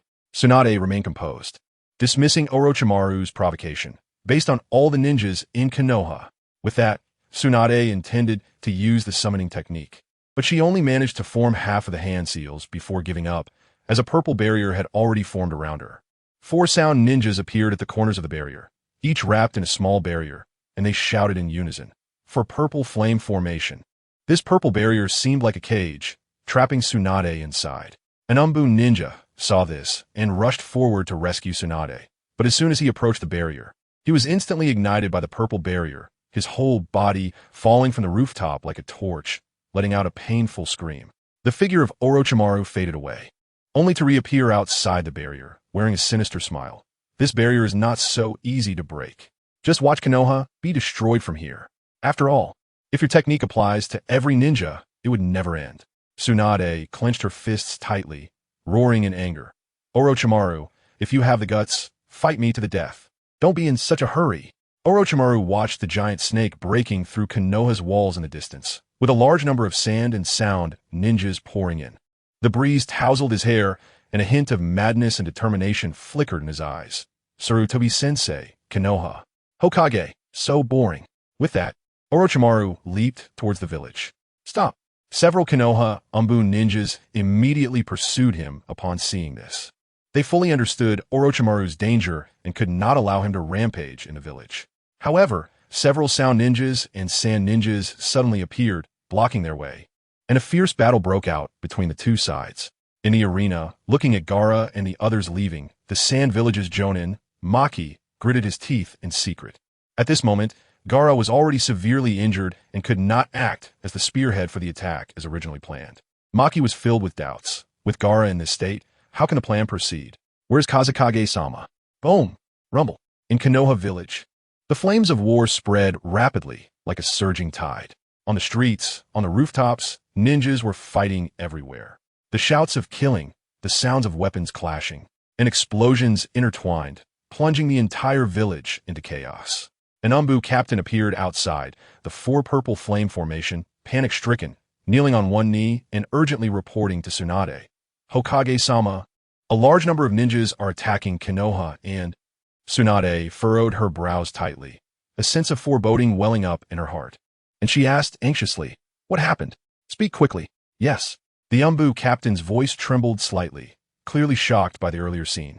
Orochimaru has used some forbidden technique to summon the first Hokage and the second Hokage. Rumble. Just then, Tsunade saw a vast expanse of giant trees rising in the distance within the village, those thick, giant trees seeming to sprout from the ground like monsters, mercilessly destroying the surrounding ninjas and buildings. Seeing this, Tsunade's delicate brows couldn't help but tremble. She knew that the situation had reached a critical point. Chapter 74. Continuous Calamity. Go notify the intelligence department to call Jiraiya back to the village and quickly evacuate the civilians below me. I am going to destroy the four purple flames formation. Tsunade made a quick decision and commanded loudly. Yes. The Umbu captain accepted the order and immediately turned to leave. Upon hearing this, the four sound ninjas' expressions changed drastically, with a serious look in the eyes of the one nearby. Could she really destroy the four purple flames formation? No wonder she is a figure on par with Lord Orochimaru. Moyo hurriedly shouted, inform Lord Orochimaru, the Hokage is going to destroy the terrain. The four purple flames formation probably won't hold her for long. Hearing this, several sound ninja quickly set off to report this urgent situation to Orochimaru. At this moment, the arena was gradually being controlled by the Konoha Jonin. Many Jonin and elite Umbu had gathered here, while the main forces of the Sound and Sand Ninja were fully attacking Konoha and wreaking havoc in other parts of the village. Maki fought against the Konoha ninjas while gritting his teeth. He felt frustrated in his heart. I originally wanted to use Gaara as a vanguard to blow this place up. What a miscalculation. With the departure of Orochimaru and Gaara, the situation here had gradually begun to develop favorably for Konoha. Seeing the unfavorable situation, Maki could only fight while retreating, trying to find an opportunity to escape. My guy gave a thumbs up, and the white fang sparkled. Yash. Kakashi, let's have a competition to see who can evacuate more civilians. Before long, the Konoha ninjas who received the order quickly sprang into action, moving the civilians under the four purple flames formation aside. Kakashi used the copied multi-shadow clone technique, and dozens of Kakashis quickly carried civilians on their backs. Rushing towards the safe area, Might Guy, carrying 3 people on his shoulders and holding 4 in his hands, was stunned. Hey, when did you secretly copy Naruto's technique? Damn. After successfully moving the last 2 people, Kakashi looked up and shouted loudly. Hokage-sama, the civilians below have all been evacuated. Good, Tsunade responded, quickly gathering a large amount of chakra in her right fist, her light golden twin tails fluttering wildly with the strong airflow. Boom! A deafening explosion suddenly erupted, and the powerful force instantly shattered the entire roof, sending countless bricks and wood splinters flying. The place where the 4 sound ninjas stood vanished in an instant, and their bodies were directly pushed out by the tremendous shockwave, struggling to dodge in midair. The 4 purple flames formation was also instantly broken by this strike. Seeing this, Kakashi and the others immediately chased after the 4 sound ninjas like arrows released from a bow. Faced with many Konoha Jonin, the 4 sound ninjas quickly activated their cursed seal state too. In an instant, strange patterns appeared on their bodies, and their aura became berserk. They resisted with ninjutsu while continuously retreating. Moya was knocked back by an attack from Shiranui Gunma in the fierce battle. She dare not stop for a moment, quickly moving her feet and shouting loudly, "Go! Let's regroup with the main force." Kakashi leaped to stand in front of Tsunade. At this moment, Tsunade had already lifted the Ein seal, and black patterns quickly spread all over her body, giving her an imposing aura. Many ninjas gathered around, tightly surrounding Hokage Tsunade. "Hokage-sama, what should we do now?" a ninja asked anxiously. Tsunade's expression was calm as she waved her jade hand and spoke in a resonant voice. "Don't panic. Konoha has weathered countless storms. Our strength is enough to deal with them." Her words were like a stabilizing needle, calming the hearts of the surrounding ninjas. Notify the intelligence department to quickly consolidate and convey the known information.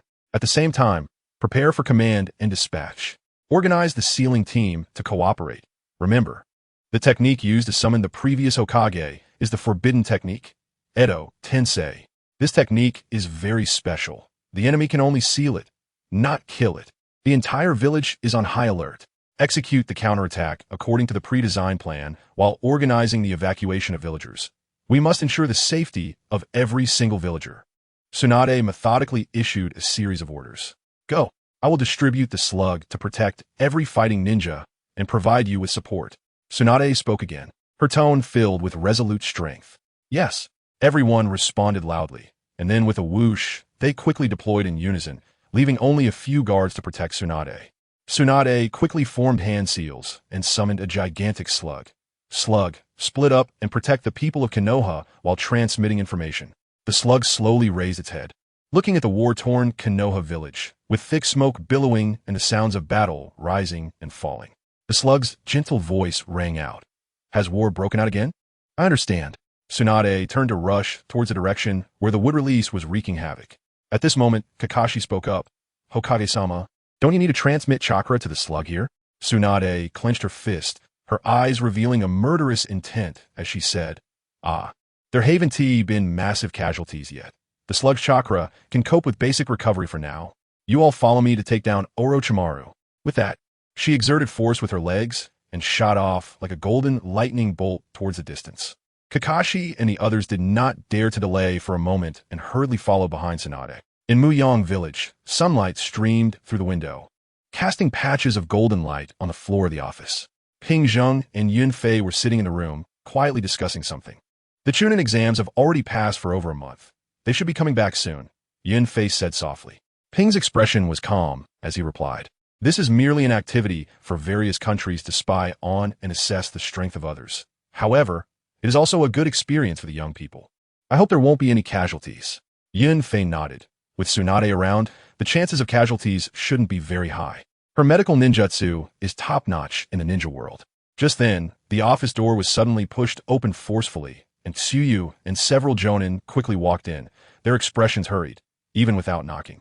As Tsuyu walked briskly, he said with a serious expression, "We received news from the Sun Foot side that Konoha is in trouble. 2 ninja villages have launched an attack on Konoha." Ping and Yunfei stood up simultaneously, with Ping's face changing as he anxiously asked, "What happened?" "Many of our ninjas are still over there.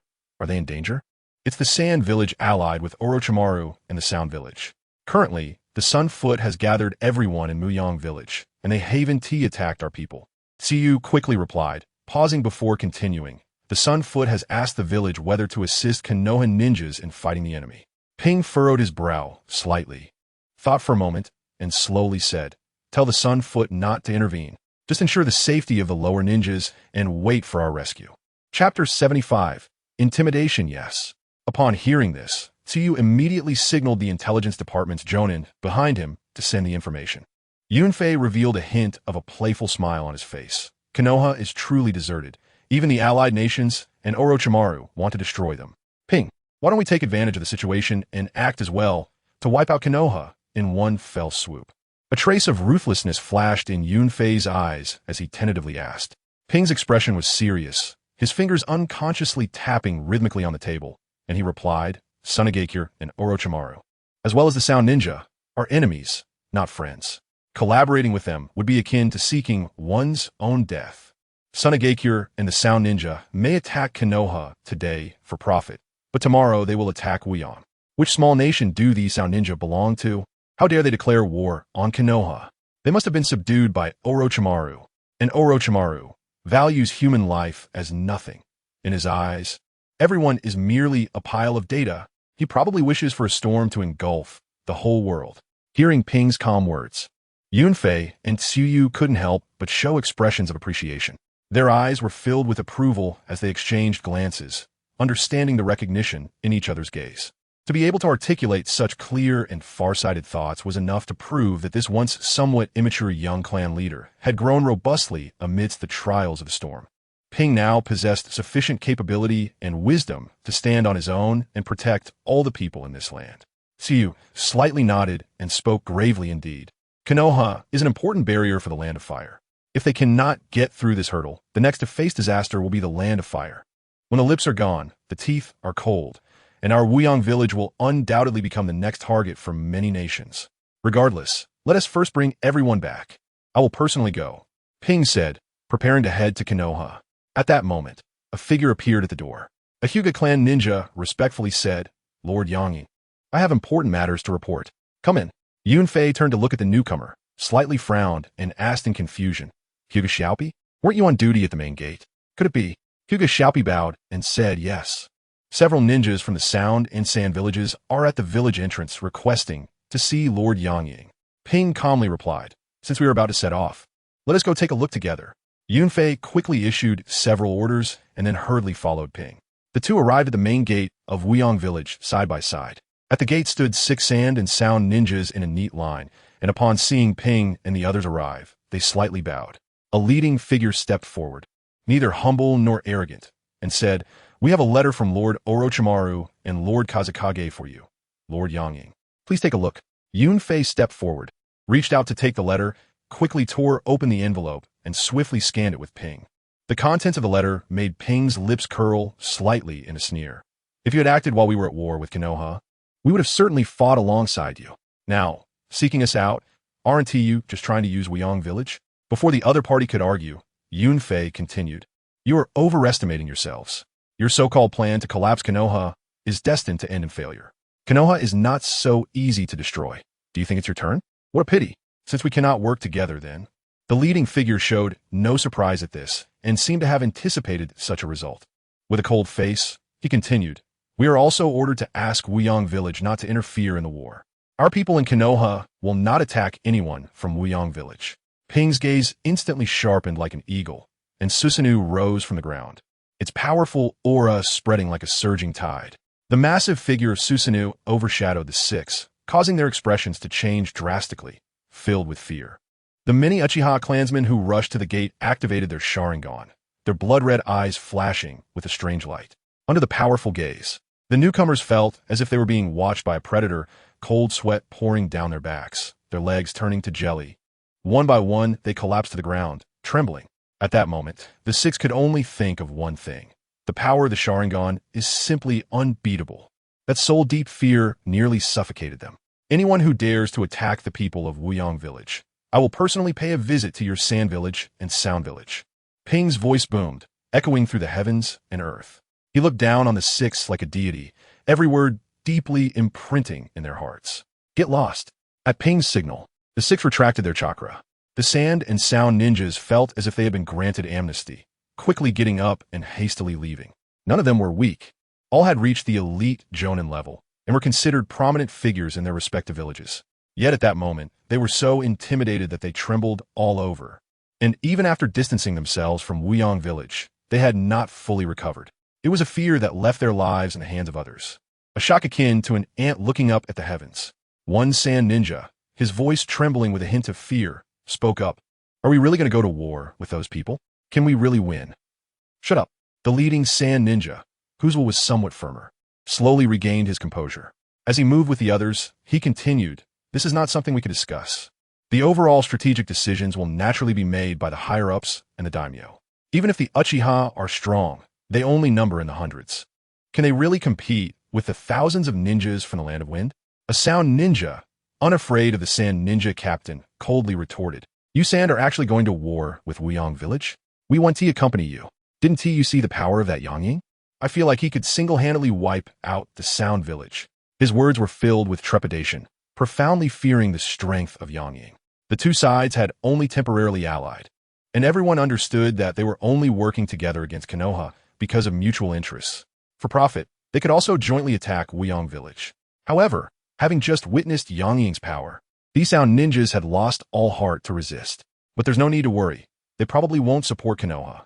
Even if they did, it would take a day to rush over from here. By then, it should already be too late, and the situation there would be settled. The sound ninja added, trying to offer some comfort to himself and his companions. Ping led 18 squads to secretly leave Wuyong village from other directions, rapidly heading toward Konoha. They moved quickly, as they had just received news that Rizu had already engaged the enemy, while leading everyone to evacuate Konoha. In a chaotic battlefield, all rules and constraints became unreliable, making it difficult to remain uninvolved. To achieve safety, one could only rely on their own strength. Chapter 76. The three shinobi in fierce battle. 8J Nin from the Hyuga clan, with his Byakugan activated, suddenly narrowed his eyes, his expression changing in an instant, as he urgently called out to the front. Lord Waikage, this is the third time someone has detected us. Uchiha Gaihu quickly followed up with a report. Lord Waikage, although we have taken a series of countermeasures to prevent these spies from knowing our specific situation, the fluctuations of chakra and the trajectory of our movements during rapid travel are indeed difficult to completely conceal, and it is inevitable that some of our tracks will still be sensed.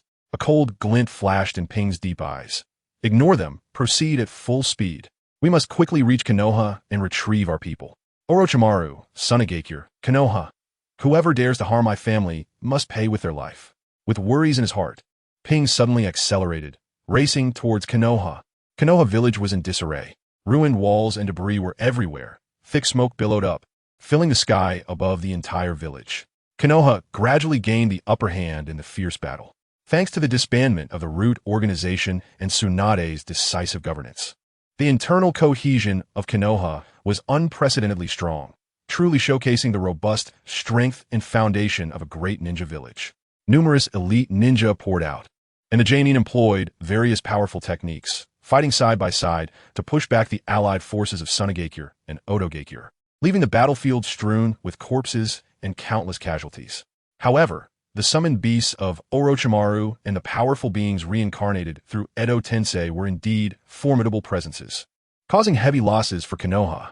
With a loud bang, the fourth Kazekage, wearing a conical hat, was sent flying by a powerful punch from Tsunade. The damaged parts of the fourth Kazekage's body instantly turned into countless fragments, scattering in the air, but immediately after, these fragments seemed to be pulled by some mysterious force. Quickly gathering together, and in the blink of an eye, his body was restored. Tsunade looked at Loza's familiar yet strange face without the Kazekage's hat, filled with suspicion, and exclaimed, "That is, the face of someone reincarnated through Edo Tensei. What is going on? The fourth Kazekage is already dead?" Her voice carried disbelief, and, simultaneously, a surge of anger rose within her. She turned to glare at Orochimaru, who was wielding the Kusanagi sword not far away, and harshly questioned, "Orochimaru, what have you done?" Orochimaru's lips curled into a strange arc as he held the Kusanagi sword, cutting down a Konoha ninja who attempted to approach him, blood splattering everywhere. He laughed wildly. "Have you figured it out? But, what does it matter? Once the wheels of war begin to turn, they can never be stopped." "Ha ha!" Tsunade glared at him, and with a push against the ground, she evaded an attack from the sand ninja like a golden flash, then turned her body. Her right fist enveloped with immense strength, rapidly smashing toward Orochimaru's face.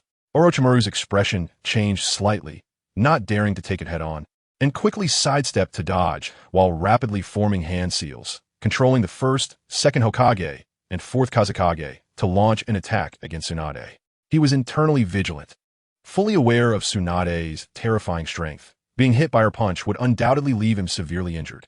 Getting hit by a punch would be troublesome. "Tsunade, your strength is still as terrifying as ever." Tsunade moved nimbly, weaving through enemy attacks, escaping the entanglement of wood-release vines, and leaped onto the rooftop. She furrowed her brows, her eyes filled with cold determination, and loudly asked, "Is the ceiling squad not ready yet?" At this moment, Kakashi was engaged in battle with a sound ninja, and seizing the opportunity, he kicked the second state of the sound ninja, Zoken, flying, then responded, "They're on their way." Tsunade nodded slightly, her voice serious. Good. Slug, relay the information from here. The fourth Kazekage Loza has already been killed by Orochimaru. Currently, his soul is under the control of Orochimaru's Edo Tensei. Her voice echoed across the battlefield. Sunagakure had been deceived. The fourth Kazekage they had known was no longer the real one. Tell the people of Sunagakure to retreat now, and there is room for negotiation regarding compensation for Konoha. The slug perched on Tsunade's shoulder, turned its head slightly, its tone soft yet clear. Lady Tsunade, the people of Sunagakure have already begun to retreat. Should we pursue? At the same time, Doyu appeared beside Orochimaru like a ghost, kneeling on one knee respectfully. Lord Orochimaru, Sunagakure and Otogakure are no match for Konoha, suffering heavy casualties. Sunagakure is demoralized because Shikaku and the Kazekage have not appeared, and they have begun to retreat. Orochimaru scanned the devastated Konoha with cold eyes, disdainfully saying, "A bunch of useless fools. Their value has been exhausted. Let Otogakure destroy Konoha. We are enough." Upon hearing this, Tsunade felt an endless rage surging in her heart. She stepped forward, launching herself like a cannonball, smashing the ground beneath Orochimaru's feet, causing it to crack and debris to fly. So this so-called Otogakure is what you have secretly built over the years, Orochimaru. Tsunade shouted angrily. Doyu, feeling apprehensive, appeared in a distant corner, gazing at the battlefield that resembled a cataclysm, and couldn't help but mutter, "Is this the battle between someone of Orochimaru's level? Too strong. Even I, who have activated the cursed seal, could easily die if I'm not careful." Tsunade moved like lightning, darting through the battlefield, avoiding the entangling would release. Then suddenly exerted her strength, punching the second Hokage into the ground. Still wanting to destroy Konoha? You underestimate us too much. Her voice was firm and powerful, filled with unwavering confidence. Orochimaru's eyes turned cold. Seizing the opportunity while Tsunade attacked the second Hokage, he swung the Kusanagi sword, slashing at Tsunade's abdomen, forcing her back. "Oof. I have 3 Kage assisting me here. Once I kill you, who in Konoha can stop me?" Tsunade's expression remained unchanged. The injury to her abdomen healed almost instantly, and she coldly smiled. Are they really Kage? If their strength were even half of what it was in life, I fear I wouldn't be able to match them long ago. Even when facing 4 powerful Kage-level figures, Tsunade showed no fear. Her eyes sparkled with determination, ready to embrace the upcoming battle. Orochimaru's expression darkened, secretly regretting. If it weren't for the flaws of Edo Tensei, it wouldn't be like this. At that moment, a loud sound came from afar, summoning technique. The stage is collapsing. Bang! The giant toad, as grand as a towering mountain, descended from the sky, crushing 3 giant snakes beneath it, which wailed in agony as the ground trembled. Jiraiya stood atop the giant frog, surveying the war-torn village around him, his eyes sharp and his expression pained. Chapter 77. Searching for Uchiha Kagaya Nara Shikaku, and several agile figures leaped to Jiraiya's side. "Lord Jiraiya, you finally returned." Jiraiya's expression was unusually grave, his deep-set eyes revealing worry and heartache as he spoke. "Is this all the work of Orochimaru? Quickly, give me a detailed report on the current situation." At this moment, Orochimaru was watching the massive commotion in the distance, then turned his gaze to the second Hokage, who was being sealed, and couldn't help but feel a sense of foreboding. Damn it, there are too many unexpected developments. Orochimaru gritted his teeth, his eyes filled with fury. The carefully planned scheme was disrupted first by the failure of the One-Tail, throwing off the rhythm, and then Sunagakure had sensed something was wrong and began to take precautions. Now, with Jiraiya's unexpected return, it was undoubtedly adding insult to injury. Previously, he had received intelligence that Muyang village had already begun to take action. Although Orochimaru was certain they wouldn't help Konoha, he didn't dare to trust the people from Muyang village. Given his poor reputation with the Uchiha clan, they might still harbor resentment against him. After weighing his options, Orochimaru reluctantly ordered retreat. "We can't continue to waste time here." "Yes." The surrounding sound, Nin quickly sprang into action, loudly calling to their comrades to prepare to withdraw from the soon-to-be uncontrollable battlefield. At this moment, Tsunade was covered in wounds, her clothes stained red with blood. But her gaze remained as resolute as iron, and her injuries were rapidly healing. She gathered her strength once more and punched out fiercely, the tremendous force shattering the fourth Kazekage along with the sand and gold in an instant. Several members of the sealing team quickly acted to seal the fourth Kazekage. Seeing the sound Nin fleeing in panic around her, Tsunade angrily shouted, "Orochimaru, You won't get away like this. A cold smile appeared on Orochimaru's face as he leisurely replied. Heh, some unexpected changes have occurred, Tsunade. We'll see each other again next time. With that, Orochimaru turned and swiftly dashed toward the village exit. Orochimaru, stop right there.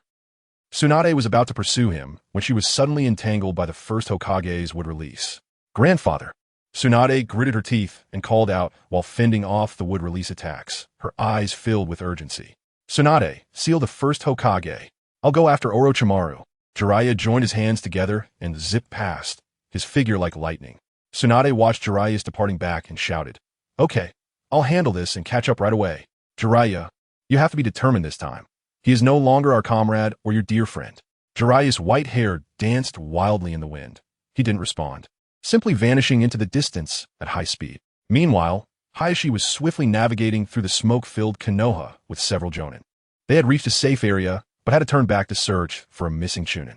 While running, Hizashi utilized his Byakugan to scan every corner, gritting his teeth. He turned to those beside him and said, Damn it, where could Kagaya have gone? Let's split up and search. We must find her and protect her. We absolutely cannot let anything happen to her. Yes, everyone responded in unison, then scattered to search for Uchiha Kagaya throughout Konoha. Clang, ding ding.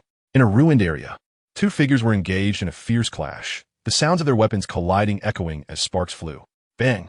A small figure was knocked back by a powerful force, sliding across the ground for several meters before finally coming to a stop.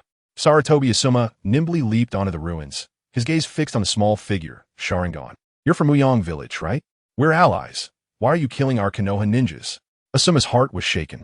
He found it hard to believe that the young girl before him had already awakened her three-tomo Sharingan and could even fight back against him. Such a prodigy. Kagaya held a kunai in front of her, her expression blank as she replied, The wicked are the first to complain. They attacked me first. Of course. I had to kill them. Should I just wait to be killed by them? Asuma's eyes narrowed, and he said sternly, Such cunning at such a young age? This behavior must be accounted for to Konoha. Excuses won't work. You must come with me today. Kagaya scoffed, her disdain evident. What? Can't others speak now? Is right and wrong determined by you, Konoha? Whatever you say goes. Asuma's specially crafted short blade glowed with chakra, his demeanor turning serious as he coldly said, I'll say it again. Come with me. If you continue to resist, I won't hold back. Don't blame me for being ruthless. Kagaya's lips curled into a slight smirk. Her three-tomo Sharingan slowly rotating as she provocatively replied, Then I want to see just how much strength a Konoha Jonin has. Don't let me down. If I defeat you, it will be a disgrace for Konoha. Asuma furrowed his brow slightly. The girl was ruthless, every move deadly. If the battle continued, he might really have to go all out. But if he accidentally killed her, it could cause significant conflict, especially since she had the backing of Muyong village. Asuma steadied his mind, his gaze firm. Then there's no other choice. Bring it on. Just as the two were about to clash, Hizashi flashed in front of Kagaya and shouted loudly, Asuma, don't act recklessly. She's the sister of Lord Yangying. Asuma was not surprised by Kagaya's identity. He replied calmly, There's no choice. I just saw her kill 3 Konoha ninjas after bringing Shikamaru back. I can't ignore it. Kagaya chimed in, They attacked me first, and I killed them. They can only blame themselves for their lack of skill. If you're not as good as me, don't come out and embarrass yourself. Asuma gritted his teeth and shouted, Nonsense. Konoha ninjas are already struggling against Sunagakure and Otogakure. How could they attack others? Kagaya showed no fear, taunting, who knows? Maybe they want to take my Sharingan. After all, you Konoha people love to dig out the eyes of our clan members. You have quite a dark history. You. Asuma was so furious he couldn't speak. Around them, more Konoha ninjas began to gather, and other jonin from Muyong village also arrived. Kagaya looked at the Konoha crowd, showing no signs of intimidation despite their numbers, and arrogantly declared, Stop wasting time. If you want to fight, just come at me. My brother has breached Konoha twice. It's only a matter of time before I do the same. Kagaya, shut up. Hizashi growled, quickly interrupting Kagaya's words. Chapter 78. Reluctant to lose Xiaogua. Are you okay? From a distance, Xiang Lin's anxious voice came over, and they appeared worried, running while waving their arms. Xiang Lin and Hinata rushed to Gua's side, having secretly slipped away from the original team. Hinata saw blood seeping from Gua's chest, and her usually gentle eyes were filled with concern. Gua, you're hurt. Upon hearing this, Xiang Lin quickly reached out her arm, saying urgently, Xiao Gua, quickly bite my arm. Shut up. How many times have I told you not to call me Xiao Gua? Gua's voice was laced with anger, her face showing impatience. The situation was extremely urgent, and Riji had no time to blame them for coming along. With a serious expression, Riji turned to Asuma. Asuma, we from Muyang had helped Konoha fend off the enemy earlier. Moreover, Lord Yang Ying is on his way. Asuma gritted his teeth and finally shouted with determination. Let's go. Pursue the invading enemy. After saying this, he took the lead, leading the Konoha ninjas swiftly toward the area where the battle was raging. Riji reached out and firmly held Gua, his gaze instantly becoming extremely stern. Don't run around anymore. The battlefield is not a joke. A moment's carelessness could result in death. Gua turned to Riji, her expression stubborn. I didn't run around.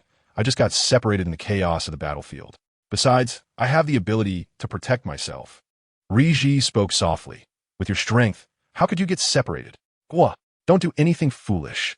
You will cause great trouble by wantonly killing innocents in Konoha. Innocents? Are there innocent people in Konoha? Besides, I'm just retaliating in self-defense. Retaliate in self-defense? Cool. Lord Yang Ying stunned style. He has always faced the consequences of his actions. Do you think I came here for no reason? My Byakugan has seen everything. Riji wanted to continue, but was interrupted by Gua, whose emotions were becoming more agitated. Is it just because I lack power? My brother has killed countless Konoha ninjas, and you dare not speak of him? After he killed the 4 highest-ranking people in Konoha, you still revere him like a god? If we are to hold someone accountable, my brother's sins are hundreds, thousands of times greater than mine. I merely killed a few insignificant people, and you come to blame me? My talent is even higher than my brother's. In the future, I will be the Yang Ying. Uchiha Long, hearing this, trembled with anger, unable to suppress the fury within him, and slapped Gua in the face, the sound echoing sharply in the air. Sir, Xiao Gua, Hinata, and Xiang Lin exclaimed in shock. And Xiang Lin even instinctively stepped forward, seemingly wanting to stop it all. Rulong's hand trembled slightly, with a twinge of regret in his heart. But his gaze remained stern. Gua, your brother did not become Yang Ying because he sought everyone's approval. He became Yang Ying because he earned everyone's recognition. His voice was slightly hoarse, filled with a sense of disappointment. His 2 acts of killing were due to the responsibilities on his shoulders. To ensure the survival of the family, and you and me. Not for reckless. Rulong wished to continue to persuade her, hoping to make Gua understand the reasons behind it. Gua's eyes turned bright red, and before her teacher could finish, she roared, if he is so great, then why did my mother and sister die? Why did my uncle, second aunt, and everyone else die? Huh, he has justification for killing, but I don't. You can take revenge, but I can't. Gua looked defiant, resembling a wounded beast, roaring in anger. Seeing the atmosphere intensifying, Riji quickly spoke softly. There are reasons for grievances. All right, let's not discuss this now. We should move to. Before Riji could finish, Uchiha Gua leaped away. Xiang Lin and Hinata hurriedly chased after her, and Rulong followed as well. He turned and said, the other lower ninjas still need protection. Riji, you all should return first. I will keep an eye on Gua. Everyone was extremely troubled. They knew they couldn't be away for too long. Otherwise, if a large number of lower ninjas encountered an accident, no one could bear that responsibility. Rulong, you must bring them back quickly. Riji sighed and helplessly ordered, let's go. After saying this, Riji and the others rushed back. Although Sunagakure and Otogakure had begun to retreat, Konoha was still in chaos, and unexpected incidents could arise. At the edge of Konoha village, large vines extended like pythons, tightly binding over a dozen sand and sound ninjas. Ping was using his Sharingan Jinjutsu to hypnotize them, quickly gathering information from the village. Before long, Ping turned ahead toward Konoha village. Lord Yang Ying, what should we do with these ninjas? One of his subordinates asked. Ping didn't turn back, speaking, take 2 people to tie them up and hand them over to Konoha ninjas. The rest, follow me into the village. Before long, Ping and Rulong's group arrived at the abandoned attic where everyone from Muyang was gathered. Is everyone all right? Ping reached out to hug Gua, his eyes filled with concern, but Gua sidestepped to avoid him. Gua slightly turned her head, her face still marked with dried tears, clearly still angry about earlier events. Seeing Yang Ying arrive with people, everyone was excited, their previously tense hearts relaxing. Riji stepped forward to report the relevant matters to Ping in detail. After hesitating for a moment, he quietly told Ping about Gua's situation, his voice low, fearing others would overhear. Ping calmed everyone down, ordering the captured sand and sound ninjas to be handed over to Konoha, then took Gua to the top of the attic. The two stood there, Guo with her arms crossed, tilting her head, her tone somewhat cold. What is it? Is there something you want? Ping let out a slow breath, his tone becoming gentle. Guo, your brother supports your revenge. He wants revenge too. Thinks about it every day. But the people we want to kill are the masked man and Itachi, not the ignorant passersby. If we seek vengeance for every slight, then the entire world is wrong at its roots. What I want to say is, if you continue down this path, the only outcome will be the destruction of the world. We cannot become such people. We still have family, friends, and the village to protect. Ping spoke patiently, hoping to guide her properly, so she wouldn't go astray. I won't let anyone who harms our clan go unpunished. Danzo's route has already been accounted for, and the culprits will not escape, believe me. Enough. Guo closed her eyes and let out a low growl. Without this group of foolish supporters, how would those high-ranking culprits exist? If we eliminate this batch of culprits, won't there be another batch? Can the deceased come back to life? Chapter 79. Worries, even if it means going against the whole world. I won't hesitate. Didn't you say you would kill them all and destroy Konoha? You're afraid. But I'm not. I want to wipe them out completely and take my revenge. Guo suddenly opened her eyes, filled with determination and madness. Ping was extremely angry, suddenly turning around and raising his hand high. His chest heaved violently, but he couldn't bring himself to strike. When they pointed their blades at our loved ones, the ones holding the swords have all been killed now. What, do you understand? If we do this, then we will become the ones holding the swords, and we will also become the ones seeking revenge. Perhaps you and I have great power and won't die.